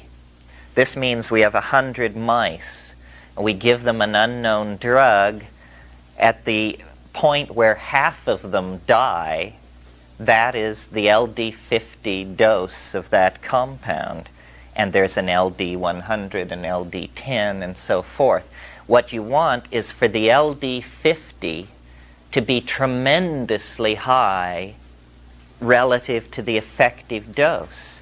Now, the perfect or model compound in that case is, of course, LSD. LSD is active at the 25 microgram range, 25 gamma. A microgram is a millionth of a gram. It's well below a smidgen. Now, the LD50 for lysergic acid has never been determined. Do you agree? Yeah. It's never been found how much it takes to kill half of the test animals. So that makes it a tremendously safe drug if mortality is the only concern. But of course, I think what most psychedelic trippers eventually realize is mortality is rarely at risk in psychedelic experiences. What's at risk is sanity. And, you know, being nuts is not as bad as being dead, but nevertheless, it can spoil your entire day. So, and it's very reassuring, having taken a compound like psilocybin and to have become totally convinced that you are dying, to just remind yourself that the LD50 is 200 times more than you took, and therefore it's impossible, and you merely have to discipline the hind brain and take control of your fear, and then you will be all right. I wish somebody would have told me that. And you're a pharmacologist. But when you're in it, you really think you're dying. When you're in it and you think you're dying, you weren't able to say to yourself, Yeah, I did. now see here, no one has ever died at this dose level, and well, it is a question. You start imagining that perhaps there was something in there that wasn't just psilocybin. Oh yeah, that's a good point. Or your heart can't bear it. I thought I had tachycardia, and I thought my heart was going to explode. Pound right out of your chest. That you make a point which I want to elaborate on. We've talked so much about hallucination here, and always because of my particular bent, which I have unconsciously transferred to you. We're talking about visual hallucinations, but all psychedelic explorers should be aware of the concept of what is called a cognitive hallucination. This is a much more insidious phenomenon. This is quite simply an out-and-out delusion. The commonest form of cognitive hallucination goes like this. You take mushrooms. An hour and 20 minutes into it, it's getting mighty, mighty strange. And this is especially a problem with first-timers. And you realize, with the force of revelation, that you didn't take psilocybin. You took a poisonous mushroom, and now you are going to die. This is an out-and-out cognitive hallucination, which is as real as a belief. But it's not a disturbance in the visual field, it's a disturbance in the cognitive machinery. A story, a friend of mine had never taken mushrooms and was very concerned about how to do it, and said, and got the instructions from me: silent darkness, quiet room, stay sitting, and took them in his room in silent darkness, and at about the hour and a half point realized with a demonic chuckle that I had been kidding. I had been putting him on, and actually had told him to stay in his room because we were preparing a surprise party for him at the bar 2 blocks down the street. And chuckling to himself with this realization, he showered, dressed, and went down to the bar 2 blocks down the street, pushed open the door and said, "I'm here." And the guy behind the bar said, "Oh, really?" Well, the trip got wilder from there, because in the wake of disconfirmation of one of these cognitive hallucinations, people tend to become confused, paranoid, and upset. So you have to continuously track your mental processes, and it's really good to stick with whatever rules that you've laid down for yourself. I actually apply this technique in my own life. If I get to the place where I cannot understand what is happening, I try to think back to the last moment when I did understand what was happening, and then do what I said I was going to do then, having given up on understanding it in the moment. The practical fallout from this in terms of psychedelic research is what we call the chain to a tree technique, which is where you just chain yourself to a tree, and providing you don't hang yourself with the chain, this cuts down the possibility of doing something peculiar. Psychedelics tend to be, this doesn't tend to be a problem, but for instance with Datura, the best intended and most together people lose it completely and then come back into it 12 or 24 hours later to just survey the swath of wreckage that they have cut through their own and other people's lives. I had a friend years ago, a very diminutive, attractive woman who took Datura with a couple of boyfriends, waited hours and hours, nothing happened. They finally decided to go to their homes. She walked them down the stairs, said goodbye to them at the top of the stairs. It actually happened in the Haight. And that was the last thing she remembered until she came to on the 6th floor of the federal building in the San Francisco County Jail. And the charge was assault on the arresting officer, and the evidence was the officer's thumb, which had been bitten off. So she was, an Antioch PhD in medieval literature. So it happens to the best of us. Yeah. Can't you eliminate a lot of that cognitive uncertainty by having somebody with you when you do this straight? Yeah, you can. The ideal situation, and always I'm only speaking from my own experience, and I may have an odd take on it because God knows I'm odd, but to my mind, the ideal situation is to have the sitter 2 rooms away, and you have a doorbell or the equivalent. Because if the sitter is with you, you start to analyze the sitter. And as someone once said to me in India, face is index of mind. And the sitter can just become an existential galaxy of possibilities because, you can read their history, their intent, their most secret thoughts, your belief in what is their most secret thoughts. People are concrescences of ambiguity that you don't want to get too tangled up with in that state unless you really are ready for the trip to take that particular direction. I don't know if it was in this workshop or the other night that I mentioned, I recall a trip I took with this English guy, and it took me 2 weeks to get his voice out of my head.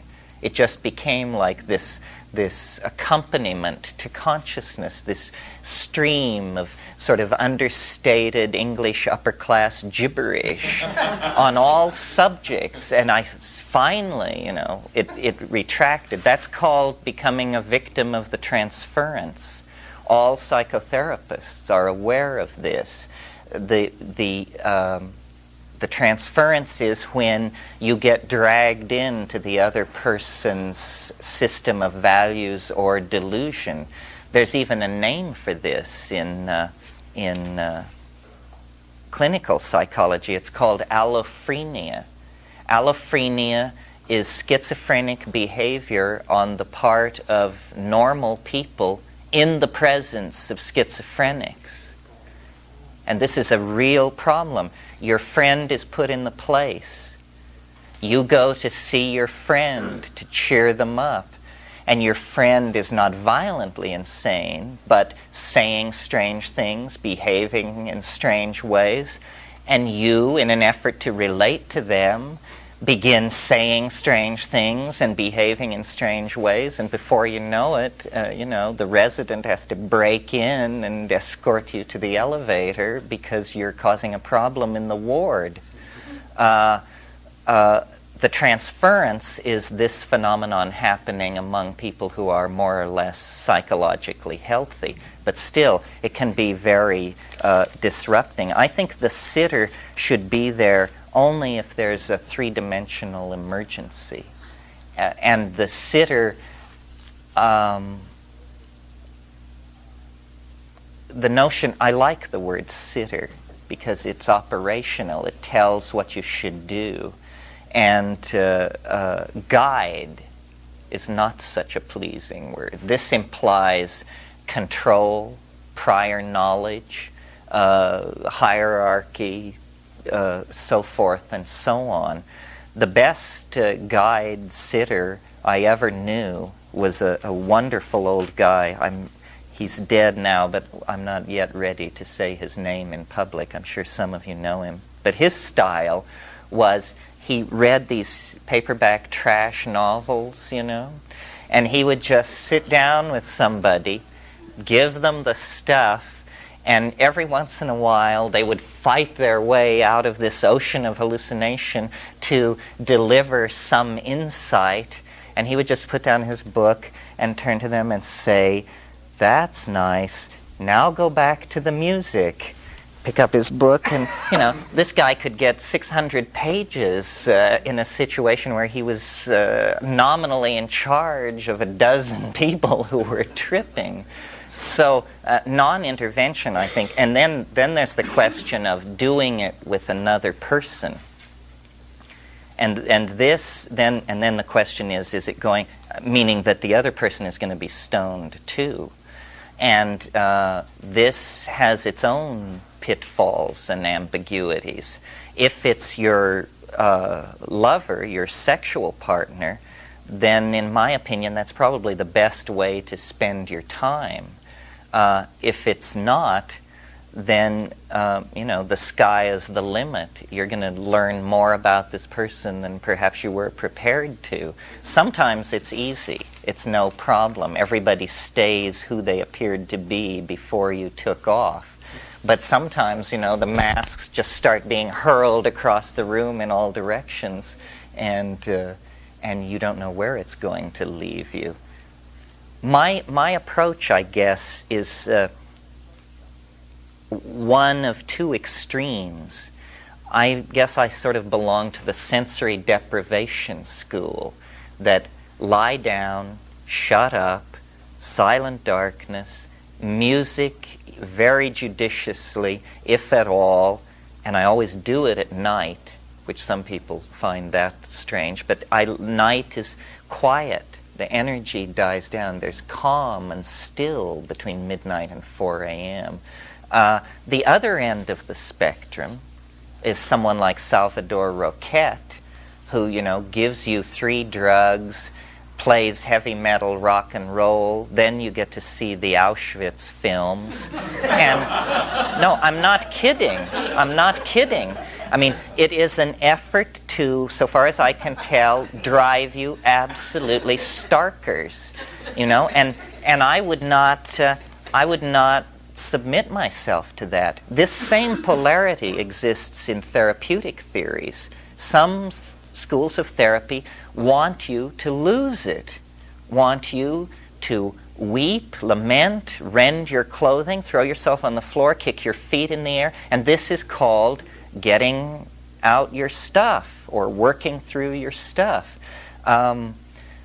What I find about this kind of thing is it resonates too long. It doesn't feel like you've gotten clear of it. It feels like you have simply objectified it. But life is an uncompleted puzzle. I could certainly change my mind. I have never felt that the primary use of these things was to cure what is called in modern parlance neurosis, what I call unhappiness. It isn't for that. It is, and again, this may be my the influence of Jung in my background. You know, Jung felt that there was no such thing as normality, that life, the task of life was what he called individuation. And he felt it really doesn't even begin until you approach middle life. I mean, you must leave the 20s behind you because they are so socially and hormonally turbulent that you're just basically trying to make sense of it on a day-to-day basis. But then you settle in and this unfolding takes place. And I really assume that we are all beyond neurosis. Not that we are not neurotic, but that we all have our own strategies and our own take on our own quirks and peculiarities. The psychedelic thing as tool is more to go beyond the legacy of the normal into the transpersonal or the suprapersonal, and really view life as an open-ended domain to be explored. So I find myself talking to psychologists a lot because this is where this has been seized upon, because it does perturb the dynamics of the psyche. But for instance, I don't think you should give people hospitalized for psychotic behavior psychedelics. They're having enough trouble. They are being overwhelmed by the contents of the unconscious 24 hours a day and have no tool to make sense of it. The rest of us can make sense of overwhelmment by the unconscious if it doesn't go on too long. I mean, I don't think there's any one of us who would wish to take mushrooms, arrive at the height, and just stay there. Because after 48, 72 hours, some situation would arise which would cast us into an extreme state of disequilibrium. It's more like diving. A friend of mine said many, many years ago, the yogin and sub-in, shaman, psychedelic voyager, the yogin and the schizophrenic dive in the same ocean. It's just that the yogin remembers to take his tanks along. And that's what it is, you know. I mean, there is this possibility of inundation and overwhelmment. Well, let's return to the matter of dosage and setting. Yeah. I have a question. You mentioned yesterday how you favored organic materials over synthetic. What about, you know, taking organic materials but then refining, you know, and narrowing them down and getting rid of all the other ingredients in the plants? Because that's our Western tendency, is to just take something, refine it down, you know, isolate the active ingredients, and then take doses of that. Do you see that the other natural ingredients that the mushrooms or ayahuasca and whatever it is have provided kind of synergize the active ingredients and make the trip easier or smoother? Yeah, I think so. Rarely in a plant where you have a psychoactive compound will it occur all by itself. For instance, in the peyote cactus, there is mescaline, there's N-methylmescaline, there's anhalamine, anhaloine, well, there's a whole family, about a dozen of these things. Similarly, in the coca bush, cocaine and several other canes and several other active compounds. So when you take a plant, you're getting a broad spectrum of these active molecules that have a familial relationship to each other. And no chemist has ever exactly explained to me what's happening, but I think all chemists and pharmacologists are aware of the fact that natural compounds, even extracted and purified, or let's just say even extracted, are smoother than their synthetic counterpart. I recently had occasion to relearn because there's been some amount of experimentation with 5-methoxy-DMT, which is not like DMT, but it is short-acting and creates a profound oceanic emotion. But it also, in the pure substance, there's a tremendous heart rush in the first 30 seconds. I mean, you just feel like you're in an up elevator that knows no limit. And just about the time that you figure you're going to go into some kind of emergency situation, it tends to back off. So then recently there has been this material in the underground called toad foam, which is actually 5-methoxy-DMT extracted from the glands of a large southwestern toad. Well, when you smoke that, it too is 5-MeO-DMT, but there is no heart rush, and it also doesn't last as long. It's much more benign and easygoing. Even in cases where there isn't a detectably variant spectrum of compounds present, for instance, in the psilocybin in Stropharia cubensis, really there are only two active principles, psilocybin and psilocin is the dephosphorylated ester of psilocybin, so they are basically the same compound. Nevertheless, if you talk to somebody who has only taken Sandoz psilocybin, it's much less animated and interesting than organic psilocybin. Now, the counterexample to this is when Hoffman synthesized psilocybin for the first time, he gave some of it to Wasson, and Wasson took it back to Huautla in the Sierra Mazateca of Oaxaca and gave it to Maria Sabina. And Maria Sabina said, "The spirit of the mushroom is in the little pill." And this story has been repeated over and over again. Well, my assumption simply is, Maria Sabina was a wily old lady. I mean, it's not writ anywhere that shamans have to always tell you the truth. And I very seriously doubt that the experience, I've never had the opportunity to take chemically pure psilocybin. The difference between the morning glories and LSD is one of animation and color. The morning glories, you see, I'm talking now about Ipomoea and turbina, the Mexican species. When you take them, there is a flood of Aztec, Toltec, Mayan imagery. It's just, it's uncanny. You can't believe it while it's happening, that you would see this much glyphs and carved obsidian and quetzal feathers and all of this stuff. Is it the morphogenetic field? Is it the broader vegetable spectrum of the alkaloid rather than the synthetic? Who knows? These things remain to be looked at. In terms of the theory of morphogenetic resonance, it seems to me, some of you probably follow Rupert's ideas and Rupert himself.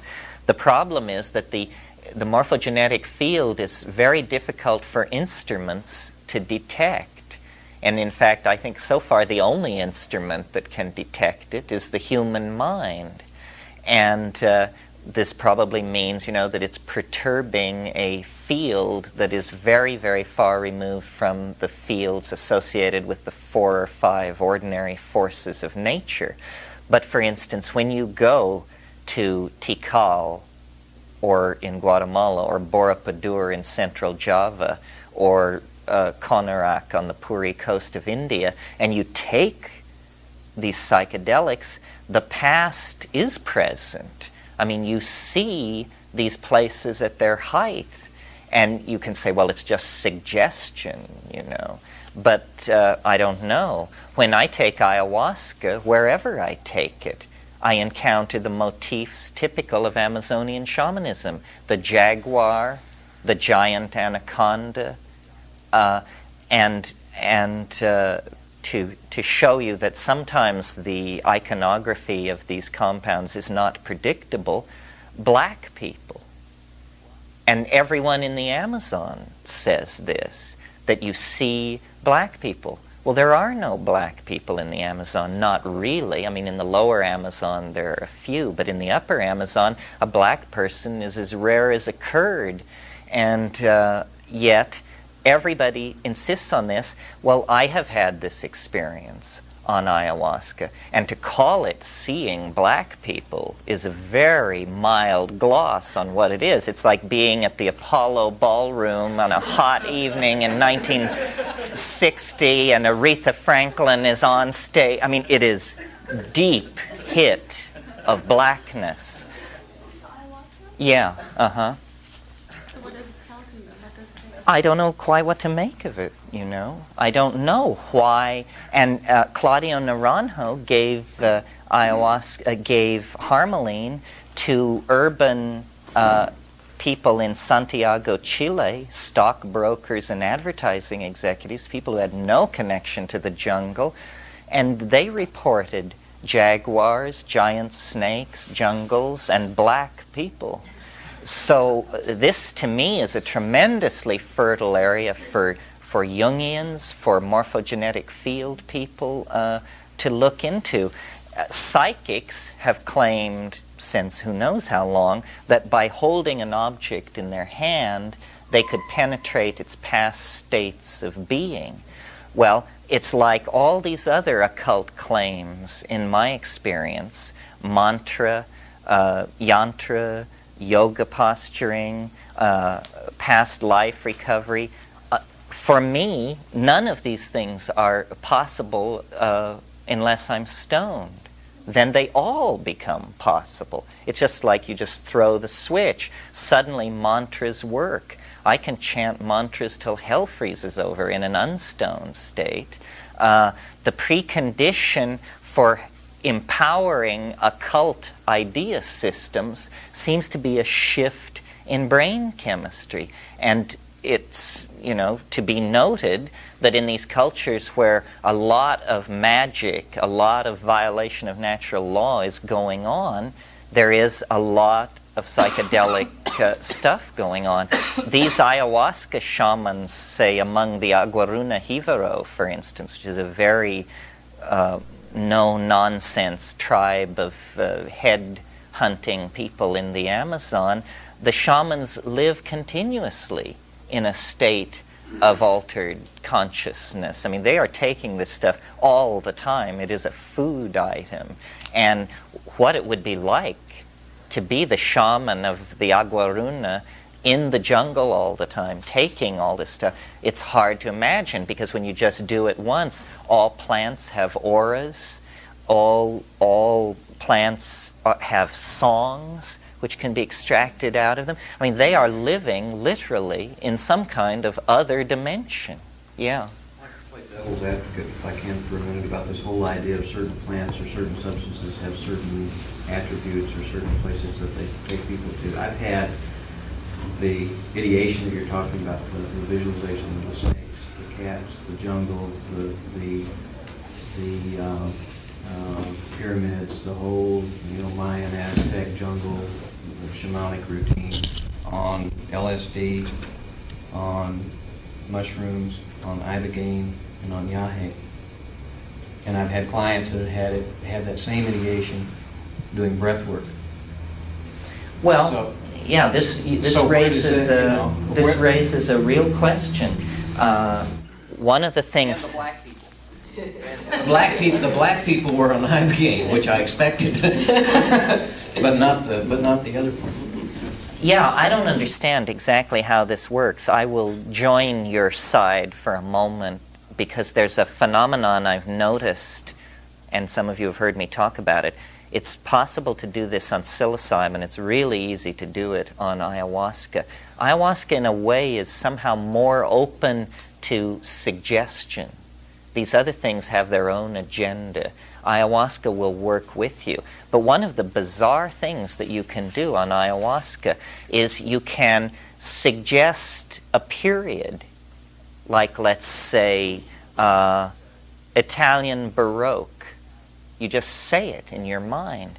And paintings, altarpieces, architectural spaces, balustrades, vehicles, armament, saddlery, clothing, serving utensils, bowls, pewter, candelabra, all of this stuff will begin drifting toward, and it is high Baroque. In fact, it is more Baroque than the Baroque. It's obviously what they were shooting for, you know? And then you just say dynastic Egypt, a hawk-headed guy, and then you say Art Deco, and thousands of cigarette lighters, coffee tables,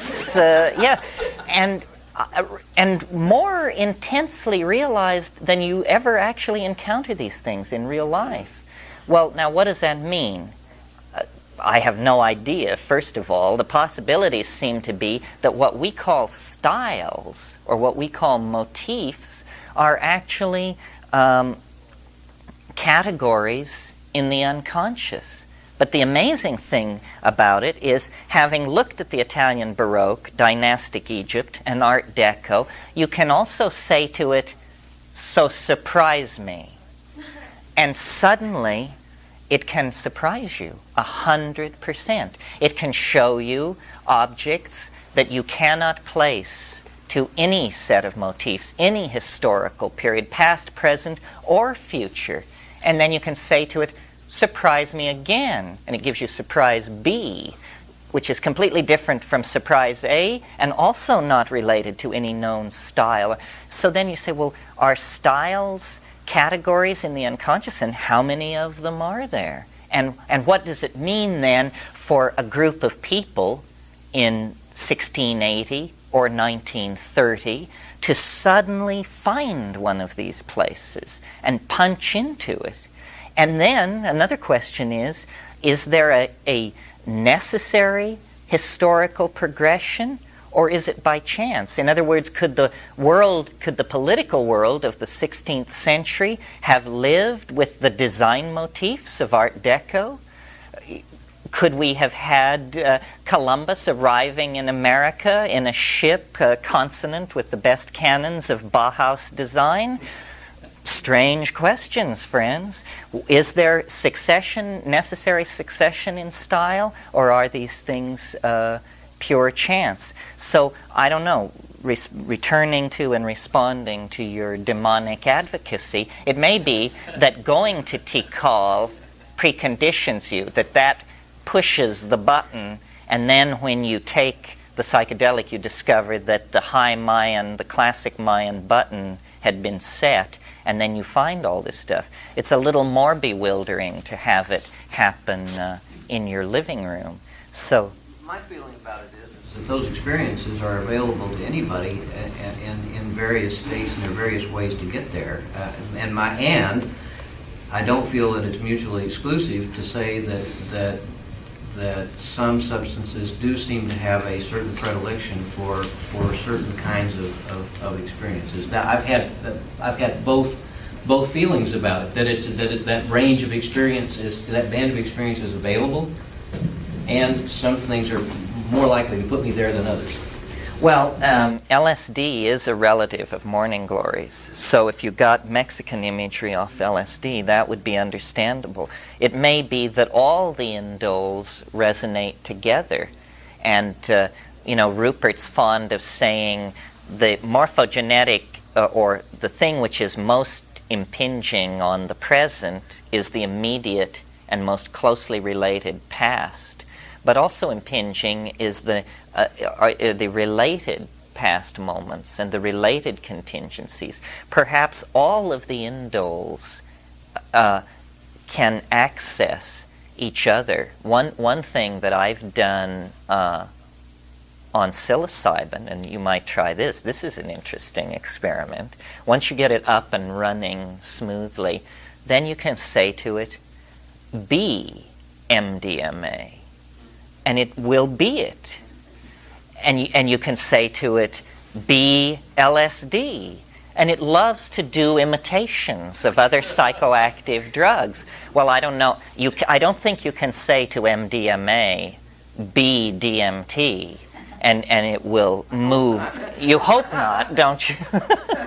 And it would move over into that space.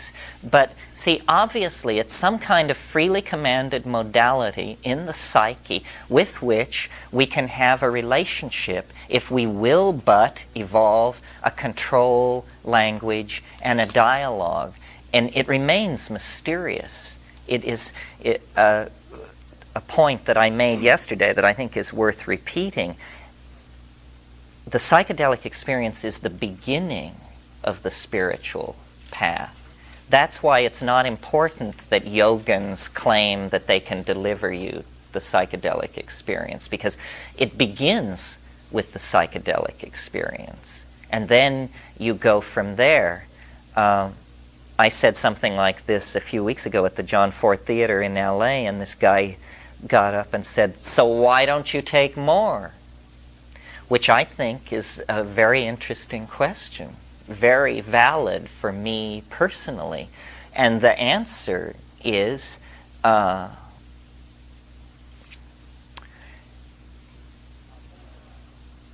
whole lives we conceive of spiritual development as looking for the answer. You know, is it Taoism? Is it diet? Is it Tantra? We look for the answer. And I think we have become so accustomed to looking for the answer that it's never really entered our minds what it would be like to find it. To have it, yes. And once you come face to face with these psychedelics, the trail ends that you have found the answer. Not because perhaps because you're smart, perhaps because you're lucky, perhaps because you deserved it, perhaps because you hang out with the right people. You have found the answer. Now the question is, what the hell do you do with it? Because the answer is going to make hash out of your life, because your life is based on living without the answer. So suddenly, it's not, I want to be an enlightened being, I want to be a shaman, I want to be a Taoist, I want to be a yogi. Be it. See how you like it. So the answer to the question, why don't I take more, is because I'm attached, basically. It is entirely my own attachments that now impede my spiritual growth. Nobody's holding me back. Nothing is holding me back except my sense of the awesomeness of what is now possible. And this is true of everybody who reaches a certain point. Think of the Taoist sage on Cold Mountain who has been up there in the fog and the mist and the rock escarpments for 30, 40, 50 years. And the people in the village occasionally mention him to each other and say, is old Fu Si still alive? Has anyone seen him recently? And someone will say, oh yes, I saw him 3 years ago across a valley gathering wood, but when I approached, he ran further up the mountain and disappeared. To be Fu Si is entirely possible, to actually attain what we have previously thought of as unattainable spiritual accomplishments. But I don't think it can happen without leaving everything. Do you really want to be a Taoist hermit circulating the light for 200 years in a cave high up above timberline? You can, there's nothing stopping you once you understand that this psychedelic vehicle is available. I'm appalled at that. It's one thing to change your life to be nicer to your coworkers. It's quite another to change your life to be incomprehensible to 99.9% of all humanity. So once you have the psychedelic tool in hand, then real choices have to be made. What is this to you? Is it simply a something that you do once or twice a year to affirm to yourself that it's possible? Or is it something that you can use in some way for your good and the world's? That's sort of where I have come to rest, and I hope it's not a delusion. But I think that there are ideas out there, and that they don't do any good out there, that they only have efficacy if brought into 3 dimensions. And there are all kinds of ideas. In fact, they are all ideas. So we're talking about a more efficient internal combustion engine, how people can learn to love each other, how to save the planet, the most efficient way of packing crackers in a box for long shelf life and low destruction of their structural integrity. It doesn't matter what the problem is. The answer can be found out there. Well, it puts people who are into this psychedelic thing in an entirely different stance from all other spiritual seekers, because all other spiritual seekers are furiously seeking.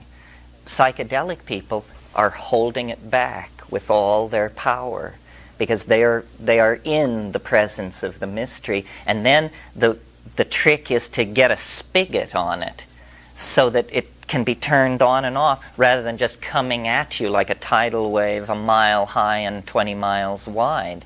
So it's a different problem, an embarrassment of riches, an embarrassment of access to past, present, future, alien dimensions, mantra-hoarding elves, and promise-bearing demons. And so strangely enough, it creates a certain kind of conservatism. Now, I don't think that everybody realizes this. Many people take psychedelics in order to prove to themselves that they can, and then gain acceptance from their social group. It's a way of fitting in. But those people, you can always evade the mystery. Not always. But if you're trying to, from the get-go, you can evade fully confronting the mystery. And but if it's what you want, you will quickly discover that you have hit the main vein, and that changes the rules of the game pretty entirely. Over a period of time, they'll do it up to a point, and then it's particularly sophisticated psychologists and people like that say, well, it'll take you so far, but then there's something else, and you have to quit doing this and give it up and do something else. And my experience is what that is. It's not true. If you want to keep doing it, it'll take you as far as you want to go. That's what I think. I think people who quit doing it see something, detect, because what it is if you think of the self as a diamond, and you begin to, and then what the psychedelic is pressure on the diamond. Well, you can raise the pressure to 1,000 pounds per square inch, and there are no structural flaws. But if you raise the pressure to 10,000 pounds per square inch, micro flaws begin to show, and shear lines appear. And because everything will fly apart at a certain level, one cannot encompass this mystery. I mean, I think finally you have to avert your eyes and just, adore is a strange word, and worship is also a strange word, but certainly give credit to. It is not a program that you finish. And yes, people who say, I learned all I could from it, probably learned mostly that they shouldn't do more of it. It threatens to put them out of a job, especially if they're psychotherapists. Well, it threatens to put anybody out of a job, because eventually the contradictions of living in this low-level slice of reality will just become unbearable. And this actually happened in the 60s. Many people quit and dropped out for many reasons, but the seed of all that talk about is you just say, this is absurd. I am going to sit. That's not absurd. But, what about your stock brokerage? What about your portfolio? What about your divorce in progress? So all of this stuff, you can't... No, I think that the depth of this cannot be taken. And eventually, the male ego in every single one of us, regardless of our gender, will feel threatened. Because it's hardly different from death, because you're not going to recognize yourself. That's the point that I wanted to make in talking about the guy up on Cold Mountain. Once he ran a gas station. Once he followed the Dodgers. But then it all began to slide in this certain direction, and he is no longer recognizable to himself. Carlos Castaneda has Don Juan say, "You must lose your personal history." Well, I don't know whether Don Juan is a real person or whether he ever said that, but it's interesting, that notion. How many of us would be willing to become unrecognizable to ourselves?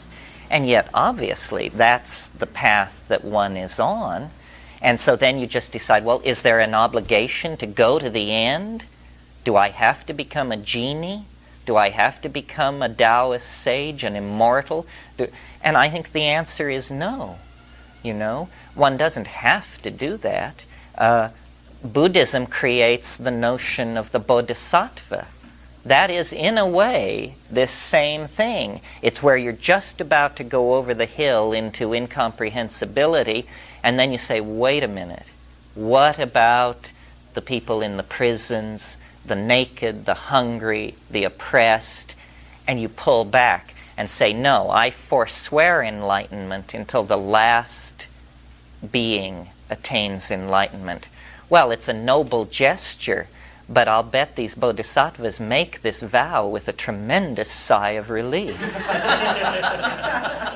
Now they know what they're going to do with their lives. Oh, good, I'm going to work in prisons and counsel the dying and get into political action. Geez, for a minute I thought I was going to go straight into the light. And become unrecognizable to myself and lose my definitions and so forth and so on.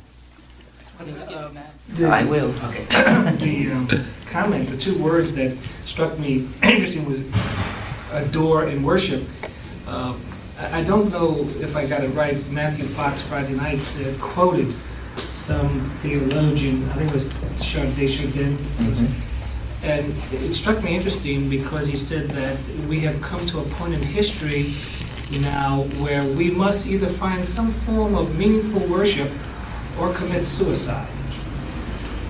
And somehow that quote came back when you mentioned when one may reach that point of the penultimate truth, of the unspeakable or the formless form or the light or whatever you want to call it, and the mushrooms are pointing the way or whatever, breath therapy, that all these things are only something that points you to the ultimate.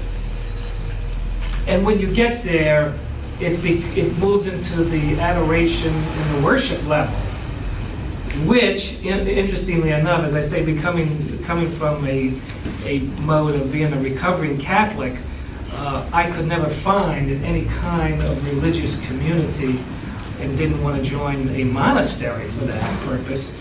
And what I see is partially this neurosis or unhappiness that exists in so many people in the country.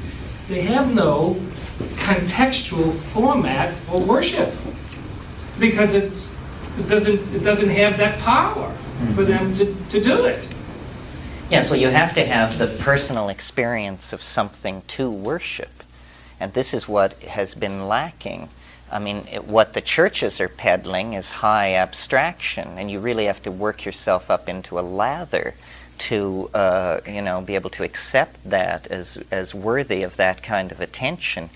The psychedelic subset of society is into an experience. And, it's accessible. In a way, we're like Calvinists, not in our ethics or our restraint on behavior, but in our insistence on a direct personal relationship with the mystery. And this is something very new. We have really accepted the idea that truth descends through hierarchies, basically from Newsweek and Time and the Washington Post down to us as consumers of these various images of what is going on. The notion that you might know more about reality than the combined editorial board of Scientific American and the Journal of Foreign Affairs is startling stuff. We always give ourselves away. We don't realize it depends on you, to believe that at Cornell or down at SRI people understand the universe is not helpful. You must understand the universe. And if you don't know partial differential calculus, then your model of how the universe works must do it without partial differential calculus. In other words, it's not writ anywhere that only one model will work, and in fact, I think all abstract models should be highly suspect. It's going to be, it's an opportunity. I mean, we have to view life as an opportunity. What are you doing with it? Are you afraid of it? I mean, some people live their lives, apparently, what they are doing is arranging their deathbed scene. They want it to take place in a large baronial house with clipped green lawns, acres in surround. They want the room in which they die to be filled with fine art. They want their loving heirs to be dutifully assembled while they pass out the final wisdom. And they spend their entire life creating the dramatic scenario of their passage. And of course you have to work hard because you've got to make the money to buy that house. You have to sire all these children, educate them into your values so they won't be stabbing you in the back and misbehaving in this situation. You have to create loyalty, possession, power, all of these things. And then you won't die in a ditch, unknown and abandoned, But on the other hand, what was the quality of that life, Life is an opportunity. How much pressure should you put on it? How many places should you go? How many drugs should you take? How many sexual configurations should you experiment with? How many professions should you... and it depends, I think, the question is, how seriously do you take it? Do you just think life is a lark and it's fine with you that you're going to go into a pine box and be forgotten for all eternity? Or do you have some inner consolation that that won't happen and you're going to go off and be with Lao Tzu and Mao and everybody else who ever died? Or, just what is it? And I think of it as a telephone booth being filled with water. And you can see that when the water reaches the top of the telephone booth, you're going to be dead as a doornail. And so you have 30 years to figure it out. We are alive. There's no contest about that. It's extremely improbable that we should be alive, that we should be here thinking, feeling, sharing. The fact that we're alive throws open the whole game. Means anything is probably possible, but I doubt that it's easy. I'll bet you have to be very, very smart to figure out what's going on and get it right. And so I guess I have a sort of private religion of intelligence. It isn't how good you are, it's how wily you are, which was the Greek virtue of Odysseus, That was always his epitaph. Or his epithet was, he was wily Ulysses. Reality is some kind of maze. It isn't to the swift that the race goes. A maze, a puzzle garden that you walk through to try and find your way out. The race isn't to the swift, it's to the thoughtful, the careful, the one who can tease it all apart. Well, for puzzle solving, the psychedelic is this tremendously powerful tool because it extends the domain of mind, and that's what's necessary to make it go. Okay, moving through these things and discussing dosage, probably in order of the likelihood of your encountering them.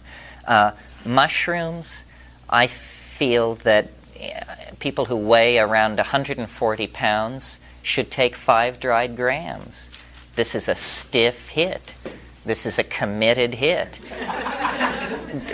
There will be difficult moments in a 5-gram trip, but on the other hand, certain questions will be solved forever for you.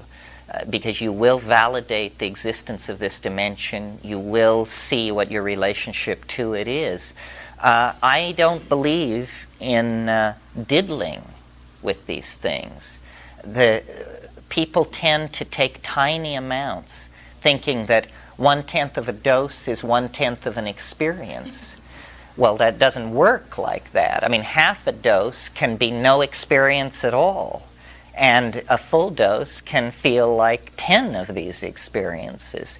So trivializing it is really, and I use this word advisedly, but sinful, because you're trivializing the only mystery, or it's like trivializing sex.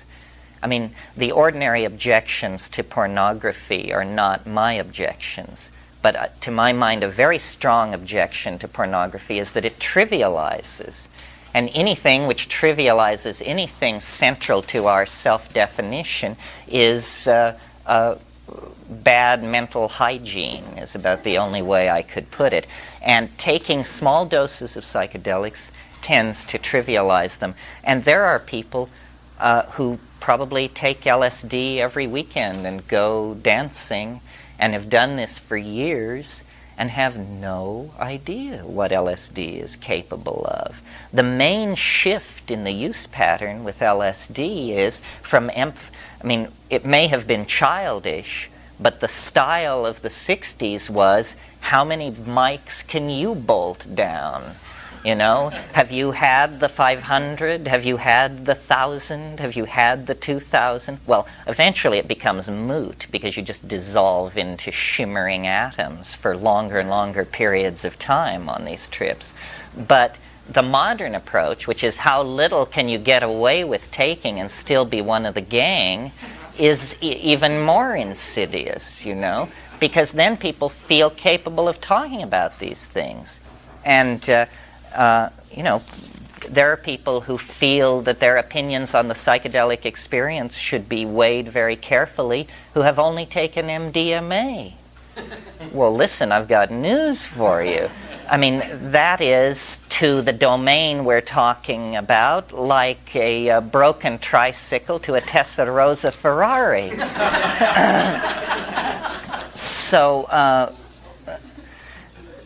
So this is a general comment that you should take a committed dose of whatever it is you're taking, so that there is no ambiguity, because there's nothing worse than a sub-threshold psychedelic experience, because what it is it's all show and no go.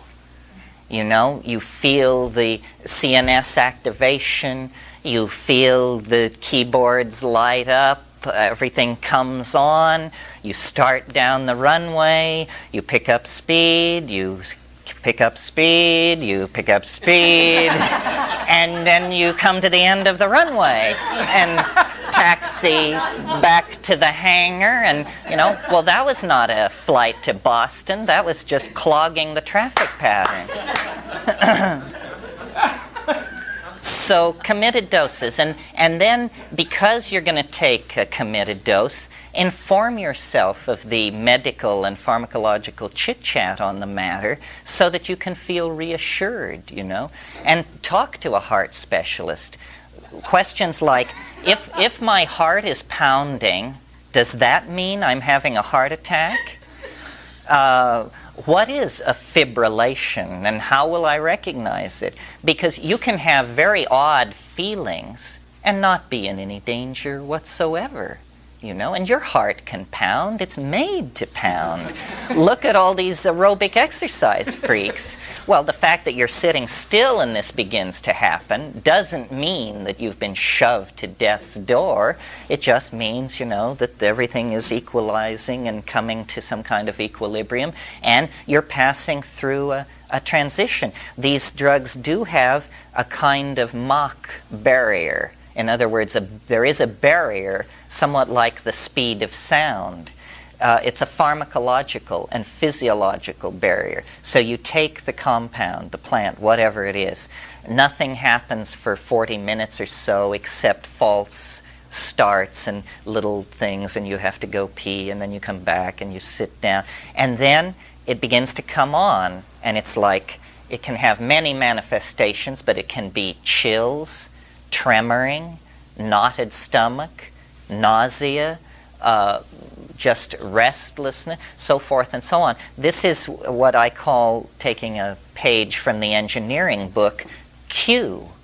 Q in engineering circles is vibration in a physical system. And you may even, when they launch the space shuttle, if you listen to the radio chit-chat, they will say, approaching max Q, and then they'll say, max Q, mark, and then they're through that. What that means is that as the system approaches a transition, it begins to shake. It begins to shake as though it's going to shake to pieces. And the Q forces are building on all the air surfaces, the airframe. Then you break through that, Q falls to zero, and you're in the cool, you know, main engine cutoff. You are now in orbit. All vibration has ceased. Noise has ceased. You are in orbit. You are weightless. You are there. It's different. Now you shut down all these switches related to the launch procedure and begin to set a course through a different kind of medium, a medium characterized by smoothness, stillness, and that sort of thing. LSD, I don't see anything wrong with 300, 400 micrograms as an initial dose. I don't see any point in running up into the 1500 to 2000 gamma range, because in my experience, what happens is at higher doses, there's simply an area where you can't remember what happened. And the higher the dose, the longer that period of time. But since you can't remember anything about it, why, you know, it should be shortened. DMT, 70 milligrams, vaporized in a glass pipe, and 70 milligrams. Yeah. In LSD, I have done large doses of LSD at times, and it's always seemed to me that it's very difficult to process all the stimuli coming in. The biocomputer just, at one point, for me at least, one time I did about 4,000 micrograms, and the biocomputer shut down for a while. Like you said, I forgot exactly. Yeah, it's overload, Mm-hmm. and it just shunts it past you. What do we need to cover here? DMT, psilocybin, LSD, MDMA, which I think probably you all know, 125, 150 milligrams.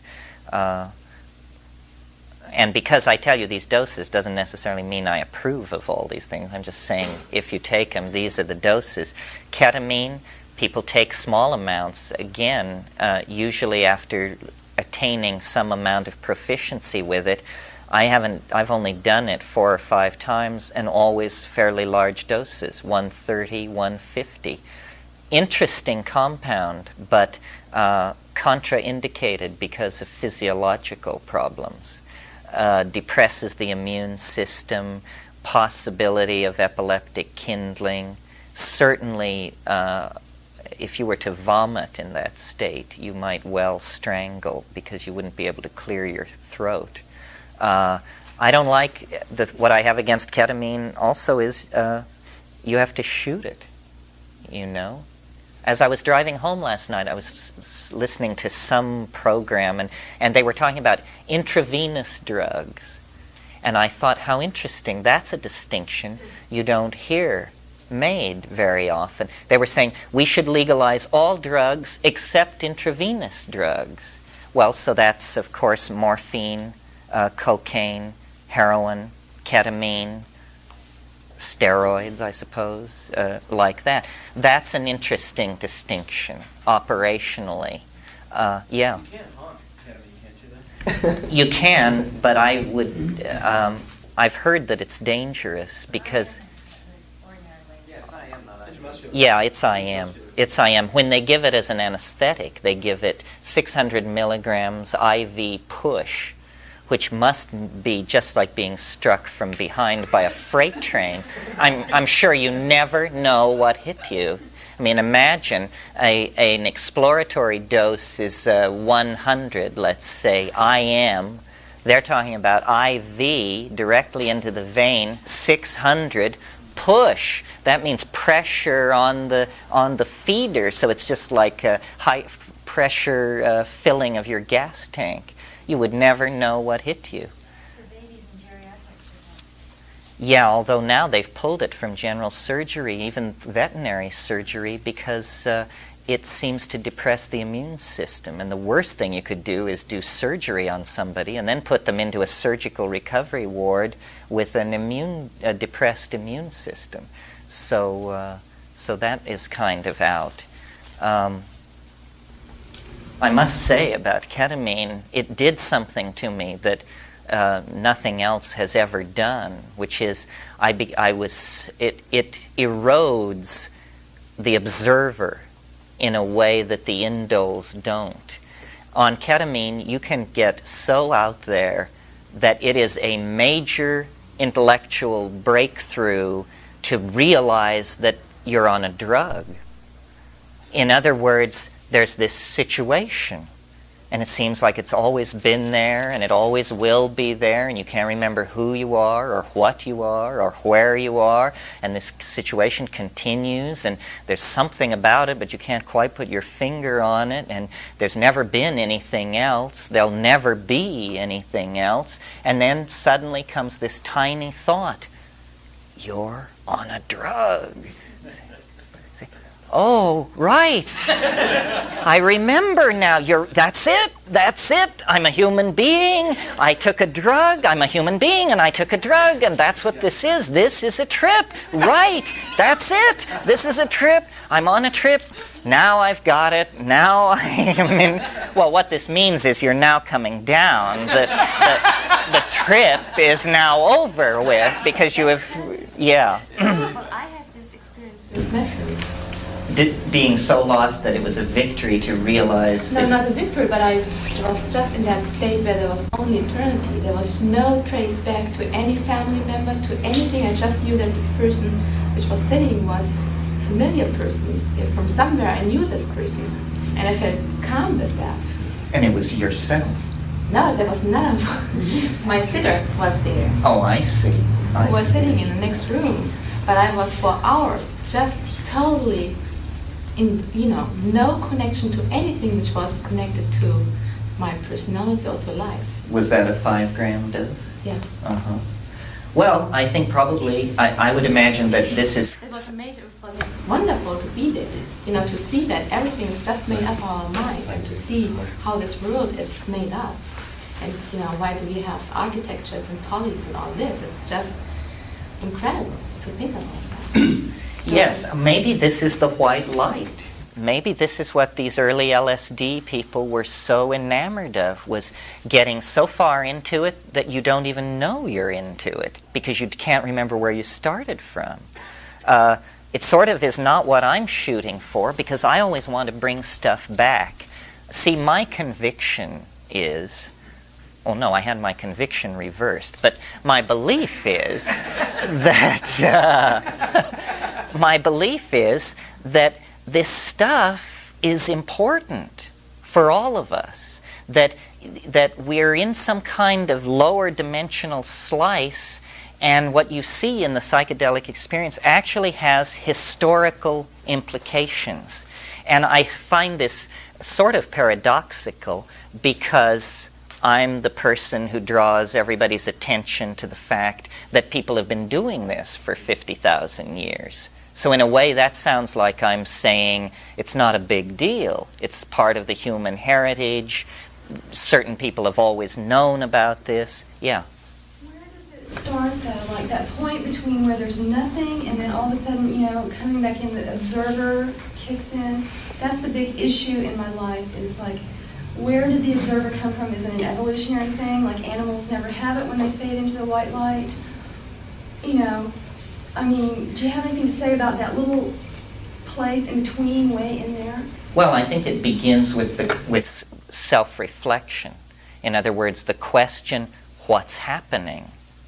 I don't think animals ever ask that question.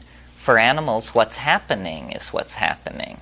But we are capable of creating a state of distance and posing the question, what is happening? And at that point in the trip, it means you're making your way back to the modality that you left from. You're drawing away from the translinguistic place. And it truly is translinguistic. Nothing can be taken out of it.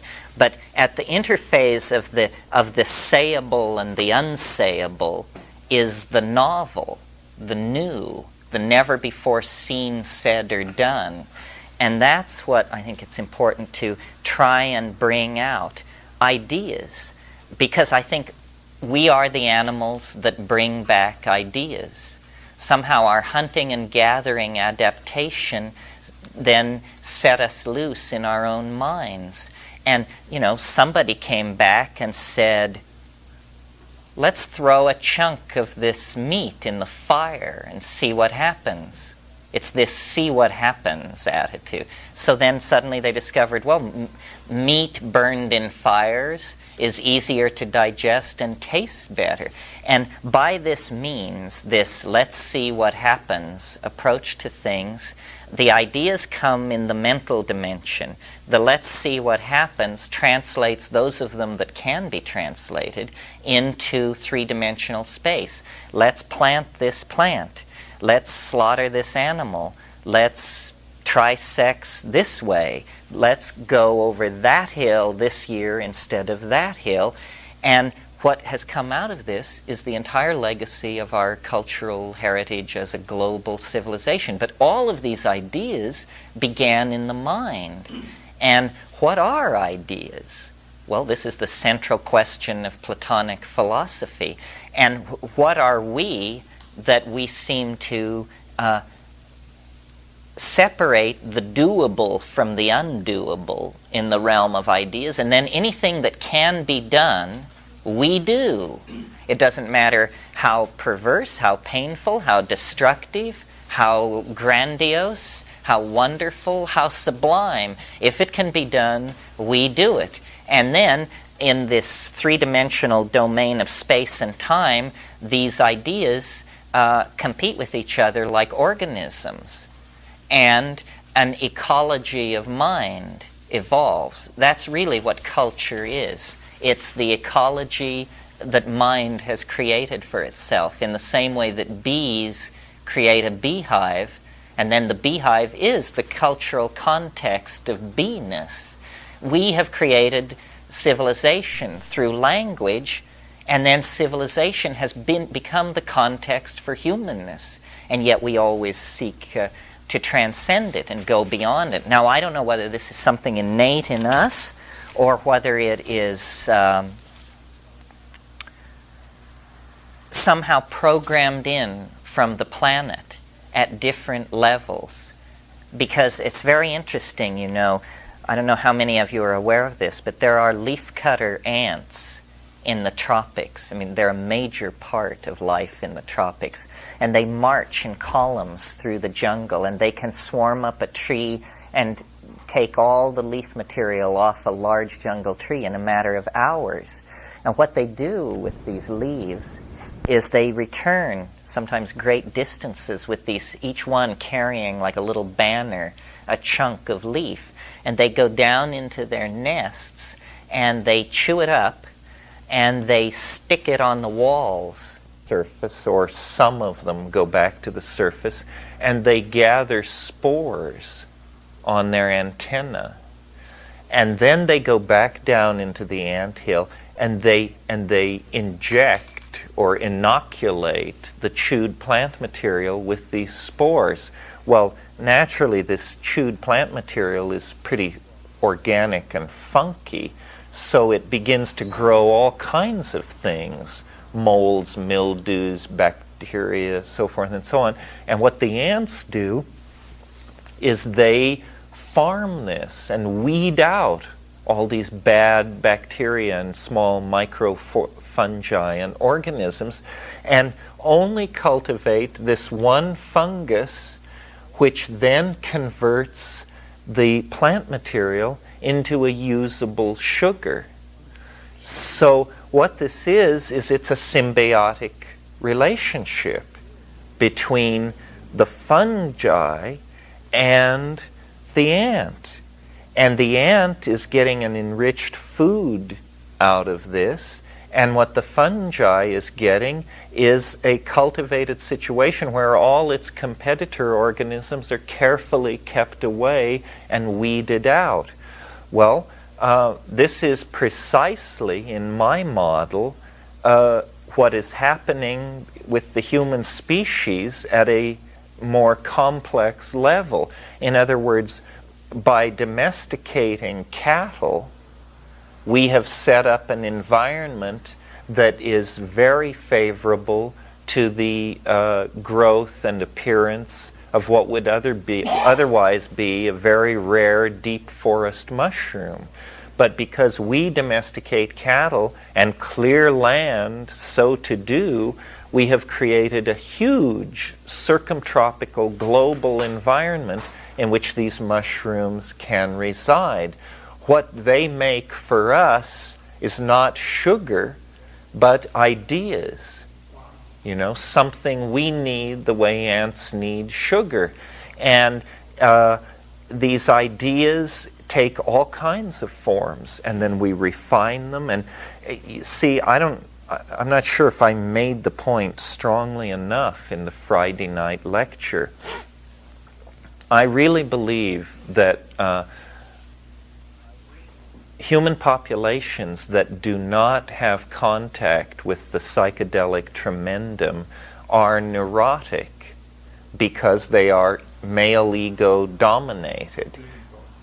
Yeah, big ego. The reason I call it male ego is because women, by virtue of physiology, basically, are pretty unavoidably welded to the nitty-gritty because they give birth, they carry children to term, and those two things which are biologically dictated. There is also the cultural dictate that women are usually involved in preparing and burying the dead in traditional societies. So women know how weird it is. I mean, surely to give birth must give you a perspective that anybody who's never done it just cannot hope to have. So the male ego floats on this myth of separateness that no woman has the luxury of entertaining, because birth, pregnancy, menstruation, care for the sick, care for the dying, these are boundary dissolving activities that keep women close to the nitty-gritty. The male organism can go off into its own private Idaho, pretty much. Often what child rearing means is the simple act of impregnation. And then that's the contribution, in many cases, in primitive and modern societies. Death is something the women take care of. Birth, in primitive societies, men are never present, and women do it alone or with other women, so forth and so on. So in these Neolithic and Paleolithic societies, this tendency of the ego to tumorize and grow in individuals was kept down by a chemical regulator, which was the psychedelic experience. It was part of the food chain, and it suppressed ego, much in the way that drugs are given in prisons to suppress libido, because it's hard to manage highly libidinous people in an institutionalized situation, especially when it's only one sex is involved. So this natural regulation of the human species, by regulating this psychic function called ego, was disrupted with the invention of agriculture. And the hunting-gathering society, with its deep involvement in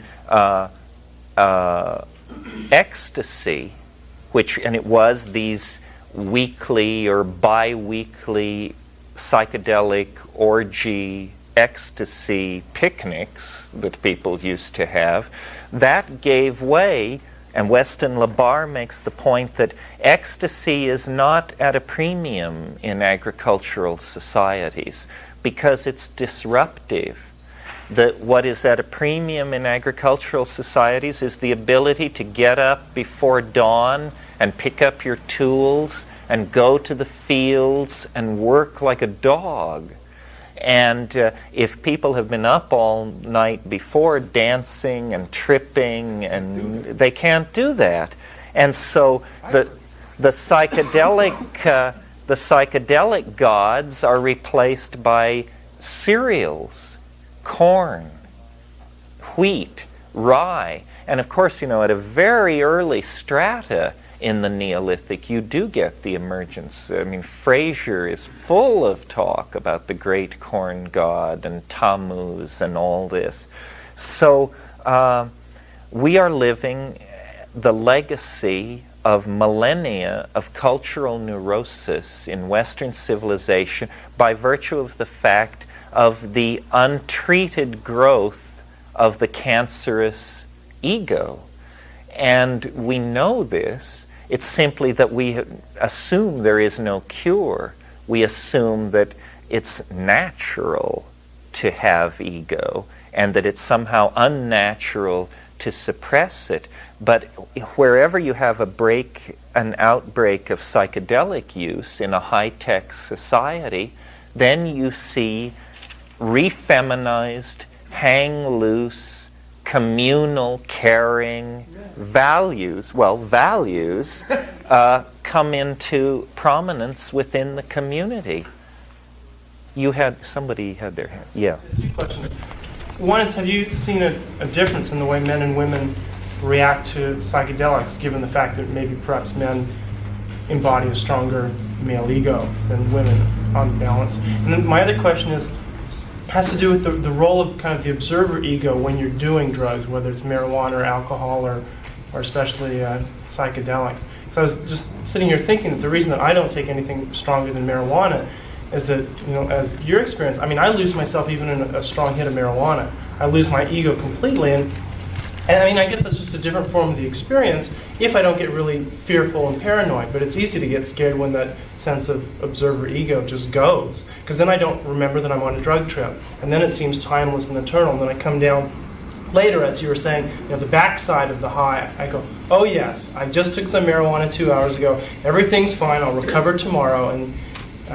And so yeah, maybe talk a little bit about that and what people can do who maybe don't have a strong ego structure, or whatever it takes to do these powerful drugs.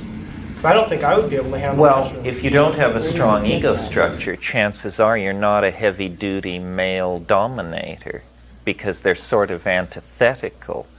I think probably cannabis was a major ego dissolver, and that all these things have been used this way. And if that works for you, that's fine. I didn't take psychedelics to lose my ego, although people said that that would happen. I never quite understood what was meant, but looking at it as a mass phenomenon, where you're not talking about an individual tripper, but tens of thousands of people inevitably this feminizing of values seems to take place. What was your first thing?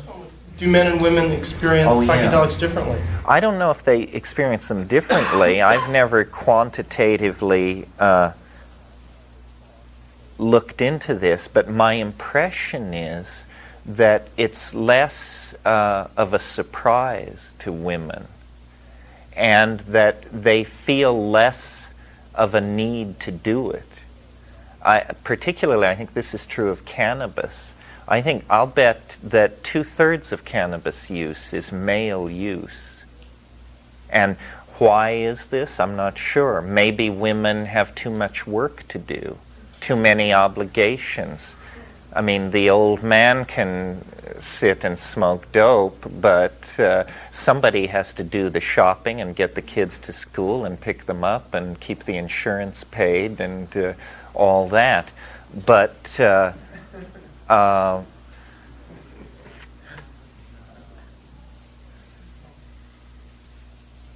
women, I think, have a different relationship to it. Women are often shamans, and in fact, the best shamans in many cultures, if you ask the people in the culture, are usually felt to be women. Women are connected up to all of this stuff. Drug taking may not be a male enterprise, but history is a male enterprise. I don't think we would have ever gotten into it if it had been up to women. In a way, the women outsmarted themselves because they had not control in the conscious sense, but they were sitting in the front of the canoe when and then they invented agriculture, and that undercut their own position, because the vast repository of plant knowledge that had been the secret knowledge of women, it no longer really mattered. As long as you knew how to grow corn and a couple of other things, the vast encyclopedic data on wild plants became less important, and it becomes more labor intensive. And men, because they had evolved toward being efficient hunters, probably did have a physical edge on women in terms of stamina and an ability to, work with a hoe for 8 or 9 hours a day. Because what the women did when they were in their, in the prime cultural situation was they gathered, they looked at stuff and talked about it with each other. And this was this domain in which language then arose. And gathering is not hard work. It's just steady work. And it's lots of fun if you do it with your friends. And, the cliched notion about Aboriginal peoples is the women chatter. This phrase, the chattering of women in primitive situations. It really is true, I think, that women avail themselves of language much more than men in these pre-literate situations. The men are hunters and they act like hunters. They're stoic. They hold it all in. Literally, I mean, the larger bladder size of men is thought to be related to the hunting adaptation and so forth. So the men are stoic, they're holding it in. The women are information freaks. It all rides for them on information. Where do you find it? How do you cook it? What does it look like? Is it poisonous? What time of year is best? What soil is best? What do you combine it with? Is it good all year round? What do the flowers look like? What does the fruit look like? So, data, information. How could you ever understand the use and location of 600 plants or more unless you had a tremendously evolved vocabulary for this kind of thing? Yeah. A couple of practical questions. One, the physical weakness that follows substances like psilocybin, is there any way to prevent that? Well, the physical weakness, these things take energy. I mean, obviously during the trip, energy is being sucked into the moment. I mean, a trip is hard work, even if you're just sitting still. So then there's going to be an energy debt. One way of assessing the toxicity of a drug, in the course of this weekend, I've named several ways, and they all need to be used together. But one way of assessing the toxicity of a drug is how do you feel the next day?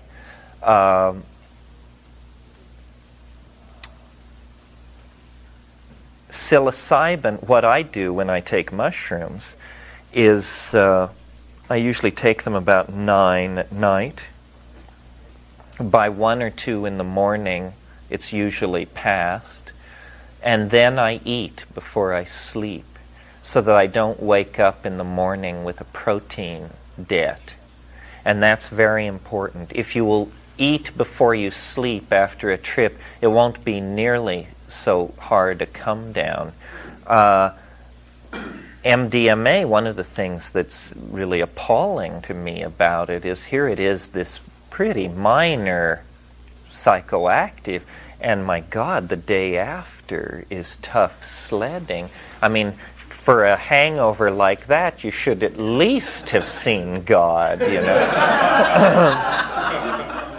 Now, LSD,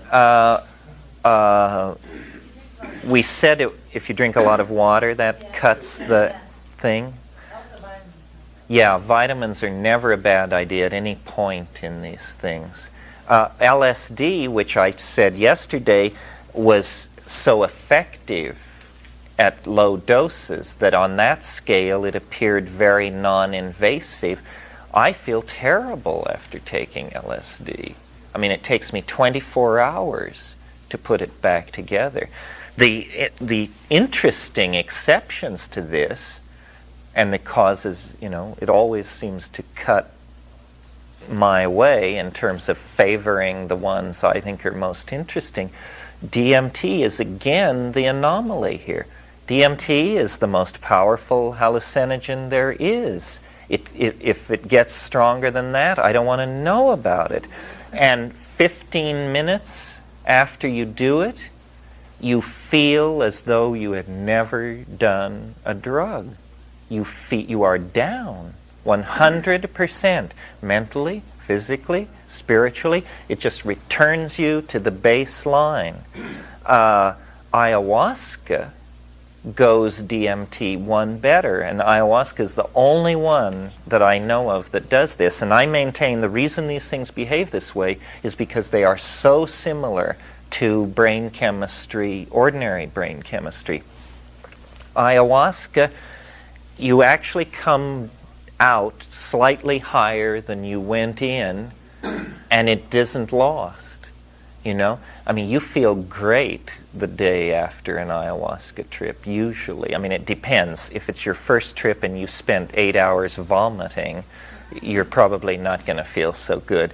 But if you had, if it was a ordinary ayahuasca trip, then you're going to feel much better the day after than you did going in. More connected, more alert, more energy. Well, this must have something to do with the fact that the constituents of ayahuasca, harmine, harmaline, DMT, all occur in the human brain. And DMT, same thing. Now, why this doesn't happen with psilocybin, I don't know. Psilocybin doesn't occur in the brain, but it is a very, very close relative. I think DMT is absolutely fascinating from every point of view. Why is it so benign? Why is it so powerful? Why is it so short-acting? Why is it so hard to get any?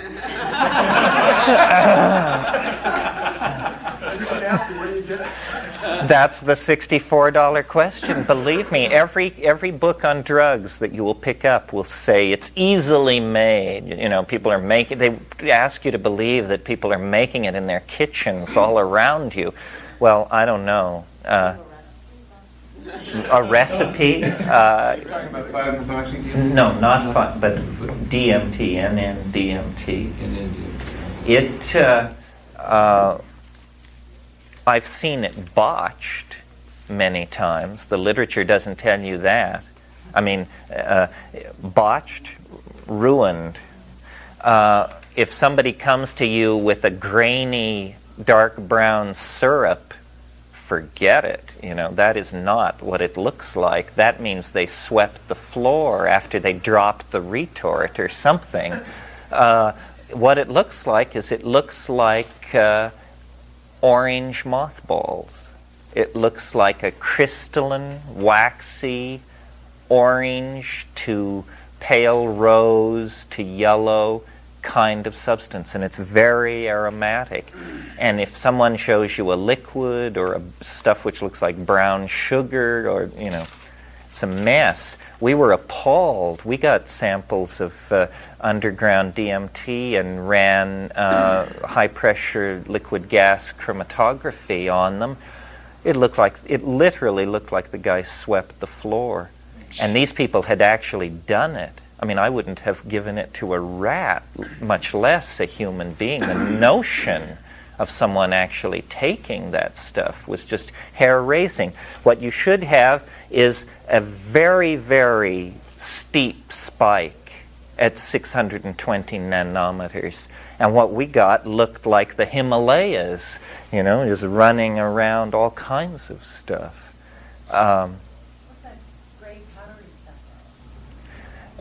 There has been DMT around which was shootable DMT, which is the hydrochloride.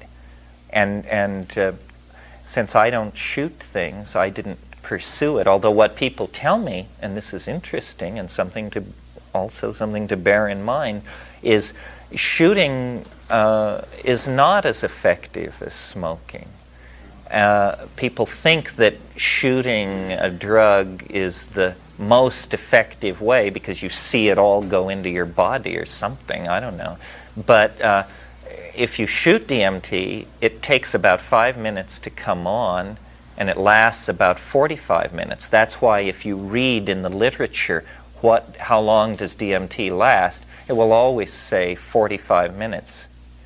But if you smoke it, the peak experience lasts 400 seconds, something like that. I mean, it's extreme. That's why it's so astonishing, because it is so intense and the onset is so sudden that it's more like something has happened to you rather than that you've taken a drug. In other words, it's, and sometimes people come out of it saying, what happened?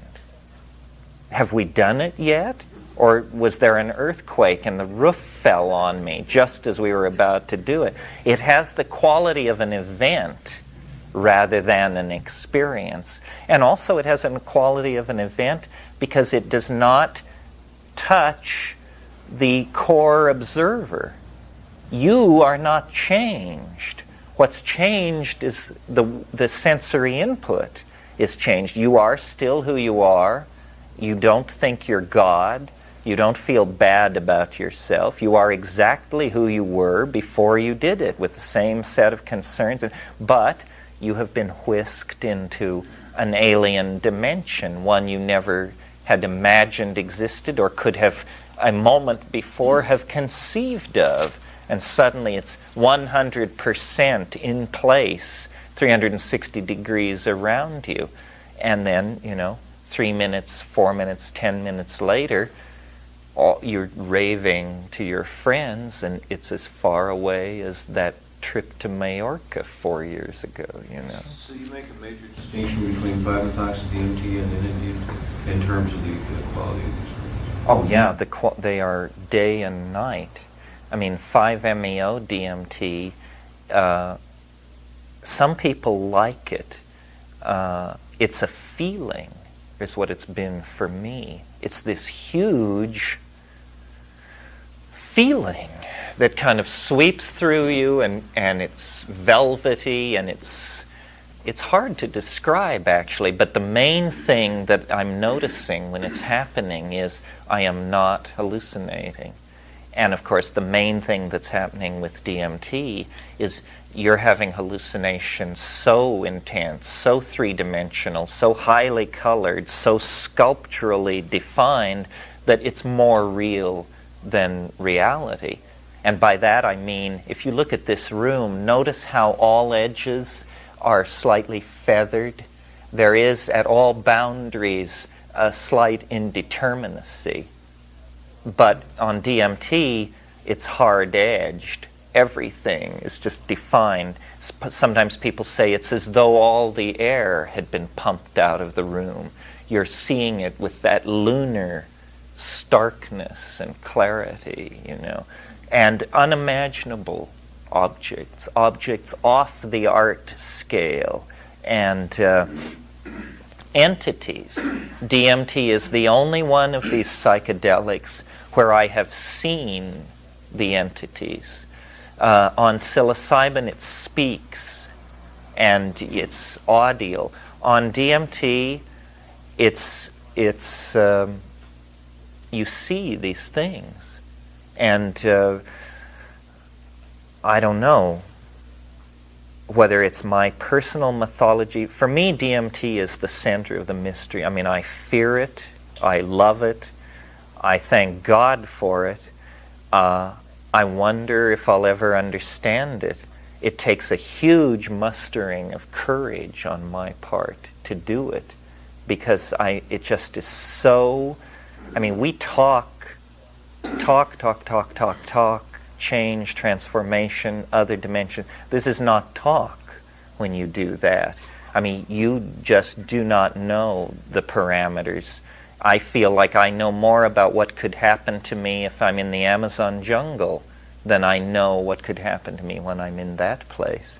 And after many, many DMT trips, I've finally been able to paint a picture for myself of what is happening in there and what happens for me. And I don't know anybody who's done it as much as I have.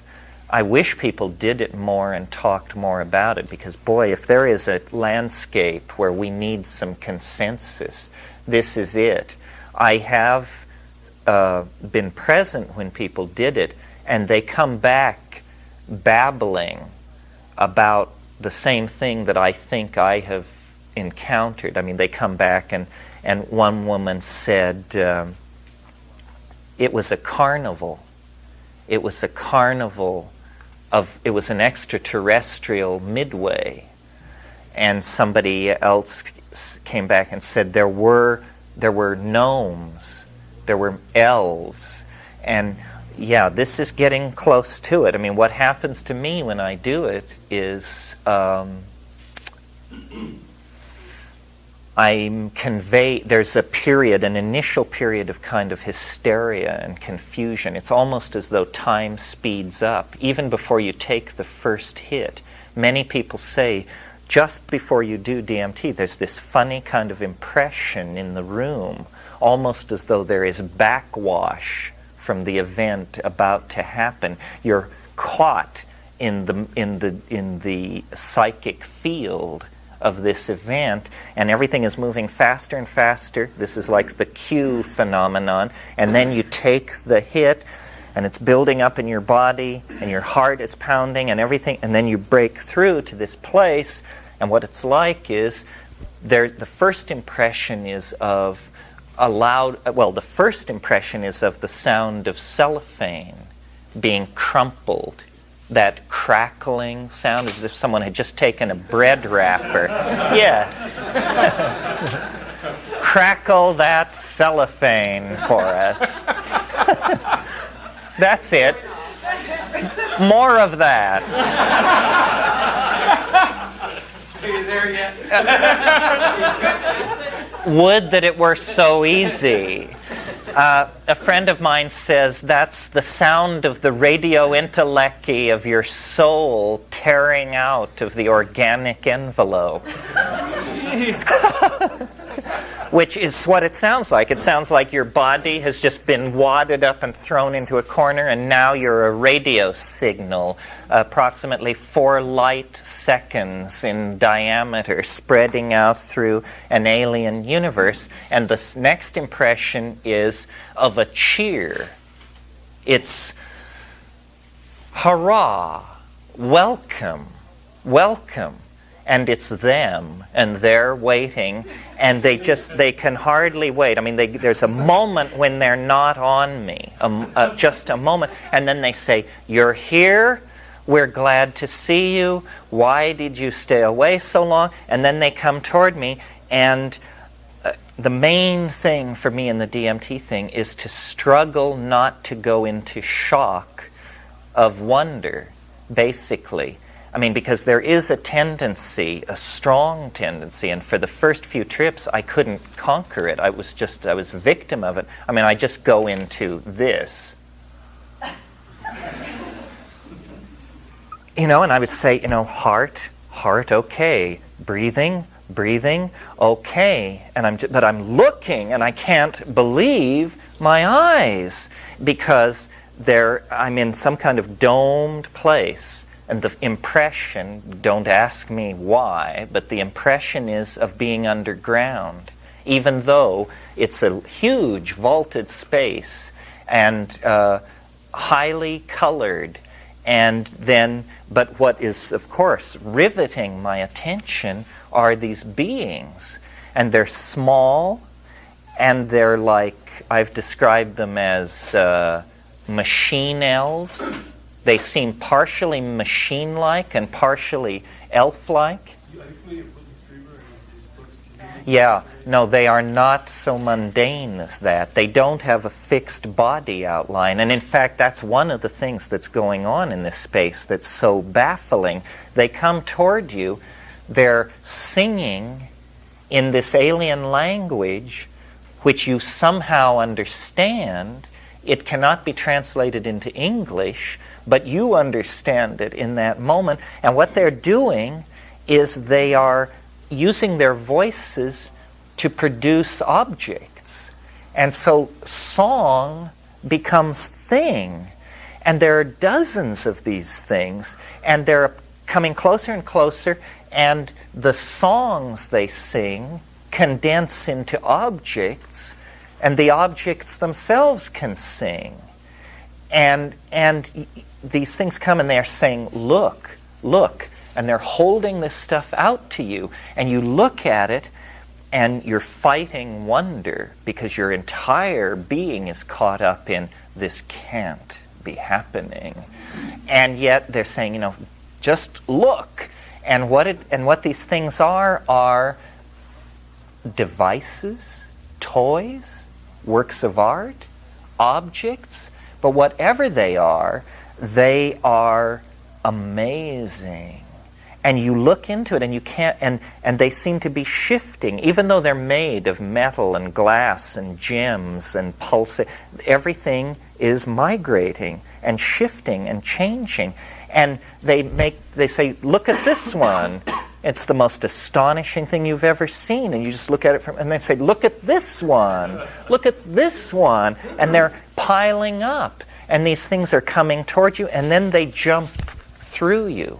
They can pass through your body. And they're running around chirping and singing and making these objects. And what they're doing is they are saying, do what we are doing. Do what we are doing. And you say, I just want to go back to New York. Say, later for that. And the implication is, and this is the mystery of my life, I'm teasing it out, trying to understand it, but the implication is, and the promise is, that ahead of us in time, 6 months, 50,000 years, is a visible linguistic channel of communication. That the thin channel of audio communication composed of small mouth noises is just a provisional kind of communication. And what is being proposed in this state is a true telepathy. Now, we always thought, or I always thought, that telepathy means you think, I hear what you're thinking. What it actually turns out to be is you speak, I see what you mean. And I don't mean that metaphorically, I mean I see what you mean.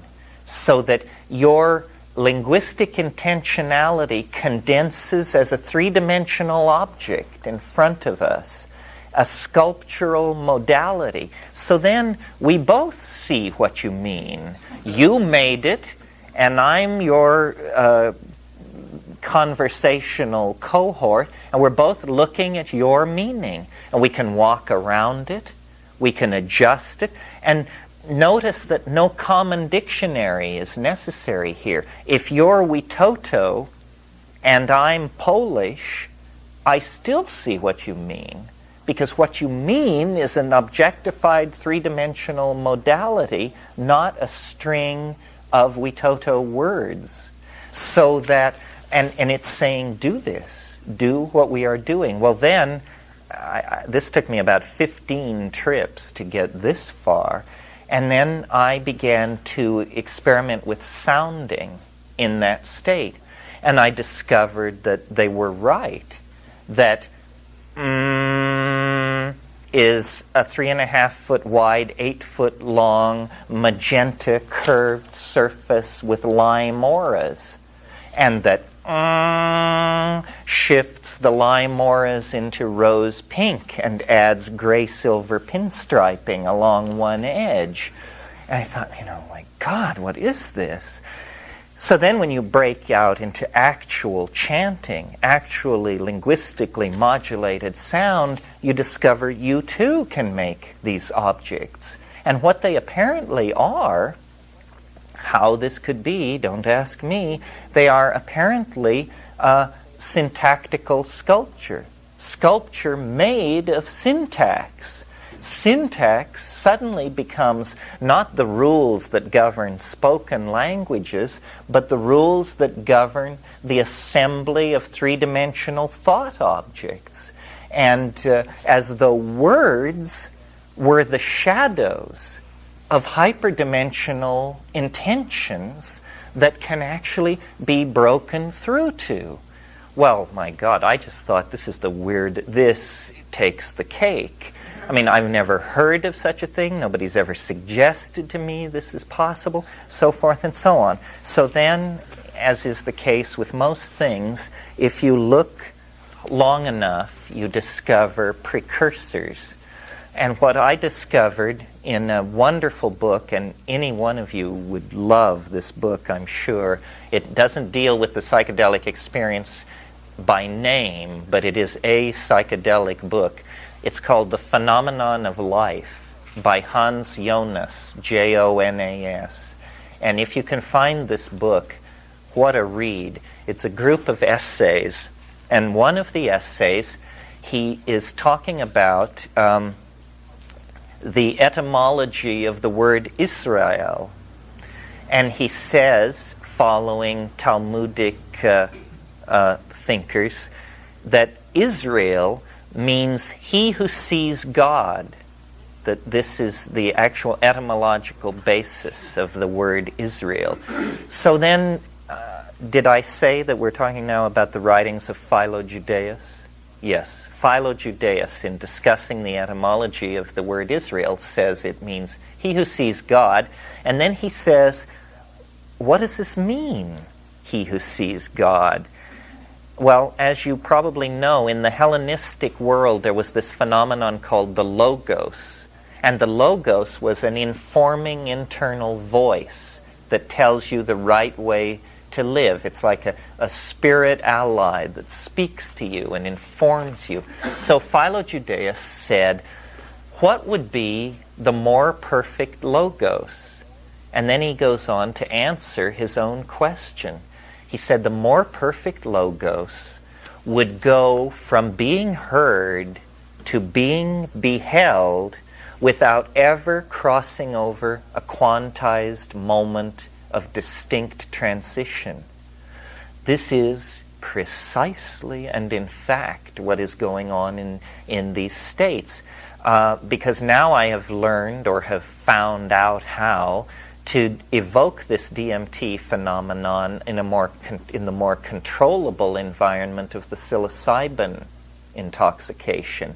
And it happens like this. First of all, I form the wish for it to happen.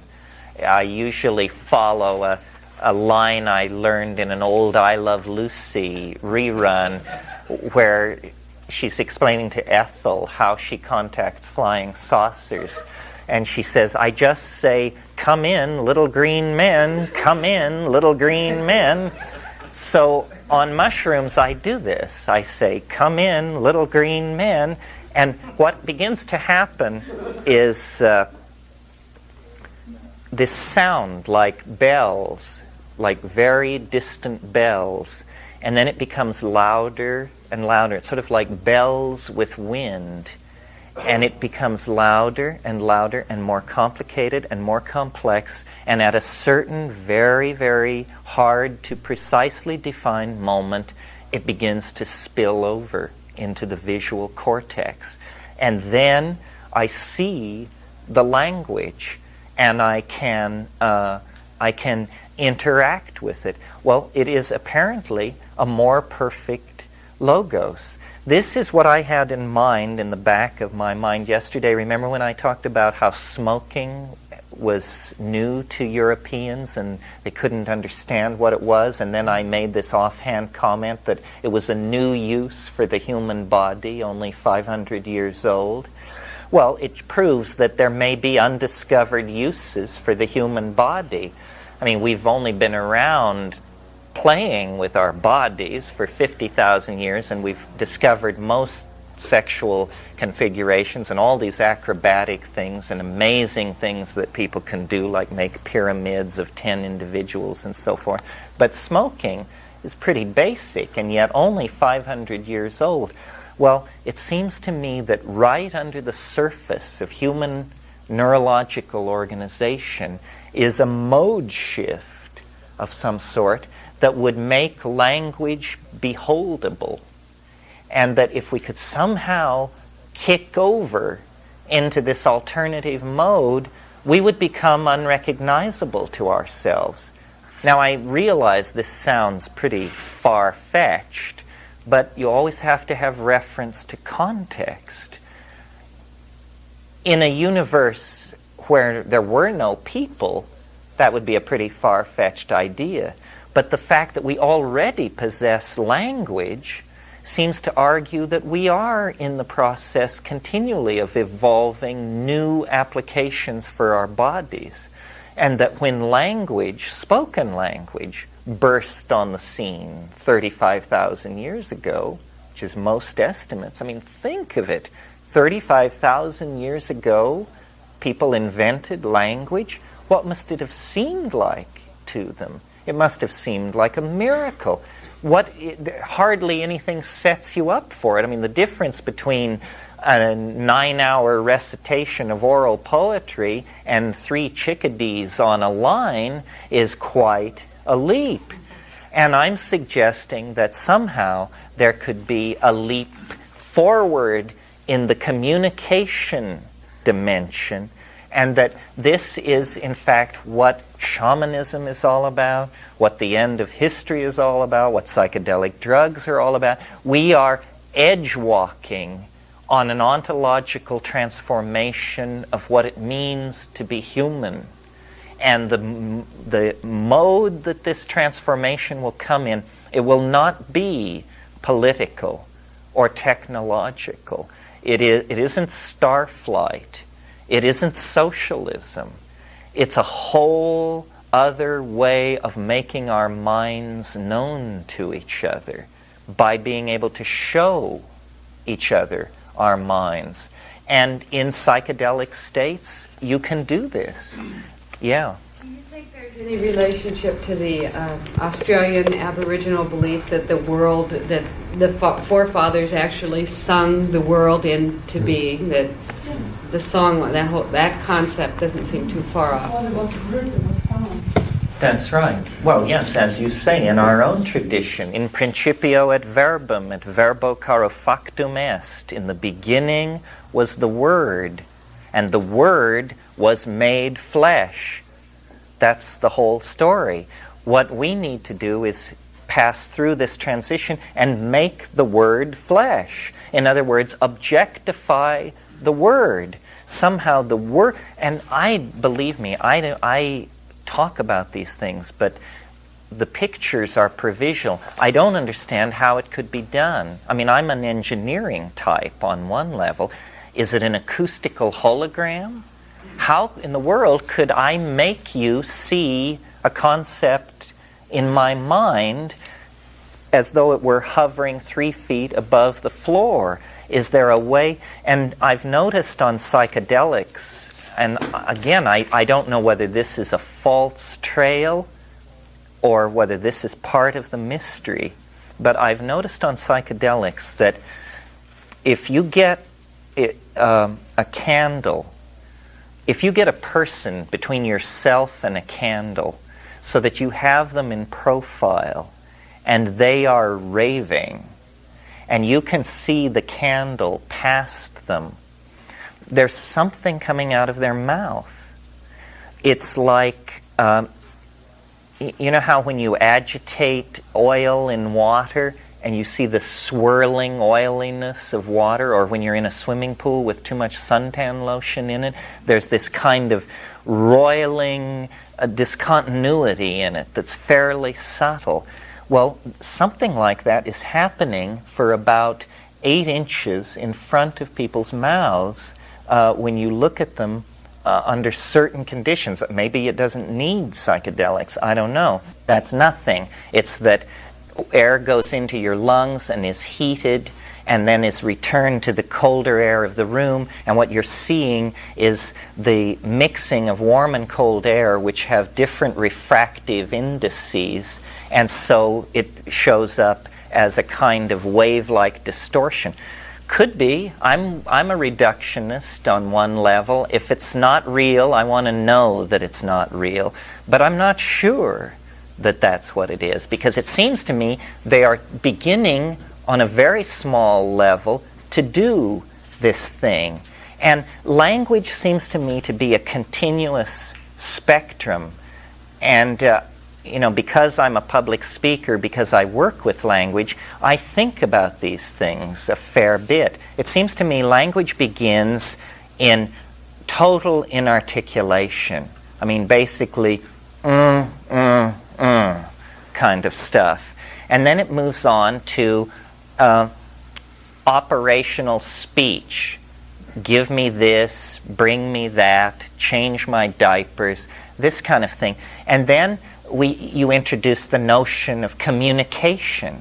I mean, at what age do children become capable of saying, I feel X, Y, and Z? What this means is they are beginning to move invisible interior modalities out into the linguistic domain. Say, I feel sick at my stomach. I feel too awake to go to bed. So on. Well, then you get more complex ideas where people are conveying abstract ideas. And then you get eloquence, a speaker who can make you listen and who can rivet your attention. Well, then beyond eloquence comes poetry. And supposedly in the Irish tradition and in other traditions, great poetic feats were undertaken, and poets were magicians. The difference between a poet and a magician was practically nil. And that's where we're asked to believe that it ends, in great poetic eloquence. But it seems to me it's possible to just keep going. And one of the curious things about the way we think about language is when we talk about clear language, we always use visual metaphors. To understand someone, if you understand someone, you say, I see what you mean. I see what you mean. Seeing is the sense that we trust. And someone says, he spoke clearly. Visual metaphor. She painted a picture. I see what you mean. As though we unconsciously sense that language is an uncompleted project at this point, moving toward a visual mode of expression. And I think if we say the psychedelics are catalysts on imagination, then what is it that they are catalyzing? They are catalyzing the further concrescence of language. And who knows how long this is? Looking back at the invention of language, you kind of have to suspect that it happened rather suddenly, that people went from not speaking to speaking quite suddenly. They had all the machinery, the physical machinery, the lungs, the vocal cord, the coordinating mind, and apparently, if you follow Chomsky and his school, the genetically laid down foundations for syntax. And syntax, Chomsky has shown, precedes language. I mean, the chimpanzees and squids show evidence of syntax, but their language is extremely rudimentary. Somehow you can't have language until you have syntax. Syntax are the rules which define language. But then, at a certain point, language has this capacity to become truly self-reflecting. I can't imagine what a world would be like where this ability was mastered. I suppose you would have to say it was a psychedelic world. Yeah. Earlier you were talking about this possibility, and you started mentioning, I can't imagine how you could do this, and you started talking about it, and to me it felt you were talking about something hovering. And at that point, you could almost see that it would be possible to continue. When you said hovering, I got hovering. I could almost see something hovering. And so it seems like there's really an evolutionary thing, as you were mentioning, that once people get used to really hearing each other, that it'll just begin to happen, that little by little we'll get used to it. We may not even know it. And maybe it's happening now, that language is being used much more in different ways than it used to be. Yeah, I think that's true. I mean, my fantasy is of a workshop where someday we get it out. I mean, that's really what I want to do, is I want to punch a hole into the other place and have this linguistical, syntactical, intentionality-directed stuff pour into this universe and fill it to the brim. It seems to me that this is a real possibility. Whenever I'm stoned, I have this notion of, I call it the last conversation. It's where it seems possible to sit down with somebody of goodwill and say, we're going to have the last conversation.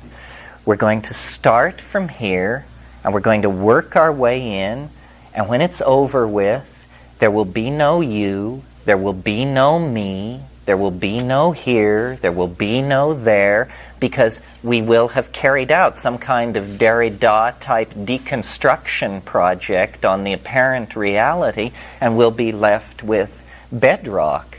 I think this, I don't know if that's the same program as the visible language. What I do know is that on ayahuasca in the Amazon basin, this is what's going on. They call it singing, but it's a visual art. And, you know, some of you, our little company sells ayahuasca songs. Well, they are audio recordings, but they are visual works of art. How they sound doesn't matter. It's how they look. And when you're sitting in a blackened hut with these people, you'll hear someone lay down a riff which manifests as a fluorescent pink line with gray undershading. And then the shaman sitting, and it's a wavy line, and the shaman sitting next to the singer will then go back through and place a mirrored green dot in the trough of each wave. And the sound is lost in this. The experience is entirely visual. Well, is it only abstract colored patterns and moving fields of light? Or could I sing you my grandfather, and you would see him with his blue visor and his pegged pants and his crew cut? It's this kind of thing, you know. This is why I believe the psychedelic experience has some kind of historical role to play. If we take seriously the idea that it's an enzyme for the imagination, and if we take seriously the notion that language is the carrier wave of the imagination, then probably what we're involved in here is a quantized evolutionary leap to a higher modality of language. And it will come out of our biological organization, see? It's not cultural, and it's still less technological. It's in the bones and tongue and brain and lungs of human beings. Yeah. Terence, when you're in one of these circumstances and you speak to the little people, if someone were in the room with you, would they hear you speak? Oh, yeah. Well, so you actually acoustically verbalize this conversation from your side?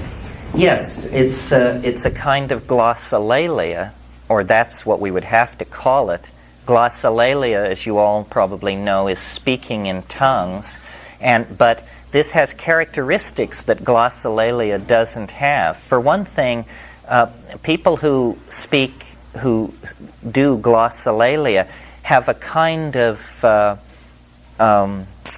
disconnectedness from it.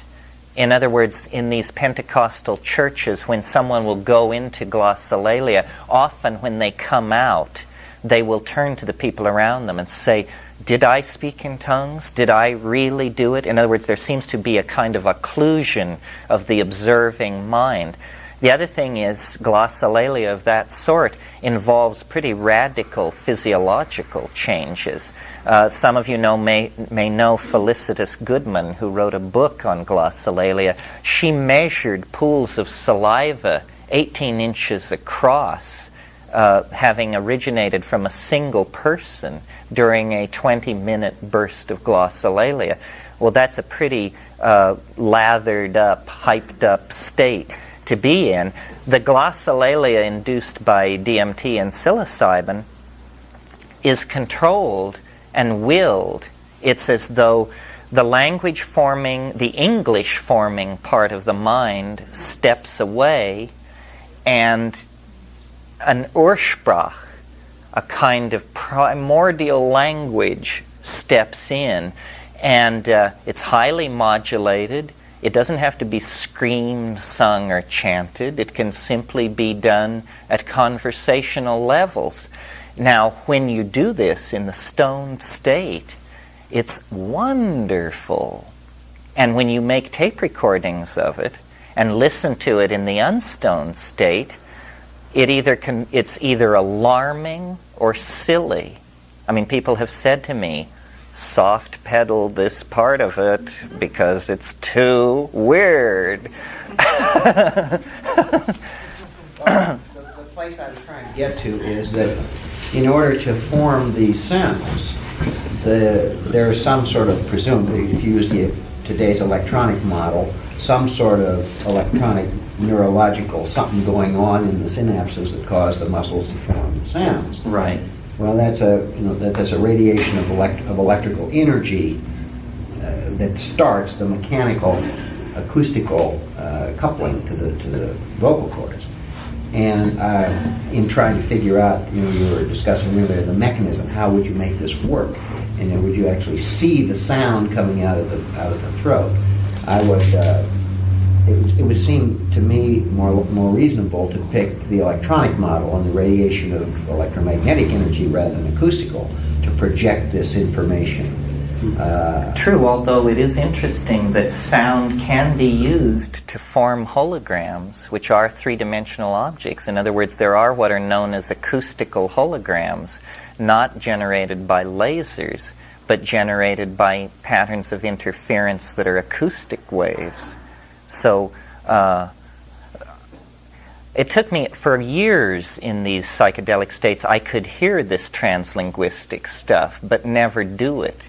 Then I became able to do it on the drugs, and then after many more years, I've become able to do it pretty much on the natch, or at least give a reasonable imitation of it. But when I do it and I'm not stoned, it doesn't transport me. But it has syntax, it has order.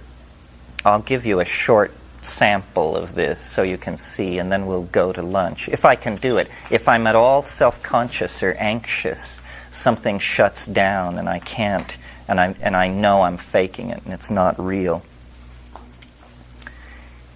He waxi kai midi ke pichikt pipin. It teftiem waihwa waxi ke pipit. Ed dejeveng wow wai angak dead ordivi inkepekektetan. It's like that. It's a beautiful song. It sounds to me, it's far removed from English. It sounds to me like a very primitive language. The image that comes to my mind is of pygmies around a fire. One guy raving. He's telling a story. Edejive mengo quai paktiket. Eftonque etece mystike fidig. There's something in there. You know, it feels like meaning, but it doesn't compute to a dictionary. But when you do it on your own, you just can do it for hours in that state, and it's very, very satisfying. What you're hearing is the shadow thrown by a hyperdimensional object that the person making the sound is actually seeing. And they're rotating this thing, looking at it, going into it, expanding it, taking it apart, melting it, fusing it, remaking it. Strange stuff. I've played this stuff for linguists, this very straight linguist. I played about a 30-minute burst of it, and he smoked his pipe through it all. And when it was over, he said, no O's.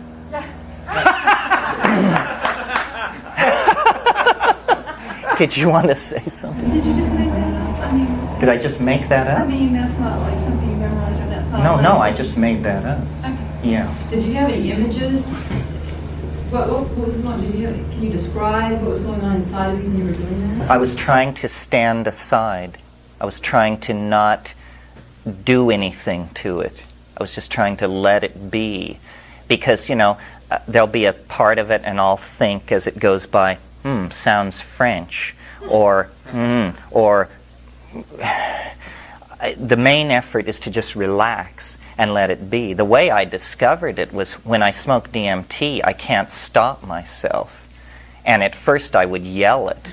And, that got me, my friends were concerned. And so slowly I've been able to bring it down into this conversational level.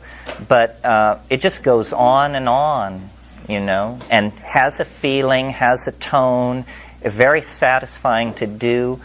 That's why I think I said on Friday night, had this in mind. I think language existed for millennia before meaning. Meaning, bull, bison, reindeer. Meaning is just some kind of late thing that was tacked on to language to make it a more practical enterprise. But I think people were taking drugs and amusing each other with artistic compositions of the sort I just did for you for a long, long time before they did anything practical with it. Terence, have you? I was just wondering if you thought that language may have changed around the time that agriculture came in, when all the diversities were narrowed down to a few commodities, and if that's any... Well, I think language goes through tremendous periods of impoverishment, and that was one. The origin point of language is placed at about 35,000, although on what basis they do this, I'm not sure. There is a flute in existence that's 26,000 years old. That's pretty interesting. And that's not the Museum of Atlantis artifacts either. That's the real thing.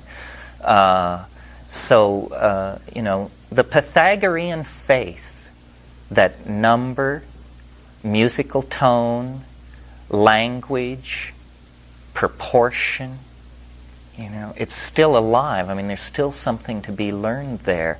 A perfect science, an appropriate science, a science of harmony, resonance, proportion. That is and remains, I think, the shamanic ideal, the Orphic ideal, the Pythagorean ideal. Well, let's break for lunch and let's come back around to 2 or a little after. Well, we have a couple of opportunities to ask some questions. Yeah, we'll do that. Why don't we pull together here? And basically, we seem to be going pretty strong at lunchtime. So why don't we just pick up where we left off, if anybody still has unresolved things they want to say or questions that occurred to them through lunch. About the MAO inhibitors and the certain amino acids, I heard if you have any kind of MAO inhibitor in your system, it's dangerous or something. Well, I'm not sure what that refers to. You do not want to take certain hallucinogens if you're taking an MAO inhibitor because it will make it prolong it and cause it to behave in unpredictable ways. Now, there are many MAO inhibitors commercially prescribed, some quite strong. I mean, in other words, that act for weeks. I think even after a single dosage. What are those things for? The common scenario is Marplan, which is a monoamine oxidase inhibitor. And what that means is that's the enzyme. Monoamine oxidase is the enzyme that destroys monoamines. So if you are taking that particular drug, and then you take something that builds up in your system, like aged cheeses or lentils. I think even mushrooms may be part of it. It's aged cheeses, wines, fermented kinds of things that have lots of amphetamine type of chemicals in them. There's a overload at the synapse when this happens because it can't break it down, and your brain basically, deteriorates. And there are a lot of, well, not a lot, but there was at one time before they knew of this, where people did this and died. So apparently the hallucinogen has some of that buildup, and it can't be destroyed properly, so that's why there's the warning not to take it. So the hallucinogen is a monoamine, and then if you inhibit the monoamine oxidase, which is the compound which oxidizes the monoamine, then the monoamine will accumulate. Now, it's important to know this because we tend to move in a yuppie environment, and a typical yuppie buffet of good burgundies and good brie is just going to load your system with tyramine, tyrosine, these kinds of things, and they are monoamine oxidase inhibitors. Well, then if you 12 hours or 24 hours later take a hit of ayahuasca or something, why, it's just going to send you skittering all over the board, and you won't understand why unless you are aware that this monoamine thing is working. The idea of the precursors of certain neurochemicals. Like I heard the ayahuasca diet, specifically Luna gave a talk once in New York about it. He said it was like smoked fish and plantain. Mm-hmm. And possibly this is the precursors of certain neurotransmitters. Yeah, this is a more complicated question than simply yes or no on a monoamine oxidase inhibitors. Serotonin, which is, of course, the neurotransmitter that runs the nervous systems of all higher animals and occurs in all animals, is very strongly present in bananas, for example. So you can load your system with serotonin without realizing it if you eat a lot of bananas. In fact, was very interesting. There was a group of people in tribal Africa who had actually lost the gene for the production of serotonin, or of serotonin B in any case, one subspecies of serotonin. And they didn't know that that was what was wrong with them. All they knew was that whenever anybody left the tribe, they would become psychologically ill and like go mad. And then when they would return to the tribe, this situation would immediately normalize. Well, so then they looked into it and they discovered that these people were eating bananas as a huge component of their diet. Consequently, even though the serotonin gene was deficient, they were always had a sufficient amount of serotonin because they were getting it from a dietary source. But if somebody left the tribe and left the forest and went to Kampala or something and got a job and stopped eating so many bananas, they immediately appeared to become mentally ill. This is because they were then finally forced to confront the fact that on the natch, they could not produce enough serotonin to stay balanced. So this is an example of how foods and neurotransmitters and all these things work.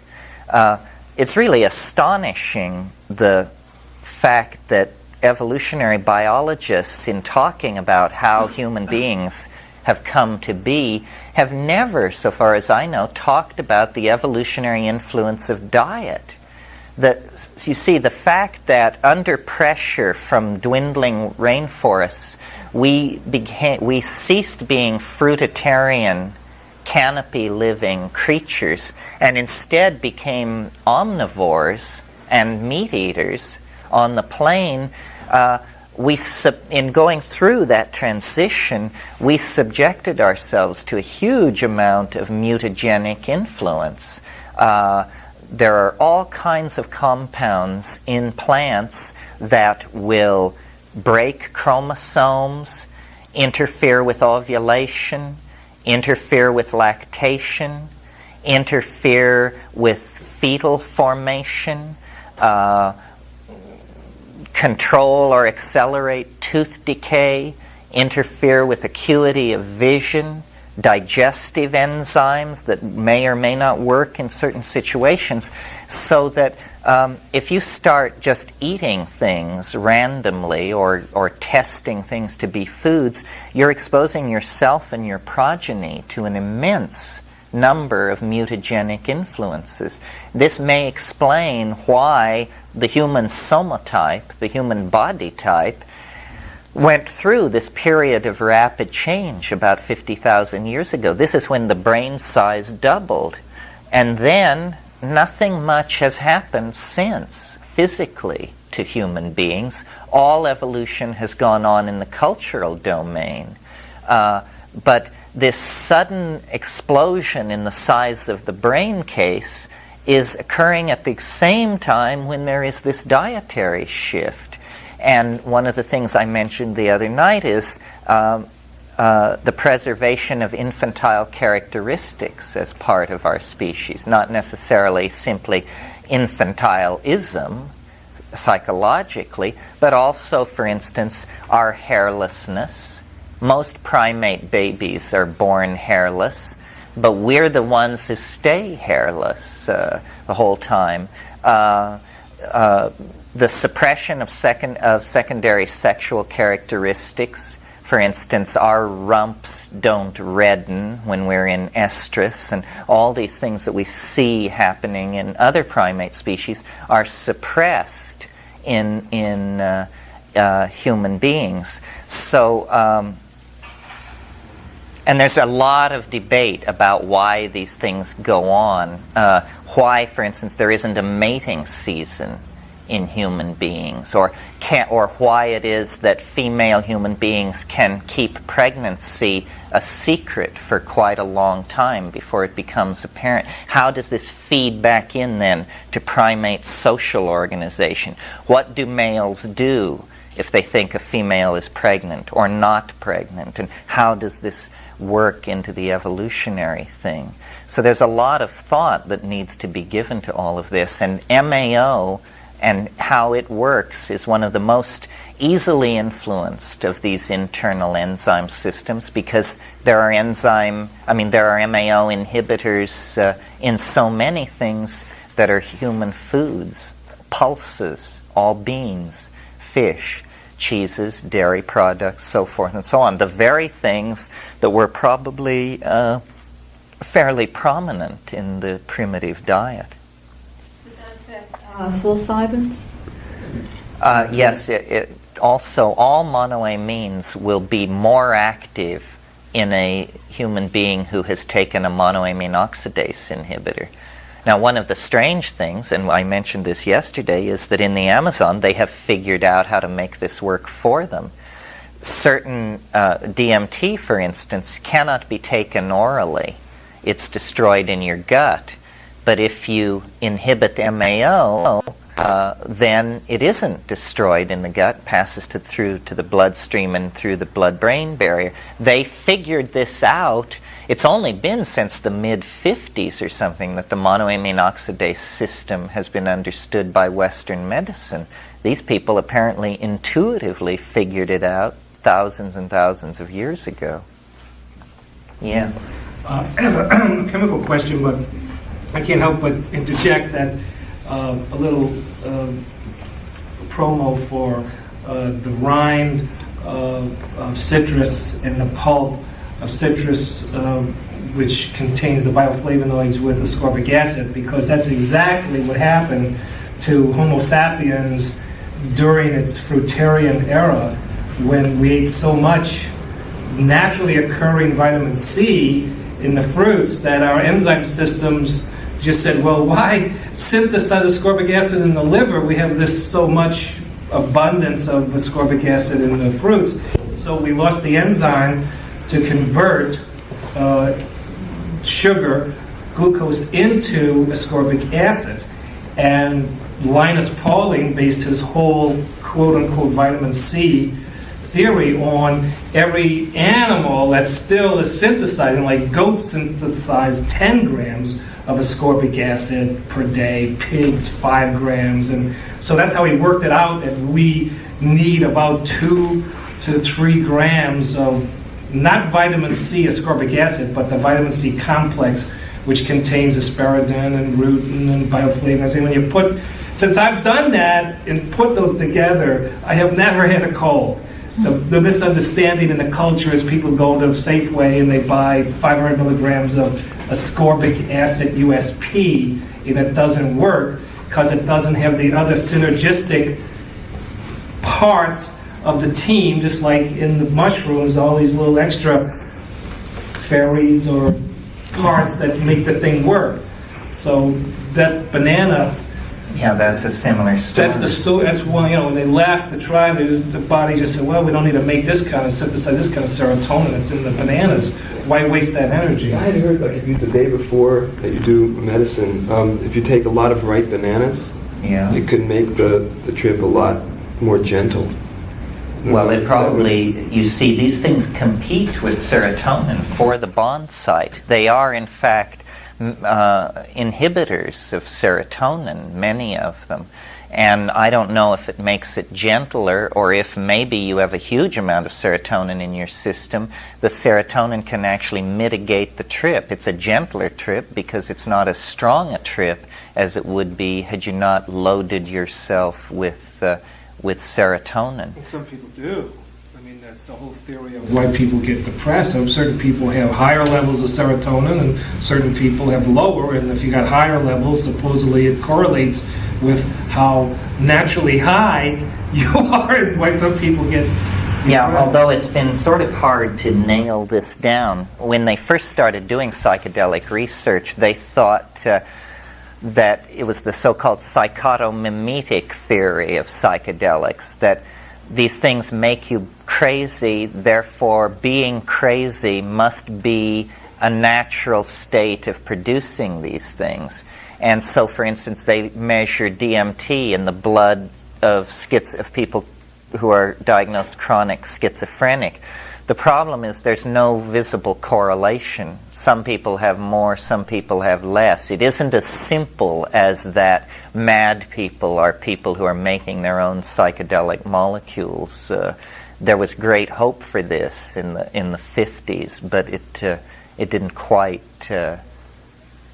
pan out.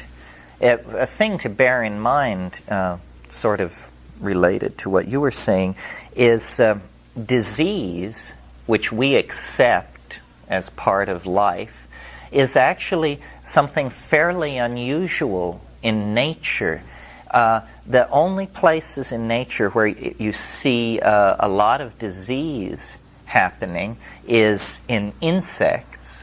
Insects are highly subject to viruses, and there's a huge family of insect viruses. This is the basis of many pesticide design strategies, is to spray crops with viruses that attack insects. The other area in the animal world where you see a lot of disease is human beings and the animals they have domesticated, so that cattle, pigs, poultry, and people are all fairly subject to disease. But for instance, birds of prey are not greatly subject to disease. Many fewer diseases. Fish, all animal groups have some susceptibility to diseases, but really human beings and insects seem to be the most set up for this. And the reason that is advanced for this is that these are the social animals, the insects and the human beings. And wherever you have intense social activity, for instance, in some species, a male and a female will encounter each other only once in the life of each individual, then have sex, and that's it. There is no social life. Well, so that's no disease can get a foothold there, because diseases require transmission and contact. The AIDS thing is a perfect example of this. The statistics are that a professional prostitute has perhaps 5 or 6 sexual contacts in an evening. A person at high risk for AIDS with a very active homosexual lifestyle may have 3 or 4 times that number of sexual contacts. Well, no virus is going to pass a chance like that up. It's just like a super intense environment for transmission. The diseases want to be able to move from one person to another. The reason I mention this is because the rise of this susceptibility to disease is something that apparently also was going on at the same time that we were acquiring language, beginning to domesticate animals, switching our diet. What we really are the evolutionary wreckage of a very chaotic and crazy series of pattern shifts that went on between 50 and 100,000 years ago. Now we are the inheritors of that. Very interesting, as long as I'm on this subject, very interesting relationship between disease and spirituality, because pilgrimage sites are the great disease vectors of the ancient world. You can imagine, here you have a temple, everybody comes there to get cured, and everybody comes there and leaves sick, because all these infected people have been there. There's a wonderful book, I can't remember the author, but the title is Plagues and Peoples, and it's a study of epidemiology and the history of disease and its impact on human populations. And very interesting, and has a lot to say, I think, about psychedelic use as well, by implication, because psychedelic use also brings people together under very close and intimate circumstances many times. Let me ask my question. Sure. Please. This is a chemical question in terms of I have never done these substances that you're talking about. Specifically, I mean the NN dimethyltryptamine and the 5-MO dimethyltryptamine. And what you're talking about is ayahuasca, which is a hybrid of an MAO inhibitor and DMT, correct? Correct. And those are the chemical names of these substances. Are there generic names or so-called, street names for these things that you are aware of? That's the first part of the question. And secondly, since those are pure chemicals, unlike mushrooms, which contain maybe 3 or 4 different synergistic psychedelics, the possibility in my chemical mind was, 5-hydroxytryptamine is 5-hydroxytryptamine, and what is the scenario for synthesizing it? Well, I'm not sure I have it all. First of all, 5-MeO DMT doesn't occur in ayahuasca. The synergy, the way ayahuasca works, the MAO inhibitor is a beta-carboline. Harmine, harmaline, tetrahydroharman. Now, these things are hallucinogens in their own right, but only at uncomfortable doses. I mean, if you took 600 milligrams of harmine, you would have hallucinations, but you would also have so much discomfort and icky feeling that you couldn't call it a trip. 5-MeO occurs in Anadenanthera peregrina and in the toad foam that I mentioned. It's interesting that the toad foam is the only animal-based hallucinogen that we know anything about. There are DMT does occur in certain fish, and these fish are eaten for psychedelic effect. The DMT is psychedelic in its own right, but not when taken orally. But when taken with the harmine, it becomes orally active. You only have to take, if you combine 200 milligrams of harmine, which is a subthreshold dose of harmine, with 50 milligrams of DMT, which is a subthreshold dose of DMT, you'll have a tremendous trip. And that's called ayahuasca. That's called ayahuasca. But it comes from these plant sources. And you drink it. It's a beverage. It's a fluid. Tastes terrible. Yeah. I wanted to ask one question about set and setting. You were saying, I think what you were saying, what I heard you say, I just want to see if this is what you were saying, is that your sort of recommendation would be to do a committed dose, like say 5 milligrams. 5 grams of mushroom. 5 grams, 5 grams. Of mushrooms in a kind of silent space, preferably at nighttime, and also alone. If that's your predilection, if you're comfortable with that, if you're uncomfortable with that, get a friend. Is that your question? I guess that's my question, because it seems to me, like from reading Stan Grof's books, the point that he makes is that these substances are basically physiologically very safe. The danger is in psychological acting out, and it's for that reason that you have a sitter, in order to prevent a kind of confusion of what he calls holotropic and hylotropic, i.e. you decide you can fly, so you jump off your balcony, because you're confusing your psychic reality, which is that you can fly, with the physical reality of your body, which will fall off the balcony and hit the ground. Well, if you had that delusion, you would certainly want a sitter present. In 99% of the cases, what the sitter is there for is not to restrain you, but to tell you that it's okay. Just to say that it's okay. This is immensely reassuring to people, no matter how uncertain the sitter is that it is okay. I mean, you could almost have a button which you push which says, "You're okay.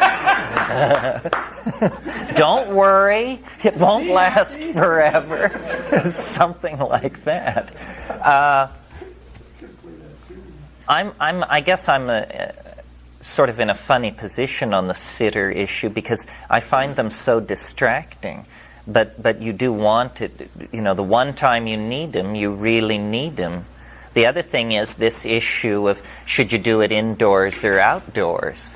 Well, what I found is that I really like keeping it mental. I like keeping everything, that's my way of controlling the situation. And if you go out into the world, we all know this phenomenon called synchronicity, which is where it's weird for no reason, you know? Well, if you go out into the world, you will just stoned, you will just discover that it is a maelstrom of synchronicity. And I don't like being swept away into strange and unexpected adventures. I remember, well, this is an example of how this works. I was at Sarnath once, outside of Benares. Sarnath is the place where Buddha preached his first sermon after attaining enlightenment. He was enlightened at Bodh Gaya, then he walked south many, many miles to the deer park at Sarnath and gave his first sermon there. And there's a stupa there, an ancient stupa, 2nd century BC, and manicured green parks, and very nice place to take a psychedelic, I thought. So I took this psychedelic. It happened to be mescaline with these two women who were friends of mine, and nobody could be seen, just nobody around. It was very early in the morning. We were sitting up on this little knoll under a tree, and it began to come on strongly. And I was looking out over this green expanse, and almost at the edge of discernible vision, I suddenly see two people, two dots, two people moving orthogonal to my position, moving across my field of vision. And I'm just watching them, and they stop dead. These two people, they must be 500 yards away, 1,500 feet away over these rolling green lawns. They stop dead, and then they scan, and then they start toward me. And I cannot believe my eyes that these people have changed course 90 degrees and are now headed right for me. And I kept telling myself, it's a hallucination, it's an illusion. They are not getting larger in your field of vision. You are not going to have to confront these people. Please, God, make it so. No reprieve. They're just getting larger and larger and larger and so I said, I'm going to make this go away by not looking, and I'm just going to sit like this. And I sat like this, not moving, until the guy's feet entered my field of vision. And then I didn't move, and I didn't say anything, and then I just looked up, and he said, "You're from which place?" "You have been how long in India?"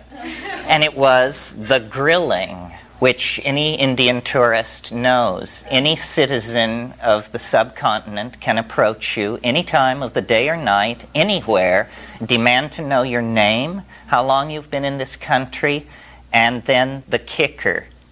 "And what do you think of India?" And this question is asked for the specific purpose of observing your discomfiture, because they know damn well what you think of India. And so I looked up, and I gave this guy my most penetrating gaze, and I said, "I cannot be interrogated." And then I just put my head down and waited, I don't know, an hour. And when I looked up, they were gone.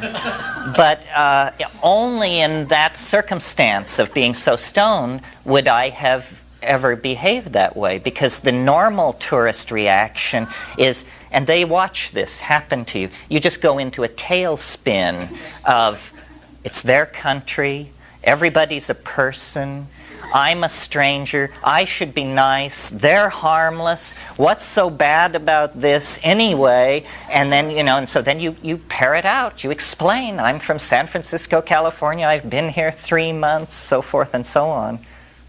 A friend of mine told me a funny story about taking the Bombay-Calcutta mail and arriving in Calcutta on this train, 4 o'clock in the morning, and he gets off the train, and there's a little sadhu man over there, and the guy starts toward him and comes up to him, and my friend said, "Wait a minute. Before you say a word, my name is Nathan Jones. I'm from Brooklyn, New York. I've been in India 3.5 months, and I hate it." And the guy said, "Oh, you're great, Baba. You're reading my mind. You're reading my mind." You gotta be fast. That's all there is to it. Yeah. Over the last couple of days, you've said that the mushroom basically creates its own agenda. You've also given examples of how you've directed it. So which of those is true? And if you can direct it, are there ways to direct it to specific regions by doing specific things? What kind of a region? Well, the first thing is, do the mushrooms have their own agenda? And second of all, if you have some control over it, how do you get to where you want to go? Whether you want to deal with certain issues like death or the body or whatever, or to get to certain regions of consciousness. Well, it has its own agenda in that it has this. It has certain qualities, this extraterrestrial, outer space, a planetary, history is ending, apocalypse, millennia kind of thing. You can direct it if it likes the way you're going. It's sort of like a very strong horse. You know, if you're going the way it wants to go, you're fully in control. Otherwise, not. I mean, I can remember situations with mushrooms where I hadn't taken it for a long time and I fall into confusion, and it usually revolves around, am I doing the right thing? Whatever the right thing is. So then I'll take mushrooms and wait until properly, and then put this question, am I doing the right thing? And it reminds me of a press conference that Lyndon Johnson had once, shortly after he became president. Somebody asked a question that he didn't care for, and he said, "What kind of a chicken shit question is that to ask the President of the United States?" So when I go to the mushroom and say, am I doing the right thing? It basically said, what kind of a chicken shit question is that to ask me? And I think that was a very good answer. That was what I needed to hear, I mean, are you kidding? So, it can be, my father used to say you can drive a horse to water, but a pencil must be lead. And I think that that's sort of the situation with the mushroom. If the question pleases it, it will answer. If the question doesn't please it, you'll hear about it. And it is amazing how it gives people what they need. You know that Rolling Stones song, you don't always get what you want, you get what you need? I have a friend, dear friend, but arrogant. No doubt about it. This guy is arrogant. He definitely thinks he has the truth by the throat in most situations. And he won't take mushrooms because it gives him such a hard time. I mean, and it says, you're arrogant. You want to know what we do to arrogant people? So for God's sake, lift it off me. So a certain amount of humility. It's a relationship, like to a crusty Zen master or something like that. And it is really like another entity because you cannot predict the answers. I mean, I remember a dialogue that I had with the mushroom early on where I said, what are you doing? on this planet. And it said, you're a mushroom, you live cheap. And so he said, He said, listen, this neighborhood was not so bad till the monkeys moved in. To you, it may look like a mess. To me, it was paradise. The mushroom is very, very weird. I'll tell one more story, then I'll try and get off stories. And all these stories, why am I doing all these dialogue? But why am I doing all these ethnic imitations? I'm not sure. There's one in this story, too. I was in Malibu with all these fancy film people. And we went out to dinner. Ralph Abraham was there, too. And there was this French woman there, a film producer. And she was seated next to me at dinner. And before dinner, we had been talking about the mushroom, or I had been introduced to her as the mushroom man and this and that. And she said to me, and you'll see why the story I just told relates to this, the story about you're a mushroom, you live cheap. And she said to me at dinner, she said, you say that the mushroom speaks to you, but I do not understand exactly how this works. And I said, well, it's sort of like it has many faces that it can show. Like sometimes it's like the role that Rod Steiger played in The Pawnbroker. And at that precise instant, Steiger shows up at the table to shake hands with everybody and slap a few backs, and then he just drifts off into the recesses of this restaurant. And Ralph Abraham, who was sitting across the table from me watching this whole thing and had heard what I said to this woman, reached across the table to me and said, you see, the mushroom is showing us that it can touch us anywhere, anytime. Strange stories. Synchronicity. Yeah. Yeah. How do you remember to bring back what you've learned? Oh, that's a good question. That's an important question. That's a key question. Roland Fisher, who was a great psychedelic researcher with psilocybin and later retired to Majorca to be Robert Graves' next-door neighbor, coined the phrase state-bounded. This means you can't bring it back. And I'm sure you all have had the experience of dreaming, being caught up in some incredible dream with strange people, foreign countries, exotic costuming. The alarm goes off, and as you stagger out of bed, this is just melting like an ice cube in a blast furnace. And by the time you're out of bed and fully dressed, you have nothing, not a shred, not a hint, not a clue. It's absolutely gone. This is a state-bounded memory. Chemically, what's going on is apparently short-term memory transcription is just not occurring. You're having the immediate impression of these things happening, and then it's not going to disk, so to speak. It just is lost. Yeah? My experience is also with dreaming is to not to be afraid that I'm losing what I'm dreaming. You know, in the moment I'm afraid that I'm not getting hold of, I know that's gone. And in training myself in knowing everything, and so I'm how do you say that? I'm tuning my body to remember everything what I'm getting. Before going to bed, or I'm taking my dreams as learning. Also, like being learning during the nighttime, and it's that I'm telling my body to take everything. So even if I don't know it really consciously the next morning, it's there, and I make the experience that it's really there. Sometimes I have just a feeling, and I'm noting down the feeling. I'm trying to just to feel it again, and I'm knowing something happened, and I shifted something tonight, and it was like this and that.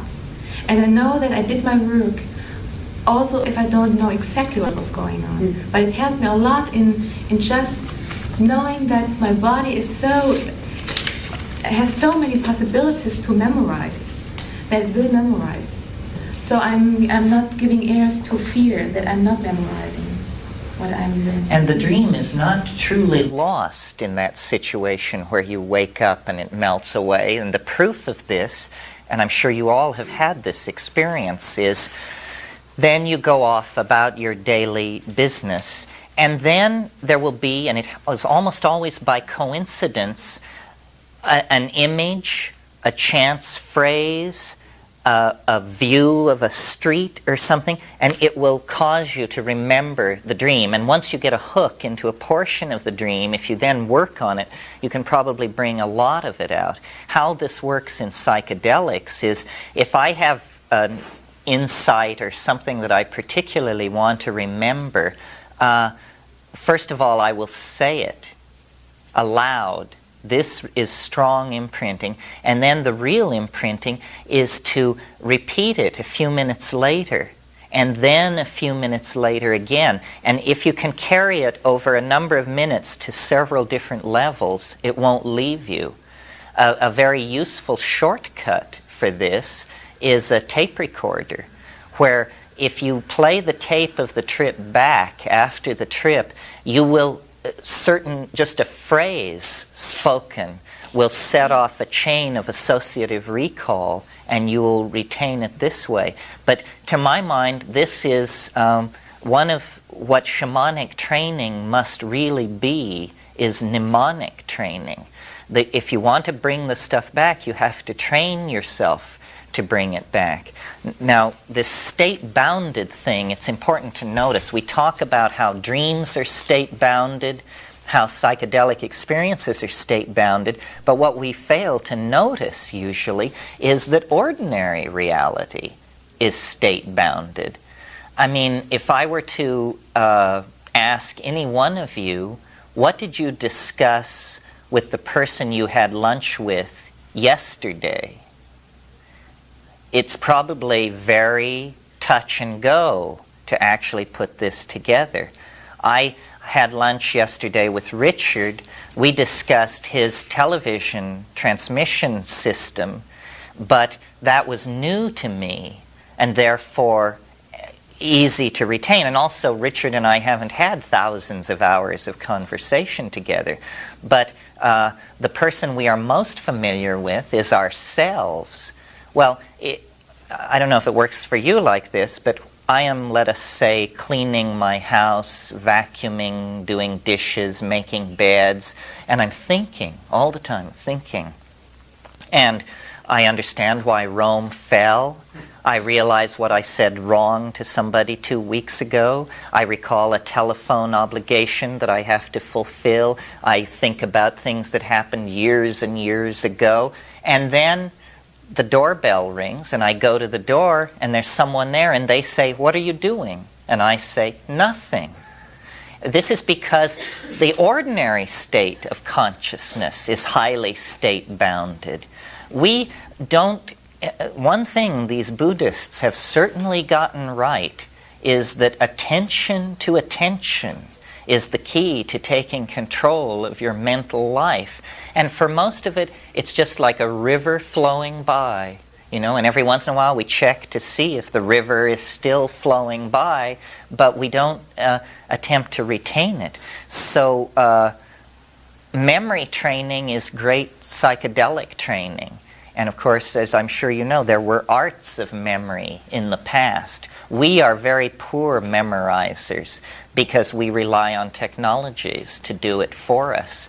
But people in the past had all kinds of technologies for allowing them to remember things. For instance, the most common one in use in late antiquity and up through the Renaissance was the memory palace approach. This is where you think of a place, a big place preferably, a place you know well, a school, a hospital, a cathedral, a university, but big, and sit and think about it. Think about how it looks as you go through the main doors, and then what you see when you turn to the left, and what you see when you turn to the right. Learn this building until you really can command it with reasonable vividness in most situations. Then, if you want to remember something, imagine yourself walking through the front door of this building, turning to your left, and there near the water fountain you will place an emblem of this thing you want to remember. And then you will go down the hall and around the corner, and by the fire extinguishers you will place another emblem of the next thing you want to remember. Well, then the act of remembering this long list of things is the act of mentally moving through this imaginary building that you know. And when you come to the water fountain, the clue will be there. When you pass the fire extinguishers in your mind, the emblem you placed there will be there. Now, I know this sounds highly unworkable and unwieldy, but it actually is extremely workable. And people like Catullus and Cicero, the great late Roman orators, were able to speak for hours on end with lists of virtues and vices and interconnecting causes and this sort of thing, because they were masters of this mnemonic memory palace technique. Well, psychedelics are a vivid, this is another one of these things like mantras, yantras, and so forth that works on psychedelics. You can do this. And so when you're on a psychedelic and you have an experience that you want to remember, place it in your memory palace. And the next time you come past that point in your memory palace, this thing will be there. Now, the other trick is, any of you who are interested in this, the last word is The Art of Memory by Frances Yates, which is a wonderful woman, great scholar of Renaissance magic. And the final trick is to make the image extremely vivid, so that, for instance, if you're about to give a speech to your collegium on the 7 deadly sins, well, then one of these sins is lust. I chose the easy one because I can't remember what the other 6 are. Shows you where my problem lies. So you don't just place the word lust in the memory keeping spot. You place some vivid and shocking image. Yates suggests the image of a nun lifting her skirts. I think this was a classically suggested one that people were taught to use. Well, then, when you come around the corner and meet the nun lifting her skirts, you think, aha, lust. That's the first, and then you go on and so forth. And books, some of the most astonishing products of the medieval engraver's art, are these books of what are called emblemata. Emblemata are surreal juxtapositions of things and animal parts and bodies and machines that are memory emblems, made as grotesque, surreal, and bizarre as possible in order to make them unforgettable. That was the technique. And the surrealists used this very consciously. There is something about the unexpected, the grotesque, and the surprising that is, almost by definition, memorable. And this will work very well in the psychedelic state as well. If you ask, just like that thing with your I Love Lucy, when I did the mushroom experience, and there were certain issues, certain things I went to that ceremony with on my agenda to be healed from. And one of them was to be released from some of my early Catholic conditionings that I felt were hanging me up. And when I was in the experience, they talked about the Los Niños, the little helpers that would come. And I asked, just like Lucy, I said, I need some help. What can you help me with? And I looked at my hand, and how could you forget something like this? The fucking blood started to come out of my hand, and right in the middle of my hand, this blood came right out of the palm and started dripping. And I'm bleeding. It's like, it doesn't hurt. I'm bleeding to death here, and this isn't even hurting. It was like the whole suffering stuff of what Catholics are conditioned with. And I came to reality with the stigmata. And I looked at my other hand, the same thing was happening, and I was going, my God, I'm feeling this crucifixion, thing, and the St. Stephen, and my name is the martyr, and all of this martyrdom shit I've subjected, on and on. I mean, I could talk for another 30 minutes about how meaningful that was to me, but talk about, you want an image, you want a vision, ask the mushroom gods, give me a vision, they'll give you one. Oh yeah, ask and you'll receive. I'm really interested in the legal aspect of this thing. You're talking something about highly illegal. As far as the law is concerned, how do you handle it? Anybody that drives around with a license plate that says NNDMT, I wonder, are you paranoid about it? Obviously not. No, I'm not paranoid about it. If they wanted me, they should have come a long time ago, because I was much more vulnerable then. I've sort of covered my ass. Naturally, if you speak about these things, you can't do anything particularly illegal. And perhaps I'm foolish in the sense that I shouldn't be worried about being arrested. I should be worried about being shot. If that's how they play the game, then I'm in big trouble, because they'll just come and shoot me, and you too if you get into this. But if we actually have a legal system that works, then this is called advocacy, and it's not a crime. It's an exercise of the First, Fourth, and a couple of other amendments to the Constitution. Henry David Thoreau, you don't get more American than that, said that if you are right, you are a majority of one. And we live by majority rule. I don't feel heroic. I mean, it's not false modesty or anything. I don't feel heroic doing this. This is really humdrum to me. I just could not behave any other way because of what I've seen. I mean, this transcends laws. All that is it's seen as preposterous. I mean, there are. I believe in universal laws. You shouldn't kill people. You shouldn't lie to people. You shouldn't inject yourself between lovers.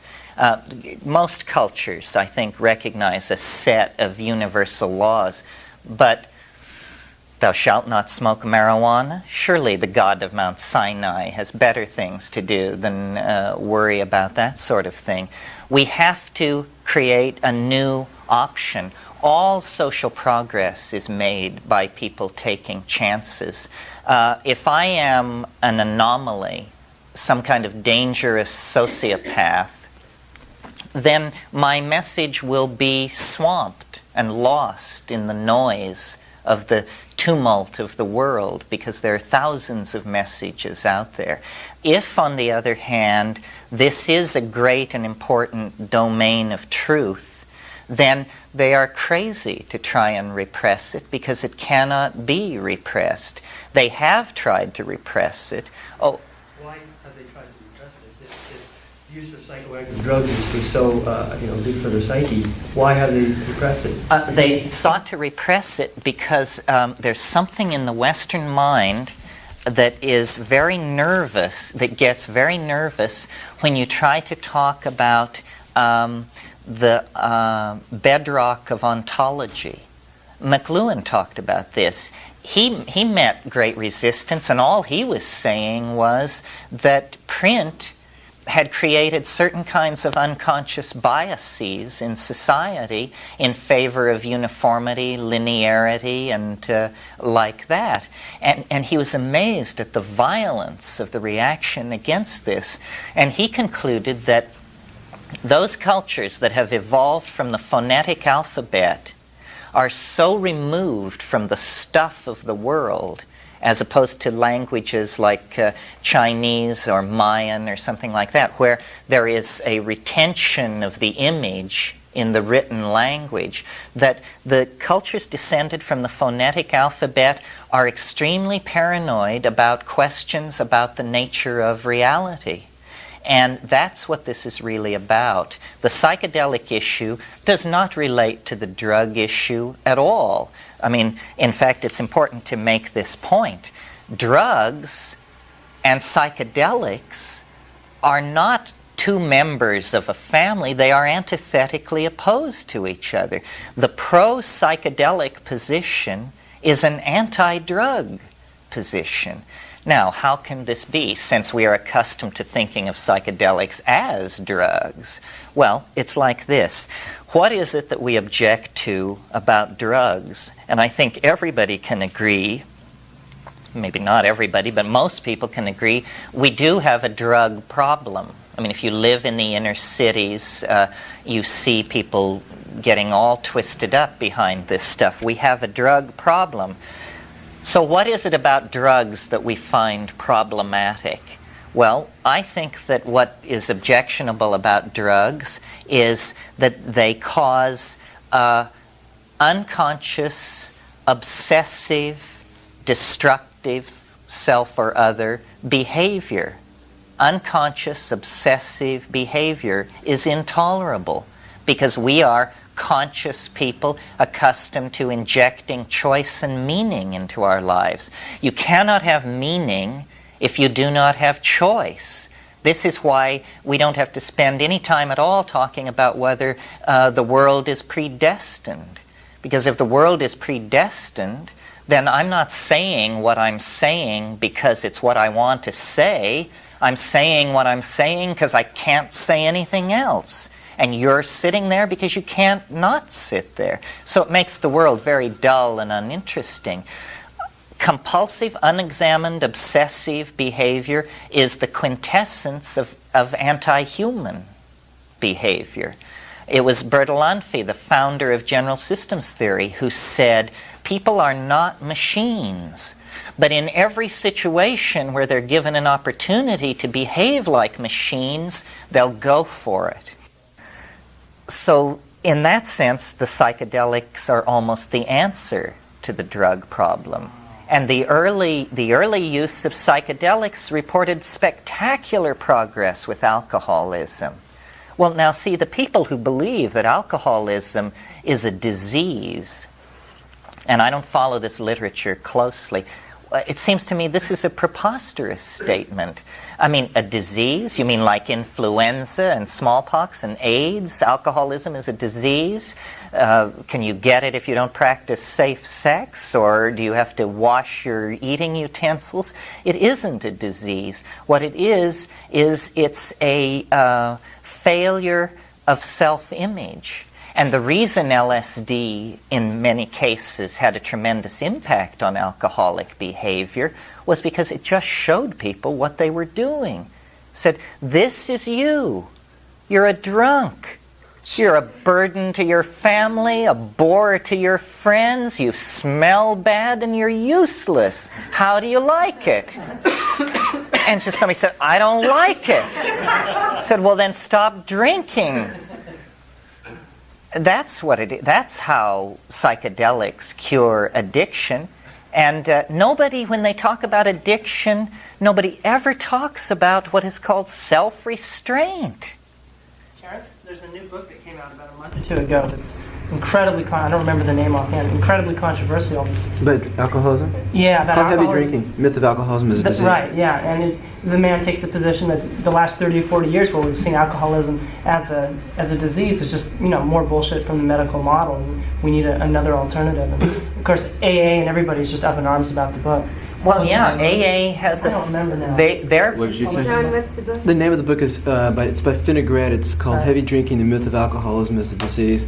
Basically, he discusses the fact that it's a rationalization to say that it's a disease. I mean, there are certain people I think that have certain chemical reactions to alcohol, but they're in the minority, and that this is very important to me as well because this is work that I'm interested in. And alcoholism has also touched my family, as it has a lot of families. And yeah, I think that the disease model has there's no responsibility involved, And AA, their position, their goal is not to understand the nature of the universe. They're not in the philosophy business. They're trying to get people to stop drinking. So to maximize that goal, I think that they go far overboard. First of all substances, they say, if you're an alcoholic, then you must forswear everything. I don't know how they relate to tobacco. But see, what you've got to understand is we are set up for addiction.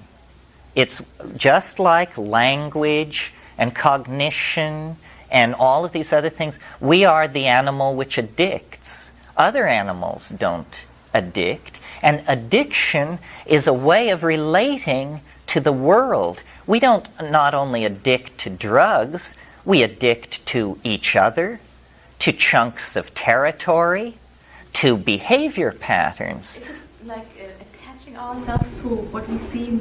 Exactly. It's attachment. We attach to everything. And it's very real. It's physiological. I remember years and years ago, a woman left me for a homunculus. And I was appalled. And it became I was like vomiting every 4 hours, could not sleep, would burst into tears in inappropriate situations, of which there were many in my life. And heroin withdrawal cannot be worse than that. I mean, are you kidding? Vomiting every 4 hours? And then one night, in the middle of the night, I was just frantic because I felt like when I was awake, I felt like I wanted to be asleep. When I should have been sleeping, I couldn't sleep, and I was just dragging myself to classes. I felt, this is crazy. I should turn myself in, but they don't have crisis centers for broken hearts. What are you going to do? So then, in the middle of one of these bouts, I went to the medicine cabinet, and this woman who had left me had left all these pills there. And I sorted through all these pills and came upon a small bottle of tranquilizers, of a very mild tranquilizer, like Valium or something. Well, I had never taken a Valium. So I said, I'll take half. And I took it, and the next morning, or a few hours later, I went out to breakfast, and somebody came up and sat at my table and said, well, how are you coping since Hermione left you? And I said, who? I just jerk, and it really gave me respect for tranquilizers. I mean, I was appalled. I was appalled that something so real to me, so much me, half a tab, I didn't care, let him go. And then I realized all the people around me, this is how they deal with emotional crisis. Nobody wants to feel anything. I mean, the moment that an unpleasant emotion rears its head, people go take Valium or something else and cut themselves off from feeling. We addict to people. That's the point of that story. And when they leave us suddenly, it's just like having your heroin taken away and you become a mad thing for months, years sometimes. I mean, I still vibrate from this event, and it was 15 years ago. We addict to territory. This is war, our turf, our land. Now, this arises, again, a consequence of agriculture. Before agriculture, nobody had land. Land was something you walked around on as you migrated behind your herds. Once it was cognized as an object and fixed upon, they were ready to knock the other guy's brains out for setting foot on your territory. We all do this. I mean, we are addicted to caffeine, outrageous caffeine addictions, money, sugar, praise, television. Now, this is the favorite one to talk about because television is a forerunner of very insidious drugs to come. It's just the crudest and the first. But imagine if after World War II, a drug had been introduced into this country of right-thinking, hard-working, decent Christian people, such that 20 years after its induction, the average American citizen would be spending 6.5 hours per day involved in this drug. That's the figure for television consumption in this country. The average American watches 6.5 hours a day of TV. It is an electronic drug. It is an obsessive behavior pattern, an unconscious behavior pattern, and a physically destructive behavior pattern. I mean, it's done more for the rebirth of hemorrhoid specialists than any other single force in our society. So, but people say, well, that's not a drug, that's entertainment. 6.5 hours a day of entertainment?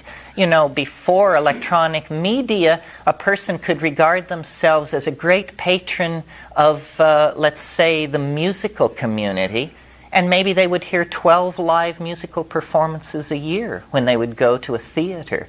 I mean, how many people in Beethoven, how many experts on Beethoven in his generation or the generation following heard, let's say, the Ninth Symphony more than several times in their intellectual life?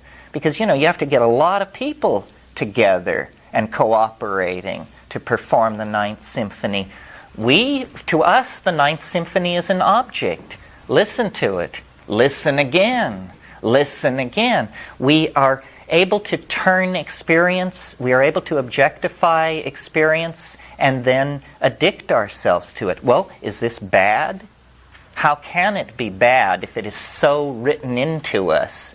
I don't think it is bad. I think what we have to do is choose our addictions, choose our behavior patterns.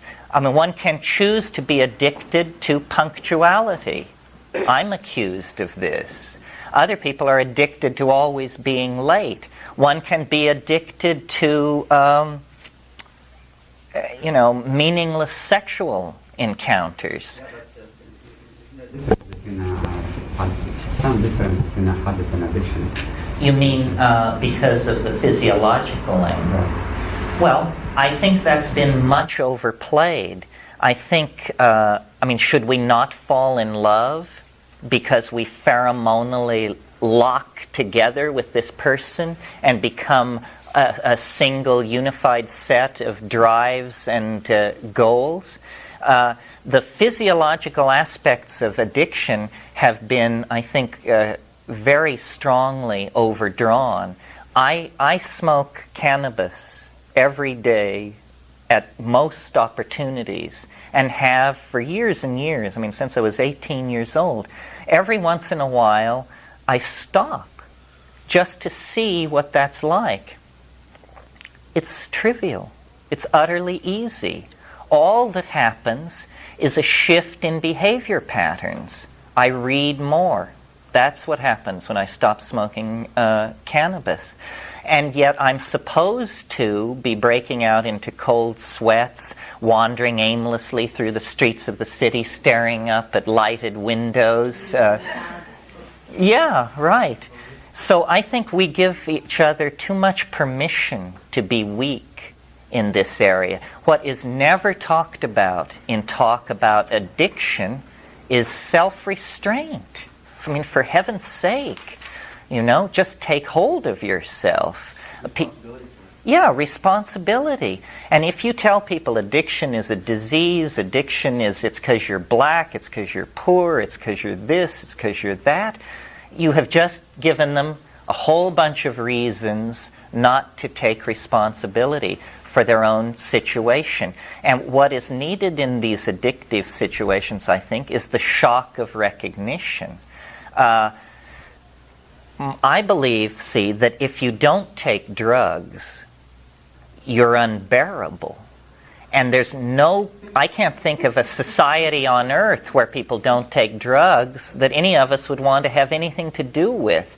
Let's take Calvinist Geneva, say. I imagine that as an example of an environment of moral rectitude. I mean, these people did not wear bright colors, didn't listen to music, never drank coffee, never smoked, forget about alcohol, sex for procreation, so forth and so on. And they are paradigms of the male ego frozen in place, didactic, paternalistic, all-knowing, filled with hellfire and damnation. Everything is seen in terms of a moral dimension that makes impossible demands on the human animal. Rather, I think what we should realize is that somehow our evolution into a civilized, self-reflecting being is caught up in these synergistic relationships that our conscious mind has with various things in the environment, so that we should choose our addictions. Now notice that addictions, to my mind, and you can argue with this if you want by choosing extreme examples, but addictions to natural substances are harmless. Let me name some natural substances that you might disagree with me on this point. I think probably the strongest one would be, people would say, well, what about opium? Surely this is the scourge of mankind. Actually, opium was never a problem in human populations until it was conceived of as a problem by British colonial policymakers who decided that they could manipulate the opium trade to get an entree into China. Alcohol was never a problem, particularly, until the discovery of distilled alcohol. And, of course, heroin is distilled opium. Morphine also. Sugar is a refined vegetable substance. In every case, it has required the intercession of science and technology to take harmless habits and turn them into dangerous addictions. So that, everybody has a solution to the drug problem. I think what I would suggest is something called the Vegetable Drug Act, where you just say, if it's a vegetable, it's not a drug. This was the position until very recently with British common law. In Canada, mushrooms were legal. Mushrooms aren't psilocybin. Psilocybin is a refined chemical. If it is technology which allows us then to create these super powerful addicting substances, and there will be more and more of them downstream, you may be sure. So I think what we need to do is think of human beings as hardware, as the computer, if you will, and drugs are forms of software. And the software that you run determines the kind of functions that you can perform. If you run distilled alcohol software, well, then you take on the persona of the alcoholic. I believe that cannabis is probably the most harmless and benign drug around. It carries out this feminizing that I talked about. It lowers the profile of the male ego. Instead of wanting to duke it out, people just say, well, if that's your thing, And that's what we need, I mean, that practically boils down to what we call tolerance.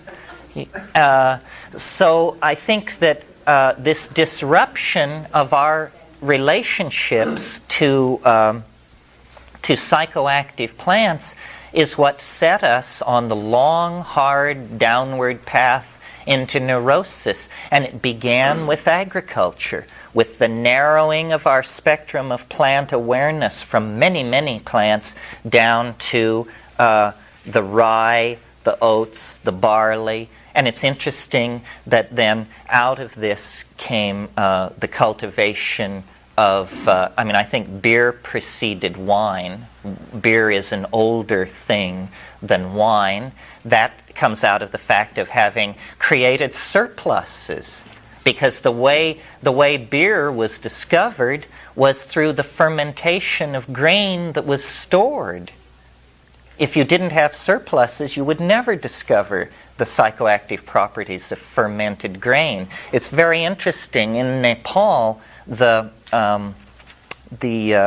Newari people have an alcoholic beverage that when it's put in front of you, it looks like a bowl of granola. It's dry. They pour it out of a sack into your cup, and you say, this is beer? And then they come along with boiling water and pour it over it, and then you get this foamy, lightly fermented, contaminated grain water. And to my mind, that clearly is then how fermentation of grains and production of alcohol was established. Notice that it was also the accumulation of surplus from the agricultural adaptation that creates the need for defense. Because now you've got a surplus. Now you have to guard your surplus from everybody who doesn't have any. The other thing that creation of surpluses caused was the invention of barter and money and this sort of thing, because now you have something that you can trade for something that you don't have. So all of these adaptations, also a nomadic people cannot move a grain surplus with them. So if your harvest one year, if you're a semi-nomadic people, that's a people who, like in the Amazon, they plant things and then they leave them and go away, and they have like a yearly peregrination, and when they come back to that place a year later, there's all this food ready for them. Well, imagine a nomadic people who were doing that kind of quasi-agriculture with cereal, and then there's 1 year of great weather and great rainfall, and when they arrive at their little wheat patch, so much wheat has been produced that they can't move it. They can't take it with them. So then they say, well, but we have food now, so we don't have to keep hunting, so let's spend the winter here. And this interruption of the cycle of nomadism to deal with unexpected surpluses obviously spawned the idea in people's minds, well, wouldn't it be great if we had surpluses every year? And then that says, well, that won't happen if we're as careless as we have been about our sowing and harvesting, but maybe if we're very careful and till the land and carefully plant and do careful weeding, we'll have to stay here and weed, but then we'll get this tremendous payback in the end.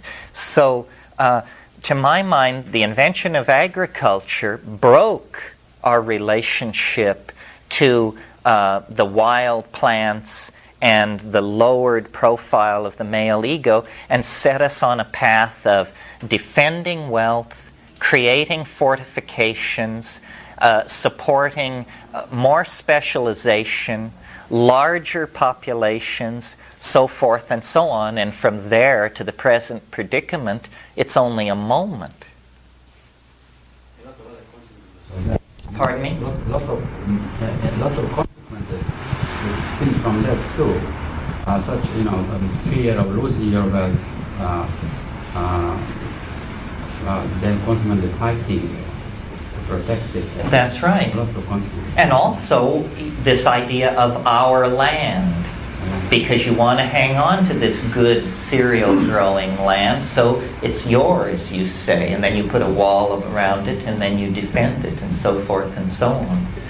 Well, yeah. Where do you see this going? Where do you see this taking us, this break of nature and the predicament we've gotten ourselves in? How do you see it? Well, I think that we're now, things are very far out of hand, and we're caught up now in the end game of history, and that we are going to have to create a way out of this impasse that is probably going to mean a complete redefining of who we are and how we relate to each other, and space and time and life and death. And it appears that technology is now the thing that is guiding us forward. We are not being led into the future by politicians. Politicians are running frantically along behind the wagon of history, trying to jump onto it. What is leading us, what's pulling the cart, is technology. And I think technology is the program of realizing the practical concerns of the imagination. And that really where we are headed is the imagination. It's a place. I don't know whether it's in solid-state circuitry or in the bones of the planet or in artificial arcologies in deep space. The future will figure out the details, but we are close enough to it now that we can anticipate it. It's what the shamans always said was possible. A world of value and meaning lived in the light of nature. And I think if we can get through this narrow neck that rationalism has imposed upon us and overcome these poisonous paternalistic philosophies, we will return. That's why I call it the archaic revival. It's the myth of the eternal return. History is something that you finish with as quickly as possible and then return to the archaic mode of eternity. And I think that's the adventure that we're all caught up in. That's the agenda that the plants and the planet have always had in front of them. It's just that we wandered away from an awareness of what was happening by deluding ourselves with our own inflated self-image. Man as master of woman and nature. And this distorted part of our self-image has now become so dangerous to us that we have to abandon it. We have to draw back from it. And under that kind of pressure, I think we will. So, harking back to another question, the reason I do this, and the reason I don't feel any great trepidation about it, is because I believe that historical momentum is with us. This is what is destined to come to be. We are going to take control of who we are by taking control of the physiological and psychological foundations upon which the self rests. And that means the chemical re-engineering of ourselves into the state of Edenic innocence that was lost when we set out on the long trail of the sword and the hoe, basically. That's it. End of weekend. Thank you very, very much. It's a political point of view, you see, and as a practical matter, there's no better way to succeed in politics than to champion the most out of it point of view. And now we live in an era where beige fascism is apparently the rising rule of the day. Well, that means if you want to be on the cutting edge, you have to embrace something very akin to psychedelic anarchy, the absolute antithesis of the fascist state. And then you will participate in the turning of the tide and the vindication of this point of view. And it will be vindicated, there's no doubt about it. All other points of view are bankrupt on the face of them. End of footnote.